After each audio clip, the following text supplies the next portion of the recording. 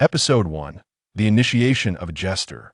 On the second floor of the cafeteria at Xinxing University, Gu Xing, adorned with headphones, concealed himself in a corner, directing his roommate on how to acquire girls. Contact information on WeChat. He tapped his headphones and instructed, Longzi, now is the moment approach her and feign an accidental bump.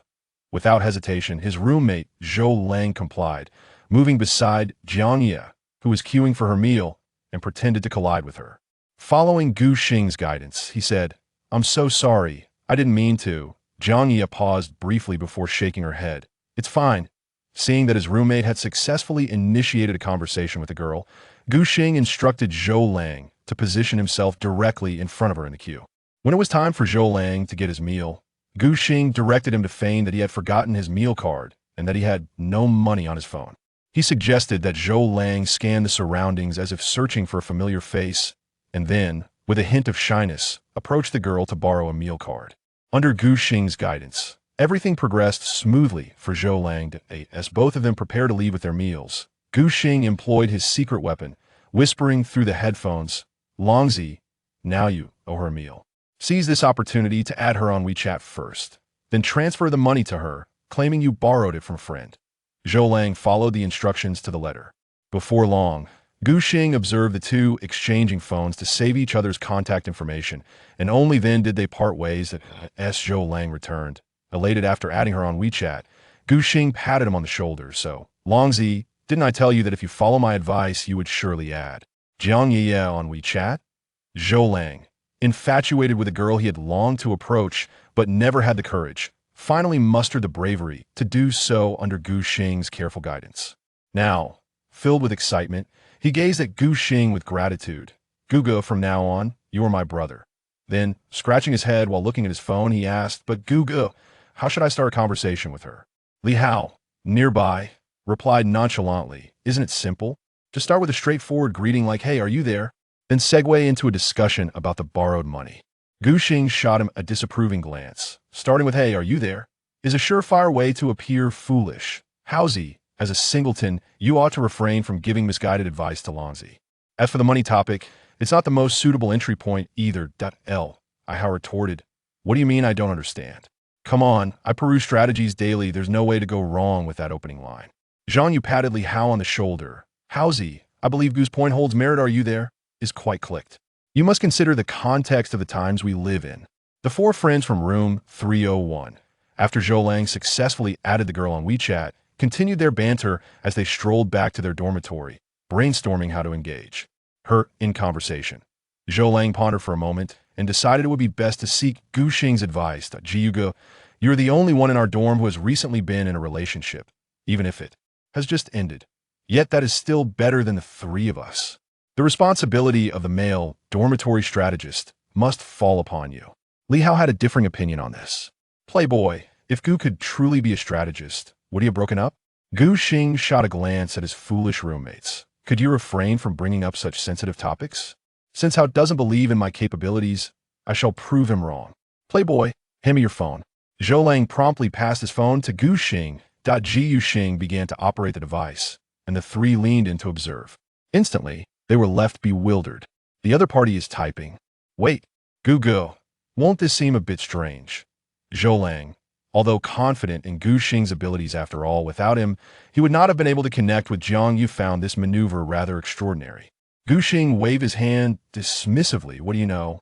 By sending this, I can not only pique the other party's curiosity, but also seize the initiative.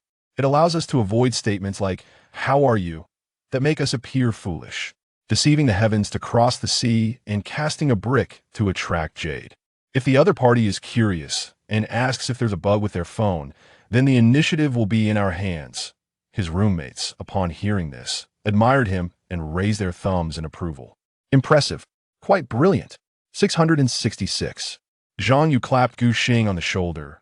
Old Gu, I've realized you indeed possess the qualities of a strategist. The earlier tactic of directing Zhou Lang to approach the girl for her contact information was nothing short of brilliant. It is worth noting that Jiang Ye is a stunning beauty, and many people frequently seek her contact details. Had it not been for you today, I doubt Zhou Lang would have succeeded. Gu Xing shook his head at this. No, I believe the girl likely had a favorable first impression of Zhou Lang. That is the primary reason for his success. Zhou Lang hesitated, looking at Gu Xing with uncertainty, the pre-edited message still on the screen. Gugu, am I really sending this? Gu Xing nodded. No worries, just send it. Meanwhile, in the girls' dormitory, room 507, a girl sat on a stool, her phone in hand, surrounded by her 3 roommates. The seated girl had a sweet and beautiful appearance. Though she was currently the center of attention, the tallest roommate beside her stood silently with her arms crossed, her enchanting beauty causing the other 3 to feel inadequate. With a sudden sound, a notification chimed. Yeah, a message just arrived. Quickly check what it says. Jiang Ye opened the message. Episode 2. Hello, is this a clown?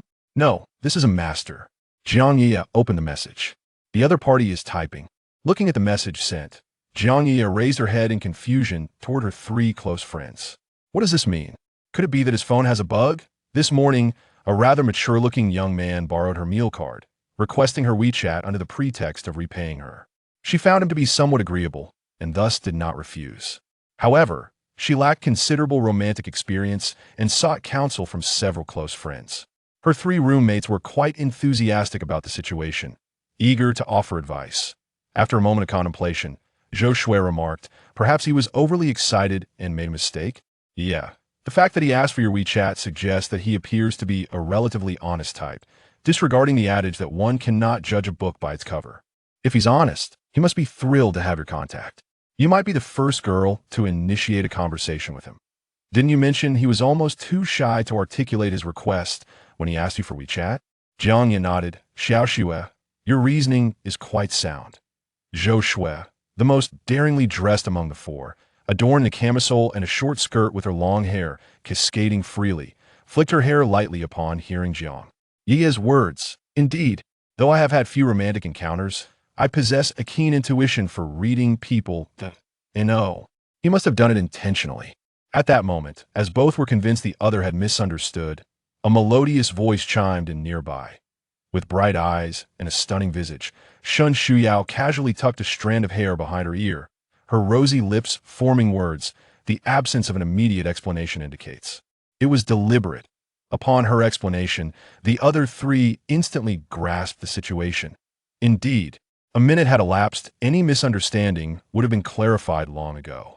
Jiang Ye looked at Shun Shuyao, but Shuyao, why would he do it that way? He is a master of his craft. Shun Shuyao replied coolly, continuing, in today's society, everyone understands the nuances of initiating contact after adding each other as friends. If he were to simply greet you with a hello, how are you? It would come across as rather uninspired. Such a banal opening is reminiscent of a clown. Zhou Shui wholeheartedly agreed. You're absolutely right, Xu Yao. If someone adds me and leads with a simple hello, how are you? Especially with a smiley emoji, it automatically reduces my impression of them. Especially the phrase, how are you? Upon seeing those words, I can't help but feel they're merely seeking to borrow money. Shun Shuyao nodded in silent agreement. That is precisely why I deem him a master at why sending a system message. He aims to pique Yi's curiosity that a simple maneuver, cleverly transforming a passive approach into an active one, he is not to be underestimated. Jiang Ye found it hard to believe, but he doesn't seem like the type to overthink things. Is it truly a case of not judging by appearances? Shun Shuyao shook her head. No. Ye, have you considered this? You have us providing you with advice, surely. He has his own circle. Ah, yes. He likely resides with 3 others, and it's plausible they devised this strategy together. Zhang Xiaoyu clapped her hands, her face brimming with excitement. How intriguing. Let's compete with those boys to see who is superior, to determine who can outmaneuver whom first. Jiang Ye bit her lip then. How should I respond? Shun Shuyao seemed to have already devised a strategy, her fingers delicately twirling a strand of hair. Yeah, simply reply with, hello, I'm coming over, and then see how they respond. Huh? Zhou Shui was taken aback. Shuyao, didn't you say that starting with hello is a fool's errand? Shun Shuyao smiled slightly, leaving her 3 female roommates momentarily captivated by her charm. If the other party initiates with a system message, it's an invitation to engage, employing a strategy of calmness to provoke action. Then we shall respond with feigned ignorance, retreating to advance, starting directly with hello to gauge their reaction. Since they can think of using this approach to initiate, they must certainly understand the implication of hello, how are you? Zhou Shui gazed at her in astonishment. Shu Yao, haven't you ever been in a relationship? How come you speak so knowledgeably on this matter? It sounds quite reasonable. Shu Yao pouted. Have I never seen a pig run just because I haven't eaten one? I have watched countless tales of love in reality, on television, and in books. Zhou Shui gave her a thumbs up, as expected of a top student. You can learn everything from books. Seeing the logic in Shu Yao's analysis, Jiang Yi no longer hesitated and promptly sent a message. Hello. In the boys' dormitory. In room 301. Here it comes. The message is here, quick. Longzi, see what she sent. Zhou Lang had been anxiously awaiting the response, so he clicked on it immediately. Upon reading the message, the group was momentarily stunned. Hello. A simple two-word greeting punctuated by an exclamation mark. Li Hao slapped the table, starting with hello, this is a clown. Before Zhou Lang could inquire further, Gu Xing shook his head. No, this is a master. Old Gu, what do you mean by that? Having witnessed Gu Xing's prowess, the three had developed unwavering trust in him and eagerly awaited his explanation. Gu Xing raised his eyebrows slightly, regarding the chat screen with composure. Let us assume, for the sake of argument, that she sent this deliberately. By sending it this way, she surely wishes to observe Longzi's reaction. If he replies normally, it could very well diminish his impression score. Because if she has initiated as a clown, pretending not to know would be tantamount to acknowledging her as such. While we boys must avoid being sycophants, we cannot be wooden either. One must possess a certain emotional intelligence and be mindful of the other's dignity. Zhang Yu leaned in, tilting his head to observe the trio, then simply respond, you are not a clown, and clarify it plainly, straightforward and unrefined. Gu Xing swatted this foolishness away. Get out of here. Do you wish for Longzi to perish before he even begins? Zhou Lang felt an overwhelming difficulty in navigating the complexities of dating in this generation. With a furrowed brow, he turned to Gu Xing and lamented, Old Gu, how should I respond? Gu Xing, arms crossed, squinted slightly. In truth, both direct and indirect explanations are inadequate. How about this? With a snap of his fingers, Gu Xing proposed, Longzi, simply reply with a hello. No need for anything more. Since the other party seeks to gauge your feelings and resorts to a jester's approach, we shall mirror this jester's demeanor. This signifies that if you play the fool, I shall too, thus elegantly sidestepping the dilemma of improper responses while subtly captivating her heart. The trio gazed at Gu Xing with reverence, marveling at his brilliance. Old Gu, no, brother Gu, you must assist me when my friends find partners in the future. In the girls' dormitory. Yeah, hurry. He replied. Let's see what he said. Episode 3. A duel of experts begins. Hello. Upon seeing the reciprocal greeting, the girls in room 507 paused in astonishment. Zhou Shui exclaimed, now I understand his intent. He has recognized the testing nature of the exchange and realizes that any response could be inappropriate. Hence he returned a simple hello. This indicates a willingness to embrace the absurdity together, thus eliminating any potential awkwardness. To be honest, this tactic is quite clever. I find myself somewhat moved. Jiang Yi and Zhang Xiaoyu nodded in agreement, both acknowledging the emotional intelligence displayed, feeling a slight stir despite understanding the intentionality behind it. Observing the sudden reduction of her allies to just herself, Shun Xiao recognized that the opposing party possessed extraordinary prowess. Yeah, don't get overly sentimental. That remark may not even be directed at your guy. It seems a tad premature to waver now. And you, Shui and Xiaoyu, whose side are you truly on? Curious at this inquiry, Zhou Shui regarded Shin Xiao. Xiao, you have always been so rule-abiding. Why do you seem unusually exhilarated today? Faced with Zhou Shui's question, Shin Xiao realized her own transformation. Indeed, recently, she had felt increasingly inclined towards mischief. With parents entrenched in the education sector, she had been raised with strict adherence to rules, never daring to indulge in frivolity. Now, in her sophomore year, as she gradually acclimated to university life, she was aware that her mother could know her every action, yet this very knowledge fueled her desire for liberation. Perhaps this was the natural law of extremes. Of course, she merely wished to indulge in a bit of playful rebellion. Her upbringing had instilled in her a sense of propriety, preventing her from engaging in reckless behavior. Today, As her close friends inadvertently added male acquaintances, this unfolding drama of tug-of-war between the sexes seemed to provide her with a much-needed outlet.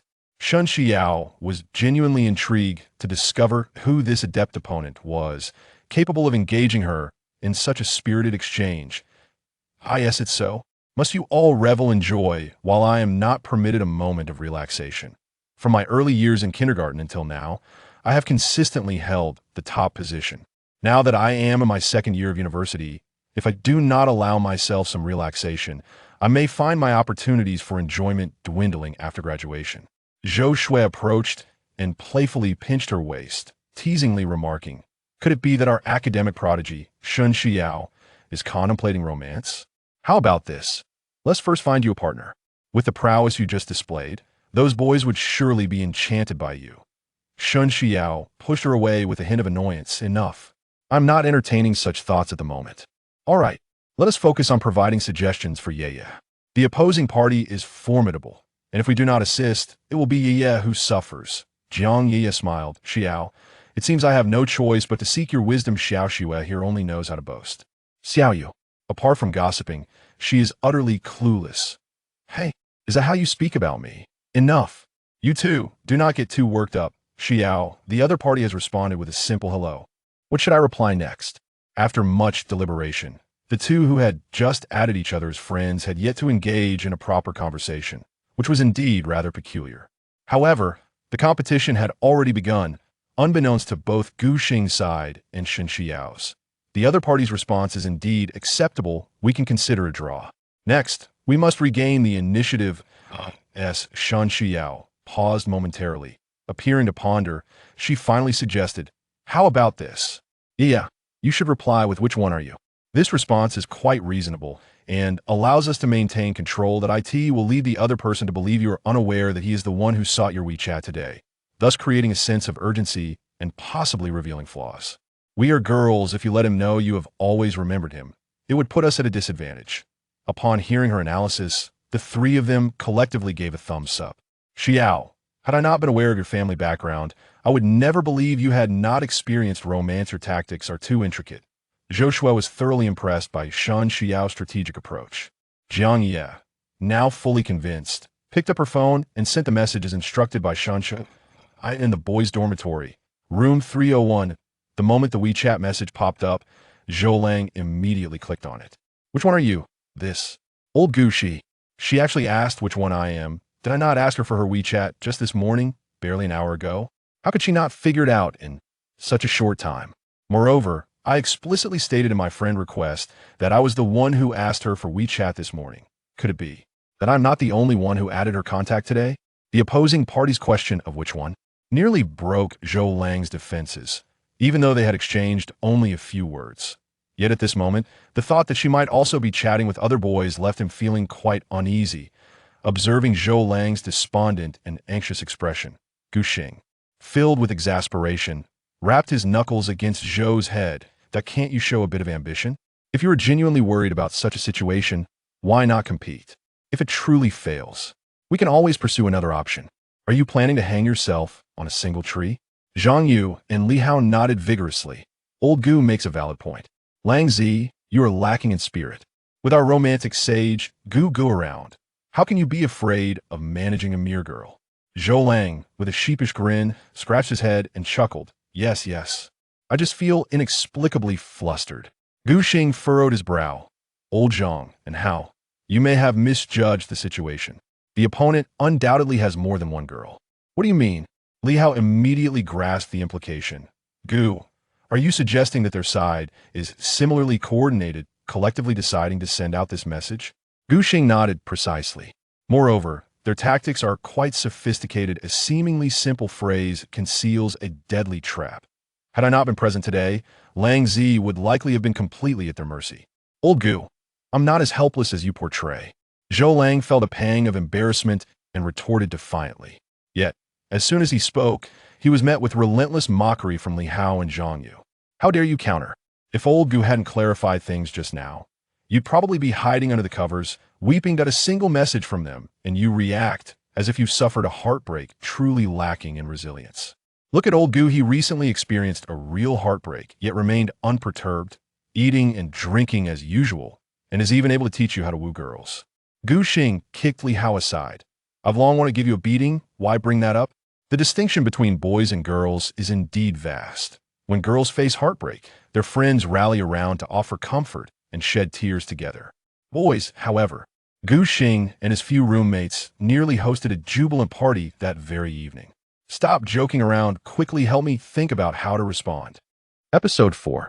Appointing you as our love strategist in response to Zhou Lang's plea for assistance. Both Zhang Yu and Li Hao recognized that they were ill-equipped to navigate such a complex scenario and thus placed their hopes firmly on Gu Xing. With one on each side, they clasped his shoulders, and Zhang Yu spoke first. Old Gu, I have made a decision. We hereby appoint you as our strategist in room 301. From now on, whenever any of us enter into a romantic relationship, you shall devise our strategies. Li Hao nodded in agreement. I concur. I too agree. Come on, old Gu, have you devised a plan yet? Zhou Lang was in a state of urgent distress, having pinned all his hopes on Gu Xing. In the university setting, once one has exchanged contact information with a member of the opposite sex, particularly with the awareness of their roommates, it inevitably becomes more than just a matter between two individuals. Motivated by the challenge presented by the situation, Gu Xing crossed his arms and fell into deep contemplation. After a brief moment, he spoke. Clearly, their tactic is to regain the upper hand, and they hold a favorable position. Jiang Ye possesses a certain reputation at Xian City University. Otherwise, we wouldn't have encouraged Longzi to add her on WeChat this morning. With both looks and notoriety, she undoubtedly has skilled advisors at her disposal. Such a girl is typically unattainable for the average person. So Longzi, you need not worry about competition. Your target is formidable, and a run-of-the-mill rival would struggle to succeed. Upon hearing this, Zhou Lang visibly relaxed, yet his expression soon turned pained. Old Gu, does that mean I stand no chance either? Li Hao playfully slapped the back of his head, squinting one eye in Gu Xing's direction. Are you foolish? We have our own experts here. Since old Gu can analyze the opponent's situation, even if they have a similarly skilled strategist, I believe old Gu can manage her. Zhang Yu raised his fist in encouragement. Indeed, let us see who is truly the superior strategist. Gu Xing, dismissing their antics, continued, but Longzi, you're not without merit. Although you appear a bit more mature, your looks might not entirely align with your actual age. Nonetheless, you are quite the handsome fellow. And perhaps Jiang Ye is attracted to that maturity, which is why she shared her contact information with you. With that, Gu Xing reached for Zhou Lang's phone, tapping away to craft a message. Longzi, just send this. The three of them observed Gu Xing's editing process, and without needing further explanation, they began to grasp the implications. Whoa, old Gu, you're incredible. Old Gu, you're unbeatable. That maneuver is unparalleled. Old Gu, from now on, you are my brother. Zhou Lang, brimming with excitement, promptly clicked send. Aren't you Jiang Ye? My apologies, I must have messaged the wrong person. Li Hao tugged at Gu Xing's arm. Old Gu, could you elaborate on the purpose of this message? While I sense its brilliance, I am somewhat unclear on its specific genius. Indeed, old Gu, do hurry and share your thoughts. Gu Xing responded with a faint smile, showing no sign of refusal.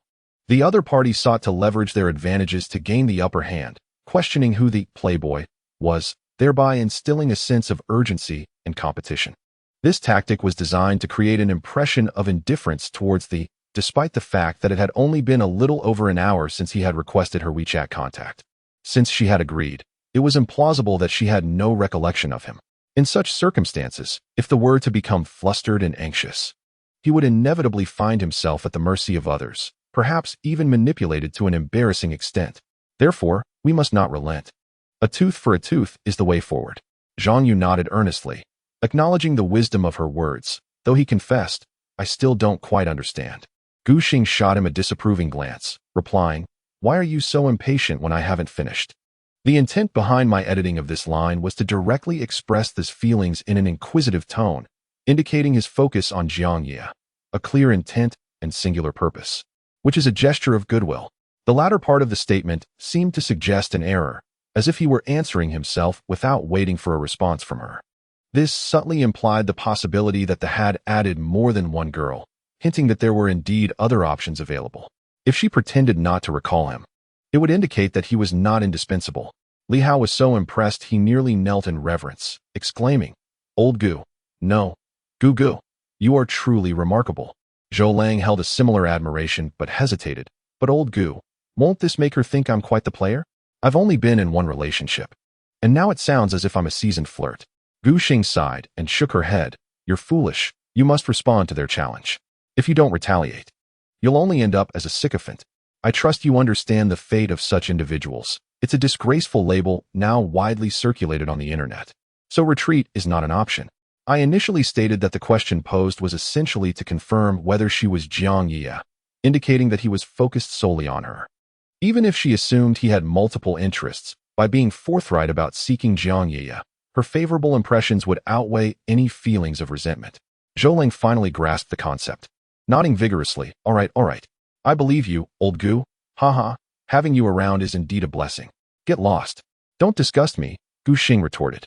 Following his explanation, the other residents of room 301 had elevated him to a status akin to a deity, exclaiming, Old Gu, how do you understand women so well? How could you have been dumped? Whoa, I was mistaken, brother Gu. I take it back. That woman simply isn't worthy of you. She pales in comparison to Jiang Ye. I'm genuinely happy for you. Given your looks, a breakup is a blessing in disguise. Stop hitting me, old Zhang, help. Li Hao pleaded, but both remained indifferent, watching him endure the thrashing. After all, Gu Xing was now the strategist of room 301. Offending him could jeopardize future romantic prospects.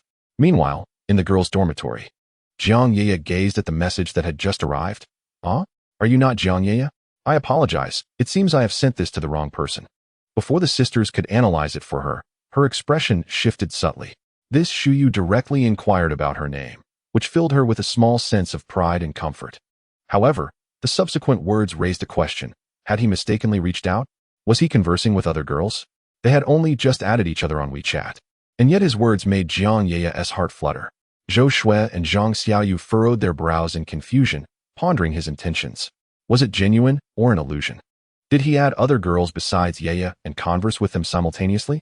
Zhang Xiaoyu, hands on her hips, thought this behavior resembled that of a scoundrel. Zhou Shui shook her head, suggesting otherwise.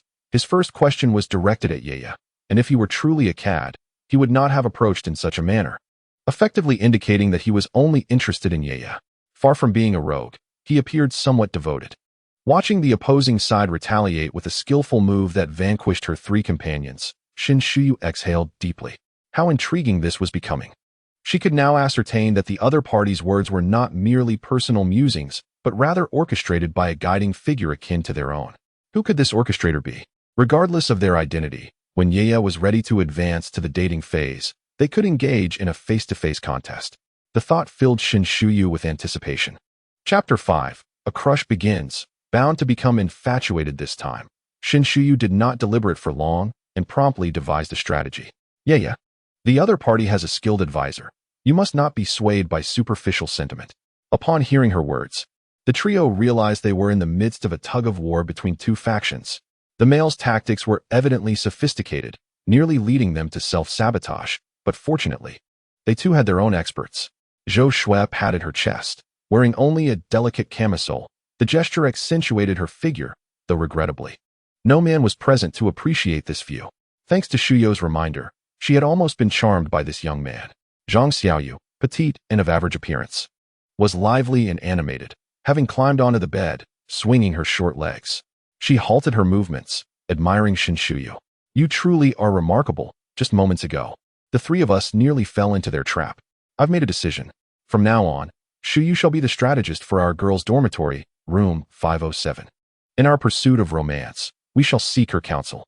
In this day and age, if girls lacked a bit of cunning, they might find themselves thoroughly taken advantage of in a relationship, perhaps even left counting the costs afterward. Shuyu, how should I respond this time? As Jiang Ye finished her inquiry, Shin Shuyu moved beside her, guiding her in crafting a message. Zhou Shui and Zhang Xiaoyu leaned in closely, eager to see the composition. I am Jiang Ye. How do you know me? However, upon reviewing your contact card, I realize I do not recognize you. Oh, I just remembered. You were the one who asked for my contact information yesterday, correct? After assisting Jiang Ye in finalizing her message, Shin Shuyu felt a sense of satisfaction with her retort. Instinctively, she reached out, yearning to emulate the female protagonists in novels and television. adjusting an imaginary pair of glasses to enhance her own grand persona before beginning to elucidate the significance of such a gesture to her sisters. However, a quick touch revealed that she possessed no glasses at all.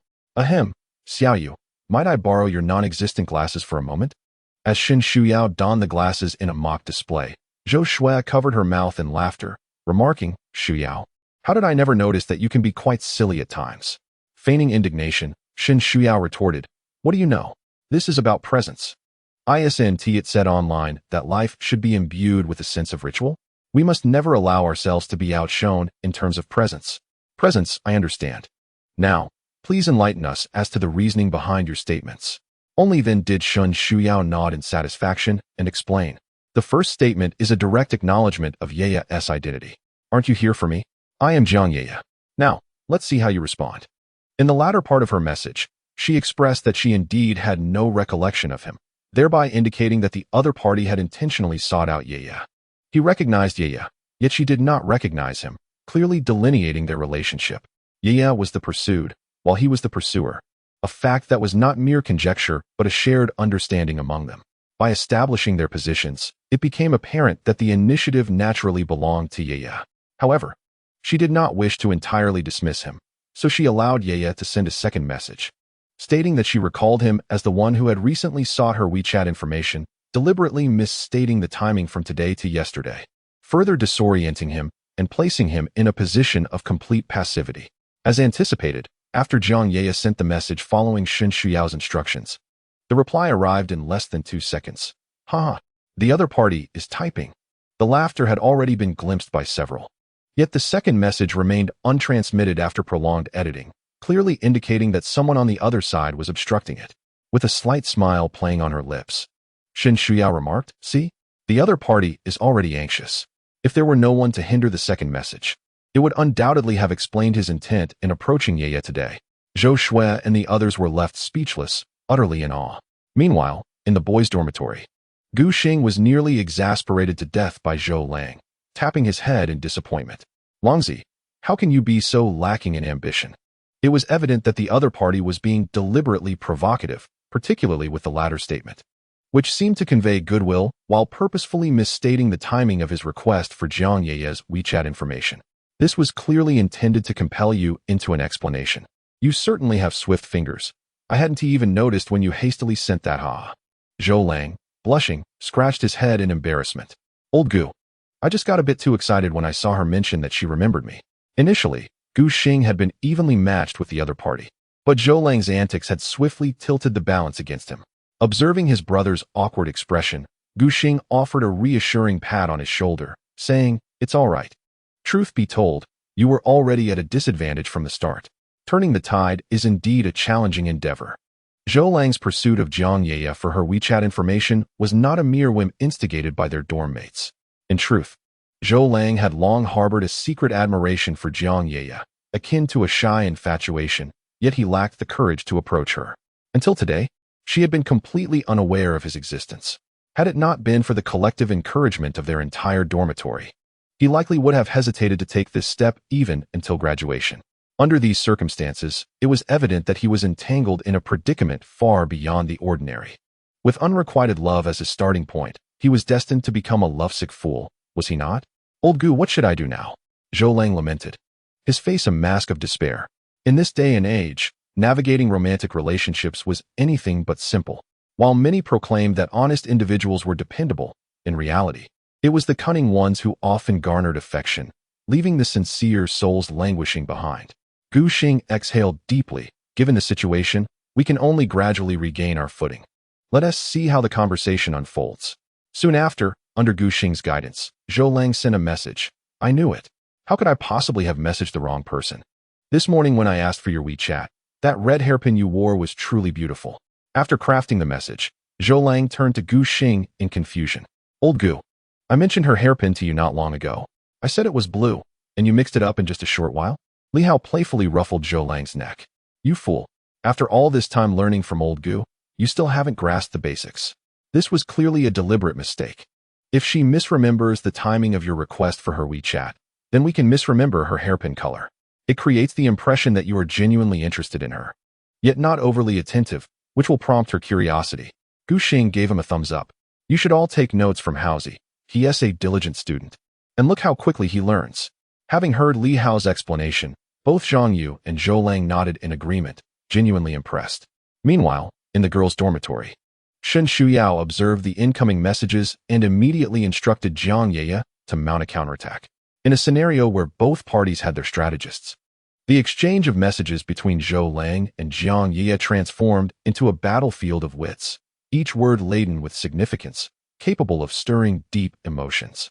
The onlooking male and female roommates were left utterly astonished. Unbeknownst to the protagonists, they had inadvertently become the strategists for their respective sides. The conversation persisted for a full 2.5 hours before reaching a temporary conclusion, yet the actual content was sparse, as every word had been carefully selected, worthy of repeated study. Aside from the strategists, others eagerly took out pens and notebooks to transcribe the riveting dialogue, for it was simply too captivating. Shen Shuyao earnestly advised Jiang Yeye, Yeye, if you genuinely have feelings for that boy, you must exercise restraint. Avoid casual conversations, especially in our absence. I can now confirm that the boy is sincere, but his companion is quite formidable. If you're not careful, you may find yourself at a disadvantage. Jiang Yeye nodded, replying, understood, Shuyao. I will certainly limit my chats and consult you when I'm uncertain. That is good to hear. In the boys' dormitory, Gu Xing patted Zhou Lang's arm and advised, Longzi, I can now ascertain that Jiang Yeye is merely an ordinary beautiful girl, but her intellect certainly surpasses yours. Given that she has skilled support on her side, you must not let yourself down. Avoid frivolous chatter, or with her caliber, it won't be long before you find yourself in the unfortunate position of being the one who delivers breakfast, only to be chastised for tardiness. Such a wretch is destined to end up with nothing but broth, let alone a morsel of meat. Zhou Lang nodded, thumping his chest in assurance, Old Gu. You need not worry. Without your guidance, I shall refrain from idle talk and exercise restraint. Good. The following morning, Gu Xing rose unusually early, preparing to wash up and have breakfast before attending his first class. Unlike the usual chaos, the 301 dormitory was exceptionally tidy today. As soon as Gu Xing got out of bed, the other three swiftly donned their clothes and followed him eagerly. This piqued Gu Xing's curiosity, leading him to question the others. I can understand Zhang Yu waking up early. After all, he is notoriously diligent. He often urges us to join him. Yet he secretly studies while we sleep. Whenever we wake, he has mysteriously vanished. Zhang Yu, appearing scholarly behind his glasses, was met with a barrage of playful ridicule. Hey, Old Gu, don't slander me. I'm not as diligent as you claim, he protested. Gu Xing ignored him and continued speaking to the other two. While I can understand Zhang Yu's early rise, you two slackers, Haozi and Longzi, what brings you up at this hour? Is the sun rising from the west? Zhou Lang chuckled. Old Gu, I'm just seeking your wisdom. Without you around, how can I converse with Jiang Yeye? You saw her strategist online all day yesterday. If I go in alone, I would surely be reduced to a mere fool. Gu Xing quickly stepped back, eyeing him warily. No, even if you plead. I shall not assist you. My essence is reserved solely for my future wife. You rascal, you can navigate such a treacherous path? Zhang Yu interjected, to be frank. We follow you to learn how to engage with the ladies. That conversation yesterday was utterly exhilarating, far more captivating than watching television. Li Hao, who typically indulged in late mornings, was so enthralled by the drama of the previous night that he was stirred to rise alongside Gu Xing and Zhou Lang. Gu Xing, enjoying the banter with his foolish friends, declared, I shall grant you 3 minutes. If you are not ready, I shall not wait. What? Old Gu, do you look down on us? We hardly need 3 minutes. Just wait. We will be ready in a minute, they retorted. As long as they didn't need to relieve themselves, their speed could only be described as terrifying. Remarkably, the trio completed their morning routines in just over a minute. Upon arriving at the cafeteria, the four gathered around after purchasing their breakfast. Zhou Lang, holding his phone, inquired, Old Gu, do you think I should ask her if she has eaten? Li Hao slapped the table dismissively. Are you foolish?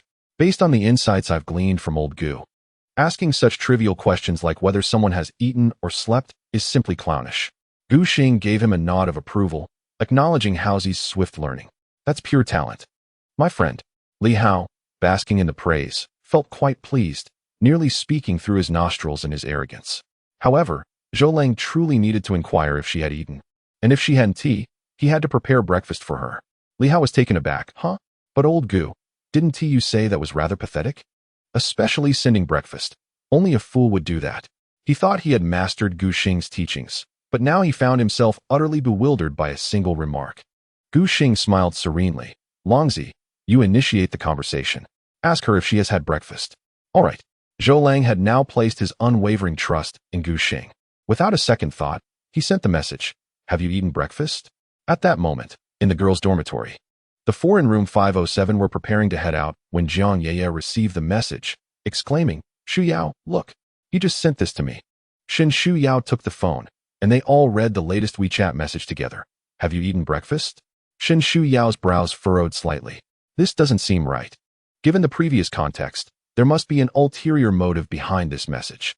Let's hold our ground and respond normally to see how he replies. I haven tea. Jiang Yeye replied. What now, old Gu? Gu Xing replied calmly. You should respond with, I accidentally bought an extra portion for breakfast. Would you like to join me? Engaging in conversation through a screen pales in comparison to face-to-face interactions. Nowadays, dating often puts men at a disadvantage, where they must endure some losses to achieve success. This approach not only expresses goodwill directly, but also allows for a quick invitation to meet over a modest breakfast, serving as a low-cost prelude to a date. Li Hao raised his hands in admiration. Impressive. I thought I had learned everything, but it seems I've only scratched the surface.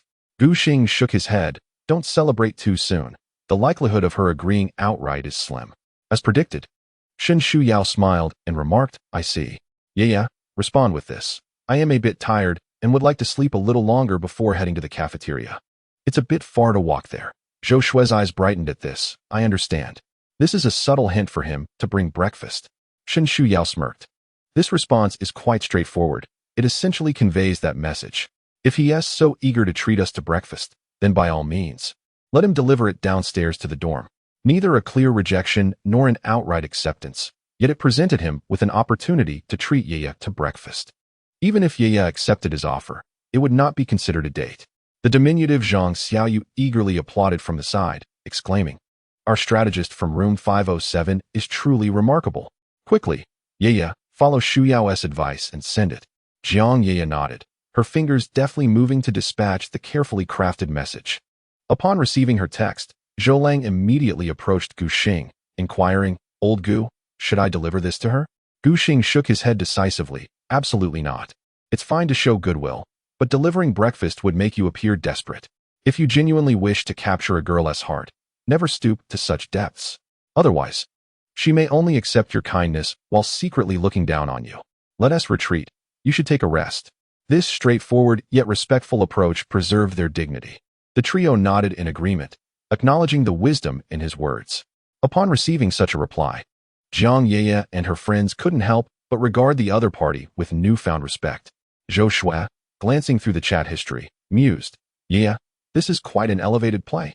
If these words were spoken by that boy, it would indeed possess a certain charm. Perhaps he isn't your type, but he aligns more with my preferences. It was evident that the comrades from room 507 had once again been outmatched. Shin Shu Yao, however, did not blame her teammates. The opponent was undeniably skilled. If he were to rush over with gifts upon receiving a message, such overtures would not endear him to the girl, but rather portray him as lacking in allure. Women are often drawn to charisma, not mere flattery devoid of substance. In this exchange, the adversary had gained the upper hand.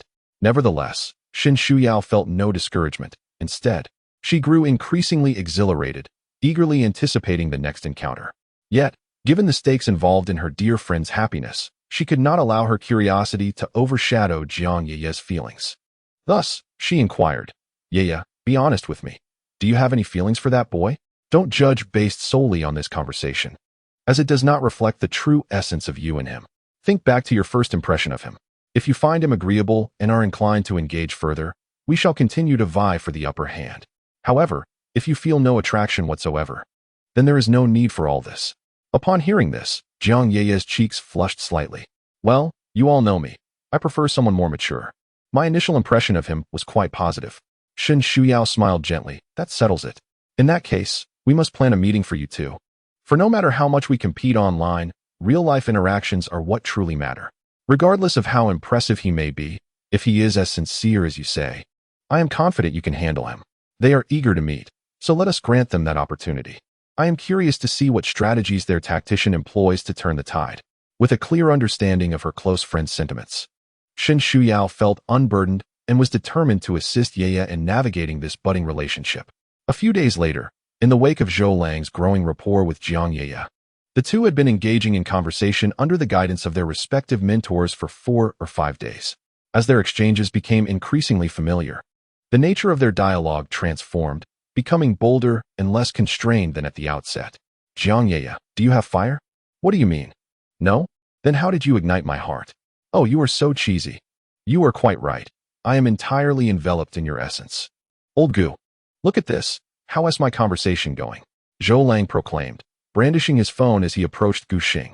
Upon hearing this, Gu Xing tilted his head for a glance, resulting in an involuntary shiver down his spine, goosebumps rising.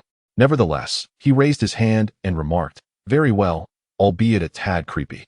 Yet this is certainly preferable to being overly submissive. You've made significant progress, playboy. Indeed. Zhou Lang beamed with pride, returning to his position to continue the chat. Gu Xing, observing his demeanor, shook his head, realizing that a mentor remains merely a guide. It is Zhou Lang who must ultimately navigate the nuances of romance himself. If he relied solely on his mentor, their first meeting would inevitably lead to awkwardness. After several days of coaching, Zhou Lang had scoured the internet for some cringeworthy jokes, and his enthusiasm for their exchanges was palpable. Each time he rushed over to share snippets of their conversation, Gu Xing was left cringing. However, Zhou Lang's gradual self-liberation began to reveal his knack for playful banter. Though his approach was somewhat awkward, it was better than being at the mercy of others. Considering this, Gu Xing felt it was time for Zhou Lang to propose a face-to-face meeting. He turned to Zhou Lang and suggested, "It's time for you to invite her out. It's the weekend. Let us go have some fun." What? Zhou Lang paused, hesitating. But old Gu, we've only been chatting for a few days. Isn't that a bit too soon? What if she declines? Gu Xing rolled his eyes. You, my friend, are all talk and no action. Where did that bravado go?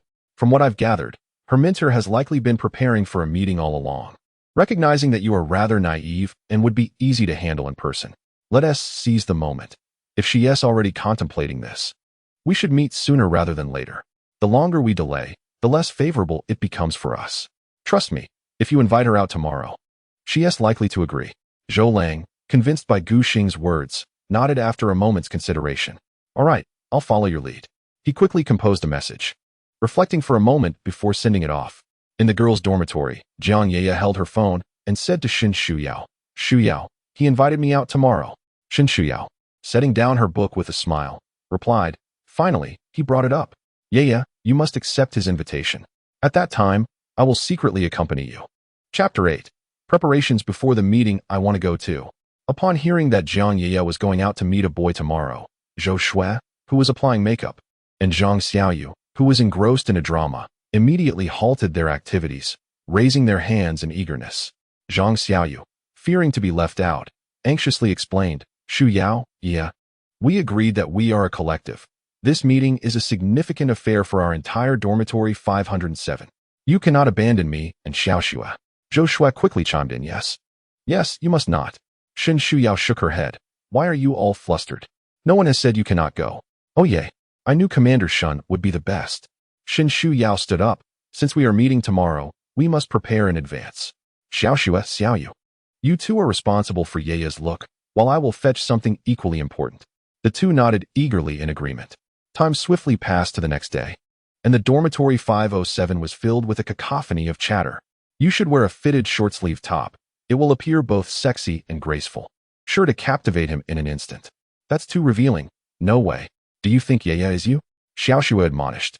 Hey, what do you mean by that, you cheeky Xiaoyu? All right. Could you stop pulling my face while talking? It hurts, you know. Jiang Ye sat on a stool, while Zhou Shui and Zhang Xiaoyu flanked her, applying various makeup tools to her face. They occasionally disagreed, arguing while tugging at her cheeks, causing her discomfort. Let us not argue about the clothes. I'll wear the dress that Shu Yao recommended. Upon hearing Jiang Ye's decision, the two ceased their bickering. Sounds good. After all, Shu Yao is our strategist. Following her advice is always wise, Zhou Shui said as she continued to work on Jiang Ye's face. Moments later, she clapped her hands. All right, with my makeup skills, Yeah, you could step out without speaking and instantly dazzle him. No strategy can rival the impact of beauty. Jiang Ye stood up, spun in front of the mirror, and nodded in satisfaction. Not bad. Wait. Hair removal. Zhang Xiaoyu produced a jar of depilatory cream and, without hesitation, applied it to Jiang Ye's arm. Yeah. You have a bit too much hair. Not removing it would affect your appearance. Jiang Ye's face flushed. You have even more hair, Xiaoyu. Ha. You're killing me. The three of them, clumsily applying makeup, turned the room into a chaotic mess, dust swirling in the air. The only one who appeared somewhat composed was the strategist, Xinshu Yao, standing quietly with her arms crossed, observing the scene. Jiang Ye was on the brink of madness due to the chaos caused by the two, and she immediately sought help from the strategist, looking pitifully at Xinshu Yao. Shu Yao, please save me. However, her cry for help seemed to unleash Xinshu Yao from her restraint. This seemingly composed strategist dashed forward, snatching the depilatory cream from Zhang Xiaoyu's hand, lifting Jiang Ye's skirt to apply it to her legs. We can't just remove hair from the arms. The legs need it too. Jiang Ye was stunned. Shu Yao, what are you doing? Alas, the solemn Xinshu Yao, the esteemed strategist, has also joined the ranks of the jesters, making this costume change spectacle all the more uncontrollable. The entire dormitory is filled with peals of laughter and chatter, leading one to believe they were hosting a revelry within the confines of their chamber. Time slipped away unnoticed until Jiang Ye finally completed her ensemble. Xinshu Yao circled her, nodding in satisfaction. Excellent. We are about to embark on our mission. Let us prepare the final and most crucial accessory. Soon, our room 507 shall set forth together. With that, she retrieved a microphone and a receiver from the nearby table. Yeah. Ensure you keep this receiver tucked securely within your collar, and do wear the headset. We shall follow you discreetly, ever ready to safeguard you and ensure you have the upper hand. Jiang Ye nodded. I understand. She then anxiously grasped the hands of her close friends. Shu Yao, Xiaoxua, Xiaoyu, you must promise not to abandon me. I feel a bit overwhelmed on my own. Fear not. Yeah. We are bound by sisterhood and will be your unwavering support. Xinshu Yao reassured her gently. Just relax and perform. I shall assist you through the intercom whenever you face challenges. Should any unforeseen circumstances arise, we will be right there with you. Jiang Ye felt considerably more at ease after hearing this. Meanwhile, in the boys' dormitory, room 301, Li Hao rummaged through his belongings until he unearthed a blue suit, presenting it to Zhou Lang with a flourish. Longzi, for your lifelong affair, I'm all in for you this time. This suit is a cherished possession, and today, it's yours. Zhang Yu intervened, pressing down on Li Hao's hand. Come on now. That suit has an overwhelming scent. If you wear it out, you might scare people off before they even lay eyes on you. Besides, Longzi is going on a date, not to sell real estate. You want him mistaken for a property salesman? Are you serious, old Zhang? This is a limited edition suit. I rarely get to wear it. Gu Xing pushed his head aside, saying, you go cool off over there. Old Zhang makes a valid point. These days, wearing a suit often leads to being mistaken for a salesperson, and you'll be the subject of ridicule. After Gu Xing's remarks, he extracted a hoodie from Zhou Lang's clothes. Longzi, wear this instead. You already have a mature appearance. Donning such formal attire will only aid you further. A hoodie will strike the perfect balance. Zhou Lang accepted the garment with a nod. All right. Once Zhou Lang had changed, Li Hao, seemingly out of nowhere, produced 2 bottles of men's fragrance. Longzi, your outfit and hairstyle are perfect, but we can't overlook the fragrance. This particular scent is delightful and not overpowering. It's safe and non-toxic. I guarantee it will make you exude irresistible charm. With that, Li Hao unleashed a flurry of sprays towards Zhou Lang. Ugh. Cough. What the hell, Haozi? Are you out of your mind? Don't spray that in my face. Old Gu and old Zhang, quickly restrain this fellow. He is clearly trying to set me up. Gu Xing took a sniff and realized that the perfume was indeed not overpowering. Despite the substantial amount sprayed, he felt no discomfort, which made him suspect that Haozi might have diluted it himself. After a bout of playful scuffles, they finally ceased their antics half an hour before the agreed time. Gu Xing picked up a receiver and affixed it to Zhou Lang, saying, Longzi, you have a clumsy tongue. If you struggle to speak, refrain from trying. The receiver will connect to your headphones, and you will simply follow my instructions. Zhou Lang nodded. All right. Once everything was prepared, Gu Xing waved his hand and declared, let us set off. Chapter 9. The Encounter and Contest, a Test of Limits in the Afternoon. Near the Xian City Times Square, The four from Dorm 301 convened for a tactical discussion before their practical exercise. Gu Xing spoke seriously to Zhou Lang. Longzi, you must remember that our first meeting will take place on the second floor of the mall. First, treat the other party to some refreshments. Once night falls, invite them to the nearby square's fountain to enjoy the musical display, and finally, proceed to the cinema. Have you memorized this sequence? Zhou Lang nodded. I've got it. But old Gu, how should I greet her when I see her? I'm starting to feel a bit anxious. Gu Xing, somewhat exasperated, tapped him lightly. What are you so flustered about? I'm here. I will guide you through the earpiece. Just do as I instruct. All right then. After advising Zhou Lang, Gu Xing turned to Zhang Yu and Li Hao, saying, Old Zhang, Haozi, you two will blend into the crowd, ready to await my signal. If Longzi requires your assistance, I will notify you via WeChat, so keep an eye on your messages. The two clenched their fists and thumped their chests, assuring him, leave it to us. With the arrangements nearly complete, Gu Xing checked the time and raised his hand. The moment approaches. Let us head inside. Although Zhou Lang felt a twinge of fear, the brothers had concocted this plan for him for so long. He could not afford to falter now. Thus, he steadied his nerves and strode confidently into the mall. Gu Xing and the others swiftly dispersed, concealing themselves while trailing Zhou Lang. As Gu Xing entered the mall, he immediately caught sight of Jiang Yeye. Due to Zhou Lang's connection, he recognized her at once and promptly pressed his earpiece to inform Zhou Lang. Longzi, she has arrived. Follow my lead. All right, old Gu. Should I go down to greet her now? No need. Just remain at the designated spot and don't glance toward the elevator. Act as if you are unaware she has arrived. When she is close to reaching the second floor, I will signal you to ask her where she is. Then, rise with a smile and wave to let her see you. Understood. After giving his instructions, Gu Xing quickly ascended the escalator to the second floor. Seeking a position from which he could closely monitor the two, he adjusted his cap and took out his phone, pretending to engage in a game while keeping a vigilant eye on Zhou Lang's situation. Upon seeing Jiang Yeye descend the elevator to the second floor, Gu Xing immediately tapped his earpiece to notify Zhou Lang. Longzi, send her a message. Zhou Lang, having prepared his message in advance, promptly dispatched it. As Jiang Yeye ascended to the second floor, poised to send a message, she fortuitously caught sight of Zhou Lang's text. With a swift motion of her finger, she replied. Moments later, Zhou Lang rose and greeted Jiang Yeye with a warm smile and a wave.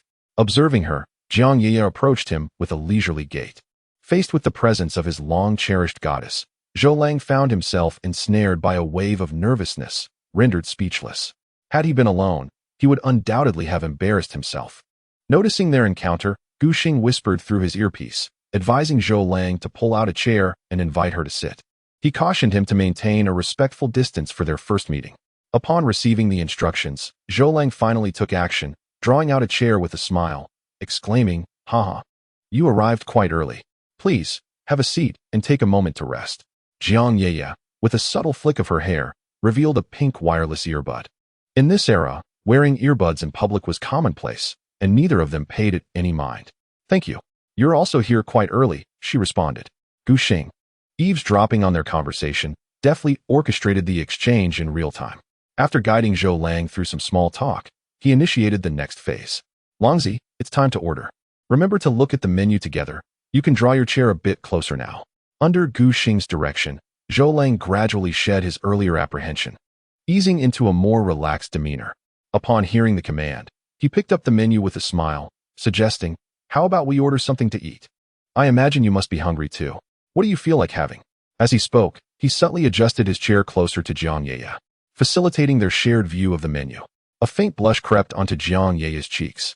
Meanwhile, in another corner of the second floor, the enigmatically dressed Shen Xiao sat, feigning interest in her phone while keeping a keen eye on the two. Observing her dear friend's rosy cheeks, she quickly pressed her earpiece, instructing, Yeah, stay composed. Their strategist has undoubtedly arrived as well. This fellow has approached with a meticulous strategy. You must maintain your normalcy while ordering. The boy before you appears rather earnest, and he hasn't made any overt moves yet. Don't allow yourself to be easily manipulated. Listen to me. Now casually tuck a strand of hair behind your ear with your hand nearest to him, but do so naturally. Make the motion deliberate enough for him to catch a whiff of your fragrance. After delivering her advice, Shen Xiao meticulously scanned the surroundings for any suspicious figures. It was evident that their counterparts had come prepared and arrived earlier than anticipated. She recalled that most tables on the second floor usually had 2 menus, but now, there was only one for every 2 or 3 tables, clearly indicating that some had been preemptively taken, an astute tactic by the opposing strategist. Hearing her strategist's guidance, Jiang Ye smiled and began selecting dishes with Zhou Lang. With a quiet grace, she reached up to tousle her hair, ensuring her movements were neither too subtle nor too exaggerated, perfectly releasing a waft of her fragrant essence. Zhou Lang, seated beside her, distinctly caught the alluring scent emanating from her tresses. In that moment, he was momentarily taken aback, standing there in a daze, his heart racing incessantly. Gu Xing furrowed his brow upon noticing the situation. Indeed, he had encountered a formidable opponent. The adversary's strategist possessed some skill. Contemplating this, Gu Xing raised his gaze, scanning his surroundings in search of the opponent's strategist. After a thorough observation, he quickly pinpointed a figure, clad in an entirely black outfit, much like himself, and sporting a cap. It was glaringly obvious that something was amiss. Upon this realization, Gu Xing felt a twinge of embarrassment as he glanced at his own attire. Goodness! It turned out that his choice of dress had unwittingly revealed his identity, making it easy for a discerning eye to find him. Indeed, the figure across from him, similarly garbed, seemed to have noticed his presence. However, like Gu Xing, she was masked and wore sunglasses, rendering her features invisible. Humph! What of it? If she saw him? She saw him. Suddenly, Jiang Ye and Zhou Lang both paused. If they were sharing the audio from their headphones, they would have realized they shared identical exclamations. Chapter 10. The first encounter of the male and female strategists. Nevertheless, Zhou Lang and Jiang Ye naturally assumed that their respective strategists were conversing with someone else, and thus maintained a facade of calmness as they continued their discussions. Moreover, even if they wished to inquire, there was simply no opportunity to do so. They indulged in delightful food and drink, engaging in equally matched discourse under the guidance of their strategists, and before they knew it, the clock had struck 8 in the evening. Seeing that it was nearly time, Gu Xing turned to Zhou Lang and said, "Longzi, now is the moment to suggest a stroll with the others. At 8:30, there will be a musical fountain in the square. Invite her to join us." After conveying his instructions to Zhou Lang, Gu Xing took out his phone, openly Hao's WeChat, and quickly composed a message. "Haozi, have you scouted the area near the fountain? Any prospects for creating a romantic encounter?" Barely had Gu Xing sent the message when a reply from Li Hao arrived. "Old Gu, we've gathered some intel, and there's indeed an opportunity. Tonight at 8:30, not only is there a musical fountain, but there will also be fireworks. Furthermore, there is currently a theatrical performance underway, specifically arranged due to the influx of tourists in Shuanqing. The show has commenced, and the host announced that at the time the musical fountain begins, which is at 8:30, one male and one female will be selected for an impromptu performance. While we are yet uncertain about the specifics of the performance, it is assuredly centered around a romantic theme. So, old Gu, have Longzi hurry over. The host will likely choose couples for the performance. Encourage Longzi to stay close to the girl.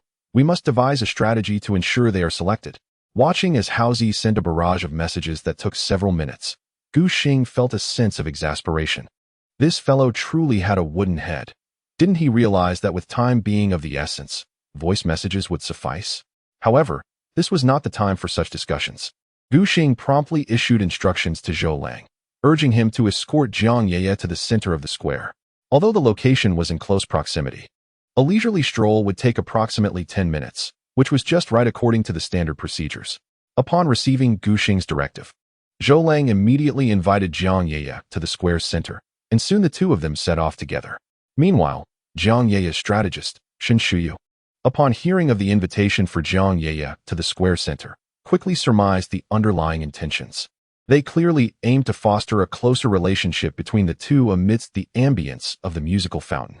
Shen Shuyu did not oppose this, as she could discern from her close friend's reactions that Ye's affection for the young man was growing.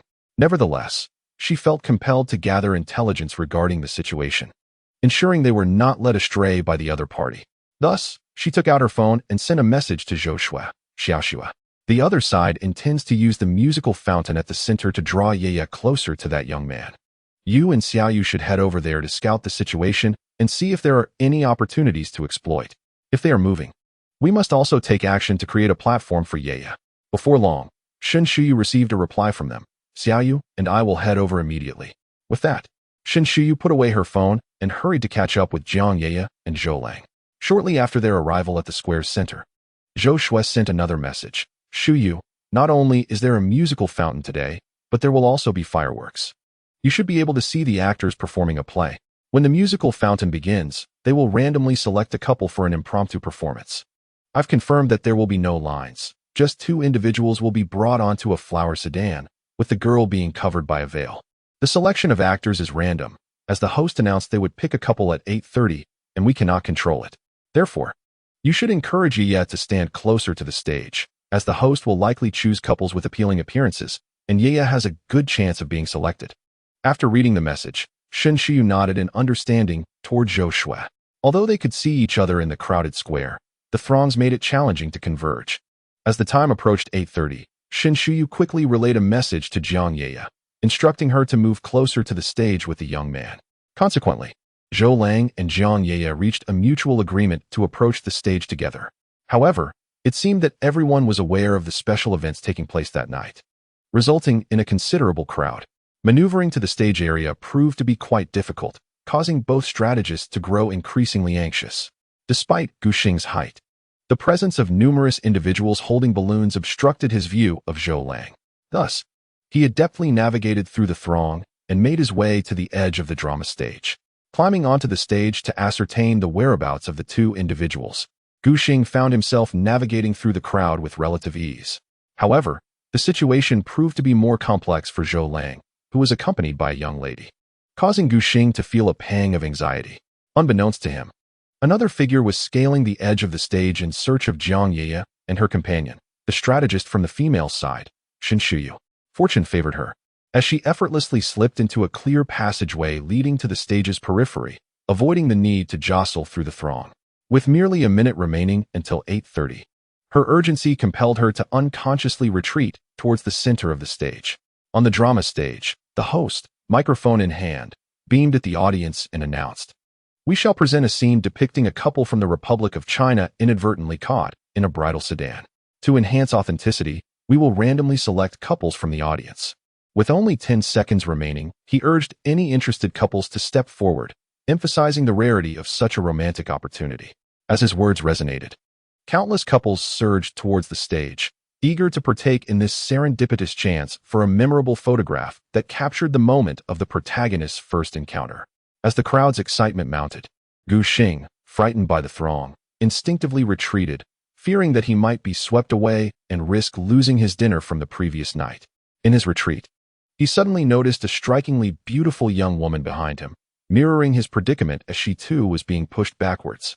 It was a sweltering day, and having exited the mall without air conditioning, neither of them could afford the luxury of masks or hats. Thus, Gu Xing failed to recognize the enchanting woman as the strategist he had previously encountered. Likewise, Shen Shiyu was oblivious to the identity of the young man behind her, unaware that he was the male strategist she had seen earlier. Just as the 2 found themselves pressed back to back, the host pointed dramatically at them, declaring, "Our leading couple has taken their places. Let the performance commence." With the host's words barely fading, 4 actresses swiftly approached Gu Xing and Shen Shiyu, each taking hold of one of them and guiding them towards the central bridal sedan. In an instant, they realized they had been mistaken for participating couples. Gu Xing, feeling a surge of frustration, yearned to clarify the misunderstanding, yet the opportunity for explanation was swiftly snatched away as he was pulled into the sedan. Soon, he found himself seated beside the bewildered Shen Shiyu, who, equally perplexed, exclaimed in exasperation, "You've made a mistake. I am not, however." At this peak moment of the evening, the host, having received instructions to create a favorable impression for the visiting tourists, could not afford to halt the proceedings. Besides, the host could hardly discern Shen Shuyu's protests amidst the commotion. Raising the microphone, he called out, "Time is up. Ladies and gentlemen, both local and visiting friends, please revel in the splendid moments of our enchanting city." As an actress draped a red veil over Shen Shuyu's head, Gu Xing and Shen Shiyu found themselves bound together by prop ropes as they were lifted onto the stage. They were pressed closely together, unable to separate. And as the clock struck 8:30, the haunting melody of suspense filled the air. In the center of the square, a fountain danced rhythmically to the music, its vibrant hues illuminating the night with breathtaking brilliance. The atmosphere created by the song's suspense was profoundly enchanting, prompting the crowd to lower their voices in reverence. Moments after the prelude began, a gust of artificial wind swept across the stage, causing Gu Xing to squint against the breeze, while Shen Shuyao's red veil swayed gracefully, revealing her stunningly beautiful visage. I advocate for surrendering to uncontrollable desires, caught in the struggle between longing and despair. Yet, she relished the fleeting warmth, casually turning off the lights as she departed. Gu Xing, overwhelmed by the wind, tilted his head slightly to avoid the gust invading his nostrils. In that very motion, he caught sight of Shen Shuyao, her exquisite features framed by the fluttering veil, her eyes sparkling like stars, her complexion as smooth as cream. Her long hair danced in the wind, brushing against Gu Xing's cheek, causing a slight tingling sensation that only quickened his heartbeat. Thump, thump, thump. If one were to lean in closely, they would hear the synchronized rhythm of their hearts echoing amid the crescendo of the song. As the music reached its zenith, the fountain's jets soared higher, followed by a cacophony of piercing sounds that resonated through the night sky. Brilliant orbs of light ascended, bursting into a cascade of floral explosions. How exquisite the fireworks were! This magnificent spectacle left the audience in awe, with countless couples embracing tightly, captivated by the vibrant display. Shen Shuyao felt her cheeks flush, particularly with a boy so close beside her. It was her first experience being in such proximity to a male, leaving her somewhat flustered. Noticing the boy gazing at her in a daze, she playfully bit her lip and said, "Hey, don't lean in so close." Gu Xing paused, replying, my dear lady. I assure you, I do not wish to be this close. But I cannot move. I am directly facing the fan. If I tilt my head away until the music ends, my nose will be blown askew. Just endure it for a bit. It will be over once the music finishes. There's nothing we can do about it. It's a misunderstanding. Shen Shuyao pouted. Who are you calling my dear lady? Do I appear so aged? It was merely an expression. Forgive my error. What do you mean by forgive my error? Though Shen Shuyao was not one to dwell on trivial matters, the atmosphere felt somewhat peculiar, and she craved conversation to dispel the awkwardness. Gu Xing, feeling somewhat sheepish, could only respond, I apologize. I should not have referred to you as my dear lady. Sister, young lady. Shen Shuyao puffed her cheeks in indignation. What kind of person are you? This is even less flattering than my dear lady. Seeing her dissatisfaction, Gu Xing sighed. Is calling you young lady too old-fashioned? Very well, very well. How about I call you little girl, miss, or granddaughter? Just be quiet. Shen Shuyao nudged him with her shoulder. Don't think I don't know. You are doing this on purpose. Upon our first encounter, you employ such tactics to leave an impression on me. It seems you are swayed by appearances. However, regrettably for you, you have crossed paths with me, and your trivial schemes only serve to amuse me.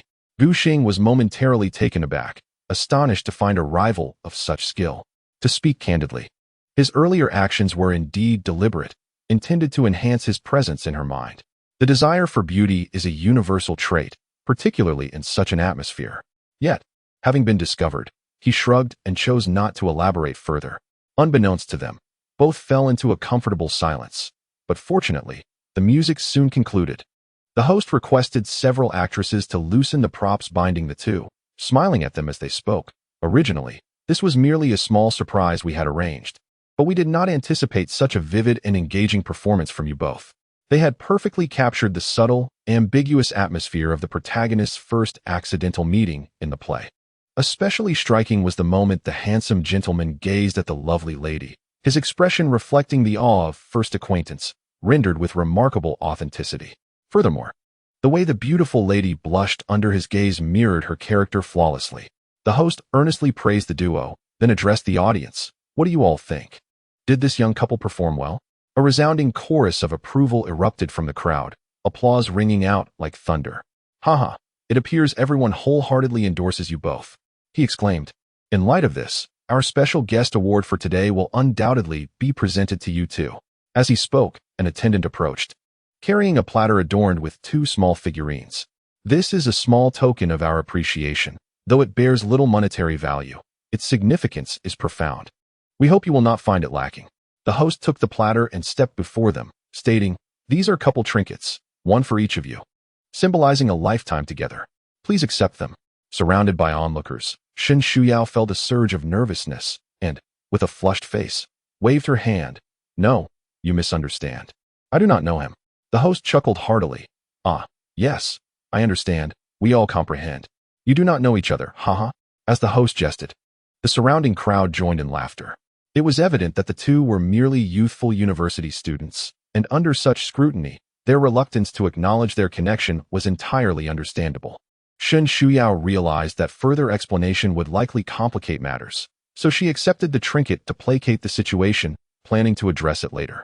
Gu Xing, too, recognized that a forced explanation would only squander more time, so he accepted the other half of the trinket. With this, they finally managed to extricate themselves from the throng. Once outside the crowd, they each turned and departed in opposite directions. Gu Xing casually tucked the trinket into his pocket and activated his earphones. Hey, rogue. If you can hear me, give a couple of taps on the headset.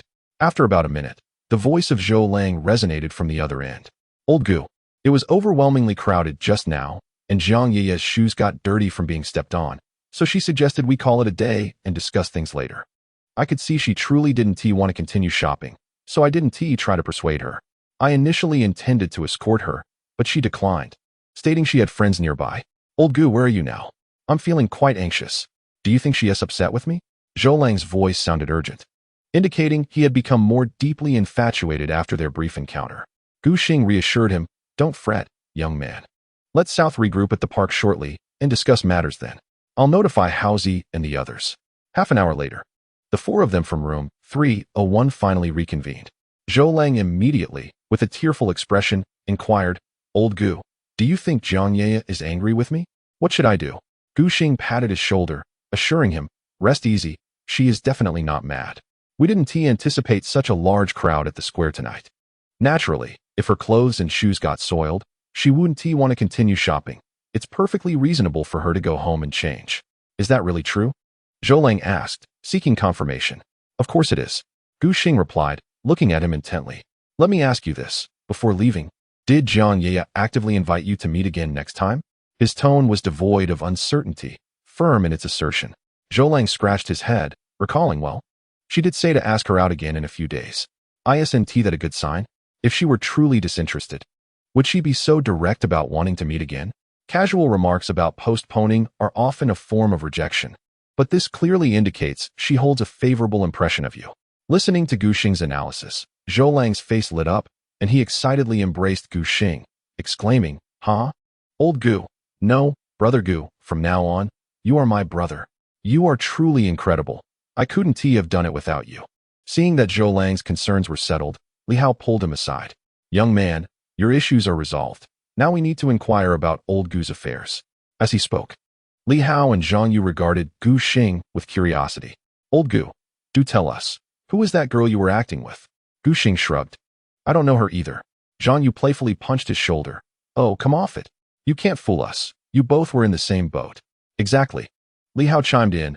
Old Gu, you're not being fair. Knowing such a beautiful girl and not sharing it with us. I thought Zhang Ye was already stunning, but I didn't expect your companion to be even more enchanting. You really know how to keep a secret. Gu Xing rolled his eyes at them. You all know what happened tonight. It was merely a coincidence. If I truly knew that girl, how could I possibly keep it from you lot? Li Hao nodded in agreement. That's a valid point. He then looked at Gu Xing with envy. With that said, your luck with the ladies is truly remarkable. Have you at least asked for her WeChat? Gu Xing sighed and shook his head. No, that girl is quite the expert. Besides, a strategist never engages in battle. So let us not dwell on this matter. The three of them were engrossed in their lively conversation, oblivious to Zhou Lang, who stood nearby. Furrowing his brow in deep thought, Zhou Lang scratched the back of his head. No, Gu Gu, I can't shake the feeling that I've seen that girl I acted with somewhere before. Of course, please don't misunderstand. I merely find her somewhat familiar. My heart is solely with Zhang Ye, and I have no intention of competing with Gu Gu. Gu Xing kicked him aside. Get lost. Tonight, we've been busy running around for you, and we haven't even had dinner yet. Hurry up and take out your wallet to treat us. Li Hao and Zhang Yu clapped in unison. Old Gu's words are the crux. Let us go. Let us make sure this scoundrel pays dearly tonight. Meanwhile, on the other side, after reuniting with several friends, Shen Shuiwei immediately pulled Zhou Shui aside. Shuiwei, quickly confess, who is that handsome guy you acted with? You sly girl. You secretly met such a dashing young man without us knowing. Shen Shuiwei's cheeks flushed, and she pinched Zhou Shui's waist. Don't talk nonsense. I don't know him. You all know it's only because of Yaya that I was inexplicably dragged into acting. Zhang Xiaoyu rested her chin on her hands, dreamy-eyed. Wow. Tonight, I felt like I was in a scene from a Korean drama. That guy who acted with you is so good-looking. You two are such a perfect match. Shen Shuiwa playfully grabbed her neck. You big mouth. If you dare to gossip about me when we get back, just wait and see how I'll deal with you. Oh, I wouldn't dare. Please spare me, Shinda Junshur. They both laughed. Go away. You're the real fool, Jiang Yaya said, smoothing her dress. All right. Can you all stop talking? I need to go back and change. All right. All right. Let us head back, Zhou Shui commanded, and the group set off toward the dormitory. On the way back, Jiang Yaya suddenly asked, Shuiwe, do you think that guy who was caught acting with you today might be from our school? As her good friend, Zhou Shui naturally hoped to help her seize this serendipitous opportunity. Zhou Shui waved her hand. What a question. Anyone playing around here must be from Xianqing University. That handsome guy looks to be about our age. He might even be in the same year as us. I've already taken several photos. Maybe someday back at school we will see him. I believe he is just like our Shuiwe, low-key. Even though he is quite handsome, he is not very well known at school. Upon hearing Zhou Shui's words, Shin Shuiwe immediately lunged at her. You little rascal. Who told you to take pictures? Delete them. It was inevitable to be photographed in such a situation, but she never expected her good friend would also snap a shot, which truly infuriated her. Haha. I want to delete them. Besides, what good would it do if you forced me to delete them? The atmosphere tonight was so wonderful. Perhaps tomorrow, Shuiwe, you'll be trending. Chapter 13. The strategist is overwhelmed. The team is bewitched into foolishness. The weekend passed swiftly, and students resumed their classes. This might be a struggle for high school students and those below, but for university students, the impact was minimal. Gu Xing and the others enjoyed their meal and returned to the dormitory, still bursting with energy. On Monday morning, after finishing breakfast, the four friends gathered in a corner of the campus garden to discuss their plans for the day. When the other party comes down, you must do as I say. Zhou Lang appeared hesitant. It's only been a day since Jiang Yaya suggested I wait a few days before asking her out. If I go to her right after class today, won't it seem a bit too forward? Gu Xing replied with exasperation. Are you genuinely foolish or just pretending? Asking her out is entirely different from merely encountering her on campus. Now that you know she has feelings for you, you must seize the moment. Otherwise, you expect another girl to pursue you and fall for you? Do you think you're? Zhou Lang furrowed his brow and swallowed hard. I understand the reasoning, but what nonsense. Just heed Gu's advice. There's no need for all this chatter. Zhang Yu and Li Hao each delivered a punch to him, their expressions reflecting their frustration. Gu Xing waved his hand, urging him to hurry. Remember, your relationship is now gradually entering a stage of ambiguity. When chatting with her, you can afford to be a bit playful and mischievous. Don't present yourself like a wooden block. Even if she has mentioned she prefers someone honest, trust me, a slightly cheeky honest person is exactly what she desires.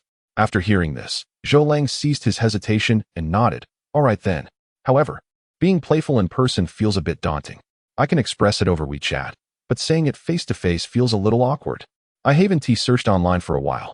Perhaps I should look up some flirtatious lines first. Gu Xing kicked him playfully. How did I end up with such a useless soldier? Hurry and message her to come down. I'll teach you how to wear your headphones properly. Realizing he had no choice but to move, Zhou Lang covered his backside and dashed toward the girls' dormitory. Following Gu's instructions, he pulled out his phone and sent Jiang Yaya a WeChat message. Have you finished? I'm waiting downstairs at your dormitory. In dorm 507 of the girls' dormitory, Jiang Yaya received the message and blushed as she turned to Shin Shuyu. Shuyu. He is really here to see me right now and is already downstairs. What should I do? Do I really have to go down? Shin Shuyu leaned against the bed with her arms crossed, scoffing. I knew the strategist on the other side would definitely have Zhou Lang ask you out today. This is what they call strike while the iron is hot, a common tactic among boys. As she spoke, Shin Shuyu tapped her cheek with her finger. Are you sure Zhou Lang is actually in the same year as us? Jiang Yaya nodded slightly. Yes, at first, I thought he looked like a senior. But he showed me his information. He is definitely a sophomore. Shin Shuyu clapped her hands. Then it's simple. If they want to strike while the iron is hot, let us also enjoy some sweet moments together. Since you're in the same year, you should go meet him right away, then attend a class together. Head over to your management department. I'll send you the class details shortly. You can bring him along. All right, okay. However, Shuyu, you must accompany me now. Did you not say that their strategist would surely be present? Shin Shuyu waved her hand. Indeed. I felt a twinge of regret for not encountering their strategist over the weekend, but today I shall engage him in a proper contest. Let us proceed as usual. You shall go first while we follow behind. Xiaoxue, Xiaoyu, you two should disperse nearby and remain poised for my commands. The two immediately stood at attention and responded, understood. We shall diligently obey the orders of the esteemed strategist Shun. Do not jest, take this seriously. Once everything was arranged, Jiang Ye stepped out of the dormitory. Before long, Zhou Lang waiting downstairs caught sight of Jiang Ye emerging gracefully. Scanning the surroundings and noting the sparse crowd, he mustered the courage to approach her. Following the instructions from strategist Shun in her earpiece, Jiang Ye offered a slight smile and playfully twirled a lock of hair, asking, "What do you seek from me?" This maneuver rendered Zhou Lang momentarily dazed, standing there with a foolish grin. This prompted Gu Xing, concealed nearby, to nearly rush out to give him a kick in frustration. With an exasperated tap on his earpiece, he muttered, "Idiot, stop smiling and speak up. Repeat after me, because I miss you." Only then did Zhou Lang regain his composure. Clearing his throat and gathering his emotions, because I miss you. Jiang Ye hesitated briefly. Although her combat prowess was not formidable, she was still more adept than Zhou Lang. After a moment's pause, she replied, "What do you miss about me? We only saw each other the day before yesterday." "No way." Jiang Ye, huh? "Well, I think about you during my breaks." Jiang Ye's cheeks flushed slightly, feeling an odd sense of familiarity with his words. Soon, strategist Shin clarified through her earpiece, Ye, the other party is employing the tactics of an online comedian. It appears their strategist has discerned your fondness for Zhou Lang and is attempting to tease you to elicit a smile. Jiang Ye then recalled having seen a similar video. She retorted, "Smooth talker, with such sweet words, have you said this to many girls?" Of course, this was a line taught to her by Shin Shuyu. Shin Shuyu continued, "Yeah, shortly he will undoubtedly remark on how you know his words are sweet. At that moment, you must interrupt him assertively and lead Zhou Lang to class." As predicted, Zhou Lang grinned widely. "How did you know my words are sweet? Could it be that you—" Jiang Ye huffed playfully. "All right, you are not allowed to say any more. Come, let us go to class." "Huh? Oh, okay." Zhou Lang, seeing this, could only obediently follow Jiang Ye. "So what class are we attending?" "I am in the management department. What do you suggest?" "What? Are you unwilling to join?" Zhou Lang quickly waved his hands. "No, I am going, of course." "I am willing." Zhou Lang was from the finance department, but now he found himself ensnared. Thus he had no choice but to tag along to Jiang Ye's class. In a corner, Gu Xing furrowed his brow. This unfavorable situation is exceedingly difficult to navigate, especially with such incompetent teammates. Nevertheless, he was pleased to see his brother thriving and thought little of it. As long as he could keep his brother from becoming a sycophant, all would be well. Given the formidable skill of the opposing strategist, Gu Xing truly wished to engage with her. Fortunately, he was well prepared.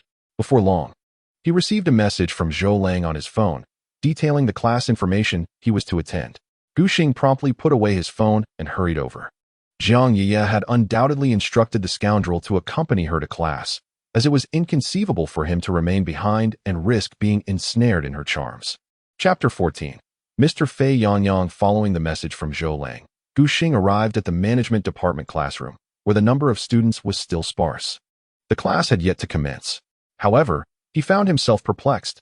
Zhou Lang and the others had clearly set out before him, yet he had yet to see them. Could it be that he had mistaken the classroom? With no time for further contemplation, Gu Xing made his way to a seat in the far corner of the last row, a prime location for observing the antics of his classmates. The absence of an audience suggested that fortune was on his side.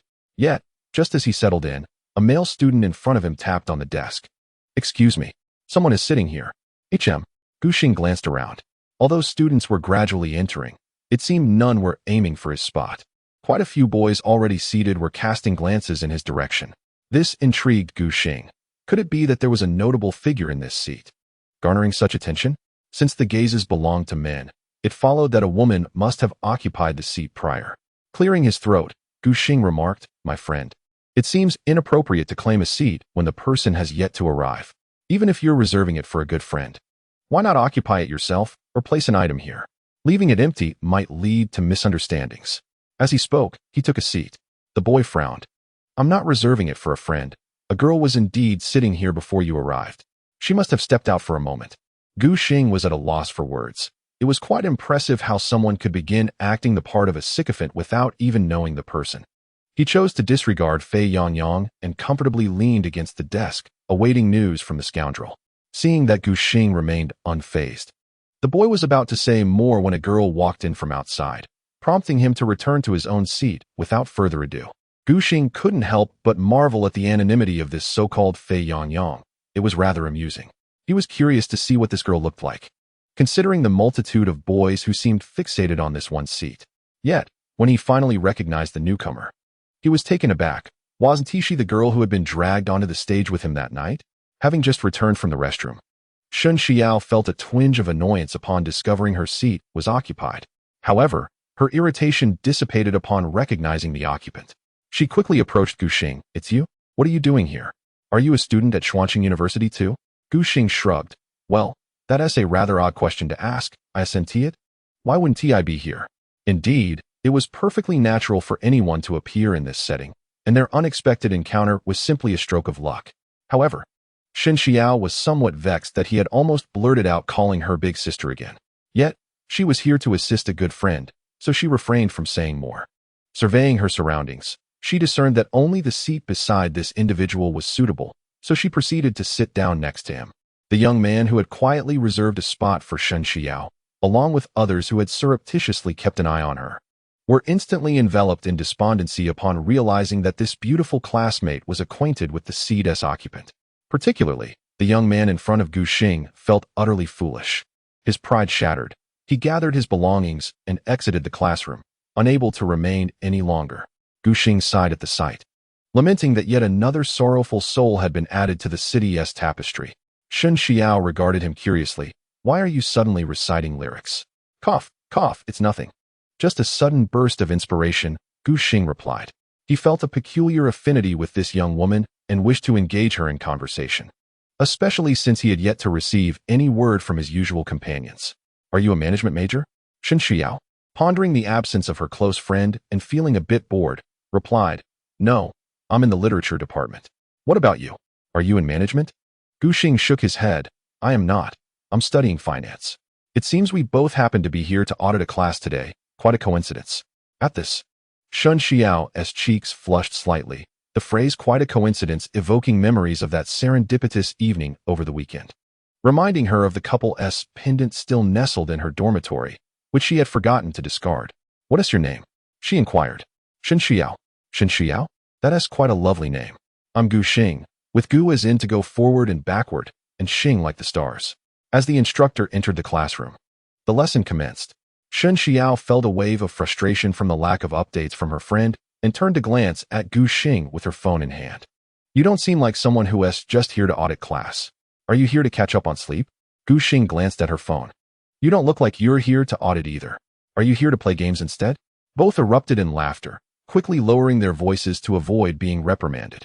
Shen Xiao gradually recognized that conversing with him was genuinely enjoyable, and her demeanor softened as she waved her phone. "I've never daydreamed in class before. Today I thought I'd seize the opportunity to experience what it's like to be a slacker." Gu Xing smiled. "How does that feel?" Shen Xiao smirked. "Whispering and playing on my phone feels liberating. Being a slacker in class is surprisingly delightful." With that, she shifted her attention back to the game, and Gu Xing leaned in to observe. After some time, he exclaimed, "Goodness, you leveled up to 7 and amassed so many 5-cost cards. This must be a joke." Shun Xiao proudly lifted her chin. "That's the prowess of this girl. Luck is part of skill. Haven't you heard?" Gu Xing gave her a thumbs up. "Indeed. You're impressive. Wait, heaven's chosen steel of the heart? Hurry, sell the mage and transition to the next phase." Unbeknownst to them, they had seamlessly settled into a delightful rhythm, and fortunately, their seating arrangement was advantageous. Even if the teacher noticed, the commotion was minimal enough to escape scrutiny. Shun Xiao hesitated as she gazed at her lineup. "But I've only just formed this magnificent 7-mage setup. What if I sell it, and someone else takes it away?" Gu Xing lowered his voice, filled with excitement, and exclaimed, "If one can play with structure, why settle for rigidity? If one encounters the fateful heart of steel at a cost of 4, what is there left to play with?" This sentiment resonated with Shen Yao, who ultimately succumbed to Gu Xing's persuasion and sold her mage to shift to the steel faction. However, this transition proved disastrous for her. With 5 other steel players in the mix, her prior winning streak had allowed her to level up before others, but now that everyone had caught up, the competition was fierce. Collectively, the other players seized the heart of steel cards, leaving her with little opportunity to maneuver. Before long, in a fit of frustration, Xinshu Yao found herself unable to gather even 7 cards and was swiftly eliminated by the 8th player. Staring at her darkened phone screen, fury brewed within her, and she turned to glare at Gu Xing, her nostrils flaring. It was all his fault. She could have won, yet now she had been ousted by the 8th player. Noticing her ire, Gu Xing leaned in slightly, asserting, "That phone is in your hands. You cannot place the blame on me." Chapter 15. Where did this fool come from? Although it was their second meeting, Gu Xing's insufferable demeanor made Xinshu Yao yearn to give him a good thrashing. Had it not been for his incessant urging to switch factions, she could have easily secured a position in the top 3. She raised her right hand, clenched into a fist, and threatened him with a pout. "In the next round, you must not influence me again." After delivering her warning, Xinshu Yao finally clicked to start the next ranked match. However, her threat did little to intimidate Gu Xing. Instead, it only added a charmingly naive quality to her demeanor. Yet, Gu Xing was not one to relent easily. "What are you doing? You're not going to take the heart of steel at level 21? It was evident that this season's game was irresistible to those drawn to the steel faction. Xinshu Yao initially tried to resist, but under Gu Xing's relentless encouragement, her fingers betrayed her and she purchased the heart of steel, finding amusement in watching her play. Gu Xing took on the role of her gaming strategist. "Since you've chosen the steel faction, you must be willing to sacrifice health. Trust me, reduce your quality. Keep 2 cards to maintain 3 steel, and then seize the opportunity during the draft." This strategy was sound, so Xinshu Yao acquiesced and followed Gu Xing's advice. However, after selling almost 20 health points, she arrived at the draft phase only to discover that no shovel cards had appeared. Frustrated, she turned to him again. Gu Xing quickly waved his hands. Luck? You said it yourself. Luck is part of skill, so this is solely on you." Nevertheless, he reassured her, "No worries. We'll continue sacrificing health. There will definitely be shovel cards in the next draft." Yet, when the second draft arrived, there were still no shovel cards in sight. Xinshu Yao felt like crying. She should never have listened to Gu Xing, as she attempted to pursue better quality cards. She found herself matched against several players whose quality far surpassed hers. Once again, the 8th player eliminated her. Disheartened and on the verge of despair, Xinshu Yao sulked for quite some time, unwilling to accept defeat. In a fit of determination, she launched into another match, and then another, until the end of the class, where she consistently found herself at the bottom ranks. Observing her plight, Gu Xing shrank back, ready to make his escape. This girl had been perpetually at the tail end of the rankings, all due to his misguided coaching from the sidelines. At this moment, Xinshu Yao must be utterly infuriated with him. If not now, then when? It was clear to Xinshu Yao what his intentions were, yet the classroom was bustling with people, and she was hesitant to stir up any gossip by confronting him. Thus, she resolutely trailed closely behind him as he exited. Gu Xing was taken aback by her determination to pursue him over a mere game and quickened his pace in hopes of evading her. However, once they reached a less crowded area outside, the girl seemed to shed her inhibitions. "Hey, stop right there."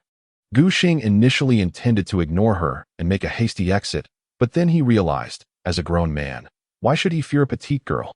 He straightened up, turned around, and said, "First of all, I do not respond to hey."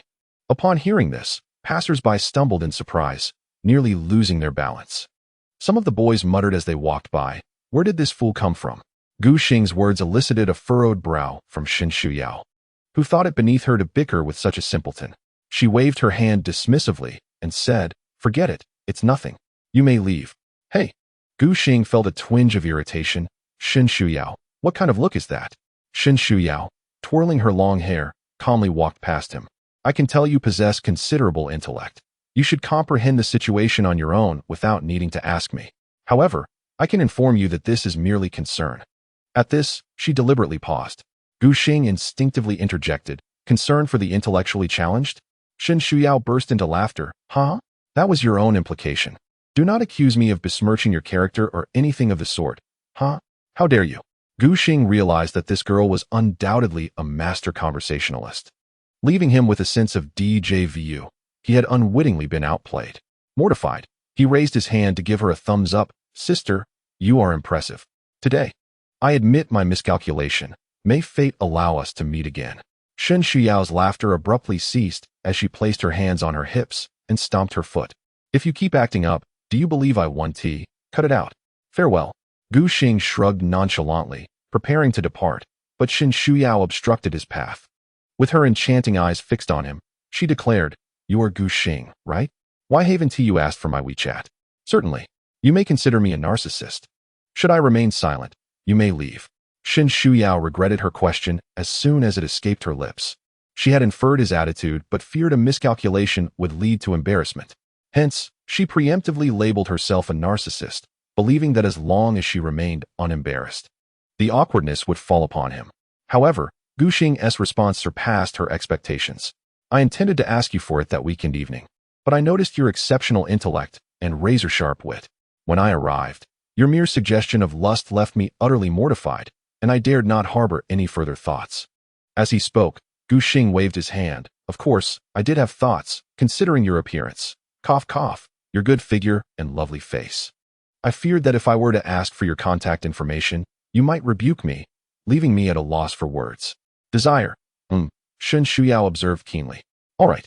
I have matters to attend to. May we meet again by chance." As Gu Xing finished speaking, he did not await a response, but turned and swiftly departed from the teaching building. Shen Shuyao stood frozen for a while, watching his retreating figure, murmuring to herself, "This fellow is really something. Well, he is right. If it's meant to be, we shall talk again." With that, she dismissed her lingering thoughts. There were more pressing matters at hand. The sudden loss of contact with her close friend was concerning, and she felt a sense of urgency. Just as she was about to make a phone call, her phone rang. Zhou Shui was calling. "Hello, Xiao Shui," she answered. "Xiao, I just visited Yaya. She was unable to come because of a sudden stomach ache and has returned to the dormitory to rest. I wanted to inform you beforehand so she could recuperate properly." Upon hearing this, Shen Xiao finally understood. "All right, I got it. In the boys' dormitory, room 301. Gu Xing had just learned the reason for Zhou Lang's absence. His attention had been consumed by caring for Jiang Yaya, leaving no thought to notify him. This revelation left Gu Xing with a perplexing mix of emotions, unsure whether to laugh or cry. Zhou Lang handed a cup of water to Gu Xing, stating, "Brother Gu, I truly did not mean to neglect telling you. I was solely focused on taking care of Jiang Yaya, and simply had no opportunity. Enough of this triviality. Let us move on." "No need for theatrics," Gu Xing replied. "Huh, I knew you were magnanimous, Brother Gu," Zhou Lang responded, visibly relieved. "By the way, Brother Gu, I just met Jiang Yaya's two roommates. I couldn't discern who the strategist you mentioned was, but I received some news from them. In a few days, it will be Jiang Yaya's birthday. Should I invite her out to celebrate? All her dorm mates will be attending, and you've expressed a desire to meet her strategist, right? I think this could be a splendid opportunity." Chapter 16. Who Understands Family Matters? Gu Xing is just a simpleton in dormitory 301, besides Gu Xing and Zhou Lang. There was also Li Hao, who had returned to join the excitement. Hearing Zhou Lang's words, Li Hao leaped into the conversation, exclaiming, "So, is this a gathering? A gathering sounds fantastic. This way, we can enjoy time with the girls. Lang, now that you have Jiang Yaya, don't forget about your brothers. Seize this chance to introduce me to her roommates." Zhou Lang did not decline but nodded, then turned to Gu Xing, asking, "Brother Gu, what do you think?"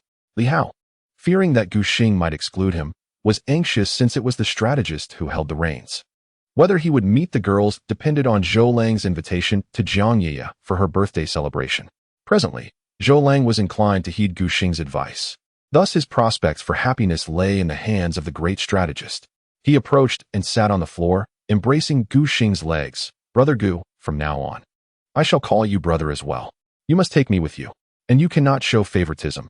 You must also be my strategist. If you refuse, I shall remain kneeling here until you relent." Gu Xing, reclining on the bench, kicked him playfully.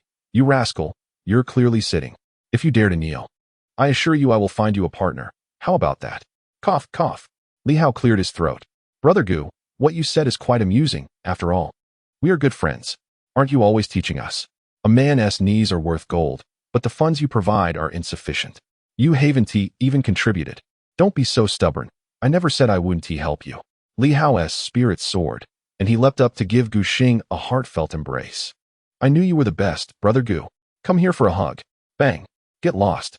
Gu Xing lifted his foot and sent him flying. The kick barely registered for Li Hao, who remained unfazed. The camaraderie among the brothers involved daily roughhousing, and a day without a brawl left them feeling uneasy. "Brother Gu, you rogue, I think it's sufficient for the three of us to attend. Old Zhang is too engrossed in his studies to be disturbed. He surely isn't looking for a partner, so we needn't mention it to him. Since you said the strategist, doesn't he go into battle on that day? I shall be the one charging forth, haha." Li Hao grew increasingly animated, seizing Zhou Lang's arm. "Rogue, when is Jiang Ye's birthday? Shouldn't we prepare in advance?" Zhou Lang, exasperated, pushed his hand away. "It's this weekend." "This weekend? Oh my, the timing is impeccable. It seems heaven is conspiring to help me find a partner." Gu Xing shook his head. "Howsy, I initially thought our dorm's sixth member was just old Zhang. But now it appears you are the true sixth of the sixth. If old Zhang finds out about this, just wait and see how he reacts." Li Hao waved dismissively. "Uft, am I afraid of him? Brother Gu, rogue, you chat amongst yourselves. I'll search for some stylish clothes online and get a new hairstyle." He had already begun preparing for the upcoming gathering, and one might mistakenly think he was organizing a date with some girl. Gu Xing, uninterested, turned to discuss the plans for the gathering with Zhou Lang. Jiang Ye's roommate had brought up her birthday, indicating that the strategist undoubtedly had some plans in mind. Though today's exchange was brief, it was evident that Gu Xing had suffered a resounding defeat. Even when faced with adversity and unhelpful allies, he would never concede defeat. As they conversed, Li Hao, who had been scrolling through his phone, suddenly exclaimed, "Whoa, Brother Gu, rogue, guess who I just came across? Howsy, could you refrain from being so dramatic?" "No, Brother Gu, never mind. Let me show you a video." Li Hao approached them, his phone in hand, revealing a trending short video. It featured a watermelon filter, showcasing eyes and a mouth. Such videos were commonplace. Yet the profile of the person in the video was familiar to them all. Zhou Lang exclaimed in surprise, "Isn't that Li Jia?" Li Jia was Gu Xing's ex-girlfriend, someone the dormitory had encountered several times. Gu Xing frowned. "Howsy, we all attend the same school. It's quite normal to come across her. Why the fuss?" "No, Brother Gu, you'll understand once you watch the video." With that, Li Hao clicked to play the video, and a familiar voice emerged. "Family, who understands? The guy below is still pestering me after the breakup, doing childish and petty things to garner my attention. I am truly exasperated. You are unaware that the man beneath me, while we were together, constantly engaged in various criticisms, primarily lamenting about her ex-boyfriend, depicting him as an obsequious suitor who fawned over her during their relationship. Following a trivial disagreement that led to an altercation with her ex, she abruptly ended the relationship. Zhou Lang, upon witnessing this, slammed his hand on the table in exasperation, exclaiming, "What utter nonsense! When did you ever fawn over her? Gu, truly shameless." Li Hao was equally incensed, asserting, "It was she who pursued you, Gu, and you never indulged her during your time together. And as for that so-called trivial argument, going out for drinks with another man constitutes a trivial matter?" Gu Xing shook his head, deciding it best to disregard her. He genuinely wished to avoid further mention of Li Jia, lamenting his previous inability to see through her true nature despite his self-proclaimed intellect. Though Gu Xing adeptly assumed the role of a romantic advisor, he had little actual experience in such matters. Indeed, it may well be that this very lack of experience allowed him to provide astute analyses for others.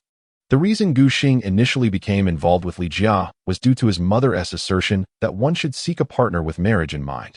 When searching for a potential spouse, he believed that overly attractive individuals were typically unattainable, thus favoring someone of more modest appearance and a quieter demeanor. Li Jia fit this description perfectly, being gentle and reticent. However, it was only after they began dating that Gu Xing gradually uncovered her true character, rather dim-witted, gullibly believing whatever her friends told her. Aware of Gu Xing's modest financial means, she, under the encouragement of her friends, insisted he purchase luxury handbags worth over 100,000. Naturally, he was not foolish enough to squander his family's money to please others. Following that incident, he seized the opportunity to end their relationship. Yet, this woman spread rumors claiming she had been the one to end things, and though he initially wished to ignore her, he was taken aback to find her fabricating stories about him online post-breakup. Claiming he was not upset would be a blatant falsehood. At that moment, in the girls' dormitory, Shen Xiao returned to her room, intending to check on Ye's condition. However, as she approached the dormitory door, She suddenly overheard a discussion emanating from the room across the hall, mentioning a familiar name. Let me tell you, this Gu Xing is nothing but a pathetic man. Even after our breakup, he continues to engage in antics to draw my attention. Does he truly believe this will lead to a reconciliation? It's utterly laughable. Chapter 17. The eccentric ex-girlfriend. Half an hour prior, Li Jia had just posted a humorous video, yet she felt something was still amiss. Consequently, she enlisted her roommate Zhang Yin to reminisce about her romantic history. The impetus for this was a recent video she had seen with a location tag indicating it was filmed at Xian City University. Although it did not garner a high number of likes, it was deemed a modest success for an ordinary person. She recorded videos daily, yet her likes never exceeded 100. Witnessing a fellow student achieving over 10,000 likes on a single video ignited a spark of jealousy within her. Intent on viewing the content and leaving a disparaging review, she contemplated reporting it as well. However, the individuals depicted in the video caused her heart to tremble. In the footage, a young man and woman were bound within a floral palanquin, the woman adorned with a red veil. Upon perusing the explanations in the comments section, she learned that this was a special event recently held at the Xian City Plaza. To her astonishment, she recognized this so-called couple. The woman was Shen Xiao, who resided directly across from her dormitory. Although they had exchanged only a few words, they were indeed familiar with one another. Particularly, the young man was none other than Gu Xing, her recent ex-boyfriend. She was taken aback to discover that he had already found a new romantic interest so swiftly. As she read the video caption, which proclaimed them a match made in heaven, Li Jia's discomfort intensified. She was immediately convinced that Gu Xing had orchestrated this to provoke her. To ensure she stumbled upon this video, he must have invested considerable effort, going through all these elaborate maneuvers. Thus, Li Jia opened her phone and posted a ranting video. Yet, feeling unsatisfied afterward, she returned to her dormitory where her roommates were present and began to confide in Zhang Yan, who usually spoke little. Zhang Yan, you have no idea. In the past, Gu Xing would follow me around relentlessly. I found his persistence unbearable. I only agreed to date him because he was somewhat decent looking. However, I regretted it shortly after. He is exceedingly hypocritical. He speaks sweetly but frowns when I ask him to buy me a handbag. Their family is certainly capable of affording it. So what's the big deal? You can ask Yu Huan. She was there with us. Yu Huan, a close friend of Li Jia, who spent every day together with her, naturally chimed in when her friends sought validation. Jia is absolutely right. That guy is indeed lacking. Not only was he stingy, but one day, when Jia and I agreed to meet a senior for drinks, he had the audacity to argue with her and berate me as well. I instantly urged Jia to break up with him. Later, he regretted it and begged for our forgiveness, but we did not acquiesce. With the support of her best friend, Li Jia became increasingly engrossed in her narrative. Tilting her head defiantly, she declared, his rumored relationship with Shan Xiao is undoubtedly a ploy to irritate me. He probably still harbors feelings for me. Humph. Such a method is utterly juvenile. I stand by my assessment that he is indeed a petty man. Don't you agree? Zhang Yan, caught in Li Jia's tirade, felt an overwhelming itch to return to her studies and regretted not having done so earlier. Yet, unwilling to offend her roommate, she could only manage a feeble laugh. Haha. Yes, I don't really understand all this. At that moment, Lu Feifei, who was reclining on her bed engrossed in novels and comics, could no longer contain herself. With an exasperated glance at Li Jia, she remarked, can you not possess even a modicum of self-respect? Your words might deceive others, but we all share the same dormitory. Who doesn't he know your true nature? If Gu Xing were not so low-key, countless girls at school would be pursuing him. When you first started dating, you were not so ostentatious. You were rather composed, and it was precisely this that attracted Gu Xing to you.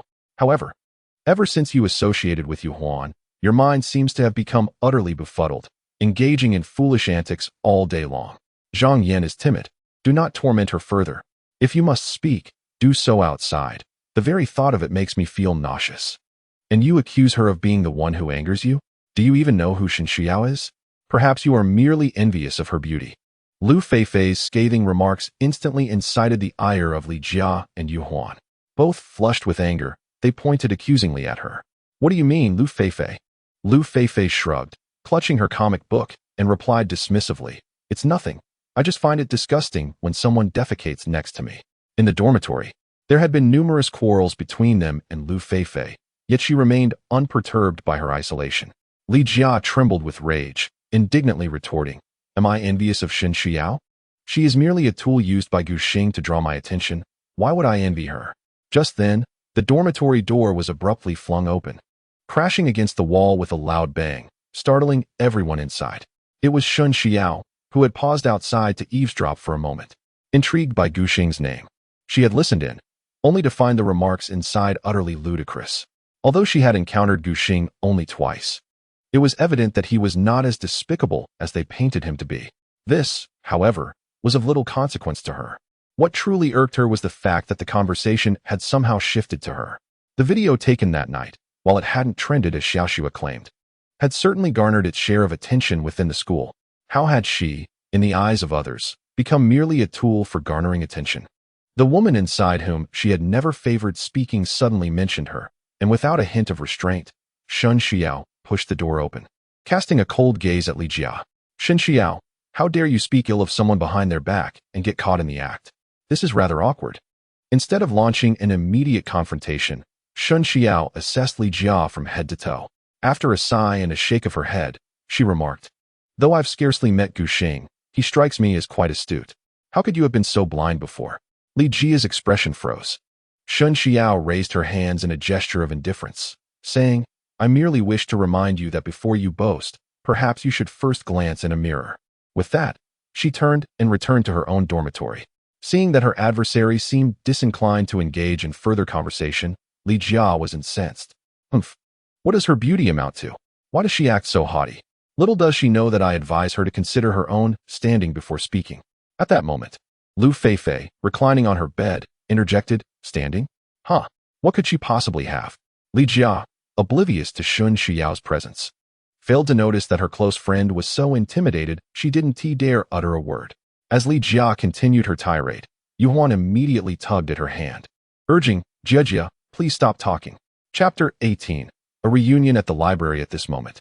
Gu Xing remained oblivious to the fact that Shen Xiao had already dealt with his foolish ex-girlfriend on his behalf. Finally granted a day of respite from his role as a strategist, he strolled into the library, eager to immerse himself in literature and rejuvenate his mind. Just yesterday, he had briefly felt disheartened after viewing a comical video posted by Li Jia, but he swiftly dismissed it from his thoughts, recognizing that she was merely a transient figure in his life, unworthy of his mental energy. However, as fate would have it, upon entering the library, he spotted Li Jia and her close friend. Each of them had a book before them, yet neither was engaged in reading. Instead, they leaned together, engrossed in conversation. Gu Xing paused momentarily, contemplating the peculiarities of life. It was strange how, after not encountering her for so long, he had just been repulsed by her antics yesterday, only to run into her in person today. He shook his head with a sigh, smiled faintly, and chose not to dwell on it, silently walking past the two.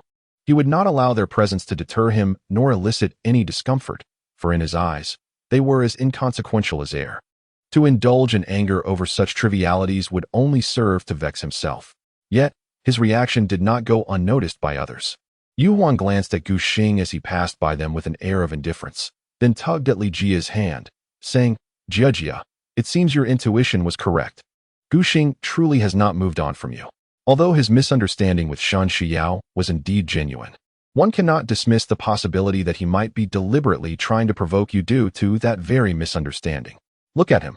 He followed us to the library today, as if he were surprised to see us. His acting skills are quite impressive. Li Jia, upon hearing this, lifted her chin with pride. "Humph, he thinks that such petty maneuvers will earn him a second chance? He is sorely mistaken.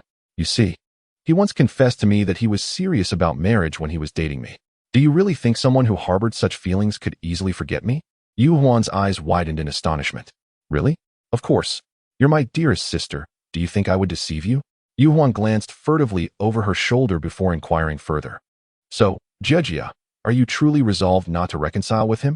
I have gathered some information, and it appears that Gu Xing's family is quite well off, owning several supermarkets and residing in the city center." Li Jia took out a mirror to touch up her makeup. "Well, that depends on his sincerity. If he were to buy me that 180,000 yuan handbag I once coveted, I might consider forgiving him. However, right now, I find Senior Jiang to be a more appealing choice. Thus, Gu Xing will have to remain on my list of alternatives for the time being. We have an appointment with Senior Jiang, and when he arrives, I shall let Gu Xing witness what a truly exceptional man looks like. After all, who among my acquaintances is not superior to him? Upon hearing the mention of Senior Jiang, Yu Huan's expression shifted slightly. Jejia. I actually think Gu Xing might be the better choice. Although Senior Jiang is handsome and affluent, he may not be suitable for you. Li Jia furrowed her brow, looking at her best friend with confusion. Huan, what do you mean by that? Oh, it's nothing. I was merely speaking offhandedly. Li Jia felt an inkling of discomfort. Why was it that every time she mentioned wanting to develop something with Senior Jiang, Huan would always advise her to choose Gu Xing instead? Wasn't it her who consistently urged Jia to break up with someone like Gu Xing? A sudden figure interrupted Li Jia's train of thought, and upon seeing the newcomer, she immediately smiled and waved. Senior Jiang, over here. A man, who was reasonably good-looking but appeared somewhat pale, approached and sat down in front of them, dressed impeccably. Jia, Huan, you both look even more beautiful after a few days apart. Senior Jiang was as charming as ever. One wondered how many girls he had deceived with his sweet words. As Li Jia laughed and bantered with Jiang Sheng, she subtly glanced at Gu Xing behind her. She thought to herself that in the past, Gu Xing would become jealous and argue with her whenever he saw her getting close to Senior Jiang. Today, she was determined to flaunt it in front of him. Let's see how long you can endure this, she chuckled. What I said is the truth. Jiang Sheng laughed heartily, exuding confidence, raising his hand high as if to ensure everyone noticed the watch on his wrist. So, Senior Jiang, who do you think is prettier, me or Huan? Jiang Sheng looked at the two, then winked. I must admit, I cannot lie. Jia, you are indeed the more attractive one. He spoke nothing but the truth. With her makeup on, Li Jia was indeed quite stunning, far surpassing her good friend Yu Huan in looks. This revelation made her beam with joy, her smile wide. However, Yu Huan felt a pang of discomfort, her expression darkening as she watched the two laugh together, feeling quite out of sorts.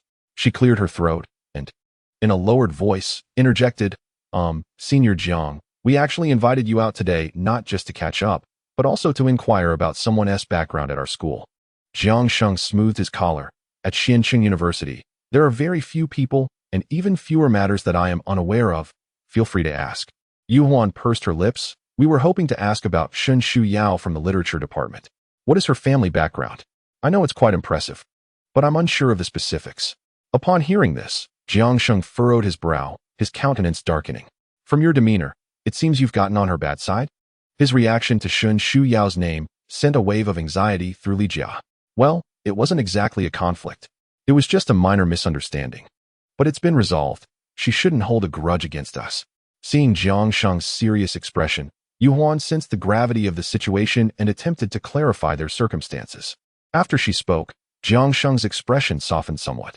If it's merely gossip about her involvement with other boys, then it's not a significant issue. However, I must advise you to tread carefully. It's in your best interest to avoid provoking her.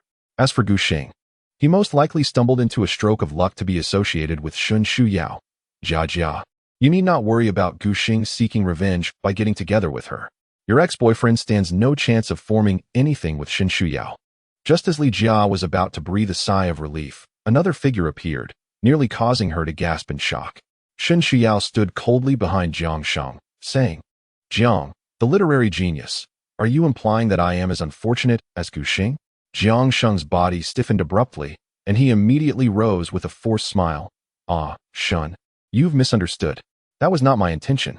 I merely meant that those online people spread rumors indiscriminately. How could you possibly have anything to do with someone so obscure? Shun Xiao did not wish to engage in further conversation. Observing the three of them, she sighed, truly, birds of a feather flock together. It would be best to speak less about others behind their backs. From yesterday to today, this marked the second time she had overheard someone gossiping about her, leaving her at a loss for words. Without dwelling on it any longer, she directly walked towards Gu Xing. Chapter 19. 100 Little Techniques to Understand Women. Did you know they have been discussing you over there? Shun Xiao took a seat opposite Gu Xing, astonished that she had somehow become entangled with this fellow. Gu Xing looked up in surprise. When did you arrive? You startled me. He had been engrossed in his reading, situated a distance away from Li Jia, and was completely unaware of Shun Xiao's arrival. Shun Xiao noted his genuine surprise and found herself at a loss for words. She had assumed Gu Xing was merely pretending to read while secretly observing his ex-girlfriend. Yet, it turned out he was indeed absorbed in his book. Hey, what's the deal with your ex-girlfriend? Gu Xing furrowed his brow. That seems irrelevant to you, Shun. Not relevant? Shen Xiao retorted, pointing at herself. She then recounted how Li Jia had gossiped about her following the misunderstanding from that night. Although both of us were forced into that situation, it's not your fault. However, I should have the right to inquire about this unwarranted gossip, Shun Ti. Why are you being so hostile? Upon hearing this, Gu Xing finally grasped the situation and casually glanced towards Li Jia. Before he could respond, Shen Xiao waved her hand dismissively. Forget it. I didn't come here to accuse you. I'm merely curious. Did you truly pursue your ex-girlfriend so persistently? Considering her indirect involvement, Gu Xing did not refuse to answer. He shook his head with a chuckle. My taste isn't that poor. The dynamics of who chased whom need not be elaborated upon. Please don't look at me with such skepticism. That woman wasn't like this before. I just never anticipated how swiftly someone could change. Shun Xiao blinked. When you mention her, it feels as though you speak of a stranger. It seems you have indeed forgotten her. Then she is hopeless, claiming you are still pining for her, Gu Xing said helplessly, setting his book down. Shun, could you refrain from gossiping about me while I'm trying to read? TCH. If you don't want to discuss it, then don't. What book has captivated you so thoroughly? 100 Techniques to Understand Women, Shen Xiao exclaimed. They have such books in the library? No. I purchased it myself. That explains all your subtle machinations. You've been learning from such books. Gu Xing felt compelled to remark. It seems we've only met twice, including this occasion, yet I find myself with many thoughts. Despite her honesty, she coughed, hesitant to comment on the first half of her statement. However, she took issue with the latter. Her prowess was not acquired through mere reading, but rather was an innate talent, with books serving merely to broaden her horizons. With a sense of pride, Gu Xing straightened her posture, declaring herself a love strategist who had successfully guided countless single individuals in their romantic pursuits. Upon hearing this, Shen Xiao regarded her with skepticism. You a strategist? Had she not known that Li Jia was his ex-girlfriend, she might have believed Gu Xing's claim. However, now, she found it utterly implausible that he could be a love strategist. If you don't believe me, that's your prerogative. Noticing her doubtful expression, Gu Xing turned away, clutching her book, and resumed reading. Shun Xiao pouted, contemplating that perhaps there was some truth to his words. Considering there were no regulations dictating that a strategist must be exceptionally skilled, even a novice strategist could lead battles from within the dormitory. As a fellow strategist, Shen Xiao felt there was much more to discuss with him. Curiously leaning forward, she asked, Do you genuinely believe that this is beneficial for being a strategist? Gu Xing smiled slightly. Of course. Do you think I would waste my time here if it weren't valuable? In a few days, I'll be accompanying my brother to face a formidable battle. Although my abilities are already considerable, knowledge is accumulated over time. As long as I continue to learn and strive for improvement, I shall surely bring our enemies to their knees. This thought led Gu Xing to reflect on the female strategist she had been contending with lately. They were to meet this weekend, and her side was undoubtedly at a disadvantage. She needed to prepare thoroughly to confront the rather formidable female strategist who had been a source of considerable annoyance. I shall not concede until the final moment. Shen Xiao found herself somewhat moved by his words. Indeed, perhaps the male strategist I've been facing recently is diligently studying military strategy as well. Meanwhile, I've been idling about, and this weekend, we will clash head-on. If I were to lose, even in favorable circumstances, how could I possibly retain the title of strategist bestowed upon me by my friends? With this thought in mind, Shen Xiao contemplated borrowing Gu Xing's book. Although it contained 100 techniques for understanding women, she believed it could be beneficial if reframed for her own use. Gu Xing, might you lend me your book? Gu Xing regarded her with mild surprise before shaking his head resolutely. No, I want to lend it. Why are you being so stingy? She protested, but he remained firm. I want to lend it. If you wish to read, come sit beside me, and we can look at it together. Exasperated, Shen Xiao realized they were in a library, and as long as they didn't sit too close, it shouldn't pose a problem. Resolving this in her mind, she stood and moved to sit beside Gu Xing. Could you place the book in the middle? I can't see otherwise. Gu Xing, whether intentionally or not, held the book in a manner that made it difficult for her to see, forcing Shen Xiao to lean in closer to catch a glimpse. The unique fragrance of the girl wafted into his nostrils. This left Gu Xing feeling somewhat distracted, and their posture could easily lead others to speculate otherwise, particularly those who had yet to depart. Li Jia, Jiang Sheng, and the others. Upon witnessing their intimate interaction, Jiang Sheng felt a burning heat wash over his face. Previously, he had asserted that Gu Xing could never have any connection with Xin Shuyao, claiming that their encounter at the center of the city square was merely a coincidence. He had believed that Gu Xing's good fortune in meeting such a romantic prospect was simply a stroke of luck. However, observing Xin Shuyao's demeanor towards Gu Xing now made it difficult to dismiss the possibility of something blossoming between them. At that moment, Li Jia also felt a wave of discomfort at the sight of the two. Jiang Sheng, a prominent figure in their school, seemed to regard Xin Shuyao with a certain trepidation. This made her ponder the formidable background that Xin Shuyao must possess. How could such an impressive individual be drawn to Gu Xing? What right did Gu Xing have to find someone better after parting ways with her? No. This must be Gu Xing's deliberate attempt to provoke her, especially given that she was present. Yes, it was precisely because she was here, and he had just shared laughter with Jiang Sheng, that he was intentionally trying to irritate her. Convinced of this reasoning, Li Jia felt a swell of pride. What if Xin Shuyao had an impressive background? The boy she fancied still seemed indifferent towards her. Others may have been oblivious to Li Jia's thoughts, but her best friend, Yu Huan, could read her expressions and grasp the situation. Li Jia's transformation was undoubtedly influenced by Yu Huan's persuasive words. However, Yu Huan had no intention of enlightening her friend. In fact, she felt that this was for the best. Chapter 20 Gu Xing. I know you were doing this on purpose. In the sunlit, transparent library, Gu Xing sat by the window, engrossed in a book, leaning against the windowsill with a focused gaze. Beside him, a girl propped her chin on one hand, slightly tilting her body to peer at the pages of the book titled 100 Techniques to Captivate Women. Clad in a fitted high-neck blouse and grayish-white casual shorts, with her bangs elegantly parted, she radiated an aura of goddess-like charm. The two had already gained some notoriety in school due to a video that had circulated earlier, and now, their sweet closeness while studying together drew the attention of many students who had seen the footage. They hastily took out their phones to capture this picturesque moment, intending to edit it into a sequel about a divine couple. Lost in their reading, neither seemed aware of the onlookers. Xin Shuyao, with genuine interest, began to comment on the book's contents. I initially thought this kind of book was nonsense, but I didn't expect it to be genuinely effective. Many of the insights were rooted in psychological evolution. For instance, she pointed out the 30-second tip when offering someone a drink.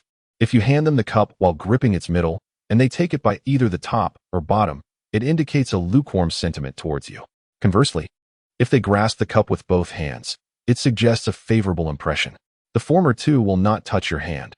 However, if the other party does happen to make contact with your hand while grasping the cup, it can be inferred that she harbors a certain fondness for you, regardless of the manner in which she catches it. Gu Xing nodded, acknowledging that there is indeed a psychological aspect to this. The likelihood of developing affection increases significantly when one is not averse to skin contact during the act of catching the cup. Gu Xing, where did you purchase this book? I wish to acquire a copy for myself, she inquired. Gu Xing turned to her in surprise, asking, as a girl, why are you so intrigued by such a book? She then appeared astounded. You can't possibly be a fellow.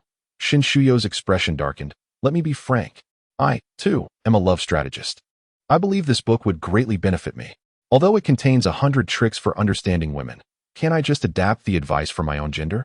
Oh, I see. How amusing. Gu Xing chuckled awkwardly. However, you might be disappointed, Shan. To be precise, this book was actually a gift to me.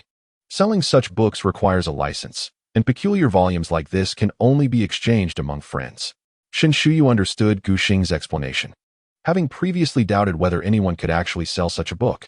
Nonetheless, her curiosity urged her to ask, then who presented it to you? The author must be quite remarkable. Could you share his pen name with me? There was nothing to conceal in this regard, so Gu Xing replied candidly. This was a gift from an online author I follow. I am one of his fans. This is a token from his admirers. His pen name is Lorenzik Xiaxi, a truly extraordinary individual who has written 1,000 books, with 999 failing to succeed, so impoverished he cannot even afford a change of undergarments. Xin Shuyu exclaimed, is that what you call extraordinary? Gu Xing nodded. What else? Despite such failures, he continues to write. Now, adding me to his fan count brings it to 10. Otherwise, I would not have received this fan gift. I am drawn to his carefree and foolish spirit. All right, enough of your roundabout explanations. You simply do not wish to lend me the book, Xin Shuyu declared. If you won't lend it, So be it, you miser. Shen Shuyu realized that Gu Xing's ramblings were merely a facade for his desire to keep the book to himself. How stingy can you be? Enjoy it at your own pace. I shall take my leave. Suddenly, she noticed that many people around seemed to be observing them, and her heart sank. The previous video had already been seen by her parents, and she had spent a long time explaining it over the phone last night. If rumors began to circulate today about her and Gu Xing in the library, she would have no way to clarify herself, no matter how many times she spoke. The girl abruptly fled. Gu Xing, however, remained unfazed, for a strategist must be focused. A greater challenge awaited him in a few days, and he could not afford distractions. Checking the time, he realized it was time for a meal, so he tucked away his book and prepared to leave. However, upon passing a certain spot, Li Jia, who had not yet departed, suddenly stood in his path. Jiang Sheng had already left, but Li Jia lingered in the library to validate her suspicions. Waiting for Gu Xing to approach her, Gu Xing and Shan Xiao had been conversing for quite some time, and it seemed her intent was merely to provoke him. She desired to observe how long Gu Xing could endure this charade. However, to her astonishment, Gu Xing nonchalantly passed by her, seemingly oblivious to her presence. Without casting her a single glance, with gritted teeth, Li Jia rose and intercepted him. Gu Xing, I know you are deliberately trying to irritate me. Congratulations, you have succeeded. I am now willing to offer you an opportunity. If you can demonstrate sincerity, I would consider reconciling with you. Gu Xing frowned and retorted, step aside. Do not obstruct my path. Has this woman lost her mind? She was merely foolish before, but now she has truly become ridiculous, evidently influenced by her so-called friends. Li Jia proudly lifted her chin. Gu Xing, I am aware that you still harbor feelings for me. Otherwise, you would not have come to this library to be close to other girls in an attempt to provoke me. Upon hearing this, Gu Xing sighed deeply, shaking his head as he exhaled slowly. I had no intention of engaging in this futile conversation with you. However, out of pity for your situation, I shall offer one final piece of advice. Promptly inform your family and gather some funds to visit a better hospital for a mental evaluation. Avoid associating with those of limited intellect, or you may find yourself in irreparable trouble. With that, Gu Xing bypassed her and exited the library. To be honest, Li Jia had lost even the right to provoke his ire, for he suddenly realized how pitiful she truly was, having been manipulated by unscrupulous friends.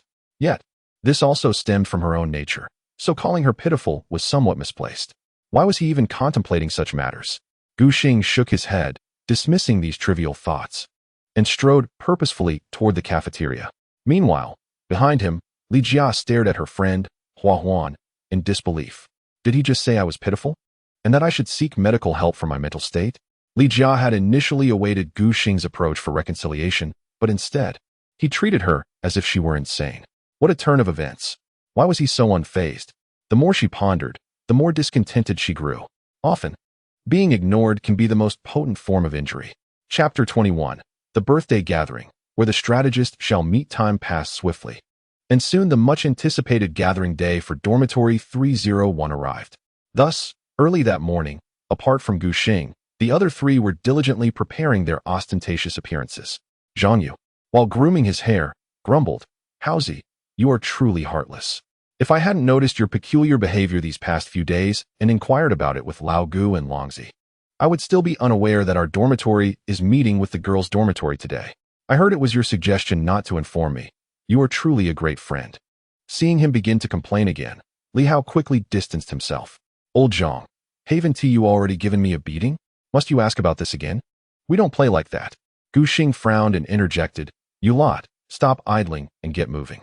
And you, Longzi, I have taken care of you long enough. You must not be utterly useless when we arrive. Zhou Lang pounded his chest and assured Gu Gu, rest easy. I have mastered the art of charming women. I will certainly not bring shame upon you. Gu Xing nodded in approval. That's good. We shall proceed as planned. The three of you will go ahead while I remain behind to discreetly monitor the movements of the opposing strategist. However, based on my encounters over the past few days, it is highly likely that their strategist will also choose to follow us covertly. The opposing strategist is exceptionally skilled. With her presence, it will be quite challenging for Haozi and Lao Zhang to connect with the ladies. Nevertheless, fear not. The moment their strategist reveals herself, I will immediately keep a close watch on her. Li Hao expressed his gratitude. I knew you were a true friend, Gu Gu. Zhang Yu adjusted his glasses and suggested, Why don't we directly take down their strategist? Do you think I have a chance?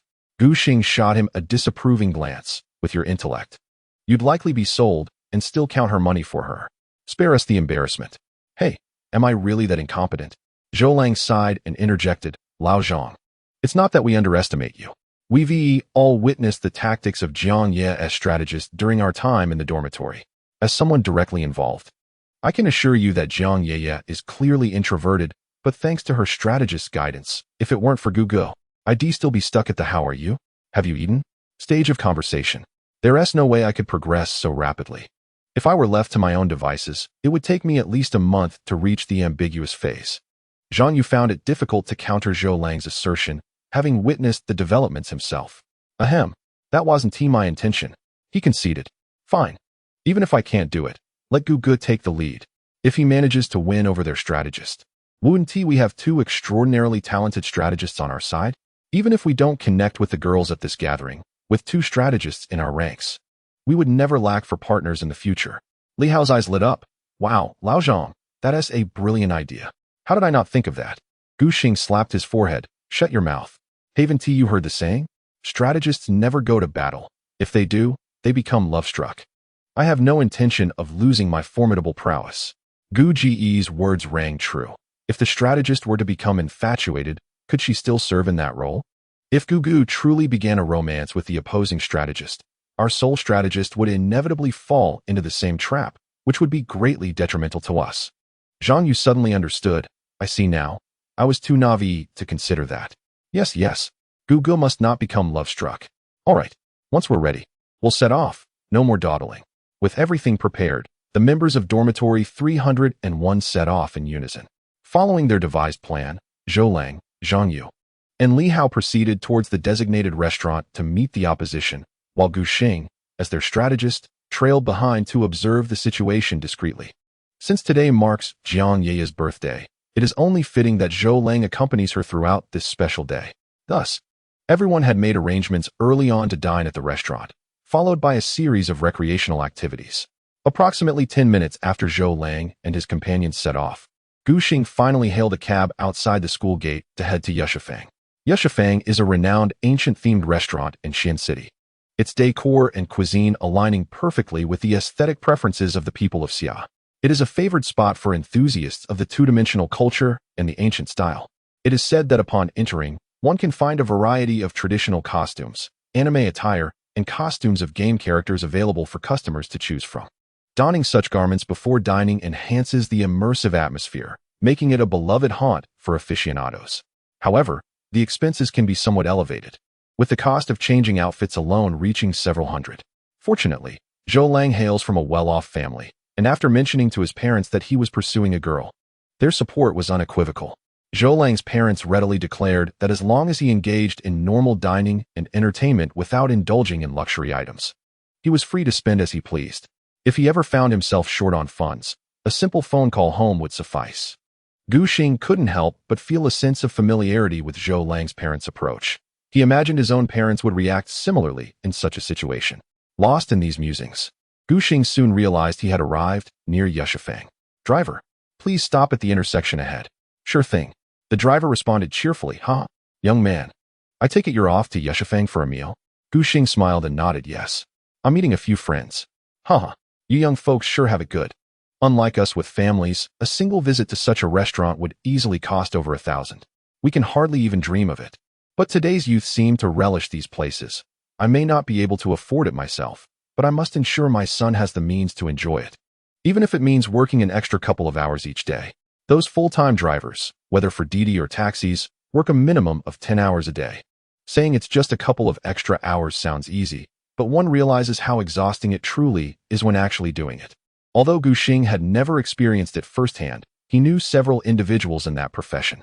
He admired the driver and said, "You must be quite fortunate, driver." Haha. You have a way with words, young man. If only my child were a daughter, I would surely introduce you. Cough, cough.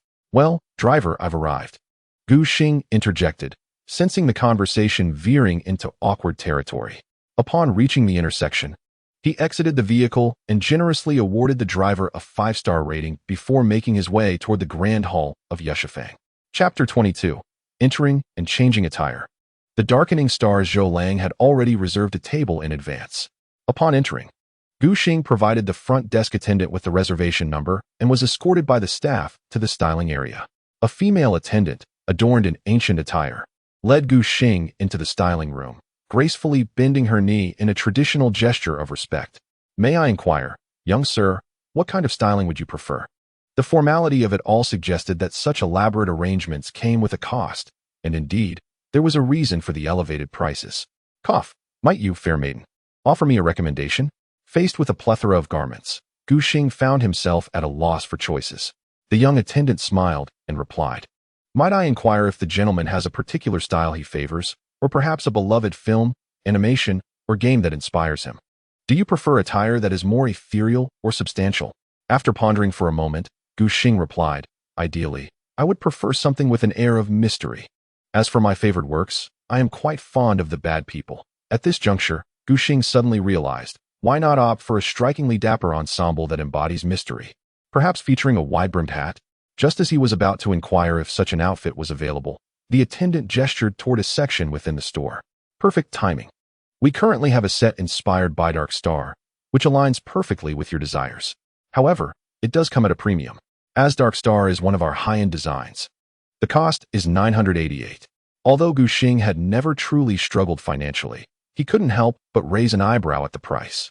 988 was not merely the cost of acquisition. It represented the price for wearing the attire while enjoying a meal for a few hours. Naturally, purchasing the outfit outright would also be exorbitant, especially considering the effort involved in styling. Gu Xing couldn't help but admire the restaurant owner's marketing acumen. This pricing strategy felt somewhat steep, yet upon reflection, it seemed rather reasonable. Truly a stroke of genius. Without further deliberation, Gu Xing nodded decisively. "Very well. I shall take the Dark Star ensemble." "Excellent. Please bear with us for a moment. A stylist will come shortly to assist you with the fitting."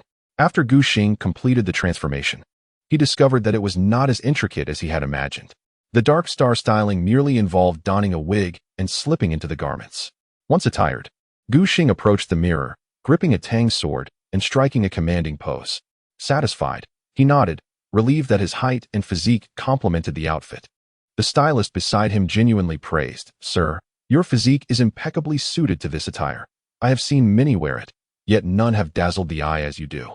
The young attendant's eyes sparkled with admiration, affirming, "Indeed, you are remarkably tall and handsome."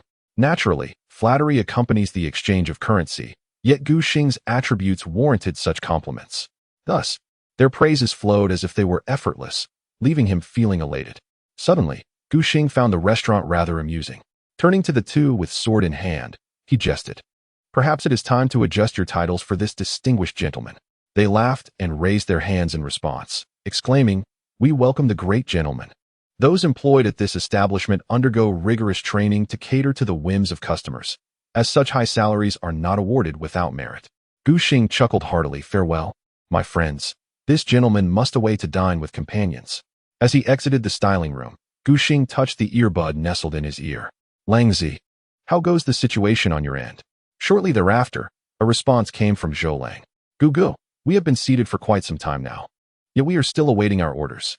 Just as you surmised, one of Jiang Ye's dormitory companions has mentioned that she will arrive later. It appears that this girl is indeed the strategist you referred to. Very well, I shall make my way over now." Did you not say, Gugu, that we should first observe discreetly? The opposing strategist has yet to make an appearance, and your presence would expose you to the open." Gu Xing lightly touched the mask on his face, assuring, "Fear not. My current appearance would render you unable to recognize me even if I stood before you." At this moment, a thought struck him. Could it be that the opposing strategist has also chosen to conceal herself in a similar manner? So that is the case. Then we shall await your instructions, Gugu. Without your guidance, we truly find ourselves at a loss. Just moments ago, Haozi and Lao Zhang attempted to engage with the girls, only to meet with utter rejection. They nearly came to blows over vying for the attention of a girl, which was quite the embarrassment. Gu Xing paused, realizing that the number of girls should correspond with theirs. How could such a confrontation arise? Oh, it seems one of them was not particularly attractive. Gu Xing, Zhou Lang, who are you whispering to over there? Oh, it's nothing. All right, Gugu. I shall speak no more. Jiang Ye is calling for me. Upon ending the call, Gu Xing found himself at a loss for words. He didn't even need to inquire further to understand why Haozi and Lao Zhang had fared so poorly. Their emotional intelligence was remarkably lacking. The two of them competing for the favor of one girl left the less attractive one sidelined. While it is perfectly natural to prefer beauty, one must not be so overt in revealing such sentiments. In such circumstances, if the girls had even a modicum of camaraderie, it would be fortunate that they did not simply walk away. Following the directional signs, Gu Xing soon spotted Zhou Lang and the others. He selected a vantage point that was neither too far nor too close, leaning against a pillar with his long knife, silently observing the situation. It was then that he caught sight of Jiang Ye's two roommates. One had an ordinary appearance and was rather short, while the other was indeed striking. Rivaling Jiang Ye's beauty, no wonder Haozi and Lao Zhang had lost their composure. Regrettably, having offended the girls, the two could only awkwardly huddle together, men amongst men. Ladies and gentlemen, the host announced, it is almost time to dine. Next, we invite you to enjoy the performances prepared by our esteemed restaurant. The layout of the dining area was reminiscent of ancient times, with a central aisle adorned by a long red carpet. Diners were seated opposite one another, allowing them to enjoy their meals while watching the show. As the host's words faded, enchanting classical music filled the air, and a group of women in traditional attire gracefully spread out along the red carpet, dancing in harmony with the melody. With the dancers obstructing his view, Gu Xing could no longer see Zhou Lang and the others, prompting him to stride toward their direction. Yet, as he turned, he inadvertently collided with someone. Alas, Gu Xing was about to utter an apology, but upon catching sight of the other party, he found himself momentarily taken aback. Adorned with a veil and sporting a hairstyle reminiscent of Ji Ruxua, Shen Shuyao was quietly observing the situation of her close friends. Not long ago, after directing Xiao Xue to evade the advances of Zhou Lang's two roommates, she had been discreetly watching, hoping to identify the strategist among them. As the dining hour approached, her view was obstructed by the dancing staff, prompting her to make her way toward her friends. However, as she turned, she unexpectedly collided with someone emerging from behind a pillar. The individual was clad in rigid attire, and despite her swift reaction to shield herself, the impact was still quite painful. Upon lifting her gaze, she was met with the sight of a person dressed as Tian and Xing, their eyes piercing through the mask and fixated upon her. This person was Tian and Xing, and she was Ji Ruxue? It was bewildering to find herself in a couple's outfit with someone else. Though many donned similar styles, the coincidence of their meeting was rather uncanny, especially with this person continuing to stare at her, which made Shen Shuyao feel quite peculiar. She pursed her lips and said, "Excuse me," intending to sidestep and leave the scene. Yet, for reasons unknown, the individual raised a hand to block her path. Shen Shuyao furrowed her brows and exclaimed, "Handsome, please, move aside." But at that moment, Gu Xing showed no intention of yielding. The Tian and Xing ensemble was so tightly wrapped that even her own mother might not recognize her. In contrast, Ji Ruxue's appearance was less enigmatic, despite the veil. As long as one could see her eyes, half of her face was visible. Anyone even slightly familiar with her would easily recognize her. This wasn't a film where a mere cloth could obscure one's identity. Hence, Gu Xing immediately discerned that this Ji Ruxue was Shen Shuyao. He had anticipated such serendipity, encountering her wherever he went. Seeing her in this state sparked a playful urge within him. Clearing his throat, he said, "Ahem, Miss Schwer, it has been a while." Shen Shuyao was momentarily stunned, her expression quickly shifting to one of displeasure. "Who is this person? Making jokes with someone you don't even know. Wait, this voice sounds somewhat familiar. Who are you? Do we know each other?" Gu Xing paused. Was this girl as hearing and memory truly so formidable? She recognized him from a single phrase. Doubting the absurdity of the situation, he deliberately altered his tone and declared, "I am the nefarious Tian and Xing. My dear Miss Schwer, you may also refer to me as the nefarious commander or the great commander." Shen Shuyao pricked her ears, attentively discerning his voice, and suddenly recalled who this person was. "Handsome? You must be Gu Xing, right? Honestly, how is it that I keep running into you everywhere?" Gu Xing was taken aback. How could she recognize him so easily? He touched his mask, and then his hat, realizing he had left no clues. Shen Shuyao shot him a look. If it were anyone else familiar attempting to disguise themselves this thoroughly and alter their voice, I might not recognize them. But your deliberate voice change instead made it all the more apparent, as you sometimes speak in an annoyingly cheeky manner. The change in voice was too conspicuous. What on earth? Gu Xing was at a loss for words. It should be a good thing for a girl to have a deep impression of herself. Yet in this moment, he felt an inexplicable discomfort. What on earth does it mean to speak in a condescending manner? Am I that kind of person? Shin Shuyu inquired with confusion. How come you are here? We seem to run into each other every time. Is this not too coincidental? Are you following me on purpose? Gu Xing, upon hearing this, immediately felt displeased. Shun, do not be so self-absorbed. What do you mean by me following you? I was about to ask if it is not you who is following me instead. Otherwise, how could you recognize me so quickly when I am dressed so warmly? I am here to strategize for my brother. Did I not mention it earlier? I am a love strategist. Shin Shuyu shot him an annoyed glare. Who is following you? I am also here to assist my friend. At this point, her voice abruptly trailed off. Gu Xing was momentarily stunned, and the two just stared at each other, eyes locked in a silent exchange. In that moment, both contemplated a singular possibility. No wonder they often encountered one another. Once could be mere coincidence. However, twice or thrice seemed far too coincidental. This could only imply one thing. They were frequently colliding due to some interconnected circumstance. And this connection? Everyone claimed to be a strategist? In unison, they both queried, do you know Jiang Ye? Do you know Zhou Lang? They then simultaneously pointed at each other. So it is you. So it is you. Gu Xing felt rather foolish at times. How could he have overlooked something so evident? He had always felt a familiar sensation when conversing with Shin Shuyu, and she had mentioned being a love strategist. When he first heard that in the library, a thought had flickered through his mind, yet he had failed to grasp it. Nevertheless, it seemed that whether he was aware or not made little difference. With a tang knife in hand, he clasped his fists and said, Shun, the strategist, I have long admired you. Shin Shuyu sniffed and awkwardly raised her hand to return the gesture. Gu, the strategist, I am honored. Gu Xing blinked. I suppose you were secretly searching for my location as well, right? Now that we are both exposed, what are your plans? Shin Shuyu exhaled deeply. Since we have both revealed ourselves, continuing to hide would be rather foolish. I have long wanted to meet you. Now, let us lay everything out in the open. We shall rely on our own abilities and see who excels. Gu Xing readily nodded. I share the same sentiment. After speaking, he gestured invitingly. Shall we return to our table together? Certainly. Let us go. They agreed and promptly made their way back to their respective groups. Meanwhile, on the other side, the atmosphere at the dining table appeared somewhat subdued. Zhou Lang and Jiang Ye were engaged in pleasant conversation, laughing together, yet the other attendees seemed a bit awkward. Zhou Shui and Zhang Xiaoyu were seated to the right of Jiang Ye, while Zhang Yu and Li Hao occupied the left side of Zhou Lang. Their expressions were slightly unnatural. Zhou Shui leaned over and tugged at Jiang Ye. Ye, why don't you contact Shuyu? Zhang Yu tugged at Zhou Lang, inquiring about the arrival of their elusive companion. Everyone had mentioned that one person from their group would arrive a bit later, but this delay seemed excessive. Just as Jiang Ye and Zhou Lang were preparing to contact their strategist, the sudden appearance of two figures left the six of them momentarily stunned. Li Hao exclaimed, wow, this guy's resemblance to the general is uncanny. However, he quickly realized that the beautiful woman accompanying him was not who he initially thought. The three boys felt a sense of familiarity with Ji Ruxua, who stood before them, but they could not quite place her. Yet, Shu Yao and the others certainly recognized their dear friend. Shu Yao, you finally made it.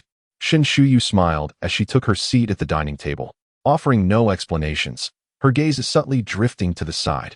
On the other hand, the three boys, seeing the newcomer dressed as Tian Anxing, felt a wave of annoyance as he took a seat reserved for their brotherhood without uttering a word. Hey, buddy, I think you've got the wrong place. One of them remarked. Gu Xing, not in a hurry to reveal his identity, decided to tease his foolish roommates. Curious if they could identify him more swiftly than Shin Shuyu, despite having only met her a couple of times.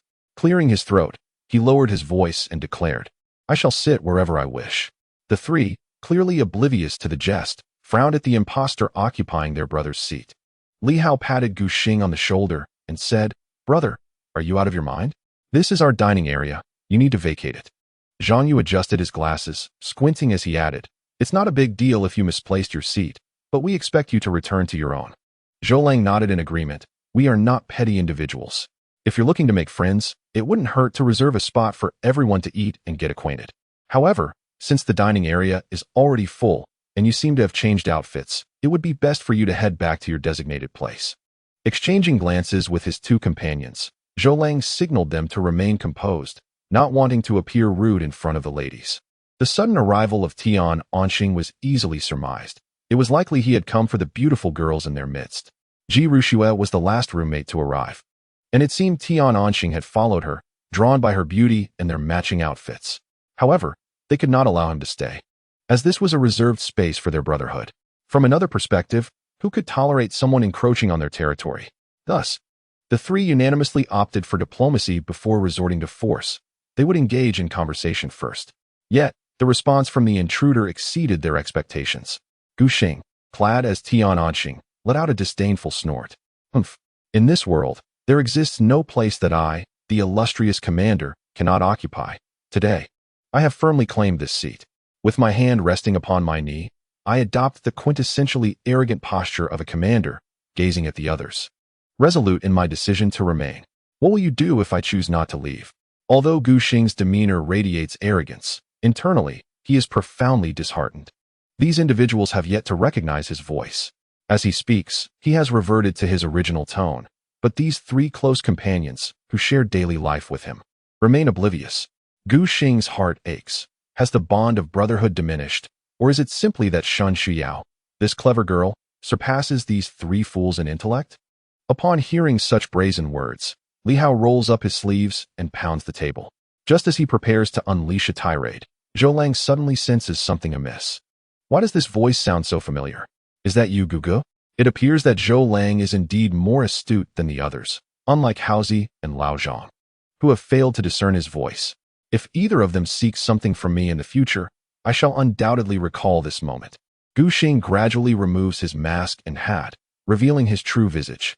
By heavens, old Gu, is it a game of wits you are playing with your brother? Upon recognizing Gu Xing, who had just been the most vociferous in his bravado, both Zhang Yu and Li Hao are momentarily stunned. They comprehend that Gu Xing's earlier remarks imply that they should rely on him as a strategist moving forward, a role he will assume based on his whims. With a face full of despair, Li Hao exclaims, Gugu, why are you engaging us in this riddle game? The revelation of Gu Xing's identity elicits a reaction from the boys that is a blend of confusion and exasperation, while the girls express astonishment and curiosity. Zhou Shui and Zhang Xiaoyu, one on each side, grasp Shen Xiao's hands. Xiao, isn't he that someone? Zhang Xiaoyu eagerly nods. Yes, yes. Wow, this is such a coincidence. You two are practically the leading couple in a romantic drama. Their initial encounter at Xiancheng Square, combined with the fact that Xiao has long admired her rival strategist, suggests that they have indeed crossed paths by chance. And to top it off, they are dressed in matching outfits. As Zhang Xiaoyu grows increasingly animated, she leans in to observe Gu Xing, saying, Xiao, he is so handsome. You two are simply a perfect match, don't you think? In response, Shen Xiao playfully pinches her neck. You cheeky Xiaoyu, if you continue to chatter nonsense, I shall silence you.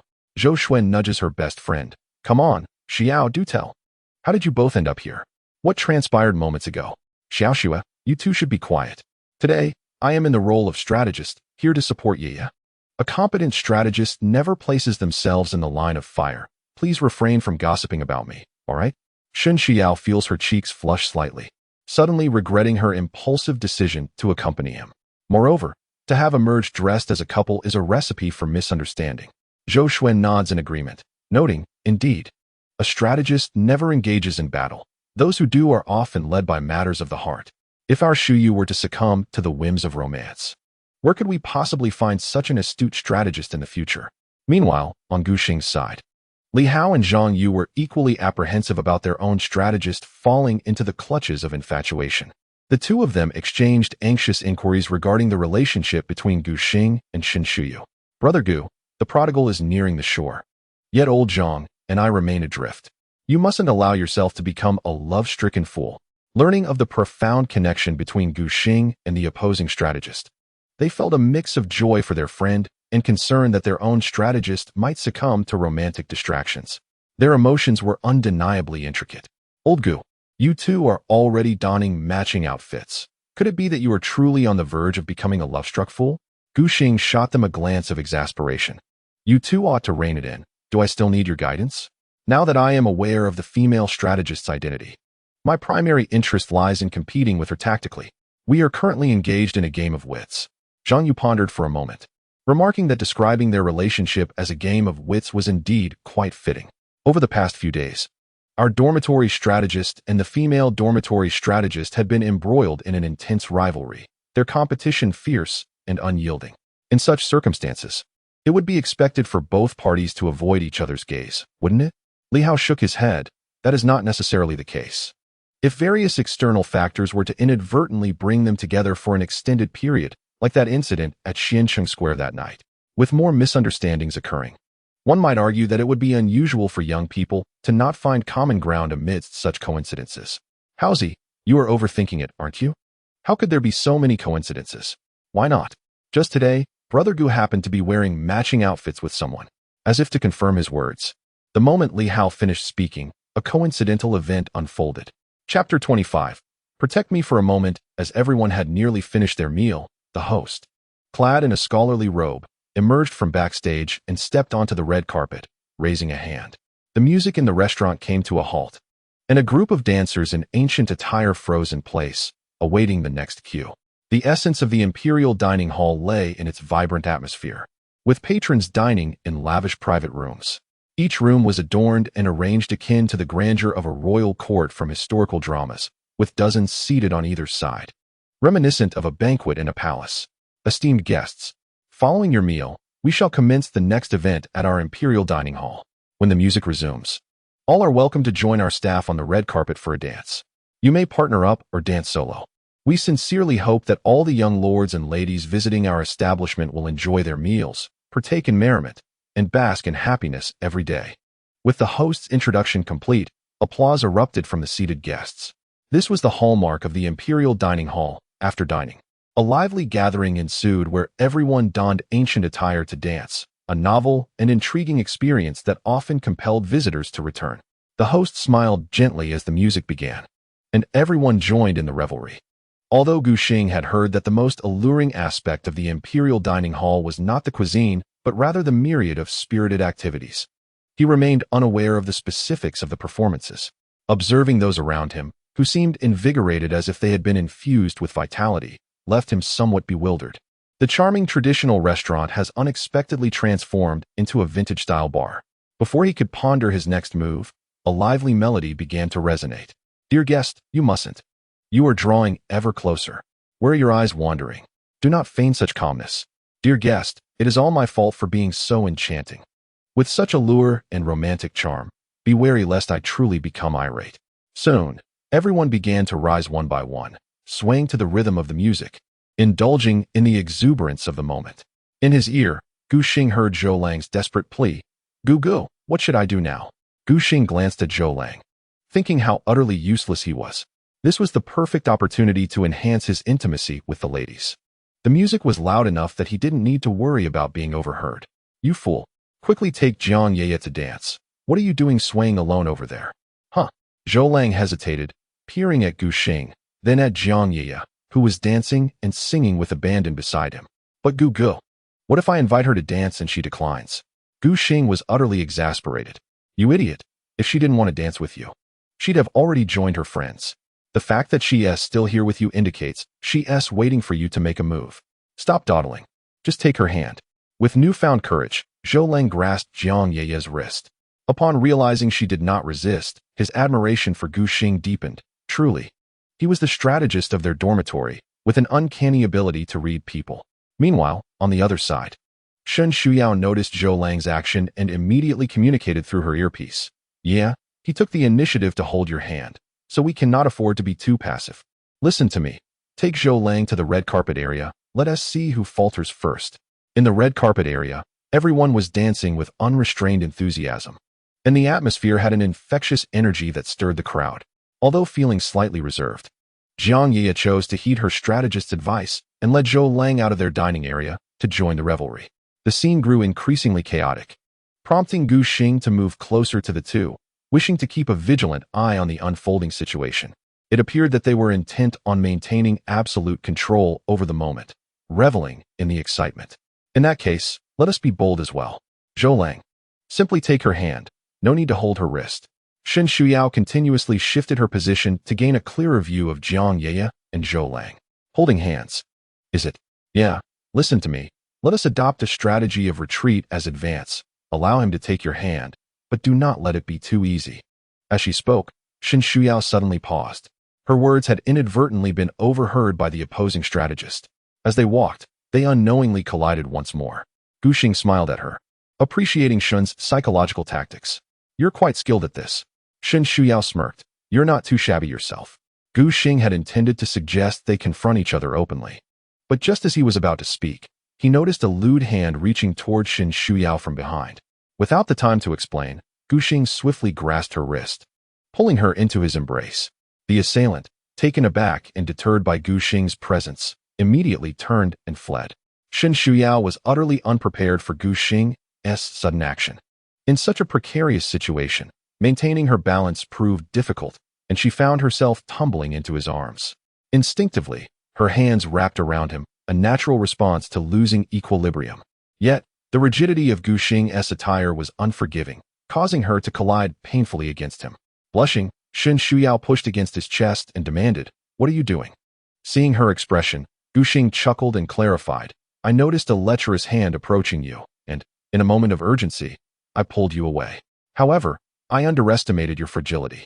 A mere tug, and you could barely stand." Shen Shuyao glanced back, realizing several men were indeed inching closer to her. "Stop looking. That guy has already run off."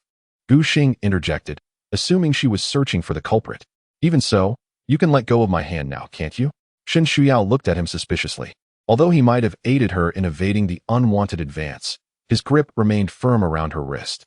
Noticing the accusatory look on her face, Gu Xing frowned. "Hey, I'm trying to protect you. So what else with that expression? Do you think I would take advantage of the situation? Fine, consider it my overreach. I'll leave you to yourself." With that, he released her wrist, attempting to weave through the crowd. However, as soon as he moved, Shen Shuyao instinctively grabbed his wrist again. "Could you please not leave just yet?" The throng enveloped them, and she felt unable to navigate her way out alone. Waiting for the event to conclude posed its own risks, especially if another unwanted advance came her way. "Why can't I leave?" Gu Xing replied with a bemused smile. Even the most clever of girls, in such a scenario, had no one else to turn to but herself. Shen Shuyao, lacking experience in social events, was oblivious to the potential for such encounters. In this moment, she clung tightly to Gu Xing, the only familiar face in the crowd. Fearing he might abandon her, she extended her other hand, grasping his arm firmly. "You can't leave. You need to protect me for now." Fortunately, they were not connected to their earpieces, or else this conversation would have certainly caused a stir if overheard by Jiang Yeye and the others. Chapter 26. Something is amiss with the male and female strategists. Shen Shuyao realized that as long as she remained closely aligned with Gu Xing, the predatory gazes surrounding them diminished considerably. This only solidified her resolve to cling to him. With her arms wrapped around his, they appeared to outsiders as a young couple in a tender embrace. "Gu Xing, are you no longer afraid of me taking advantage of you? Or do you prefer being close to me over the risk of others encroaching upon you?" Listening to his teasing voice, Shen Shuyao gently bit her lip, raising her gaze. Due to the presence of her veil, this small action caused the fabric to sink into her full lips. It was akin to long legs clad in black stockings, the soft flesh curving inwards, creating an alluring indentation. Gu Xing, witnessing this scene, felt a warmth surge within him, instinctively swallowing hard. He had not anticipated that such a simple gesture of biting her lip, coupled with the veil, could wield such irresistible allure. Aware of her cleverness, he mused that she had indeed guessed correctly. Shen Shuyao remained unaware that her minor action nearly prompted Gu Xing to rise. It was true. Compared to the possibility of being taken advantage of by others, she preferred to stay by Gu Xing's side. Naturally, this preference stemmed from a lack of alternatives, not from any other motivation. Gu Xing smiled faintly, then raised his hands to create an imaginary embrace, encircling Shen Shuyao within his arms. This gesture startled her, prompting her to press her hands against his chest, playfully admonishing, "You mustn't overstep. I never asked you to protect me like this.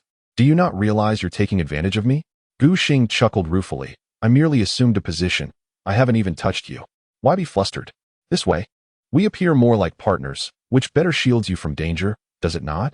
Unbeknownst to him, Gu Xing had unwittingly begun to play a subtle game. He completely forgot his earlier boasts in front of his friends about how strategists never enter the battlefield, while his antics might deceive others. They certainly could not fool the equally capable Shinshuyu. With her cheeks flushed, she regarded Gu Xing with a warning glance. Do you think I am foolish? We are not undercover agents. Why must we pretend to be partners? Do not forget, I am also a strategist. We have been at odds for quite some time. Do you think I cannot see through your intentions? Gu Xing shrugged nonchalantly, maintaining his embrace. Consider this. Aside from that moment when I pulled you in a rush to save you, when have I ever touched you? Rather, it is you, Shun, who has been all over me, hugging my arm, and even touching my chest. Silence. Shinshuyu playfully struck his chest. Look, you're at it again.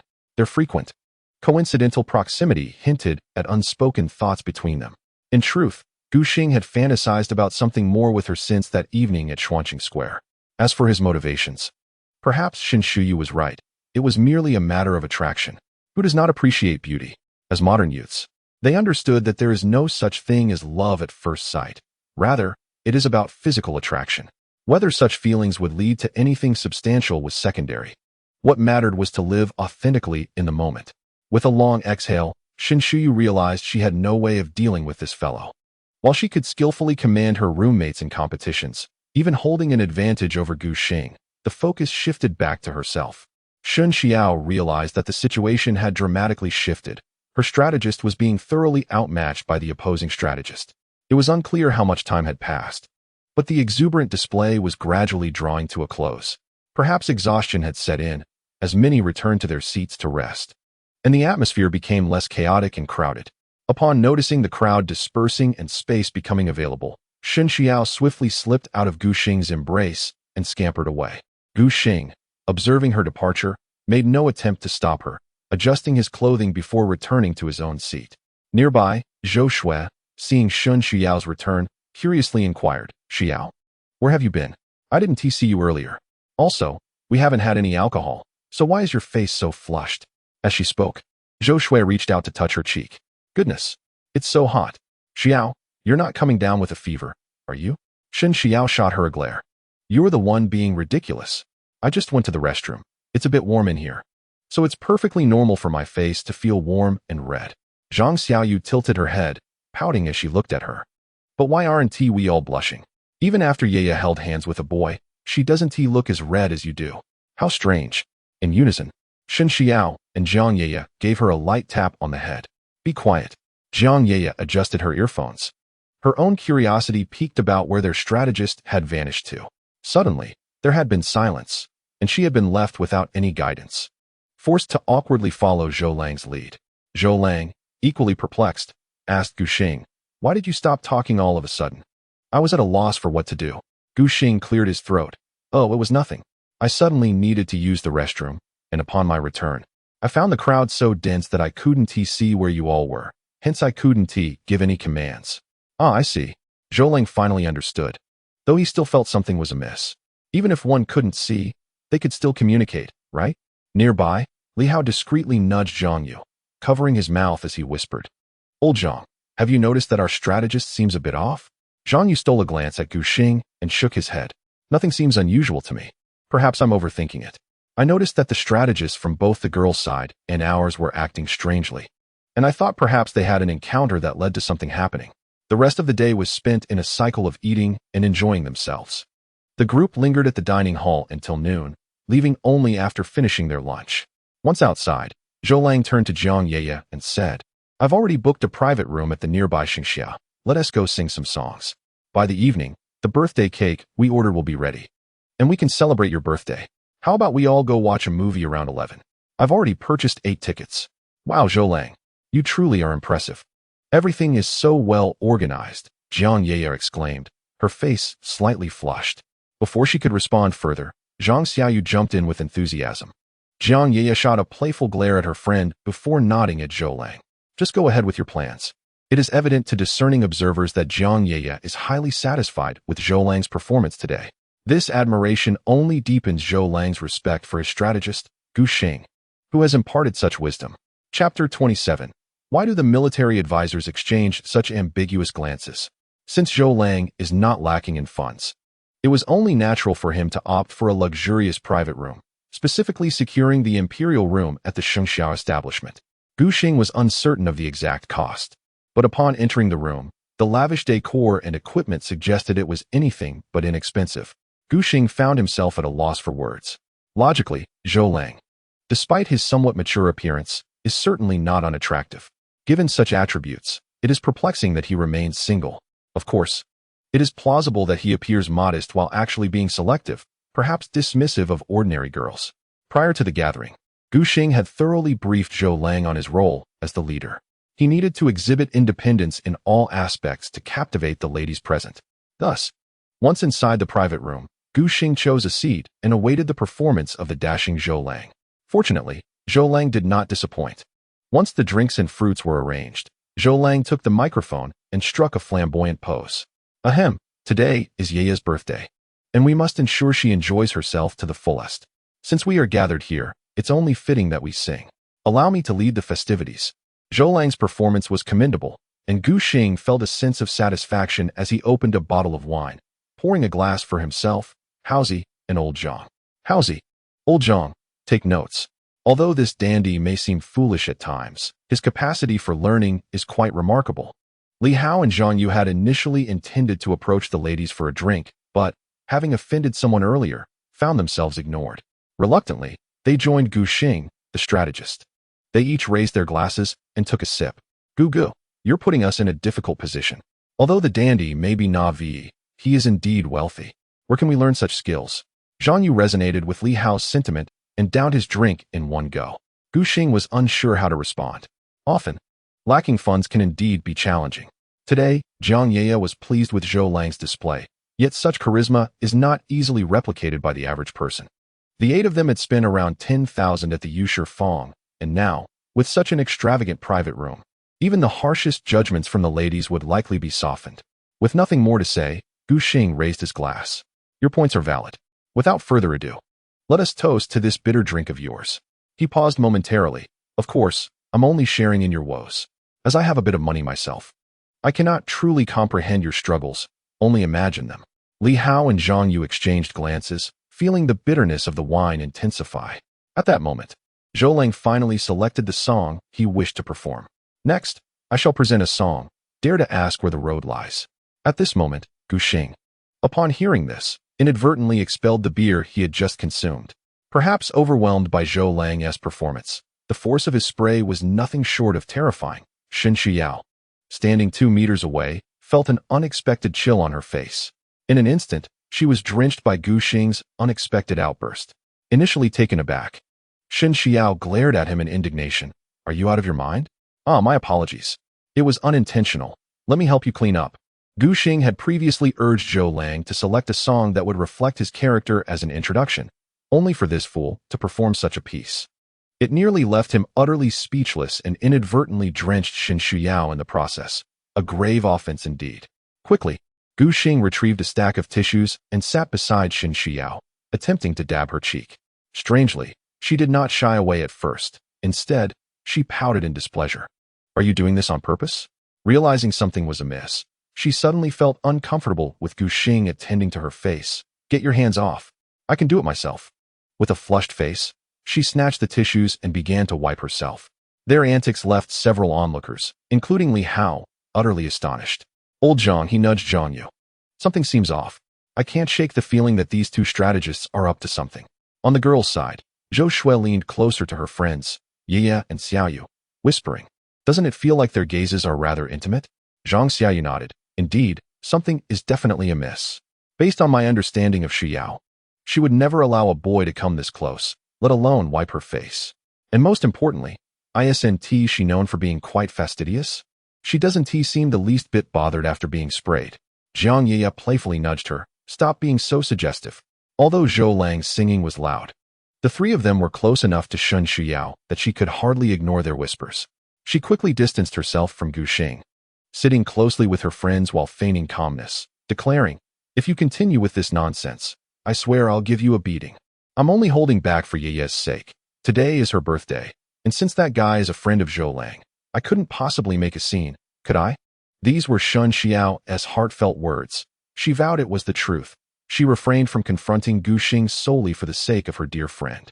His thick skin made it clear that engaging him directly would be unwise. Henceforth, it would be better to contend from a distance. As for her earnest explanation, the three friends could only nod in half-belief. Meanwhile, Zhou Lang had finished his song and, having handed the microphone to Li Hao, approached Gu Xing with a smile. "Hey, Brother Gu, how did I do?" His arrival conveniently alleviated the awkward atmosphere. Gu Xing, with a hint of sarcasm, gave him a thumbs up. "You sang splendidly, truly marvelous. Tomorrow, you can shave your head and embark on a pilgrimage to the west." With a light-hearted chuckle, Shen Shuyao was just about to sip her water when, unexpectedly, she heard Gu Xing's playful remark. Unable to contain herself, she inadvertently sprayed him with a mouthful of water. This was far more impactful than Gu Xing's earlier antics. Given the proximity between them, Gu Xing, unfazed, casually wiped his face and remarked, "Shun, it seems we are even now." Zhang Xiaoyu and Zhou Shui could no longer hold back their laughter, bursting into fits of giggles as they pounded the table in amusement. Jiang Ye, while also struggling to repress her laughter, found herself stifling it upon witnessing her strategist's mortified expression. "How about we indulge in a game?" she suggested to Zhou Lang. He nodded in agreement. "What shall we play, poker or dice?"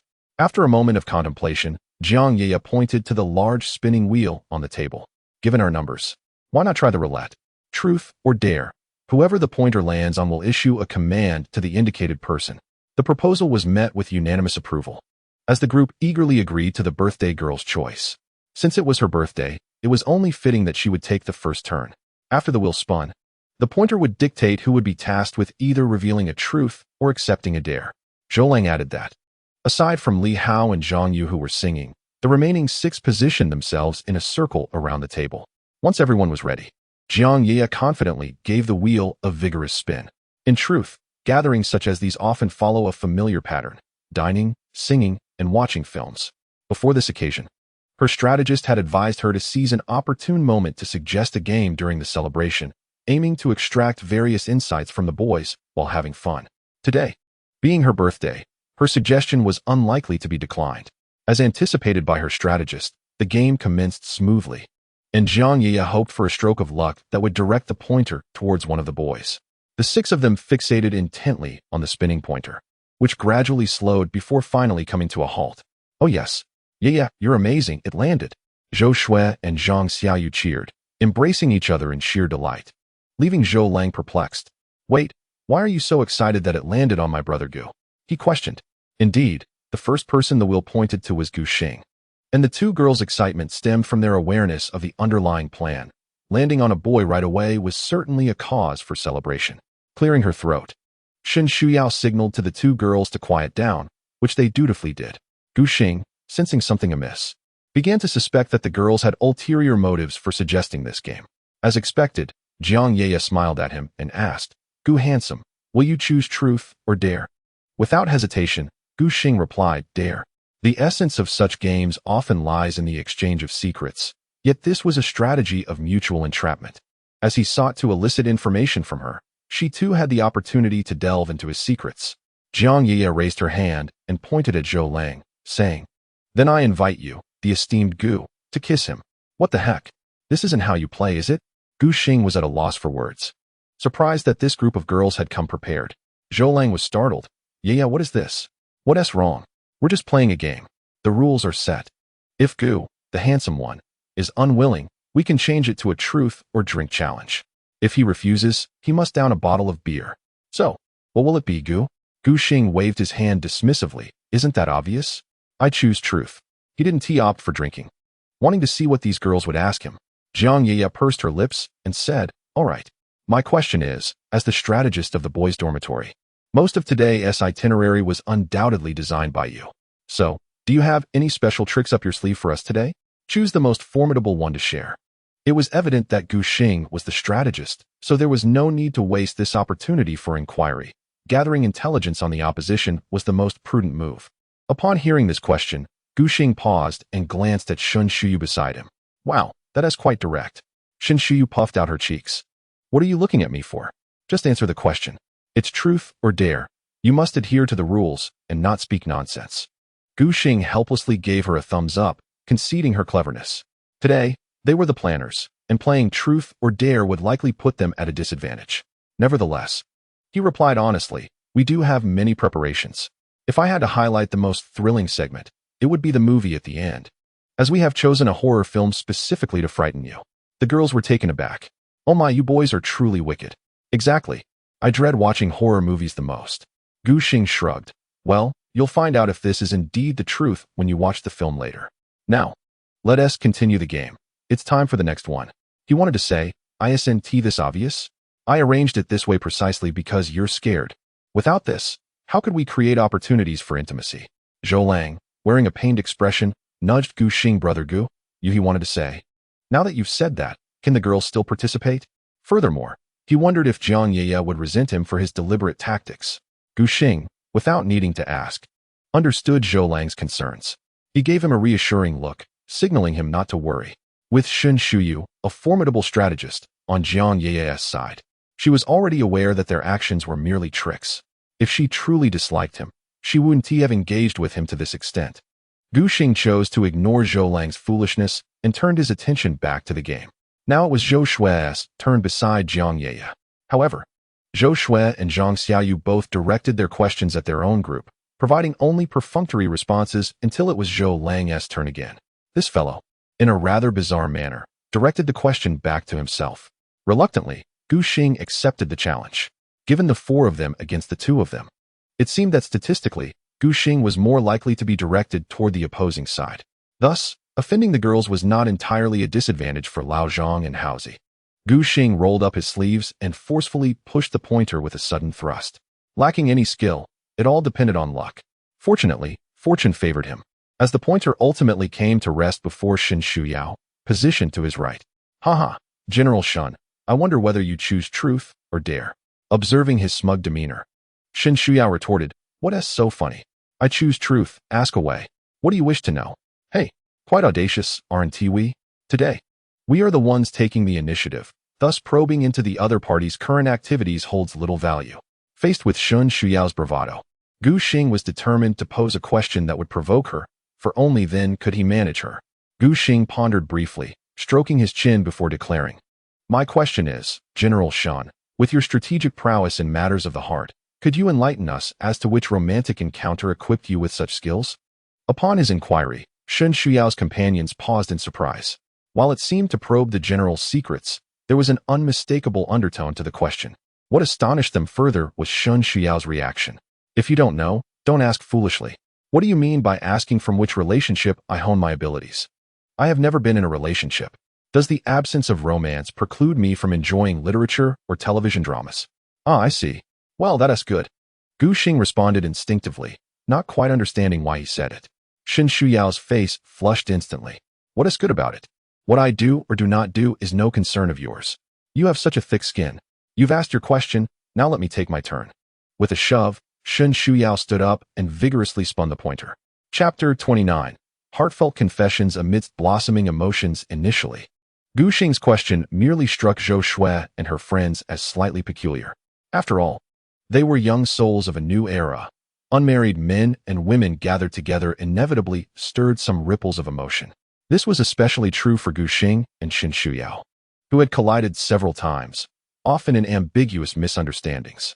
Once, they were mistaken for a couple and cast as the leads in a theatrical performance. On another occasion, they coincidentally donned matching outfits during a visit to the Yusher Fong.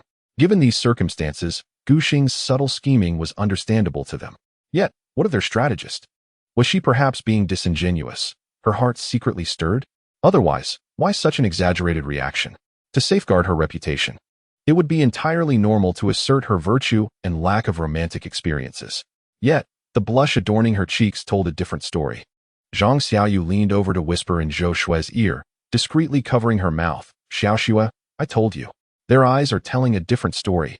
Recalling how Shen Shuyao had vanished for a spell during their time at the Yusher Fong, she noted that Gu Xing too had been missing for a while. Upon their return, she had observed their unusual expressions, confirming something must have transpired. Zhou Shui nodded in agreement, replying softly, if that is the case. Do you think Yuan Yuan and Zhou Lang might not have confirmed their relationship yet? Could it be that these two strategists have already locked eyes? Zhang Xiaoyu cast a furtive glance at the blushing Shen Shuyao, remarking, I don't think we need to wait for the future, right now. Shen Shuyao's demeanor suggests she has indeed found her match. Shin Shuyao didn't need to ask to know that the two individuals huddled together were undoubtedly gossiping about her. However, she chose to ignore them for the moment and instead focused intently on the spinning wheel. As the pointer gradually came to rest in front of Gu Xing, she instantly sprang to her feet, hands on her hips, and looked at him with a triumphant smirk. "Now it's my turn to interrogate you," she declared. Gu Xing nodded, conceding, "All right, ask away." He was certainly not daring enough to choose a daring challenge, as a simple request to kiss Zhou Lang would leave Gu Xing with no escape. With her eyes sparkling, Shin Shuyao inquired, "Since you are so impressive, what was your mindset when you were with your ex-girlfriend, Li Jia?" Ever since she learned that Li Jia had once been Gu Xing's girlfriend, Shin Shuyao had been immensely curious about this matter. Li Jia lived right across from their dormitory, so Shin Shuyao had a fair understanding of her character. Moreover, she was not alone in her curiosity. Her dorm mates, Zhou Shui and the others, were equally intrigued. Upon discovering that Gu Xing was the strategist of the male dormitory, Shin Shuyao had previously shared this revelation with Jiang Yeye and the others. The four of them knew Li Jia and were astonished to learn that this woman had once been Gu Xing's girlfriend. Given Gu Xing's evident prowess in romantic affairs, it seemed implausible that he would find himself with someone so intellectually lacking. How could Gu Xing have been deceived by Li Jia's appearance? They all wondered. Thus, for the moment, no one considered whether their dear friend and strategist's question might evoke any unusual thoughts. Gu Xing, somewhat bemused, replied, "What are you stammering about? Just speak." He shrugged. "Didn't I tell you back in the library? That woman wasn't always like this. She used to be quite demure, but after associating with her materialistic best friend, she transformed." He continued, "I certainly never expected someone could be so impressionable, believing whatever others said." As for why he had been with her, he explained, "It was because I believed that love should lead to marriage, and naturally, the partner should be someone ordinary." The moment those words left his mouth, disbelief washed over not only Shin Shuyao, but all the girls present. "You, a certified heartthrob, claiming you pursued love for the sake of marriage?" Shin Shuyao sniffed. "In games, one must adhere to the rules. You are violating them, you know." Gu Xing shrugged nonchalantly. "But I speak the truth. To uphold this belief, I didn't date anyone before college." At this juncture, Zhou Lang chimed in, raising his hand to corroborate Gu Xing's claims. "Moreover, once my brother Gu slowly realized that Li Jia was a bit off, he began to distance himself from her. They dated for over a year, yet only held hands a few times. After Li Jia started hanging out with her friend, they didn't even hold hands again. My brother Gu said that associating with such a dull-witted woman would lower his own intelligence. In truth, before Li Jia revealed her superficial and greedy nature, Gu Xing had been quite kind to her. Subsequently, she often insisted that Gu Xing purchase luxurious items for her, claiming that such gestures were manifestations of his affection. This was one thing, but later on, Li Jia and her close friend frequently ventured out for drinks. Since their first outing, Gu Xing had not once approached Li Jia again, patiently awaiting an opportunity to propose a breakup. Zhou Lang was acutely aware of this situation. Observing that the girls did not believe his brother Gu was genuinely pure-hearted, he felt compelled to defend his friend. With a firm hand upon his chest, he vowed, "I assure you, Gu is not only still a virgin, but he has also never even shared his first kiss." Suddenly, Gu Xing delivered a sharp slap to Zhou Lang's head, exclaiming, "You imbecile! Must you clarify everything so explicitly?" "Brother Gu, I'm merely speaking on your behalf," Zhou Lang retorted. Zhang Xiaoyu, cradling her hands, glanced first at Gu Xing and then at Shin Shuyao. "Handsome Gu, Zhou Lang's explanation is actually quite significant. It seems some individuals appear rather pleased. Wow, two strategists in the realm of romance. Both remain untainted in their emotional pursuits. What a twist of fate." Shin Shuyao, in a fit of embarrassment, tossed a cushion at Zhang Xiaoyu's head. "Zhang Xiaoyu, you too, silence yourself." "Oh dear, I was simply jesting. Why so flustered?" Zhang Xiaoyu sighed, holding the cushion thrown at her. For ordinary individuals, harboring feelings for someone is difficult to conceal, as it is easily perceived. However, when strategists engage in flirtation, their tactics may elude the understanding of the average person. At least, I find it perplexing. Her seemingly casual remark caused Jiang Yeye and Zhou Shui to pause in contemplation. Indeed, today, these two strategists are rather peculiar. It seems as though they are inquiring into each other's romantic histories in a roundabout way. Noticing the subtle signs that his calculations might be revealed, Gu Xing took out his phone to check the time. It appears the time is nearly upon us. Our custom birthday cake should be ready soon. Lang, you stay here with them while I fetch the cake. Zhou Lang immediately stood, insisting, Brother Gu, I will accompany you. Gu Xing pressed him back down, stating, Today is Jiang Ye's birthday. Your task is to keep her company. Remain here and be present. Feeling a bit guilty that the boys were bustling about for her sake, Jiang Ye suggested, Why not let Xiao Shui and the others join you? Zhou Shui pondered for a moment before clearing her throat. I propose we let Xiao go instead.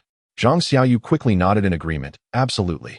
It's most fitting for Xiao to accompany you. She is far more astute than we are. Having the two smartest individuals present will undoubtedly prevent any deceit. Shun Xiao frowned, questioning, What does intelligence have to do with merely picking up a cake? Are you afraid someone might shortchange you? We hadn't considered that possibility. Xiao, with your input, you truly should go. Indeed. Xiaoyu speaks wisely. Seeing that both Zhou Shui and the others had spoken, Jiang Ye pondered for a moment before pursing her lips and suggesting, How about you accompany Gu Shui on a visit to Shuyao? She could not fail to perceive the intentions of her two sisters. Although it was said that Shen Shu Yao was the strategist of their dormitory, her prowess would surely diminish once she indulged in romance. However, if Shen Shu Yao were to encounter a suitable partner, as sisters, they ought to lend a helping hand. It was merely a jest to imply they did not wish to lose their strategist or see her become infatuated. Yet, how could Shen Shu Yao be oblivious to her sister's thoughts? Seeing the usually composed Jiang Ye joining in the frivolity, she shot her a displeased glance. Yeah, are you really going along with them? Oh dear. Jiang Ye playfully nudged Shen Shu Yao. Just go for a bit. Xiaoyu has a point. You're so clever. It's better to see for yourself. Just do it for my birthday, won't you? Fine, I'll go. Shen Shu Yao, somewhat exasperated, stood up to acquiesce to their requests. Gu Xing, arms crossed, silently observed the unfolding scene, calmly watching as Shen Shu Yao approached him. Let us be off. The two departed in silence. The custom birthday cake prepared by Zhou Lang was not far away, just a 10-minute walk, hence Gu Xing opted against hailing a cab. Once outside, Shen Shu Yao felt less restrained and less fearful of being misunderstood by her sisters. Puffing her cheeks and glaring at Gu Xing, she demanded, Why did you ask me such a question back there? You know it can easily lead to misunderstandings, right? Gu Xing raised a hand with a slight smile. Indeed. That was my fault. I should not have been so overt. Of course, Shen Shu Yao replied, but soon realized something was amiss. After a moment of contemplation, her face flushed crimson, her bright eyes widened, and her long lashes fluttered. With one hand on her hip, she tilted her head in a mixture of embarrassment and annoyance. Stomping her foot, What do you mean by being so overt? What were you trying to convey? This person was utterly shameless. Knowing full well she understood the deeper meaning of his words, he still chose to say it deliberately. Gu Xing quickly waved his hand. Calm down. Just watch where you're going. Be careful of the pole. Why are you shouting? Don't think that's humor. It seems frivolous to me. Suddenly, with a loud thud, ouch. That hurts. Shen Shu Yao, flustered by Gu Xing's frivolous remark about her being careful, accidentally collided with the signpost. The resounding impact indicated it must have hurt. Crouching on the ground, she cradled her head, tears welling in her eyes as she rubbed her forehead. Suppressing laughter, Gu Xing crouched beside her and teasingly asked, I told you to watch where you're going and be careful of the pole. You still say I'm frivolous? You spend all day scrolling through Douyin and haven't come across such a scenario? Are you all right? Shen Shu Yao felt utterly humiliated, covering her forehead as she hastily got up to leave the scene. You did that on purpose, didn't you? Couldn't you have reminded me normally? Gu Xing raised his hands and feigned innocence, but it was just a warning about the pole. What more could I say? In such a brief span of time, I find myself at a loss for alternative expressions. I hesitate to reach out, fearing you might accuse me of taking advantage of you. Why, oh why? Must you be so oblivious, strolling along without a care for your surroundings? When Gu Xing bombarded her with a barrage of rhetorical questions, Shen Xiao felt a mix of frustration and helplessness. The crux of the matter was that she had no rebuttal to his claims. At that moment, Shen Xiao suddenly realized how unsatisfying it was to be the rational one. If only she could be unreasonable, she wouldn't have to consider so much. She could simply blame him. As they continued walking, passing by an internet CAF, Shen Xiao's steps faltered momentarily. Her gaze involuntarily drifted inside. Watching the patrons engrossed in various online games, her eyes sparkled with excitement. In truth, she had a fondness for online gaming. Regrettably, her parents, both engaged in the educational field, had imposed strict regulations on her since childhood. Having grown up, she had never set foot in an internet CAF. Gu Xing, upon noticing her expression, understood that this was a common affliction among the youth, being drawn to an internet CAF while passing by. Of course, this tendency was more pronounced among boys. "Shall we go in and play some games?" he suggested. Shun Xiao hesitated for a moment, then shook her head. "Forget it. We still need to pick up the cake. The sun hasn't set yet. There is still time for the cake. Come on. Let us play a couple of games before we grab the cake," Gu Xing encouraged, observing her indecision. With a teasing smile, he remarked, "What's wrong? Are you really afraid of being reprimanded for entering an internet CAF at your age?" Shun Xiao, as if someone had stepped on her tail, retorted defiantly. "Who says I'm afraid? I'm 20 years old. I can make my own choices. If I want to go, I'll go. Do you think I'm scared? Very well. Hand me your ID." Fortunately, Shun Xiao was aware that an ID was required to access the internet CAF. Otherwise, being exposed for never having entered one would have been quite embarrassing. After recharging her account with her ID in hand, Gu Xing led Shun Xiao to a cozy two-person booth. He noticed that ever since she entered the CAF, her expression had transformed into one of curiosity, as she looked around with wide-eyed wonder. "Have you really never been to an internet CAF before?" he inquired, puzzled. "Who says I haven't?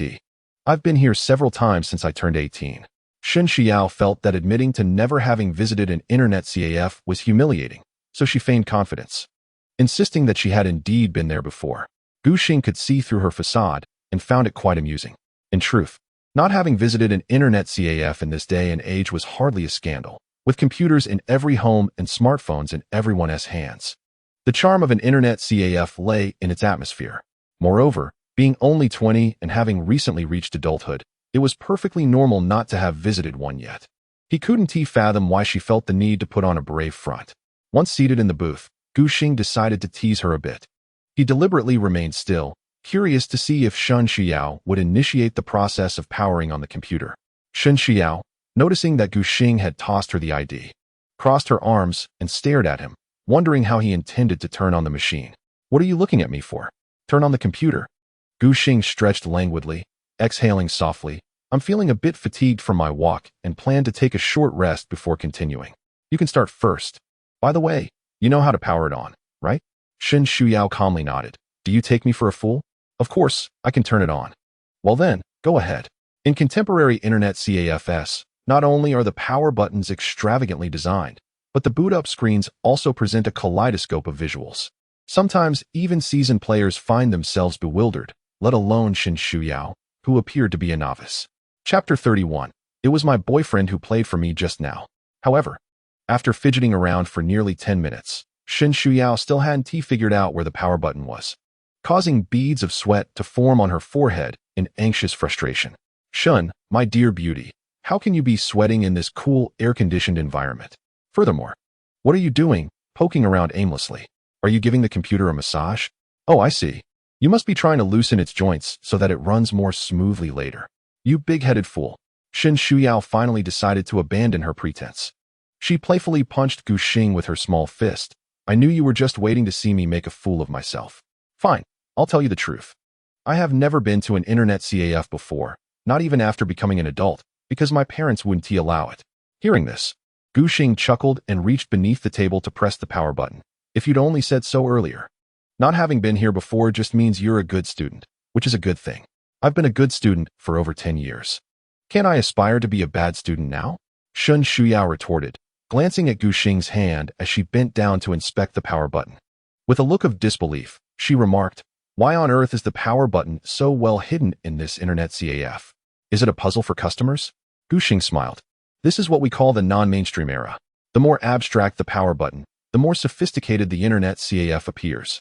Shin Shuyao found this notion difficult to comprehend. But with Gu Xing's assistance, she successfully powered on the computer and joyfully grasped the mouse to navigate. Her large, beautiful eyes sparkled with excitement as she surveyed the array of games, momentarily uncertain of which one to play first. Gu Xing logged into his account for League of Legends and turned to Shin Shuyao, asking, "Would you like to team up and play together? I'll help you soar." Seeing Gu Xing play League of Legends, Shin Shuyao also logged into the same game, but declined his invitation, shaking her head. "I want to play a round by myself first to get a feel for it. I rarely play on the computer." In truth, she feared being a burden and being laughed at by Gu Xing. Not wishing to press her further, Gu Xing opted to play a solo match. Thus, the two began their respective games, one in front of the other. However, the outcomes of their matches were starkly contrasting. Gu Xing was racking up kills, fortunate enough to be matched with reasonable players, and with his inherent skill, it wasn't too long before the opposing team surrendered. On the other hand, Shen Shuyao faced a much harsher reality, struggling as she played a jungler role with a champion that was notoriously difficult to master. Within a mere 10 minutes, the opposing team had thoroughly shattered their morale. Not only was capturing enemies an impossibility, but even the jungle monsters became unattainable, for every venture outside resulted in an ambush. At that moment, Shen Xiao's teammate, the top laner Set, having fallen prey to the enemy jungler twice, succumbed to frustration, inundating the chat with fervent remarks towards the jungler. All devoid of any vulgarity, yet profoundly disheartening for Shen Xiao, who was on the brink of tears. Brother jungler, if we truly cannot manage, perhaps we ought to take a break from this game. It simply does not suit you, I assure you. There exists a saying regarding the jungler. Those who excel are called Li Sin, while those who falter are deemed blind. Yet, my friend, your performance leaves me utterly at a loss for words. Even the bots would feel insulted by such a display. At times, the truth can be the most piercing of blades. Shen Xiao was acutely aware of her shortcomings. Hence her teammates' words struck with considerable force. As if that were not enough, Set's remarks were broadcast to all, including the enemy team. The opposing jungler swiftly retorted, "If you were to address me as grandfather, I might consider allowing you to farm a couple of jungle monsters." While the impact was minimal, the insult was undeniably potent. Shen Xiao nearly burst into tears, casting a glance at Gu Xing, who wore a smirk. "Are you still laughing at me?" Noticing her reddened eyes, Gu Xing hastily suppressed his laughter, genuinely surprised that this girl was so immersed in the game. "Ahem, shall I assist you in regaining your footing?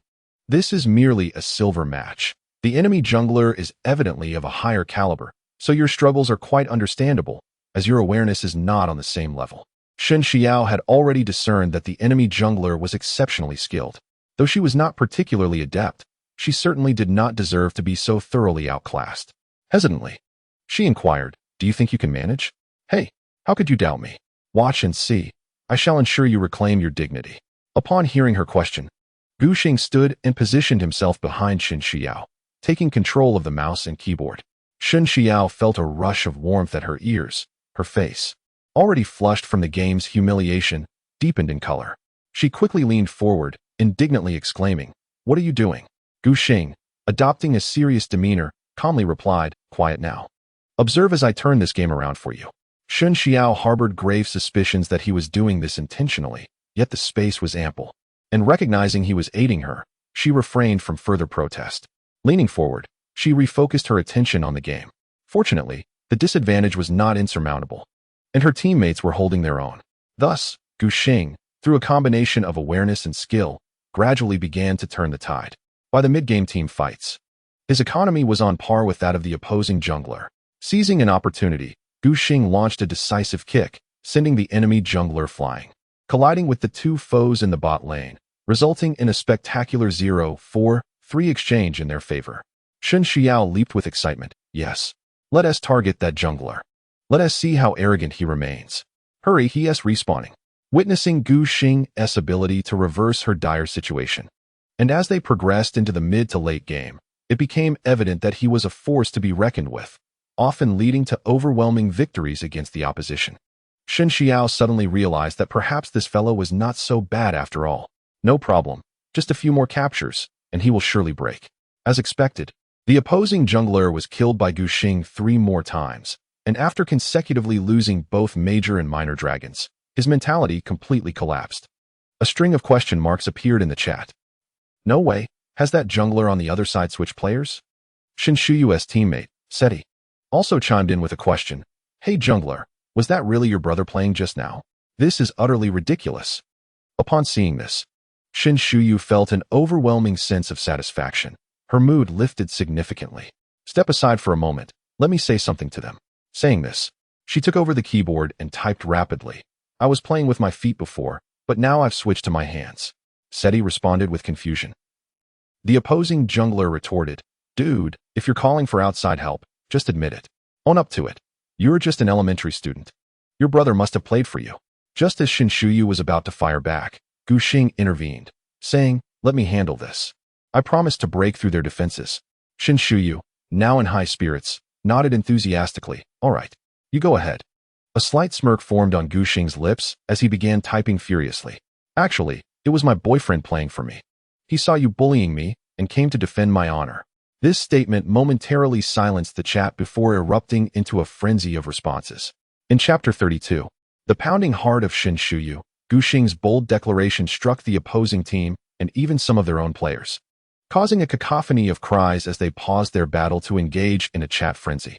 Had Gu Xing made this remark before the tide of battle turned, others might have responded with jibes about his skills, suggesting that having a partner meant little. However, Gu Xing chose to make this statement after a resounding comeback, dominating the battlefield. This not only served to deliver a hearty dose of relational envy, but also dealt a crushing blow to their pride, maximizing both the emotional damage and insult. Yet, this maneuver not only offended the 9 players within the game, but also won Shinshuyu. Although Gu Xing's remark about his boyfriend playing for him had been drowned out by the chat flood, Shinshuyu distinctly caught it. Her cheeks flushed a rosy hue, her eyes gleaming with shyness. Biting her lower lip in irritation, she turned her head to glare at him, calling his name with a blend of embarrassment and indignation. Each syllable was like a dagger. Gu Xing, deftly maneuvering the keyboard and mouse, successfully concluded the game, laughing heartily. "See? My tactic worked wonders. When I said that, everyone crumbled. I could demolish their base without anyone coming to defend." Gu Xing had been embracing Shinshuyu from behind, guiding her computer. Earlier, she had leaned forward, feeling relatively comfortable. However, now, in her agitation, as she straightened up and turned to face Gu Xing, the space between them diminished drastically. They could even feel the warmth of each other's breath. At that moment, a slight lean closer could lead to an intimate encounter. In such close proximity, Shun Xiao instantly transformed from irritation to panic, pushing against his shoulder with her hand. "You get away." Gu Xing, feeling awkward, returned to his seat after sheepishly touching his nose. Despite his adeptness at manipulation, it was merely theoretical, lacking any practical experience. The intense eye contact with Shun Xiao left Gu Xing's heart racing, and he had yet to regain his composure. Stealing a glance at her, he noticed she appeared far more flustered, her delicate face flushed as she clicked the mouse repeatedly, feigning busyness. Being a man, he quickly regained his composure and chuckled at Shun Xiao, saying, "You've been clicking for ages without starting the game. What are you doing, wandering through the store? Virtual shopping?" Without turning around, Shun Xiao delivered a light punch to his shoulder, retorting, "Mind your own business. Be quiet, I don't want to talk to you.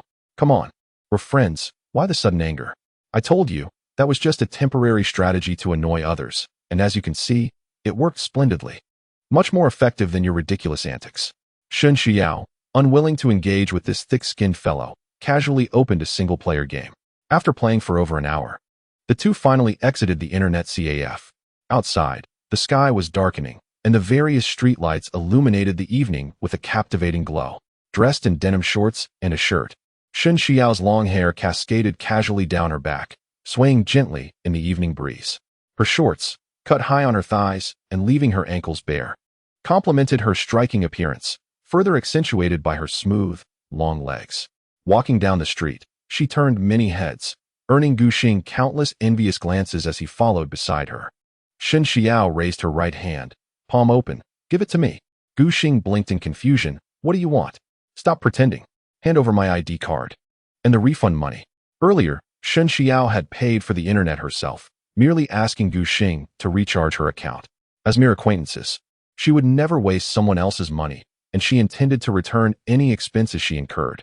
However, she could not let go of what was rightfully hers. Gu Xing had just refunded 30 yuan for 2 ID cards and was now remaining silent, which only frustrated her more. She felt an urge to kick him, knowing that 30 yuan was equivalent to a delightful lunch or a sweet milk tea for her. His silence felt deliberately dismissive. "What else with your reaction? We're friends. I can understand you wanting your ID back, but why demand the refund as well?" Upon hearing this, Shun Xiao firmly grasped his shirt, exclaiming, "Stop laughing. My ID and that 30 yuan. Gu Xing cleared his throat and returned her ID card. "Of course, I'll give you your ID, but what about that 30 yuan? Shouldn't you treat me to a drink or something? I was, after all, the first to take you to the internet CAF for gaming, running around to power up the machines for you. How about this? You treat me to a cup of milk tea, and we shall consider it even. With that, Gu Xing strolled over to a nearby cold drink shop, pulling out the 30 yuan given by Shin Shuyu. Boss, 1 cup of iced milk tea for 30 yuan, please. Certainly. Please hold on a moment, handsome. A few minutes later, the staff prepared the iced milk tea and handed it to Gu Xing, casting a curious glance at Shin Shuyu, who was fuming behind him. The staff couldn't help but wonder why such a charming young man would not cherish his equally beautiful girlfriend. Initially, she thought he was simply buying the milk tea for her, only to be surprised when he took it for himself and began to drink. Gu Xing smiled as he handed the money to the staff. Thank you. He then savored a few delightful sips of the iced milk tea, nodding appreciatively. Ah, this is refreshing on a hot day. Shin Shuyu, thank you for your hospitality. Thank you, my foot. Shin Shuyu retorted inwardly, holding back her urge to scold him. How could someone be so thoughtless? Not only did he expect her to treat him, but he didn't even think to buy her a cup. 30 yuan for a cup of milk tea. She had never even indulged herself in such a luxury. Watching Gu Xing relish the milk tea, she could almost feel the chill emanating from it, making her swallow hard. Gu Xing, stifling a laugh, blinked at Shin Shuyu's infuriated expression. Shun, do you want some too? You should have said so earlier. If you had given me money, I would have bought you a cup as well. Shin Shuyu stomped her foot in frustration. You idiot. Gu Xing, just wait. With that, she marched away in a huff, feeling that staying with him was driving her mad. Hey, Shun, where are you going? None of your business. No, I meant the cake shop is right here. You've walked past it. Shin Shuyu awkwardly halted, wishing she could turn back and give this guy a good beating. Chapter 33. Who asked you to put shoes on me? Gu Xing and his companion were indeed fortunate. As they arrived at the cake shop, the birthday cake had just been prepared. After verifying that everything was in order, the staff carried the cake, and the group set off together. As consumers, they naturally did not carry the cake themselves. Thus, Gu Xing and his companion returned with ease, opting not to ride with the cake delivery staff, but rather choosing to walk. Along the way, noticing the furious Shin Shuyu striding ahead of him, Gu Xing quickened his pace to catch up, producing a cup of milk tea from behind his back, as if performing a magic trick. This is the milk tea I just bought for you. Will you drink it? Initially, Shin Shuyu intended to ignore him, but she realized that refusing it would be a significant loss, especially since he had just consumed her 30 yuan. Pursing her lips, she nonchalantly accepted the milk tea, unwrapped the straw, and inserted it into the cup. Her rosy lips gently bit down as she took a delightful sip. Her eyes sparkled slightly. Gu Xing tilted his head, observing her. How does it taste? Is it delicious? Shin Shuyao turned her head to avoid his gaze while holding a cup of milk tea. However, Gu Xing swiftly ran to the other side to look at her. Shin Shuyao raised her long leg and kicked him without hesitation. Gu Xing, clutching his rear, took 2 steps back and exclaimed in disbelief. Why would you kick me out of the blue? I've wanted to hit you for ages. Shin Shuyao replied, jogging up to him and delivering a light punch. Gu Xing, not one to be easily subdued, raised his hand and flicked her forehead with his fingers, causing Shin Shuyao to cover her forehead and pout in protest. How dare you flick me? Just wait and see if I don't get back at you. Stop right there. Huh. If you can kick me, why can't I flick you? You think I'm a fool? Gu Xing, just you wait. Perhaps infuriated by Gu Xing's teasing demeanor, Shin Shuyao chased after him for a while, but soon realized she couldn't catch up. She bent down, removed her shoe, and flung it at him. Gu Xing tilted his head and caught the shoe just in time, thanks to his quick reflexes. Otherwise, he would have been hit. Seeing her play so recklessly, he raised the shoe in his hand and remarked, was it really necessary to go this far? At that moment, Shin Shuyao realized how foolish throwing her shoe was. Not only did she fail to hit her target, but she also found herself in a rather precarious position, standing on one foot, swaying and unable to move an inch. Her face flushed with embarrassment and anger, she demanded, give me back my shoe. Why should I return it when you're so audacious? You'll have to jump to get it back. Fine, I will jump. Shin Shuyao retorted defiantly, lifting one foot as if truly intending to hop over. Ah, help me. However, she was already wobbling, and with that jump, she lost her balance and was about to topple over. Gu Xing quickly rushed to catch her, wrapping his arm around her slender waist. The softness of her touch and the unique fragrance that enveloped her made him feel electrified. They remained in that embrace, his gaze fixed on her flushed cheeks. At that moment, Shin Shuyao felt overwhelmed by an inexplicable sensation filling her heart, leaving her dazed, as if she had just awakened from a deep slumber. She couldn't comprehend this strange feeling. Despite being irritated by Gu Xing, she found herself oddly fond of the chaos he brought. She dared not ponder it further, feeling embarrassed to delve into her thoughts, for she was the strategist among her friends, and a strategist must remain composed. Yet, Gu Xing seemed determined to tease her. And what irked her more was her own reaction. Why was she so peculiar, finding no disdain in being provoked by him? Gripping his shoulder tightly, her breathing slightly quickened. She urged you. Let go of me. Oh, okay, Gu Xing replied, bewildered. Upon hearing her, he instinctively loosened his hold. However, Shen Shuyao, still in a precarious position, felt her body sink as he released her. Panic surged through her, and she quickly reached out to clutch his neck. With one hand still holding her milk tea, she found herself half draped over him. Hey, are you attempting to throw me to my demise? So should I release or not? You fool, let me first put on my shoes. How utterly dense you are. Their posture is indeed striking. A man and a woman, with the girl leaning back, one foot still without a shoe. Although her toes are clad in white socks, they still appear quite adorable, tightly curled due to her nervousness. The young man, with one arm around the girl who is about to fall, holds a shoe in the other hand. This scene is undeniably captivating, drawing the attention of passers-by. Some even take out their phones to capture the moment. They are already near, and Shen Xiao fears that Zhou Shui and the others will see, causing her to feel both bashful and anxious. When parting from Gu Xing, she appeared astute, yet now she stares at him like a simpleton. Annoyed, she continues to lightly punch his shoulder, exclaiming, "What are you looking at? Quickly help me up."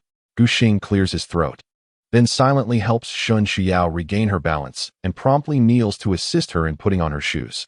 Having stood on one foot for so long, Shen Xiao struggles to maintain her balance, relying on Gu Xing for support. Before she can fully process the situation, he has already finished putting on her shoes. What is this? Who asked you to help me with my shoes? Gu Xing shrugs. You've stood on one foot for quite a while, expending considerable energy. If I don't assist you, what will happen if you fall again? Perhaps you should rest a bit and regain your strength before attempting to wear them yourself? You insufferable scoundrel, I can hardly be bothered to respond to you. Shen Xiao murmurs, her face flushed. She then scampers away in little steps. Not forgetting the milk tea she almost dropped earlier. Holding it in her hands, she walks and drinks, looking irresistibly cute. Gu Xing feels a stirring in his heart. Sensing that the journey back was far too brief, how delightful it would be if it were a bit longer. Lost in thought, he chuckles helplessly. The strategist never enters the battlefield. Once in battle, they become love-stricken. How true this is. It seems that the slightest hint of affection has already begun to emerge. Shaking his head to dispel such thoughts, Gu Xing finally strides into the room.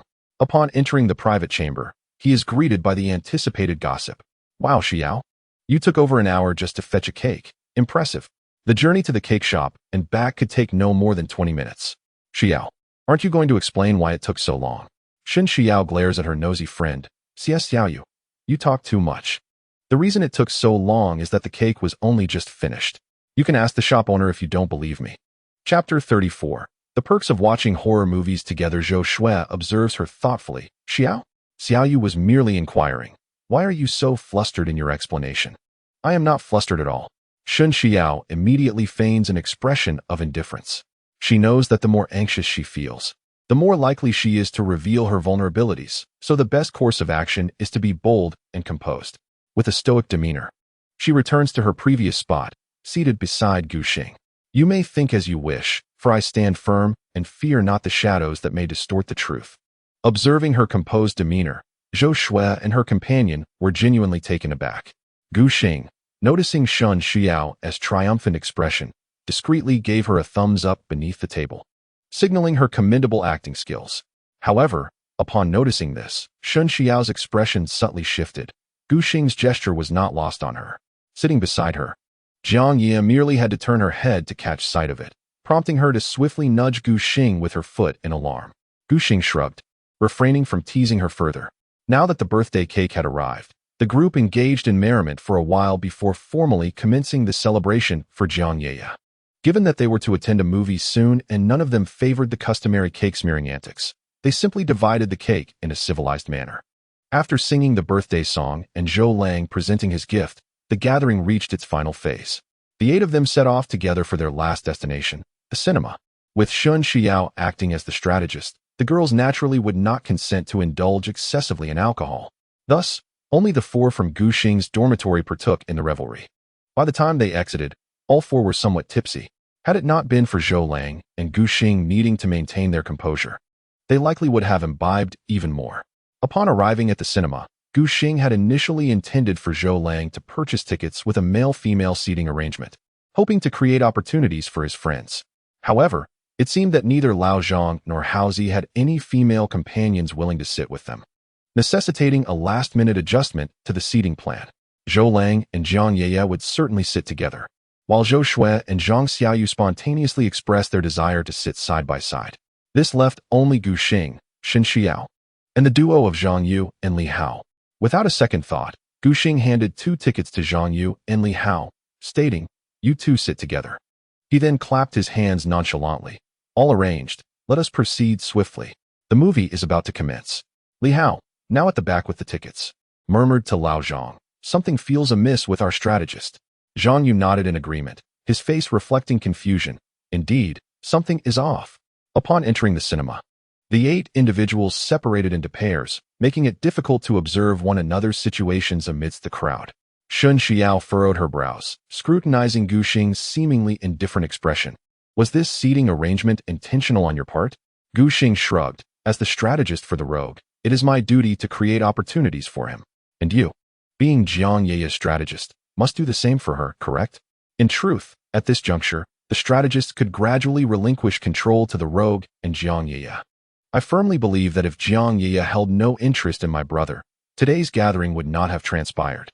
Therefore, dear strategist Shun, let us simply enjoy the film ahead. Shun Xiao pursed her lips, hesitating as she gazed at the seat beside Gu Xing, pondering why she should be obliged to sit next to him. Gu Xing, in earnest analysis, replied, "Because this is the most sensible arrangement. Consider this. Surely Zhou Lang must sit beside Jiang Yeye, right?" Shun Xiao blinked her eyes. "Indeed."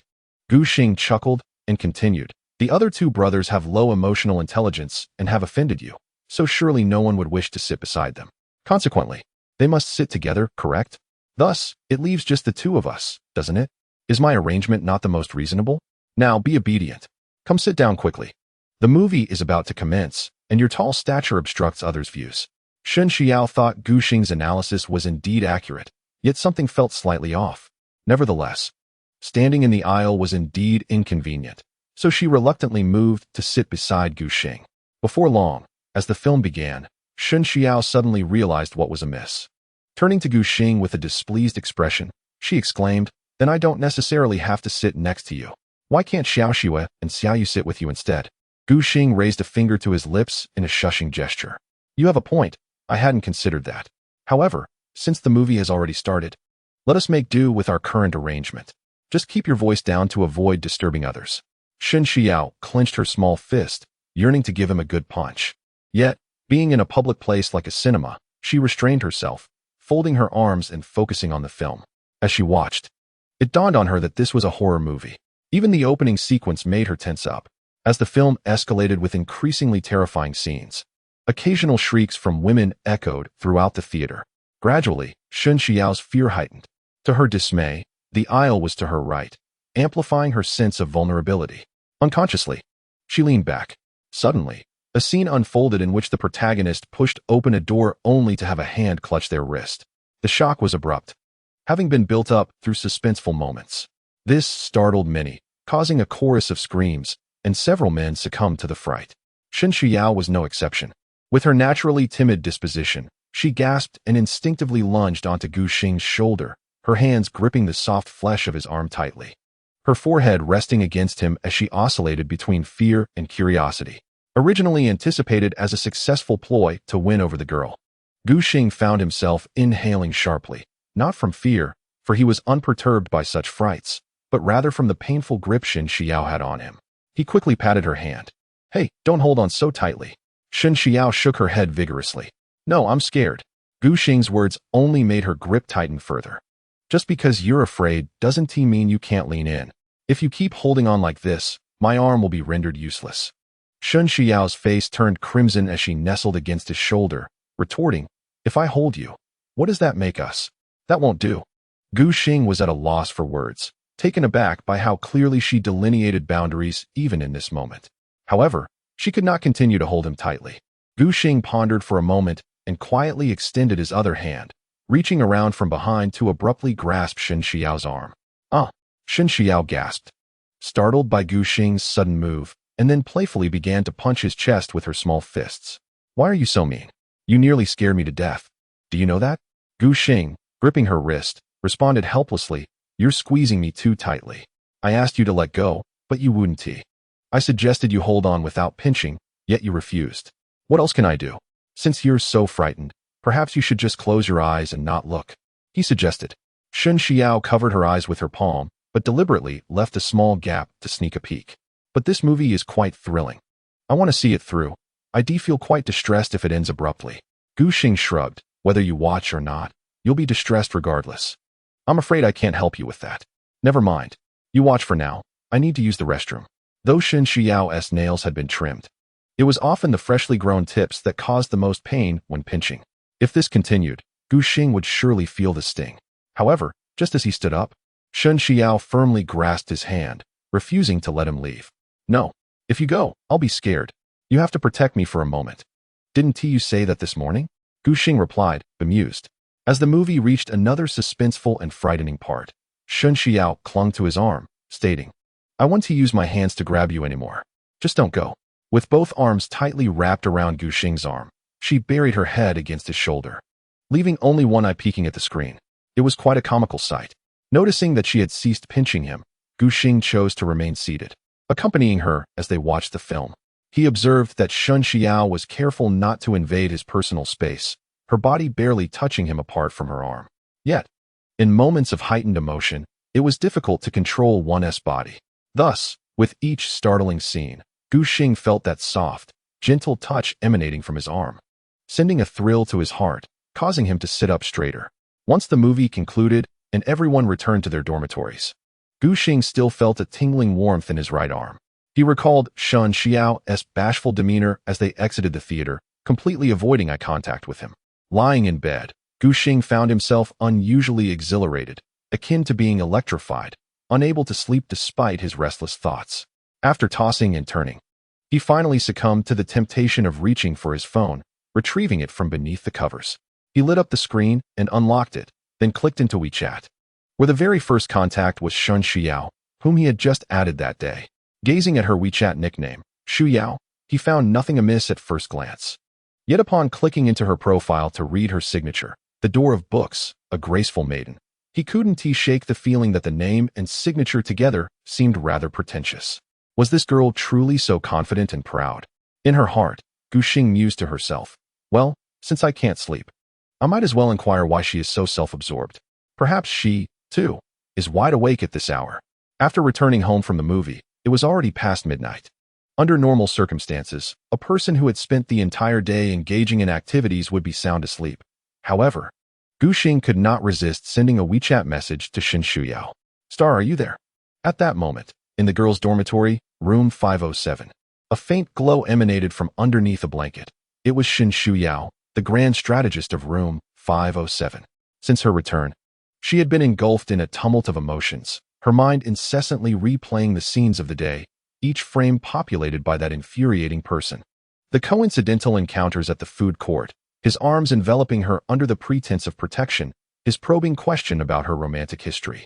And that time he took her to a gaming CAF she had never visited before, where he valiantly avenged her during a game. She felt a flicker of admiration for him, yet this troublesome individual insisted on making light of the situation, claiming she needed her boyfriend to defend her honor.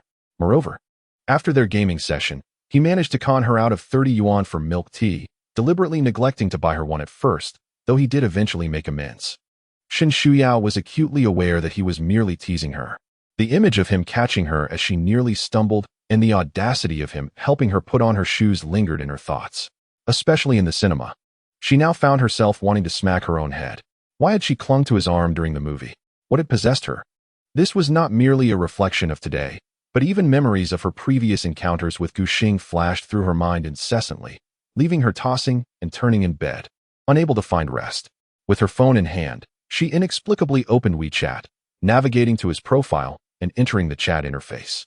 This was the same person who had so brazenly coerced her into adding him while watching a horror film, threatening to leave her alone if she did not comply. Humph. I shall disturb him late at night, as he was the one to bully me today. Shen Shuyao rationalized her actions, her fingers poised over the keyboard, ready to type. However, just as she was about to send her message, she noticed a notification. The other party is typing. Moments later, Star, are you there? Shen Shuyao blinked in surprise, her nose scrunching and her lips curving into an involuntary smile as her fingers swiftly danced across the keys. Shuyao, I'm here. You clown. Star, why are you still awake? Oh, grand strategist of Shun. Your reply came so swiftly. Are you still playing on your phone? Shuyao, how could I respond if I weren't? Honestly, you're so dense. Star, is this your usual attitude? Shuyao, yes it is. What of it? Come at me. Star, you possess the qualities of a keyboard warrior, yet in reality, you cower. Online, you strike hard. Shen Shuyao understood his insinuation, that he had taken advantage of her earlier and that she could only feign bravado in their chat. The truth often stung the most. And thus, she found herself incensed.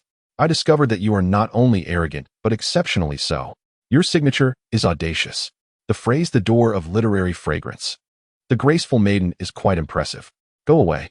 This is derived from my grandfather's naming of me. How is that arrogant?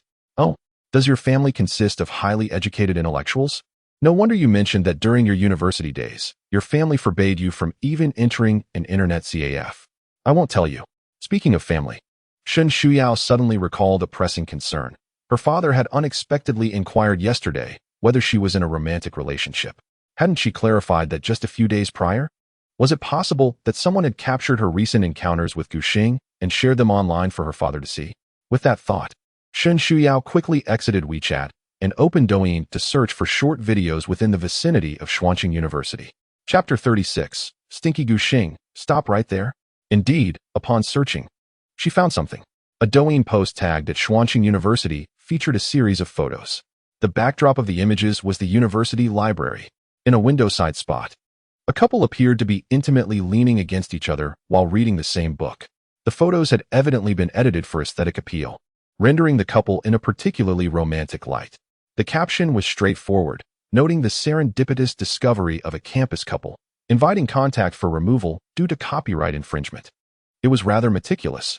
The post had garnered over 20,000 likes, making it quite popular within the university. The more Shen Shuyao looked, the more embarrassed and distressed she felt, for the individuals in the photo were none other than herself and Gu Xing. No wonder. Despite having clarified things with her family just days ago, her father had reached out yesterday, subtly probing whether she was indeed in a relationship. Shen Shuyao could almost sense her father's barely contained frustration. This was a disaster. Her parents frequently viewed Douyin posts about Xuanqing University, so she knew without a doubt that her father had seen this one. Now, attempting to contact the author to delete the post would be futile. Pouting, Shen Shuyao contemplated, ultimately deciding to blame that insufferable Gu Xing. They could have simply read together, but he insisted on behaving in such a manner.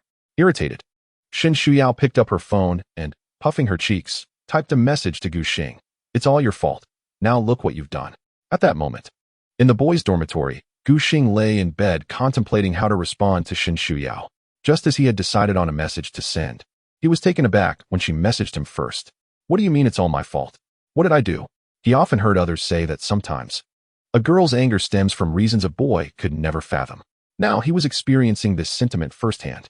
How had their pleasant conversation suddenly turned into him being blamed? Regardless, it's all your fault.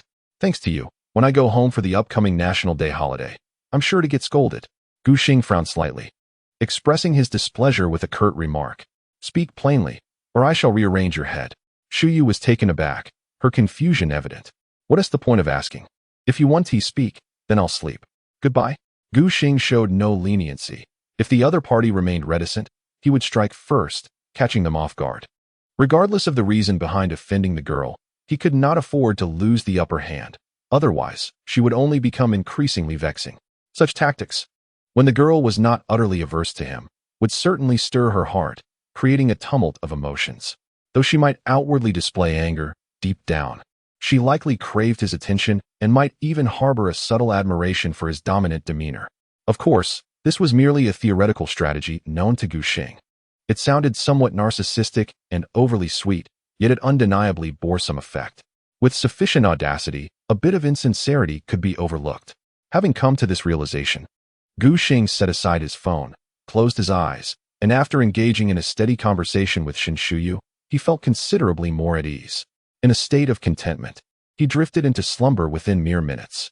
However, while he enjoyed a peaceful sleep, Shin Shuyu was in distress, infuriated by Gu Xing's silence. She bombarded him with hundreds of messages, and her frustration nearly drove her to rise in the middle of the night to confront him at the boys' dormitory. The following day, Gu Xing awoke slowly to the glaring sunlight, realizing that the sun had already risen to a point where it illuminated his head. Judging by the position of the sun, he knew that the morning classes must be nearly over. Upon getting up, he discovered that apart from himself, his 3 roommates were absent.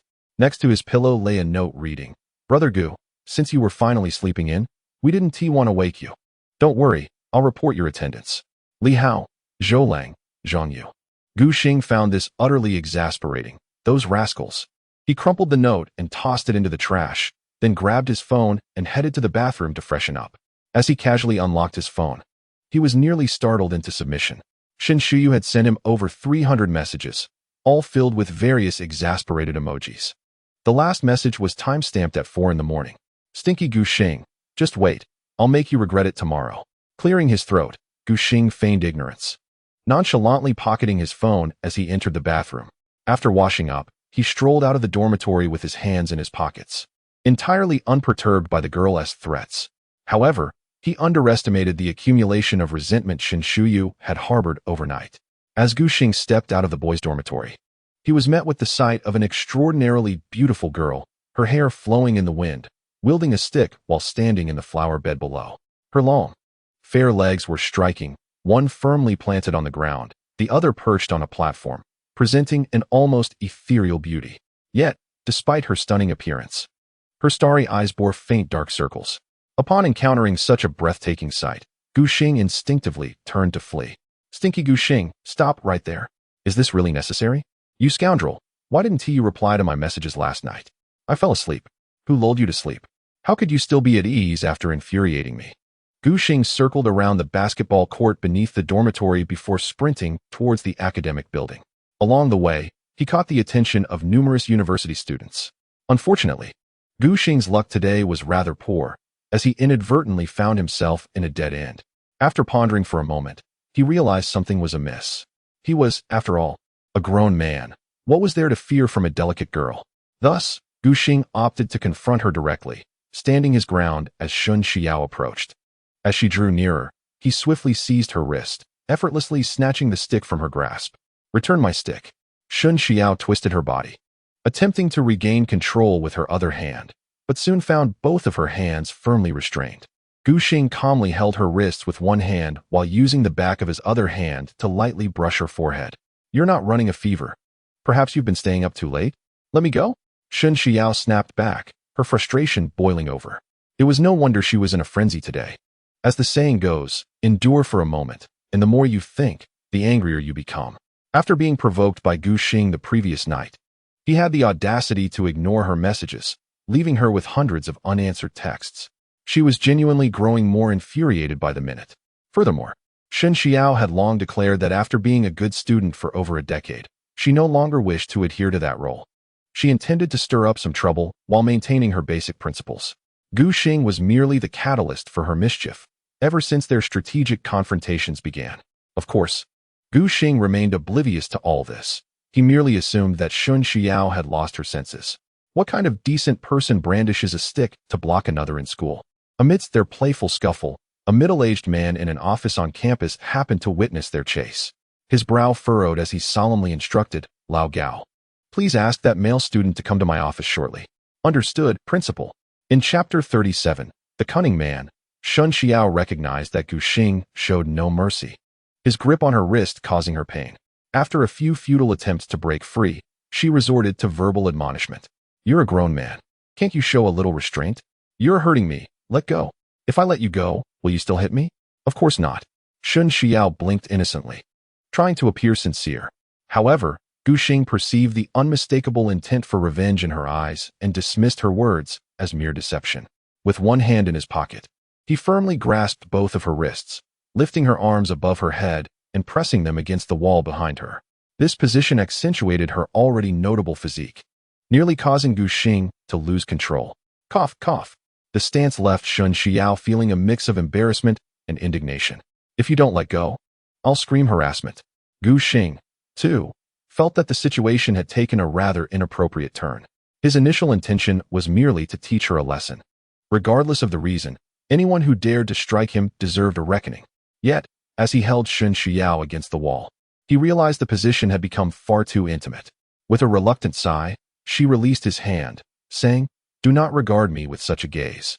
I merely wish to impart a lesson." She continued, "If there are matters to discuss, let us converse earnestly. I do not indulge anyone who dares to provoke me, regardless of their gender." Shun Xiao, her cheeks flushed, adjusted her clothing and, with a playful huff, muttered, "Look at you, so full of yourself. Just wait. I shall have my revenge sooner or later. What are you mumbling about?"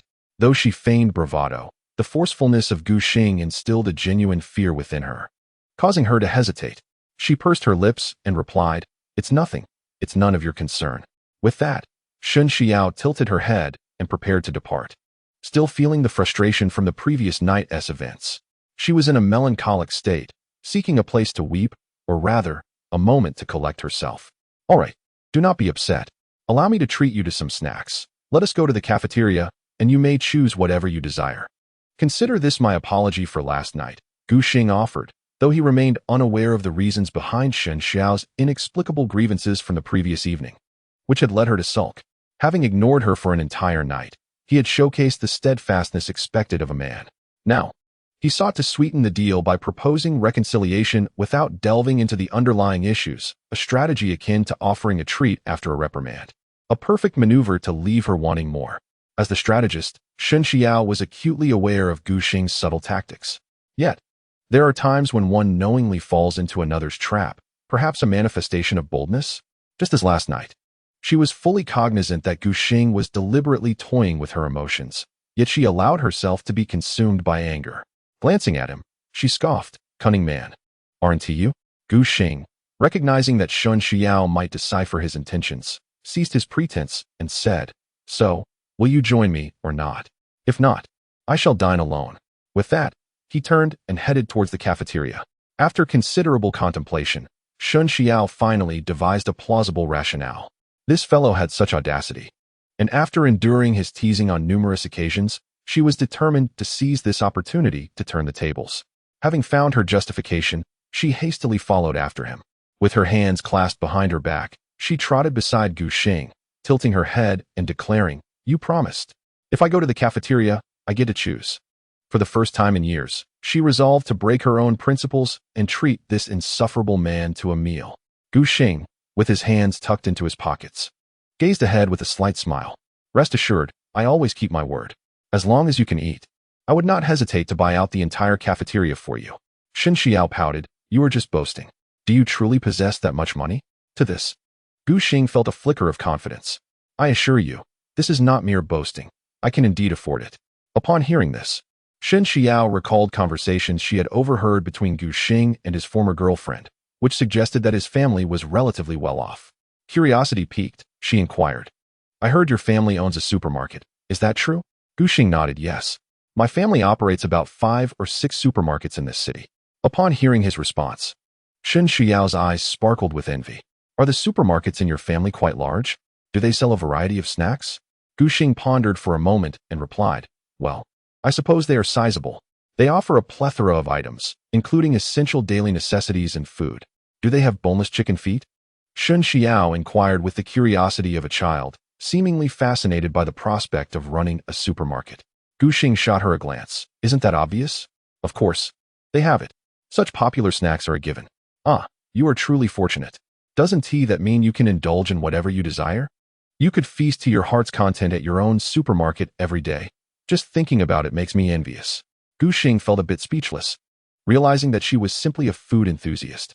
"In fact, I hardly visit my family's supermarket, and I'm not particularly fond of eating," he confessed. Shun Xiao looked at him in astonishment, her eyes reflecting a hint of exasperation. "You are incredibly foolish. I've never met anyone as oblivious as you. My childhood dream was to have a store at home so I could eat anything I wanted. However, my family never allowed me to indulge in too many snacks. I understand that excessive snacking is unhealthy, so I've always tried to exercise restraint. Gu Xing, albeit slightly perplexed by her line of thinking, could empathize, as it seemed a common childhood aspiration for many to have a family-owned shop.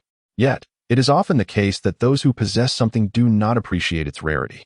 For instance, Gu Xing rarely frequented his own supermarket, let alone ate anything there. He had never done such a thing. Upon arriving at the second floor of the cafeteria, Shen Xiao, determined to treat Gu Xing, made the most of her opportunity. She selected an array of snacks accompanied by several cups of beverages and milk tea, spending over 100 yuan, an amount equivalent to her living expenses for 2 days. She believed that even if Gu Xing's family was affluent, it would still be amusing to make him feel the pinch. Joyfully cradling her collection of snacks, Shen Xiao approached a table against the wall, placing everything down. She then generously addressed Gu Xing. Although you are treating me, I am not one to be stingy. You should join me. Gu Xing shook his head. No, it's fine. You can enjoy it by yourself. Shen Xiao put her hands on her hips and glared. No way. If I eat all of this alone, it will make me look like a glutton. Gu Xing understood her sentiment. She was concerned about being ridiculed for indulging alone. All right, I will join you, he relented. However, as they began to revel in their snacks, Gu Xing suddenly noticed Shen Xiao's demeanor shift to one of panic. She covered her face, as if trying to evade someone. Curiously, Gu Xing followed her gaze to the back. Chapter 38. It is not I who seeks you, but the principal seeks you. Gu Xing turned to see a graceful middle-aged woman descending from the third-floor faculty cafeteria, inexplicably approaching their direction.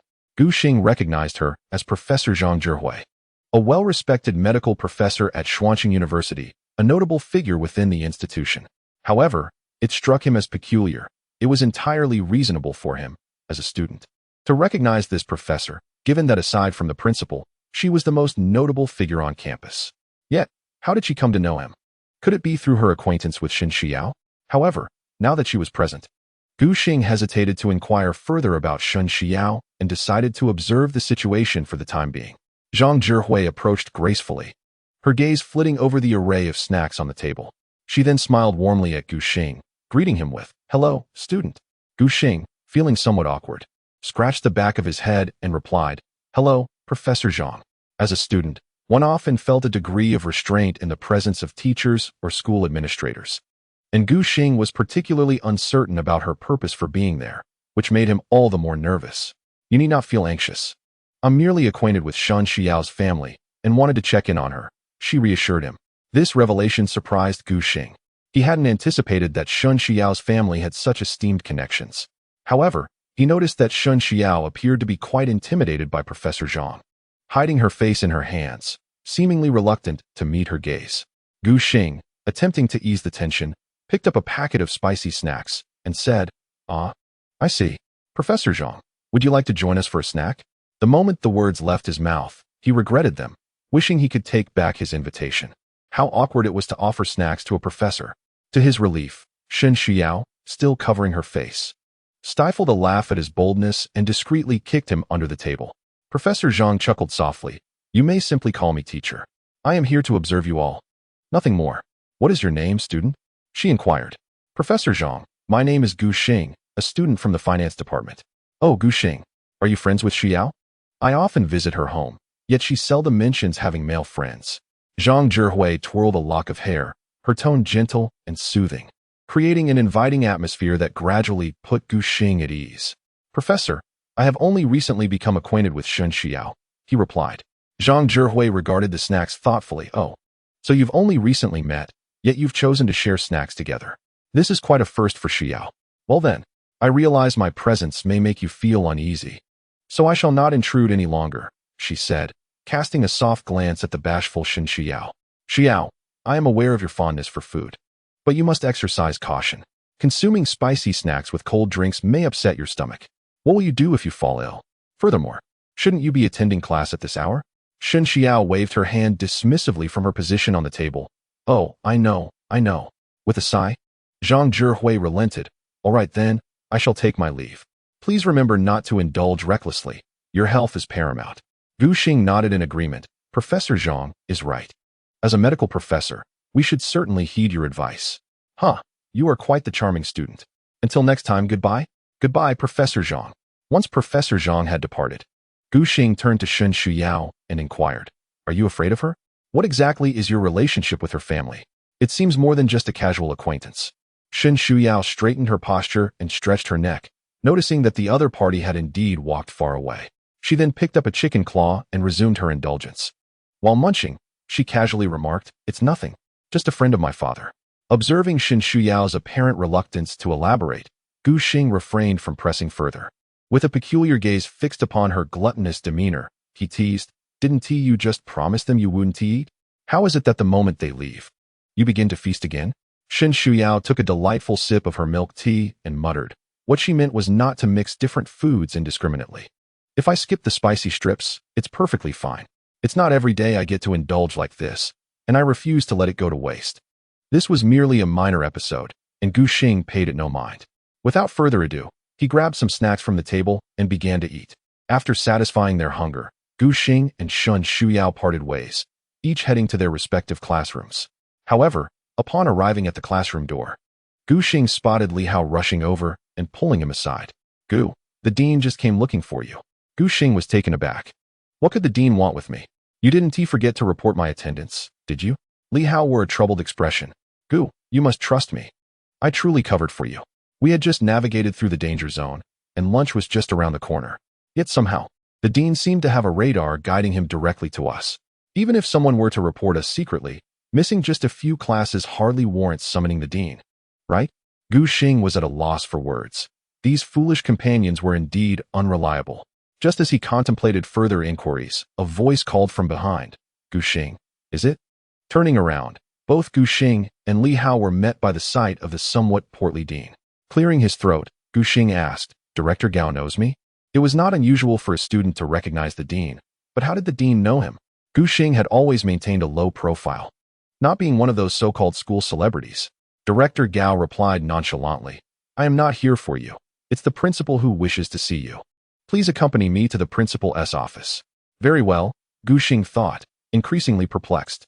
Could it be that due to missing a few classes, the principal was intent on expelling him personally? The thought seemed increasingly absurd. Watching Gu Xing being escorted away by the dean, Li Hao nearly lost his composure. He quickly pulled out his phone and called Zhou Lang. Hey, Longzi. Urgent intel, urgent intel. We must never sleep in again. The school rules have changed. Anyone caught napping will face the principal's personal punishment, and it could lead to outright expulsion. I nearly had a heart attack just now. Meanwhile, onlookers began to pull out their phones to alert their roommates who were still asleep. Although many were unclear about what had transpired, it seemed prudent to join in the urgency. Meanwhile, Gu Xing walked anxiously toward the principal's office. As he pondered along the way, he realized there was no need for excessive worry, for he had not committed any grave offenses. Perhaps the principal merely wished to introduce his daughter to him, after all. As Gu Xing's mind wandered with these fanciful thoughts, the director, Gao Run, paused at the door and said, You may enter.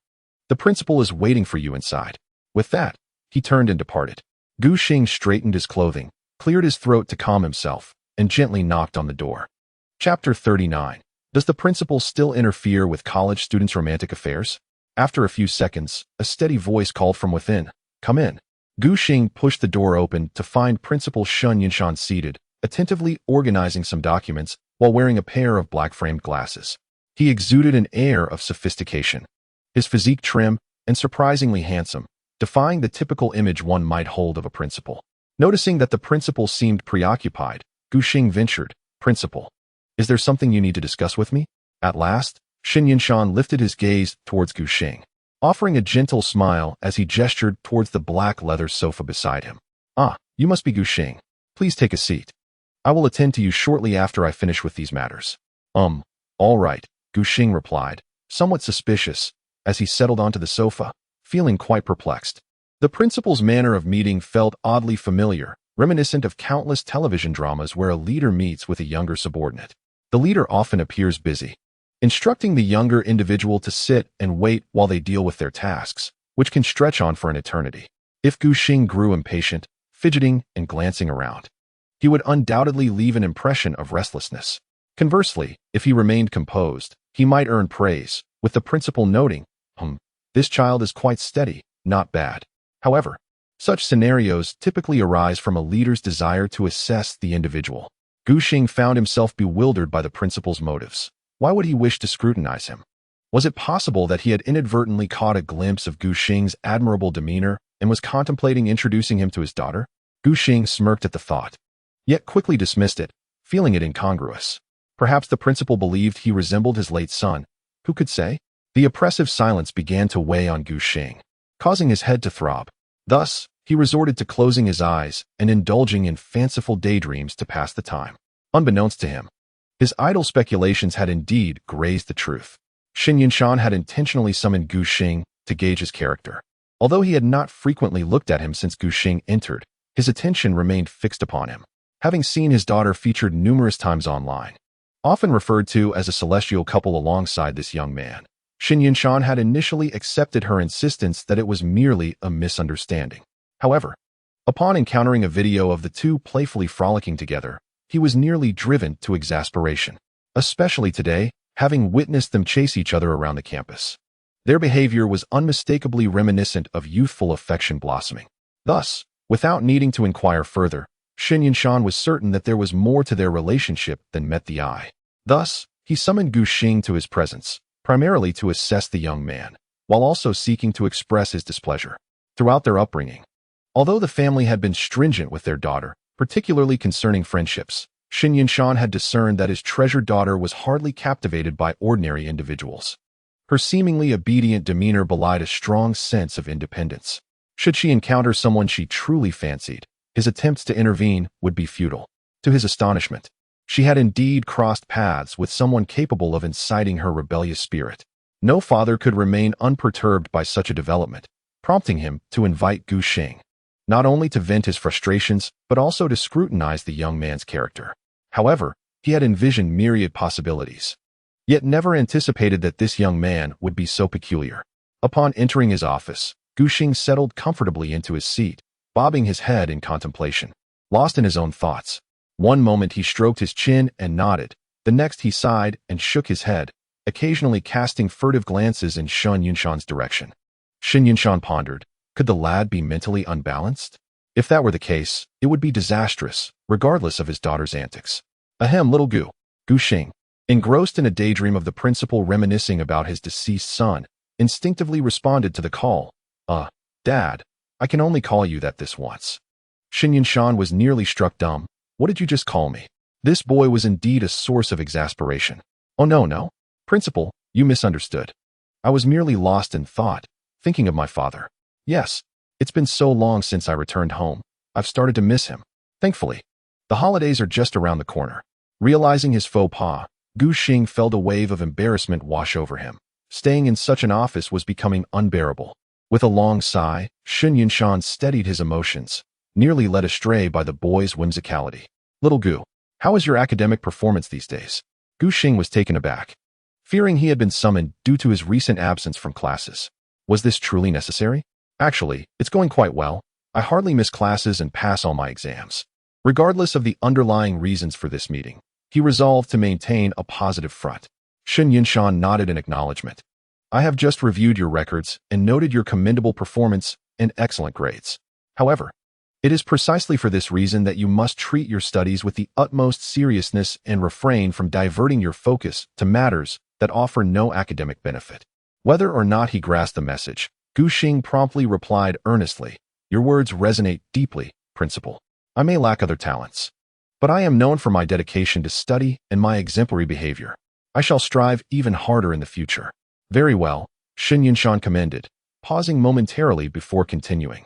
Although universities typically do not interfere in students' personal lives, I believe it prudent to exercise caution regarding emotional matters. I understand that youth often possess vibrant spirits, yet I advise against rushing into relationships. It is far better to wait until after graduation. Do you know why I called you here? Gu Xing furrowed his brows slightly, and then shook his head, perplexed. Not long ago, he had witnessed you and a female classmate frolicking in the campus courtyard. The intimacy of your interactions might be somewhat inappropriate. Gu Xing, after all this time, could hardly fathom that the principal had summoned him for such trivial matters. As a university president, what business did he have meddling in romantic affairs? If one cannot engage in friendships during their university years, What is the purpose of attending university at all? With a hint of displeasure, Gu Xing remarked, Principal, don't you think this is a bit overreaching? Shen Yinshan, having noted Gu Xing's usual compliance, sensed a shift in his demeanor upon this topic. With a slight glimmer in his eyes, he inquired, could it be, young Gu, that you have a fondness for that female classmate with whom you were playing? Gu Xing felt exasperated, if not for the fear of jeopardizing his graduation. He would have liked to retort that the principal's concerns were utterly trivial.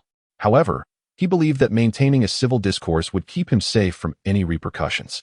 Thus, he deliberately responded, seeing as you've asked, Principal, that young lady is indeed quite beautiful, and her personality is rather charming. I believe any normal man would find her appealing. Chapter 40. The dormitory strategist once more offers counsel to his roommates. Gu Xing exited the principal's office with an air of frustration, utterly baffled by the principal's peculiar obsession with his romantic life. The principal had summoned him, claiming to have witnessed his playful interaction with Shin Shuyu on campus. Strangely enough, their previous conversation had been quite amiable. Yet, when the principal inquired whether he harbored feelings for Shin Shuyu, Gu Xing's somewhat exaggerated response, acknowledging her beauty and the likelihood of any normal man being attracted to her, had provoked a drastic shift in the principal's demeanor, who suddenly appeared as though he had been wronged to the tune of several million. Ultimately, Gu Xing was unceremoniously ushered out of the office, leaving him increasingly vexed. Despite his bewilderment regarding the principal's erratic behavior, Gu Xing recognized that he must tread carefully in the coming days. Otherwise, he might find himself facing disciplinary action. Consequently, after lunch, he arrived at the classroom ahead of schedule. Upon entering, he discovered all three of his roommates present. Seeing him, Li Hao swiftly pulled him down into a seat and asked, Gu, you're not really in danger of expulsion, are you? Gu Xing dismissively swatted Li Hao's hand away, retorting, oh, come on, can't you wish me well for once? Zhou Lang, with an anxious expression, added, Gu, just now, how's he called us? Saying you were personally reprimanded by the principal for skipping class to sleep. It startled us quite a bit.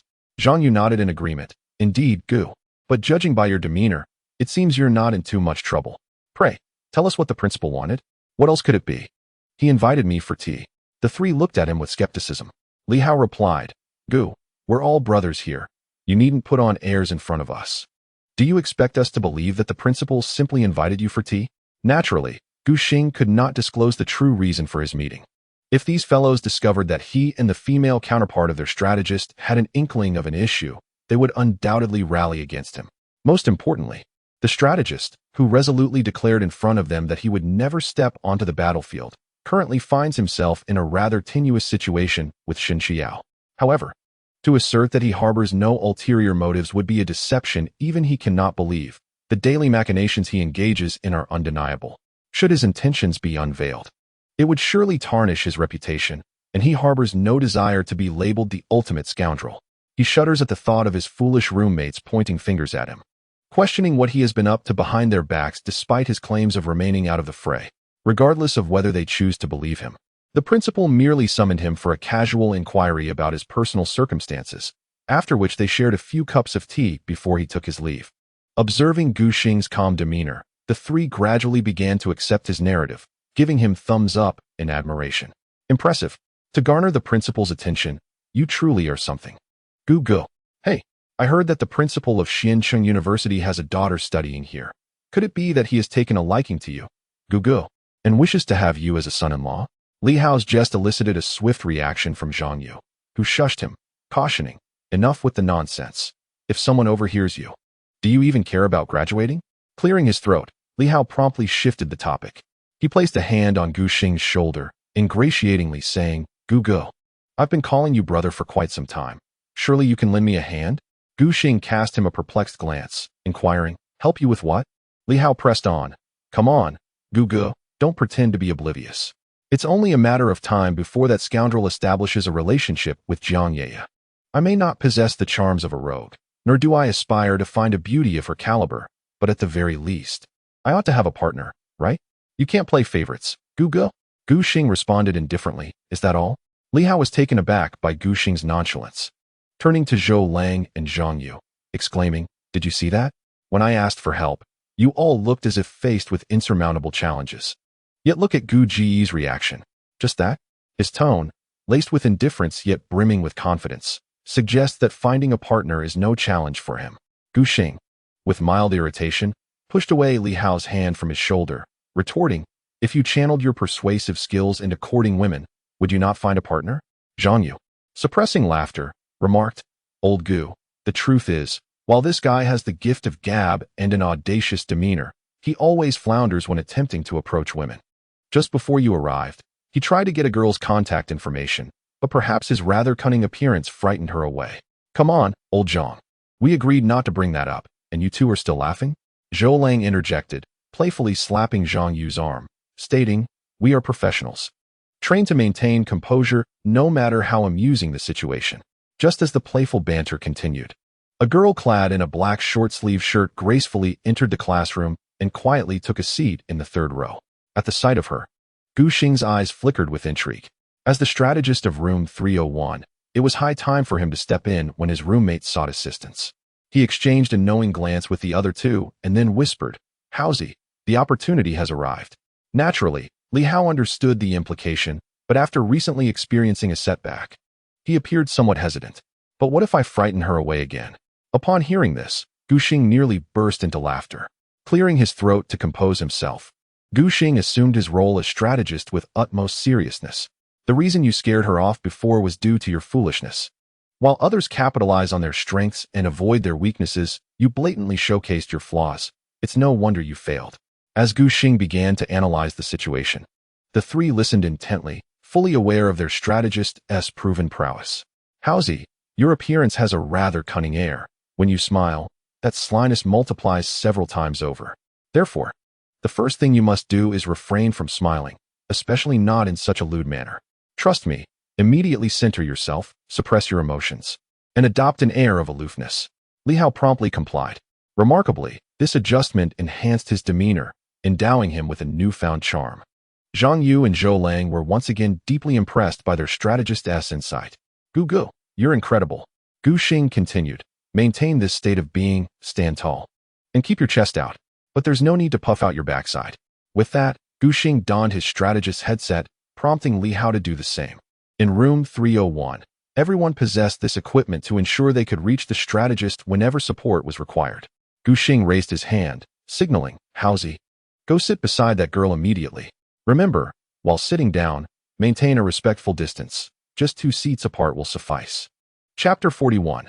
Being a strategist is no easy task. Following Gu Xing's instructions, Li Hao quietly moved to the third row and sat next to the girl, remaining silent. He then placed the books and notebooks that Gu Xing had instructed him to bring onto the desk, assuming a posture of earnest study. From the back of the classroom, Zhang Yu curiously inquired, "Old Gu, why did you have Haozi bring books but no pen? How can he pretend to study and get close to the girl without it?" Gu Xing did not respond to his question but smiled slightly and directed through the headset, "Haozi, pretend to search for a pen. Then tap your head and exclaim that you forgot to bring one. Use this as an opportunity to borrow a pen from the girl next to you. Remember, when you ask her, smile, but not your usual lewd grin. Rather, a light, gentle smile." Zhang Yu was instantly impressed. 666. Li Hao immediately followed suit, feigning a search as he patted his body and glanced around. His actions drew the attention of the girl beside him, who occasionally cast curious glances in his direction. Alas, how could I forget to bring a pen? I was hoping to review what we learned this morning. Looking at the girl who was gazing at him, Li Hao offered a faint smile and said, "Excuse me, could I possibly borrow your pen for a moment?" The girl paused, appearing somewhat hesitant. "Yet I only have this one pen." Behind her, Zhou Lang and Zhang Yu felt a surge of anxiety. Although the situation was somewhat awkward, it was nonetheless an opportunity for conversation. However, Gu Xing shook her head, insisting, "No, this is a chance. Haozi, just tell her you'll borrow it for a few minutes, and we'll return it." Upon hearing this, Li Hao obediently followed the strategist's instructions. "I'll just borrow it for a few minutes and return it shortly." "Well, okay." After a moment of hesitation, the girl handed the pen to Li Hao, who took it and pretended to start writing and doodling in his notebook while secretly awaiting the strategist's next command. "Haozi, find an opportunity to drop the pen on the ground, then feign accidentally stepping on it." Gu Xing's words nearly elicited a bewildered response from Li Hao, but he managed to suppress it just in time. Nevertheless, recognizing the strategist's prowess, he chose to trust her judgment. At the back of the classroom, Zhou Lang and Zhang Yu were utterly perplexed by the strategist's intentions. They could not comprehend why Li Hao would borrow the girl's pen only to destroy it. This left them utterly bewildered. The girl beside Li Hao, having lent her pen, could only hold her book and watch. Seizing an opportunity, Li Hao pretended to accidentally drop the pen, and as he bent down to pick it up, he feigned another misstep, stepping on it. A distinct crack echoed in the air. "Oh no! Look at me, how clumsy I am. I'm so sorry." At that moment, Gu Xing instructed again, "Haozi, tell her you will buy her a replacement pen right now. If she replies that it cannot be bought on campus, then seize this chance to add her on WeChat and transfer her the money for compensation. Then go outside to buy her a regular pen to use in the meantime." This maneuver left Zhang Yu and Zhou Lang utterly baffled. Before they could inquire further, the girl shook her head when Li Hao offered to buy her a replacement. "I bought this online. It's not available at school. You didn't do it on purpose, so it's fine." Li Hao, with a serious expression, shook his head. "That won't do. I broke your item, so I must compensate you. How about this? That pen looks more expensive than a regular one. I'll add you on WeChat and transfer you the money so you can buy another one." Li Hao's acting was commendable, and his sincere demeanor genuinely moved the girl. They exchanged WeChat contacts, and without further ado, he transferred the money to her after inquiring about the pen's value. Immediately afterward, he hurriedly rushed out to buy her a few pens to tide her over. Remarkably, the girl seemed to develop an interest in Li Hao, following him out to purchase pens. Once the two had departed, Zhou Lang and Zhang Yu stood there, utterly dumbfounded, unsure of what to say. "Wow, old Gu, you're incredible. How did you know what that girl would say? This is just absurd." Gu Xing smiled and shook her head. "It's not as extraordinary as it seems. Just by looking at the pen the girl was using, one could tell it was definitely purchased online. Have you ever seen such a non-mainstream design on campus?" Upon hearing this, Zhang Yu and Zhou Lang suddenly experienced a moment of clarity. Indeed, it is quite reasonable upon reflection. We were so preoccupied with whether Haozi could successfully flirt with the girl that we failed to consider these aspects at all. Gu Xing, resembling a teacher, emphatically illustrated a lesson for the two, emphasizing that being a strategist is no easy feat. One must learn to observe all external factors that can be leveraged. Gu Xing's casual intervention left several of his less astute roommates utterly bewildered. Throughout the afternoon's lessons, their astonishment was unceasing. After the class concluded, Gu Xing declined several invitations from his roommates who were eager to treat him to a meal, opting instead to dine alone. The reason for his solitary choice was that not long ago, Shen Shuyao had messaged him on WeChat, indicating she needed to see him. Naturally, when a girl asks to meet, one prioritizes her company over the antics of his less sophisticated friends. Upon entering the library, he immediately spotted Shen Shuyao waving at him. He approached and sat across from her, his curiosity piqued. "What brings you to seek me out with such urgency?" he inquired. Shen Shuyao puffed out her cheeks and glared at him. "What with your impatience at my summons?" Gu Xing nodded. "Yes, I confess. You do have a knack for excessive eating, and I fear you may exploit me again." "Hey, what do you mean by that?" Shen Shuyao playfully kicked him under the table. "What do you mean by saying I eat too much?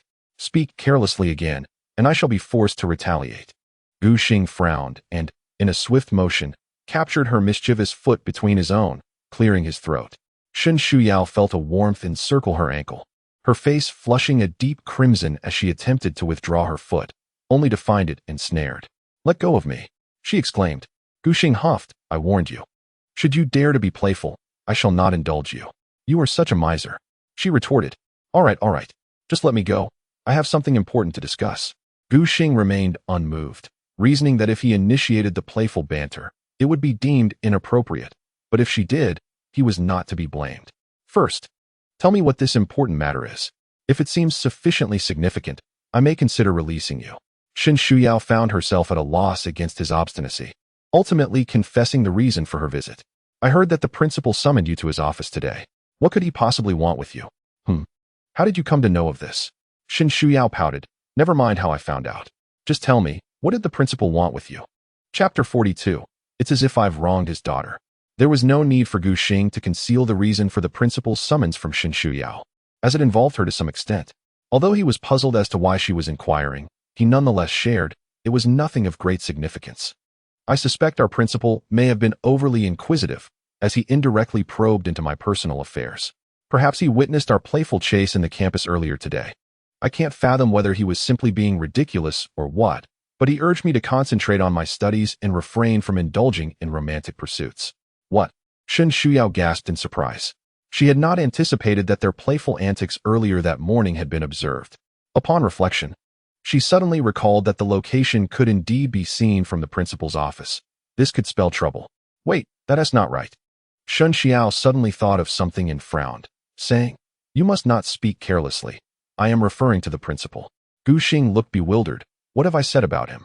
You mentioned he overindulged, and then you said he was being irrational. I won't allow you to speak so recklessly. Hey, what does it matter to you? Is he your father or something? The school is my domain, and I can voice my opinions freely. Do you truly take it to heart? Shen Xiao pounded her little fist on the table, insisting, regardless, I won't permit you to speak so carelessly. Gu Xing pursed his lips and sighed. Fine, fine. I won't say anything, all right? Though, gossiping about others is not a commendable practice. You wouldn't understand how he inexplicably summoned me and left me hanging for ages. In the end, he even gave me a cold shoulder. I hadn't provoked him, yet it felt as if I had wronged his daughter. I shared my feelings with you because I consider you a friend. If you find my words displeasing, then I'll remain silent. Gu Xing assumed that Shen Xiao's sense of righteousness was the cause of her admonition, even though she was not entirely in the wrong. Yet, he felt a twinge of disappointment. He had just expressed his true feelings to Shen Xiao, when previously, he hadn't even shared them with Haozi and the others. Shen Xiao initially blushed with embarrassment, but then explained to the gloomy Gu Xing, "It's not that I disapprove or intend to condemn you. In fact, the principal is a friend of my family. He is like an elder to me. Please refrain from speaking of him in that manner, all right? If he has offended you, I can apologize on his behalf." Shen Xiao seldom mentioned her family at school, adhering to both her family's wishes and her own. Hence, even her dormitory mates only knew that the principal and professors were friends of her family, but the true circumstances remained undisclosed to anyone. Nevertheless, even this revelation left Gu Xing thoroughly astonished. Staring at Shen Xiao, he asked incredulously, "Wait, the principal is also a family friend? Your family must be quite impressive. First, Professor Zhang, and now the principal. What do her parents do? Are they perhaps in positions of authority?" However, amidst his astonishment, Gu Xing began to understand why the principal had called him to lecture him upon seeing him and Shen Xiao interacting closely. "You need not concern yourself with how my family knows them. Just remember, if the principal or Professor Zhang encounters you again, please maintain a respectful attitude." Gu Xing raised his hands in a gesture of exasperation. "Isn't that obvious? Am I capable of offending the principal and professors? Of course, I must be courteous. Otherwise, where would I go to weep if they deny my graduation? You may see me as somewhat arrogant, but that is only in front of you. I wouldn't dare act that way with someone of the principal's stature." Shen Xiao found his demeanor quite amusing and couldn't help but chuckle.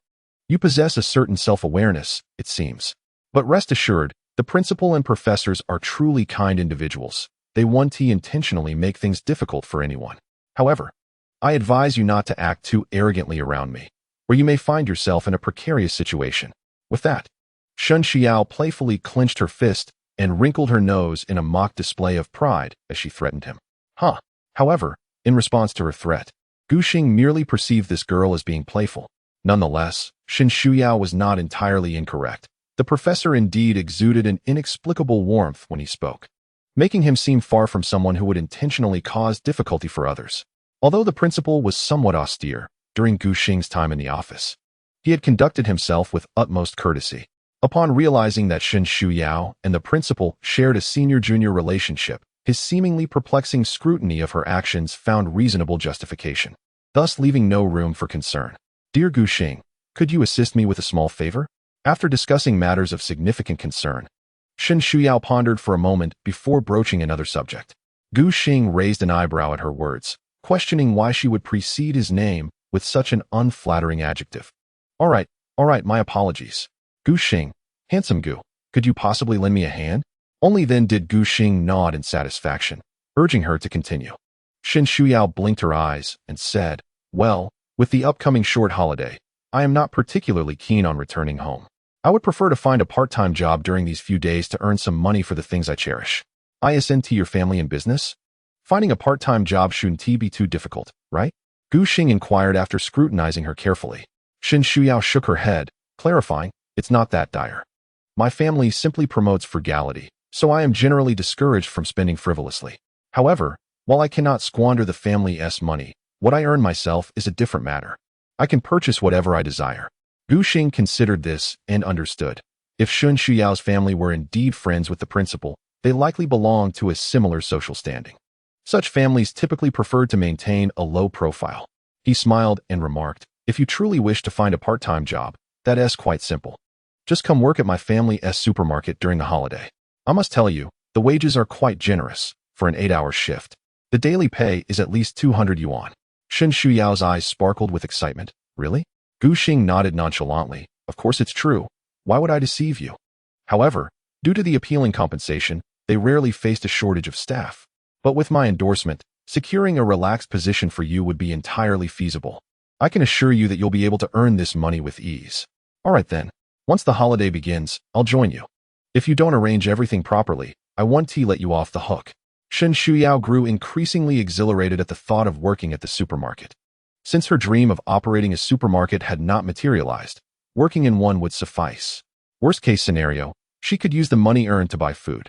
Oh, but what if I overindulge? Shun Shuyao resolved to return home that evening to meticulously plan whether to save for clothes, indulge in delicious food, or perhaps do both, though she worried whether her finances would suffice for both. Chapter 43. Is that your intention for a part-time job? Even your mother feels shy to spell it out for you. Having resolved the employment issue, Shun Shuyao temporarily bid farewell to Gu Xing, preparing to address matters at home with her mother. Despite securing a part-time job for the holiday, she had yet to inform her family. As she walked towards her mother's office, contemplating her excuses, Shun Shuyao stealthily approached the door. Noticing the surroundings were devoid of people, she gently knocked. "Come in." The prompt invitation, without any inquiries, indicated that her mother was currently unoccupied, neither engaged in research nor work. Shun Shuyao felt at ease and pushed the door open. Peering inside, to her surprise, the person reading within was none other than Professor Zhang, her mother, who had caught her and Gu Xing indulging in snacks at the cafeteria earlier that day. "Hi, Mom," Shun Shuyao exclaimed. Zhang Zhihui looked back, a hint of astonishment crossing her face. "I didn't expect you, of all people, to come find me after getting into trouble. Are you here to accept your punishment willingly?" Shun Shuyao stuck out her tongue and stepped inside, shutting the door behind her. Lightly tiptoeing, she approached her mother and wrapped her arms around her. "Mom, I know you can't bear to punish me. I've been a good daughter for over a decade. What's wrong with having a little fun in college?" Zhang Zhihui, with a feigned annoyance, patted her head. "Have I not punished you enough? Have you forgotten how you cried while copying lines in the past?" Shun Shuyao playfully squirmed, rubbing her cheek against her mother's. "Oh, come on. You're the best to me, after all. All right, enough of the cuteness. Speak up, do you need something?" Shun Shuyao pouted. "Well, it's not really that I need something from you. I just have a little matter I'd like to discuss. With the upcoming short holiday, I don't want to return home this time." "What?" Zhang Zhihui frowned, pulling her daughter closer to scrutinize her. "I know you've always had a mischievous side, and all those years of diligent study have not brought you much joy. I understand your desire to unwind in college, but you must have some sense of propriety. If you're not coming home, where do you intend to go? Are you planning to stay at a male classmate's house for a few days?" Zhang Zhihui had not anticipated that her casual conjecture would strike a chord. "It's not as absurd as you think, Mom.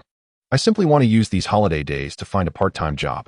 First, to earn some pocket money, and second, it's a chance for personal growth. I assent it?" "Really?" Zhang Zhihui asked, her curiosity piqued and a flicker of pride emerging. Shun Shuyao nodded earnestly. "Yes, really. Excellent. This shows you're maturing.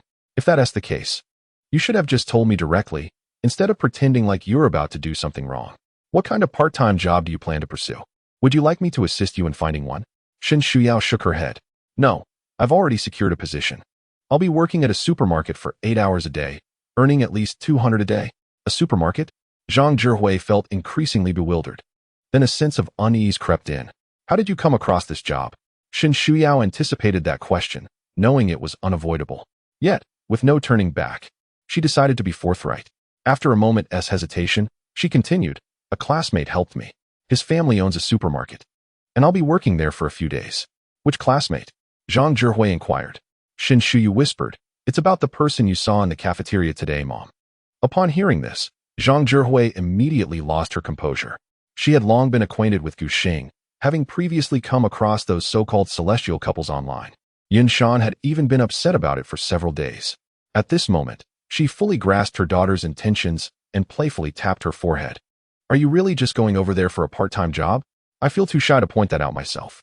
As a young lady, running over to a male classmate's house is quite unseemly. You know, girls should be kept at home. Shin Shuyu, feeling wronged, shrank her head back and protested. Mom, it's not like that at all. Gu Xing and I are merely friends. Besides, who says I have to stay at his house? I can find a place to stay on my own. I've already checked, and Gu Xing's family supermarket is conveniently located not far from my roommate's home. Staying at a female classmate's place is perfectly acceptable. In truth, Shin Shuyu was apprehensive about returning home to face relentless questioning. So she had meticulously planned her strategy for the day. After employing her charm and persistence, she finally convinced her mother under the condition of daily video check-ins.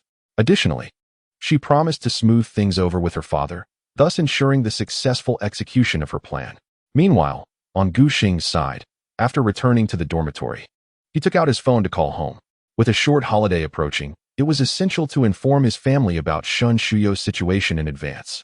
Although Gu Xing's home was not far from Xianqing University, commuting daily would certainly be a hassle. Moreover, his parents were often busy, so he typically stayed at school on weekends. He scrolled through his contacts and dialed his mother's number. Within 3 seconds, she answered. Hello, son. You little rascal actually remembered to call home. Honestly, our house is not far from your school. Can't you follow my advice and buy a car to come home every day? Why don't you even return on weekends? Gu Xing let out a wry smile. Before he could even speak, he was met with a barrage of words. However, he dared not voice his thoughts, knowing the consequences would be dire upon his return. Ahem. Mom, I'm coming back in just a few days. Humph. So you do plan to come home? I thought you would skip out for a whole week. Now tell me, why the call? If you're short on money, I can transfer you 100,000 right now. Just let me know if that's insufficient. Actually, it's not about money, Mom. Could you please let me speak?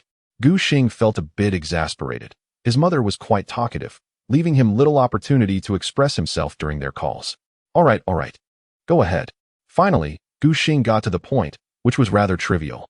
One of my classmates wants to find a part-time job during the holiday, and I've agreed to let her work at our supermarket for a few days. There was a brief pause on the other end of the line. Your classmate wants to work at our supermarket? That's quite simple. But son, having your friends work at our supermarket could be a bit problematic. After all, they are boys and may feel a sense of pride. Would it affect your camaraderie with them if they were to work for your classmate? Gu Xing suddenly realized the wisdom in his mother's words. However, Shen Xiao is a girl. Surely she wouldn't be like that. After all, she seemed quite pleased when Gu Xing suggested she work at his family's supermarket. Mom, who told you it was a male classmate? On the other end of the line came a gasp. It's a female classmate?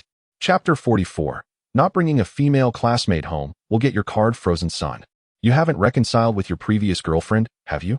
Listening to his mother's hesitating words, Gu Xing could easily infer her thoughts. Initially, when Li Jia asked Gu Xing to buy her gifts, his mother had no objections, believing it was only natural to treat a future daughter-in-law well. She even readily approved of luxury bags worth tens of thousands. But had it not been for Gu Xing's reluctance to indulge her, she might have spent an exorbitant amount. However, once his mother learned that her son's girlfriend was rather indiscreet and sneaked off to drink with other men behind Gu Xing's back, she ceased to inquire about Li Jia's situation, leaving Gu Xing to handle it himself. As a mother, she understood her son's character well. What could Gu Xing do but tell her to leave? He even berated Li Jia's close friends. Gu Xing smiled and said, Mom, don't you know your son? The past is behind us. Just pretend that person never existed. Dwelling on it only brings unnecessary discomfort. This time, it's a female classmate I just met. After Gu Xing explained, his mother on the other end let out a noticeable sigh of relief. Haha, all right. Of course, I trust my son. I was merely asking. By the way, son, how is this new female classmate? Is she nice? Is she pretty? Gu Xing was not surprised by his mother's line of questioning but feigned ignorance, asking Mom. She's just working part-time at my house for a few days. Why do you want to know all this? You little rascal, you know exactly what you're doing, don't you? Spare me the nonsense and tell me clearly. Mom, don't get too excited. She and I aren't in the kind of relationship you're thinking of. Her personality is quite interesting, and she's an academic achiever. Reportedly, she has ranked first in every exam since kindergarten.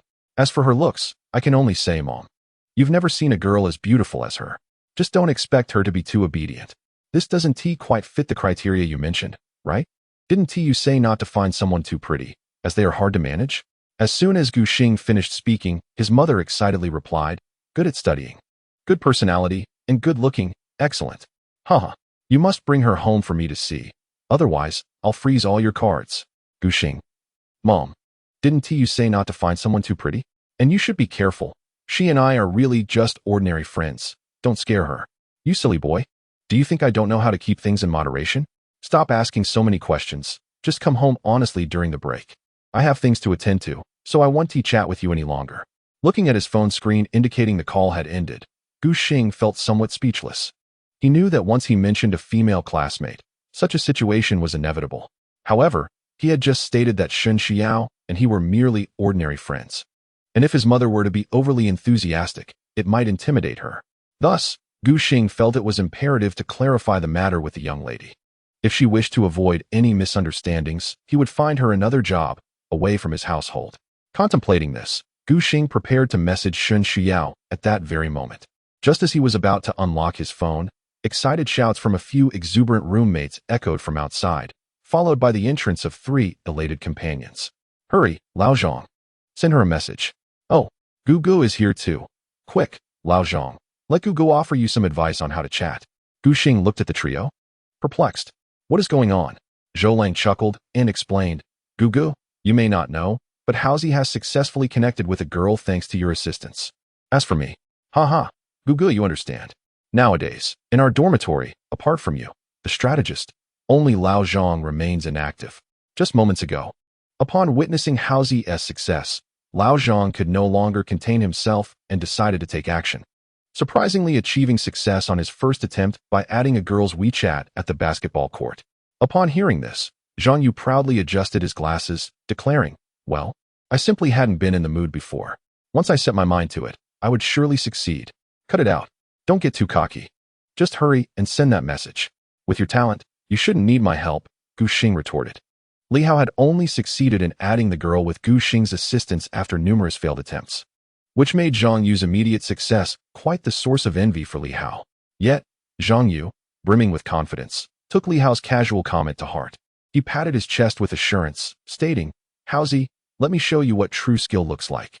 Lao Gu, please don't assist me. I can handle this on my own. Gu Xing shrugged, agreeing that Lao Zheng's sentiment was indeed valid. One should not overly rely on others. See, even Lao Gu agrees. Watch closely as I demonstrate how to engage with a girl. Observing Zhang Yu's exuberance, Gu Xing crossed his arms and stood by, merely enjoying the show. He did not believe that others would falter without his strategic guidance. He was simply curious to see how it would unfold. Perhaps Zhang Yu truly possessed greater prowess. Zhang Yu settled into his seat, opened WeChat, while Gu Xing and the other 2 stood behind, eager to witness his approach to flirting. Zhou Lang inquired, Lao Zhang, what will your opening line be? Why not copy a system message? Zhang Yu shook his head. That's merely a tactic. I think a bold and direct approach might yield better results. Watch closely. With that, he swiftly typed out a message and sent it. Beauty, guess who I am? Li Hao recoiled, exclaiming, well, isn't that a bit too cheesy? Coming on so strong right from the start. Are you sure it's a good idea? Rest assured, I know what I'm doing. The response from the other party arrived promptly, and Zhang Yu's WeChat notification pinged with her reply. Zhou Lang patted Zhang Yu on the shoulder, saying, Old Zhang, based on the skills I've acquired from my brother Gu during these past few days. The 3 question marks from the other party clearly signify a perilous warning. You'd best behave normally from here on out. However, Zhang Yu remained unfazed, responding, no need to panic, just watch me. Hey, beautiful. Since you're not guessing, allow me to take a shot. You must be single, right? Perfect. So am I. How about we settle for being each other's partners? Cough, cough. Gu Xing couldn't contain himself upon witnessing such audacious remarks.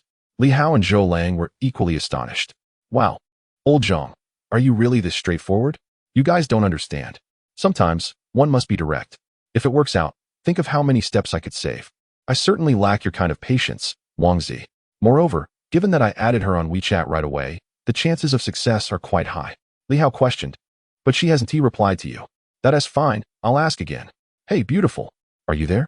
Yet this time, upon sending the message, the system indicated that he had been removed by the other party. Chapter 45. Driving Dad's car to take a classmate home, laughter erupted in the boys' dormitory 301. An uproarious cacophony ignited by Zhang Yu's antics. The three were unable to contain their amusement, causing a ruckus throughout the room. Typically, Gu Xing would not laugh so heartily. But Zhang Yu had genuinely caught him off guard this time. "Hey, you three, stop laughing." Zhang Yu's face flushed as he put down his phone and charged towards them, attempting to silence their mirth, which led to a playful scuffle among the four. The commotion attracted the attention of other dormitories. On the third floor of the boys' dormitory, countless heads popped out, excitedly shouting, "What is going on?" In no time, the crowd grew larger, causing a lively scene on the third floor. Some looked at their bewildered roommates, asking, "Chaozi, why are you so excited? What is happening outside?" "I have no idea. Who cares? Just join in the fun." "That makes sense." It wasn't until the dormitory supervisor made rounds, checking each room, that the ruckus finally subsided. Time passed quietly, and soon the long-awaited holiday arrived. After bidding farewell to his roommates, Gu Xing hailed a taxi to Xuanfu Road. Xuanfu Road is conveniently close to Xian City University. He had just learned that his father was over there for work discussions and would not return until the following day. Gu Xing planned to drive his father's car back, thus avoiding the hassle of catching a bus. Upon learning that Gu Xing was taking a classmate home, his father was quite pleased and parked the car at the roadside, waiting for Gu Xing to come and drive it away. When Gu Xing returned to Xian City University in his father's car, he noticed the absence of Shen Xiao. Confused, he thought, "Didn't I ask her to wait at the entrance?"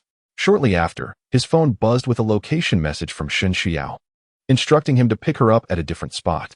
Following the navigation for a few minutes, he finally spotted the elegantly dressed Shen Xiao.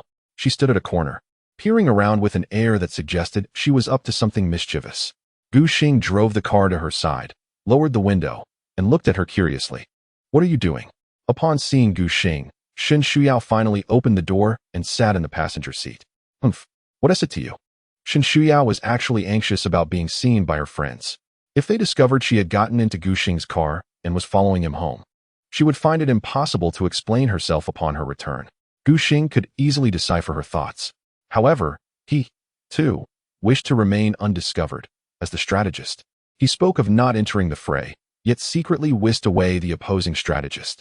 If their secret were to be revealed, he might face a collective backlash. So it was best to keep things under wraps for as long as possible. Tilting his head, he observed her haughty demeanor, shaking his head with a smile as he raised his right hand. Before he could utter a word, Shen Xiao, seeing his outstretched hand, immediately covered her front with both hands, eyeing him warily. "What are you doing? I warn you, if you act recklessly, I will be very upset." Gu Xing shot her a glance. "I'm not your grandpa. I merely meant to remind you to fasten your seatbelt. Aren't you old enough to have that awareness?" She was covering herself so tightly. Did she think he cared? Shen Xiao's cheeks flushed crimson, unsure if it was from embarrassment, shyness, or anger, perhaps a concoction of all three. This insufferable fellow, who was indifferent at the last wall slam, yet blushed at a mere glance, was such a contradictory man. Wait, why was she even thinking about this? Ugh, why did it matter if he cared or not? Unbeknownst to Gu Xing, Shen Xiao's mind was swirling with complex thoughts. He started the vehicle, slowly driving onto the main road, smiling as he addressed her. "Xu Yao, aren't you afraid that going to my house will lead my mother to misunderstand the situation?" Gu Xing had previously clarified the circumstances Shen Xiao would face at his home. She rambled on, circling around the topic, leaving Gu Xing uncertain about her true feelings. Thus, he felt the need to ask directly.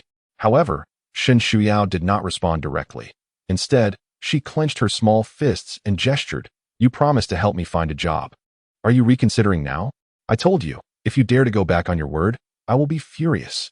Gu Xing shrugged. All right, I won't ask anymore. Is that satisfactory?" He had given her the respect she deserved, and since she was playing coy, he decided to drop the subject. But then, something unexpected occurred. After Shen Xiao's vague reply, she suddenly posed a peculiar question. "What did you just call me?" Gu Xing pursed his lips. "Xiao, we're friends now, aren't we? Isn't it acceptable to call you by your name?" Fine.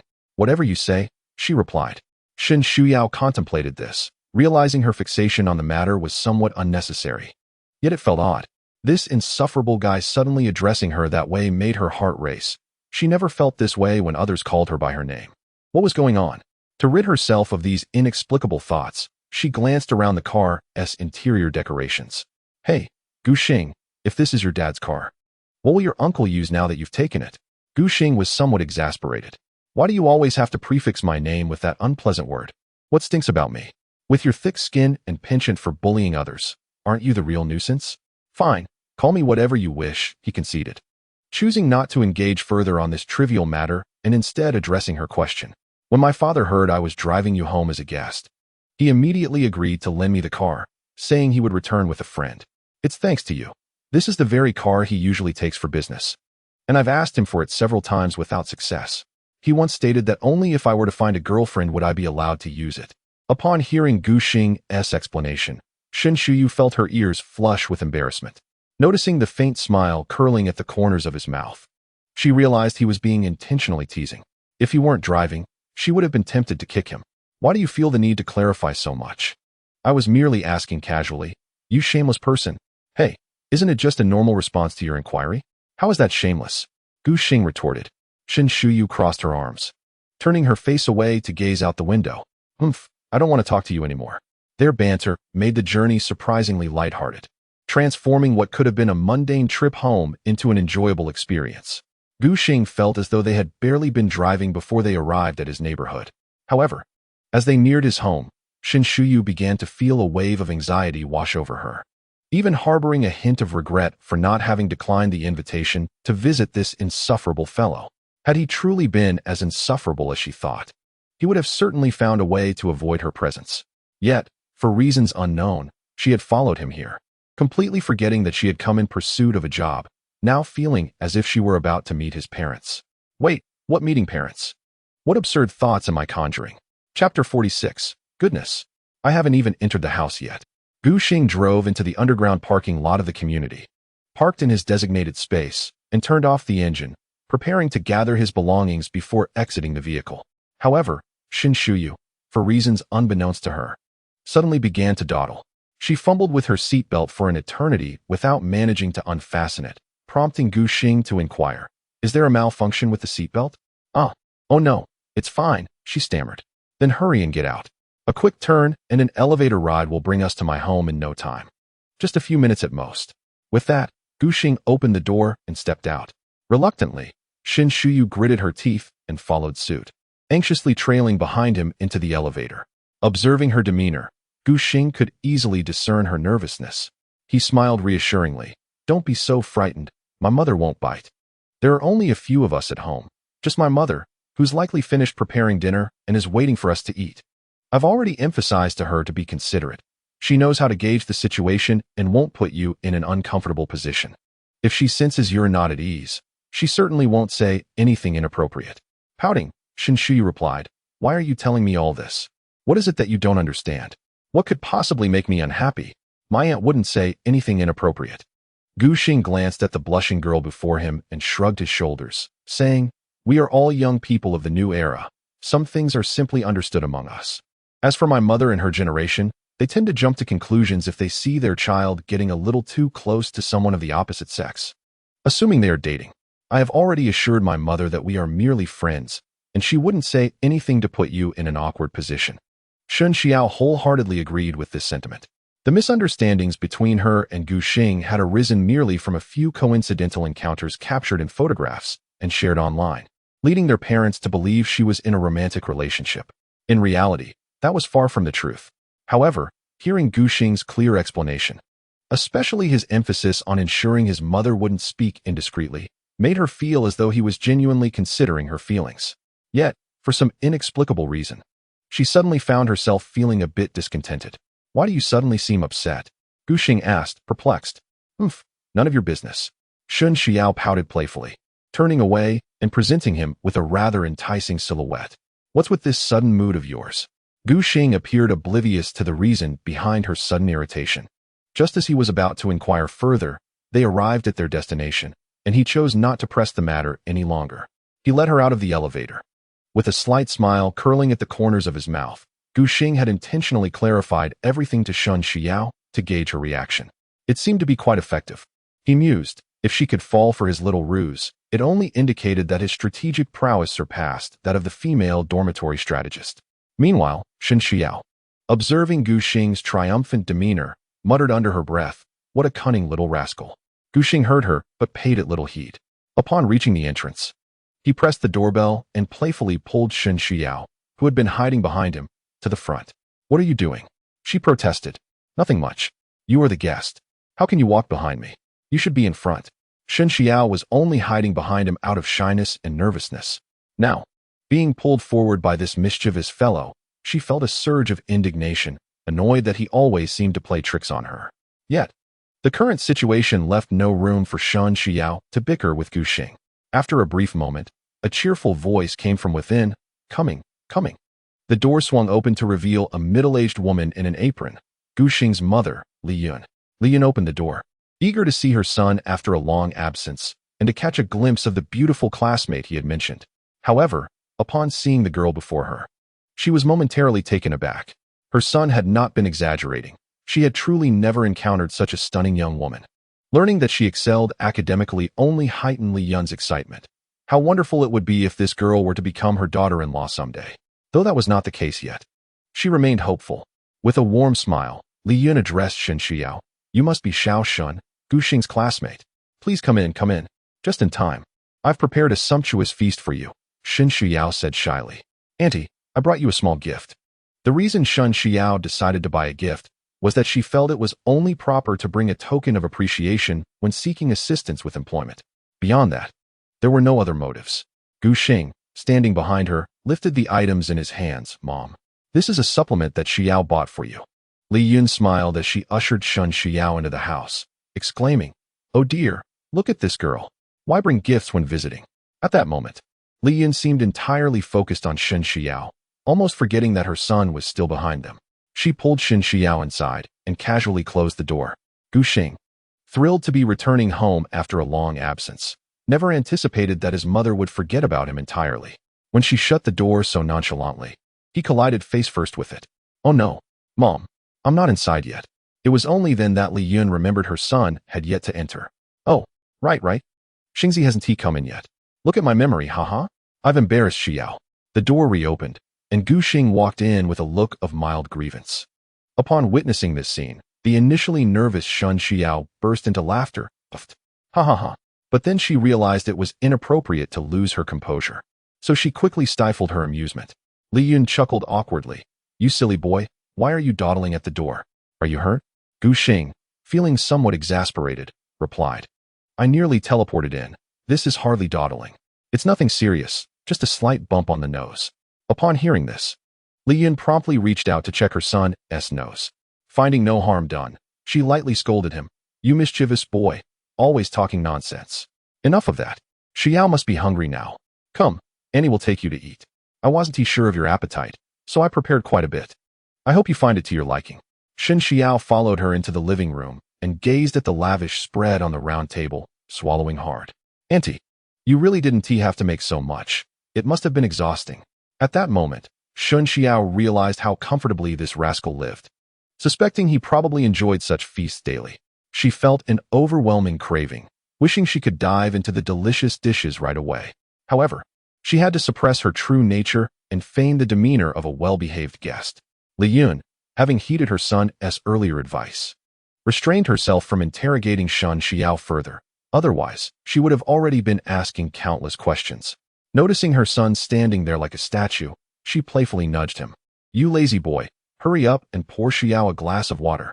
What are you standing around for? Do you think you're a guest too?" Chapter 47. Thank you. Little Xingzi Gu Xing suddenly realized a peculiar pattern. His mother seemed to enjoy prefacing his name with the word little rascal, much like Shen Xiao did. Yet, he knew better than to disregard his mother's requests, so he obediently fetched a glass of water for Shen Xiao. Sitting at the dining table, Shen Xiao appeared calm on the surface, but internally, she felt an immense sense of comfort. Had I known that I could command this insufferable fellow so easily, I would have acted without hesitation before. As she reached for the cup of water, Shen Xiao's hand inadvertently brushed against Gu Xing's, and both felt a jolt, as if struck by electricity, creating an awkward atmosphere. At that moment, their gazes met, and they were acutely aware that both recalled the book Gu Xing had perused earlier, which detailed 100 subtle techniques for understanding women. One particular point stated that if a girl showed no aversion to physical contact while accepting something from a boy, it likely indicated a favorable impression towards him. They had previously engaged in a thorough discussion on this very notion. Shen Xiao, feeling a twinge of anxiety, reminded herself that she was in the home of this insufferable fellow and could not afford to lose her composure. Thus, she cleared her throat and deftly shifted the topic, saying, "Ahem, thank you, Xiaoxingzi." Huh. Gu Xing was momentarily taken aback, his earlier musings abruptly erased. "What did you call me?" Noticing her diversion was remarkably effective, Shen Xiao gleefully blinked her eyes. "Xiaoxingzi, I heard Annie call you Xingzi, and since we're classmates and friends, I thought it would be acceptable to address you that way." Before Gu Xing could respond, Li Yun, who had just emerged with a bowl of rice, chimed in with a smile. "Of course, it's perfectly fine." She then shot her son a disapproving look. "What kind of expression is that? Are you displeased with Xiao? Xingzi is your nickname, and her calling you that means she considers you a good friend." Gu Xing retorted, "Mom, there is a distinct difference between Xingzi and Xiaoxingzi." The latter sounded rather akin to a eunuch. Observing Shen Xiao's triumphant expression, he realized she intended it that way, especially after the earlier incident with the water cup. The manner and tone they had shared mirrored the dynamics of a palace drama, where a lady addresses her eunuch. It seemed that upon returning home, his advantages had dissipated. The situation was gradually tilting in favor of the female strategist, which was rather unfavorable. How can Xiao Xingzi be likened to a eunuch? "Mom, you've been watching too much television." As she spoke, Li Yun served Shen Xiao a bowl of rice. "Don't mind him, Xiao. Call him however you wish. If he dares to bully you, just tell Annie, and I will set him straight." Shen Xiao promptly stood up and accepted the bowl with both hands, exclaiming, "Thank you, Auntie. Good. Now let us eat. Our home has no strict rules, so just treat it as though you were at your own place, and feel free to enjoy yourself," Li Yun said, serving her son a bowl as well. "Thank you, Mom," Gu Xing replied, and without delay, he began to eat. Although he was not as voracious as Shen Xiao, who could devour snacks with great enthusiasm, it did not mean he lacked an appreciation for fine food. Rather, he simply wasn't accustomed to ordinary fare. However, his mother's home-cooked meals were truly to his liking. While Shen Xiao was still pretending to be a demure lady, delicately picking at her food, Gu Xing had already polished off a chicken leg. As they continued to eat, Shen Xiao realized that if she persisted in her charade of propriety, neglecting the delightful dishes before her, she would surely come to regret it. Gradually, she cast aside her pretense and began to match Gu Xing's pace, indulging in the feast before them. As the two engaged in a lively exchange, savoring their meal with great delight, Li Yun felt a wave of happiness wash over her upon witnessing their joy. "Haha, Shu Yao, if you're out of food, just say so. That's the way to go.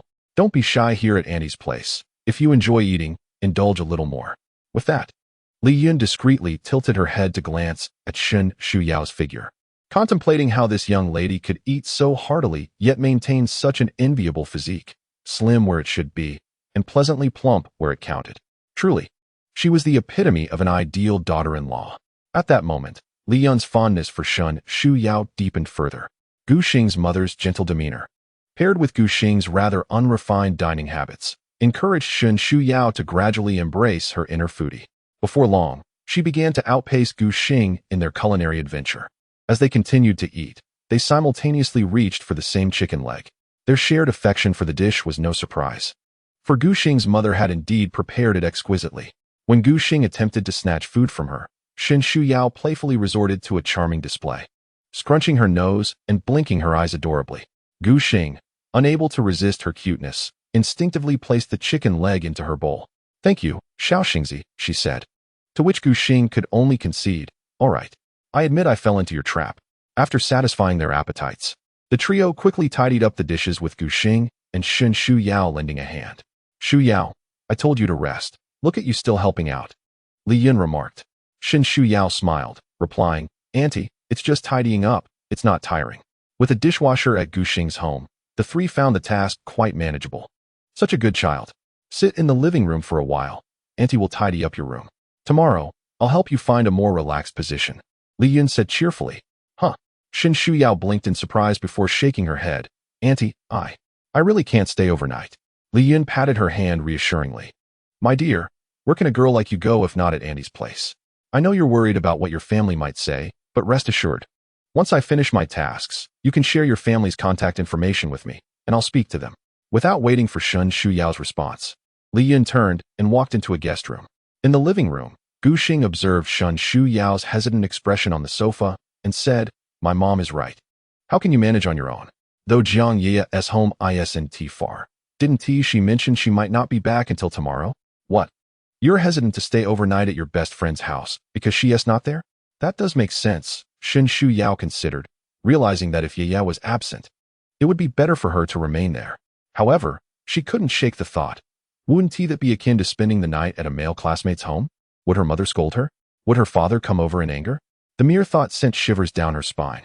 Yet, she knew she had to inform her family about this situation, which would inevitably require her to disclose her parents' true identities to Gu Xing. Still, she mused, perhaps it wouldn't be such a big deal for him to know after all. After careful consideration, Shen Xiao, waiting for her aunt to finish her tasks, directly took out her phone and called her mother in front of her aunt, and Gu Xing beep. Beep. She said, "Mom." However, after much contemplation, she found herself at a loss for words. Seeing this, Li Yun smiled and said, "Xiao, hand me the phone. I will speak with your mother." Both Gu Xing and Shan Xiao were unaware of the specifics of the conversation that ensued. Once Gu Xing's mother received the phone from Shen Xiao, she retreated to her room to converse. Although the details of their discussion remained a mystery, the outcome was quite favorable. Li Yun emerged from the room, beaming, and returned the phone to Shen Xiao, saying, "All is well. Your mother has given her consent for you to stay here with me." "Really?" Shen Xiao exclaimed, astonished. It had taken less than 5 minutes for her aunt to persuade her mother, a feat that far exceeded the time it had taken Shen Xiao herself to convince her mother to allow her to take a part-time job. "What? Are you afraid your aunt is deceiving you?" "Oh no, not at all," Shen Xiao replied. Li Yun smiled and reassured her, "You needn't worry.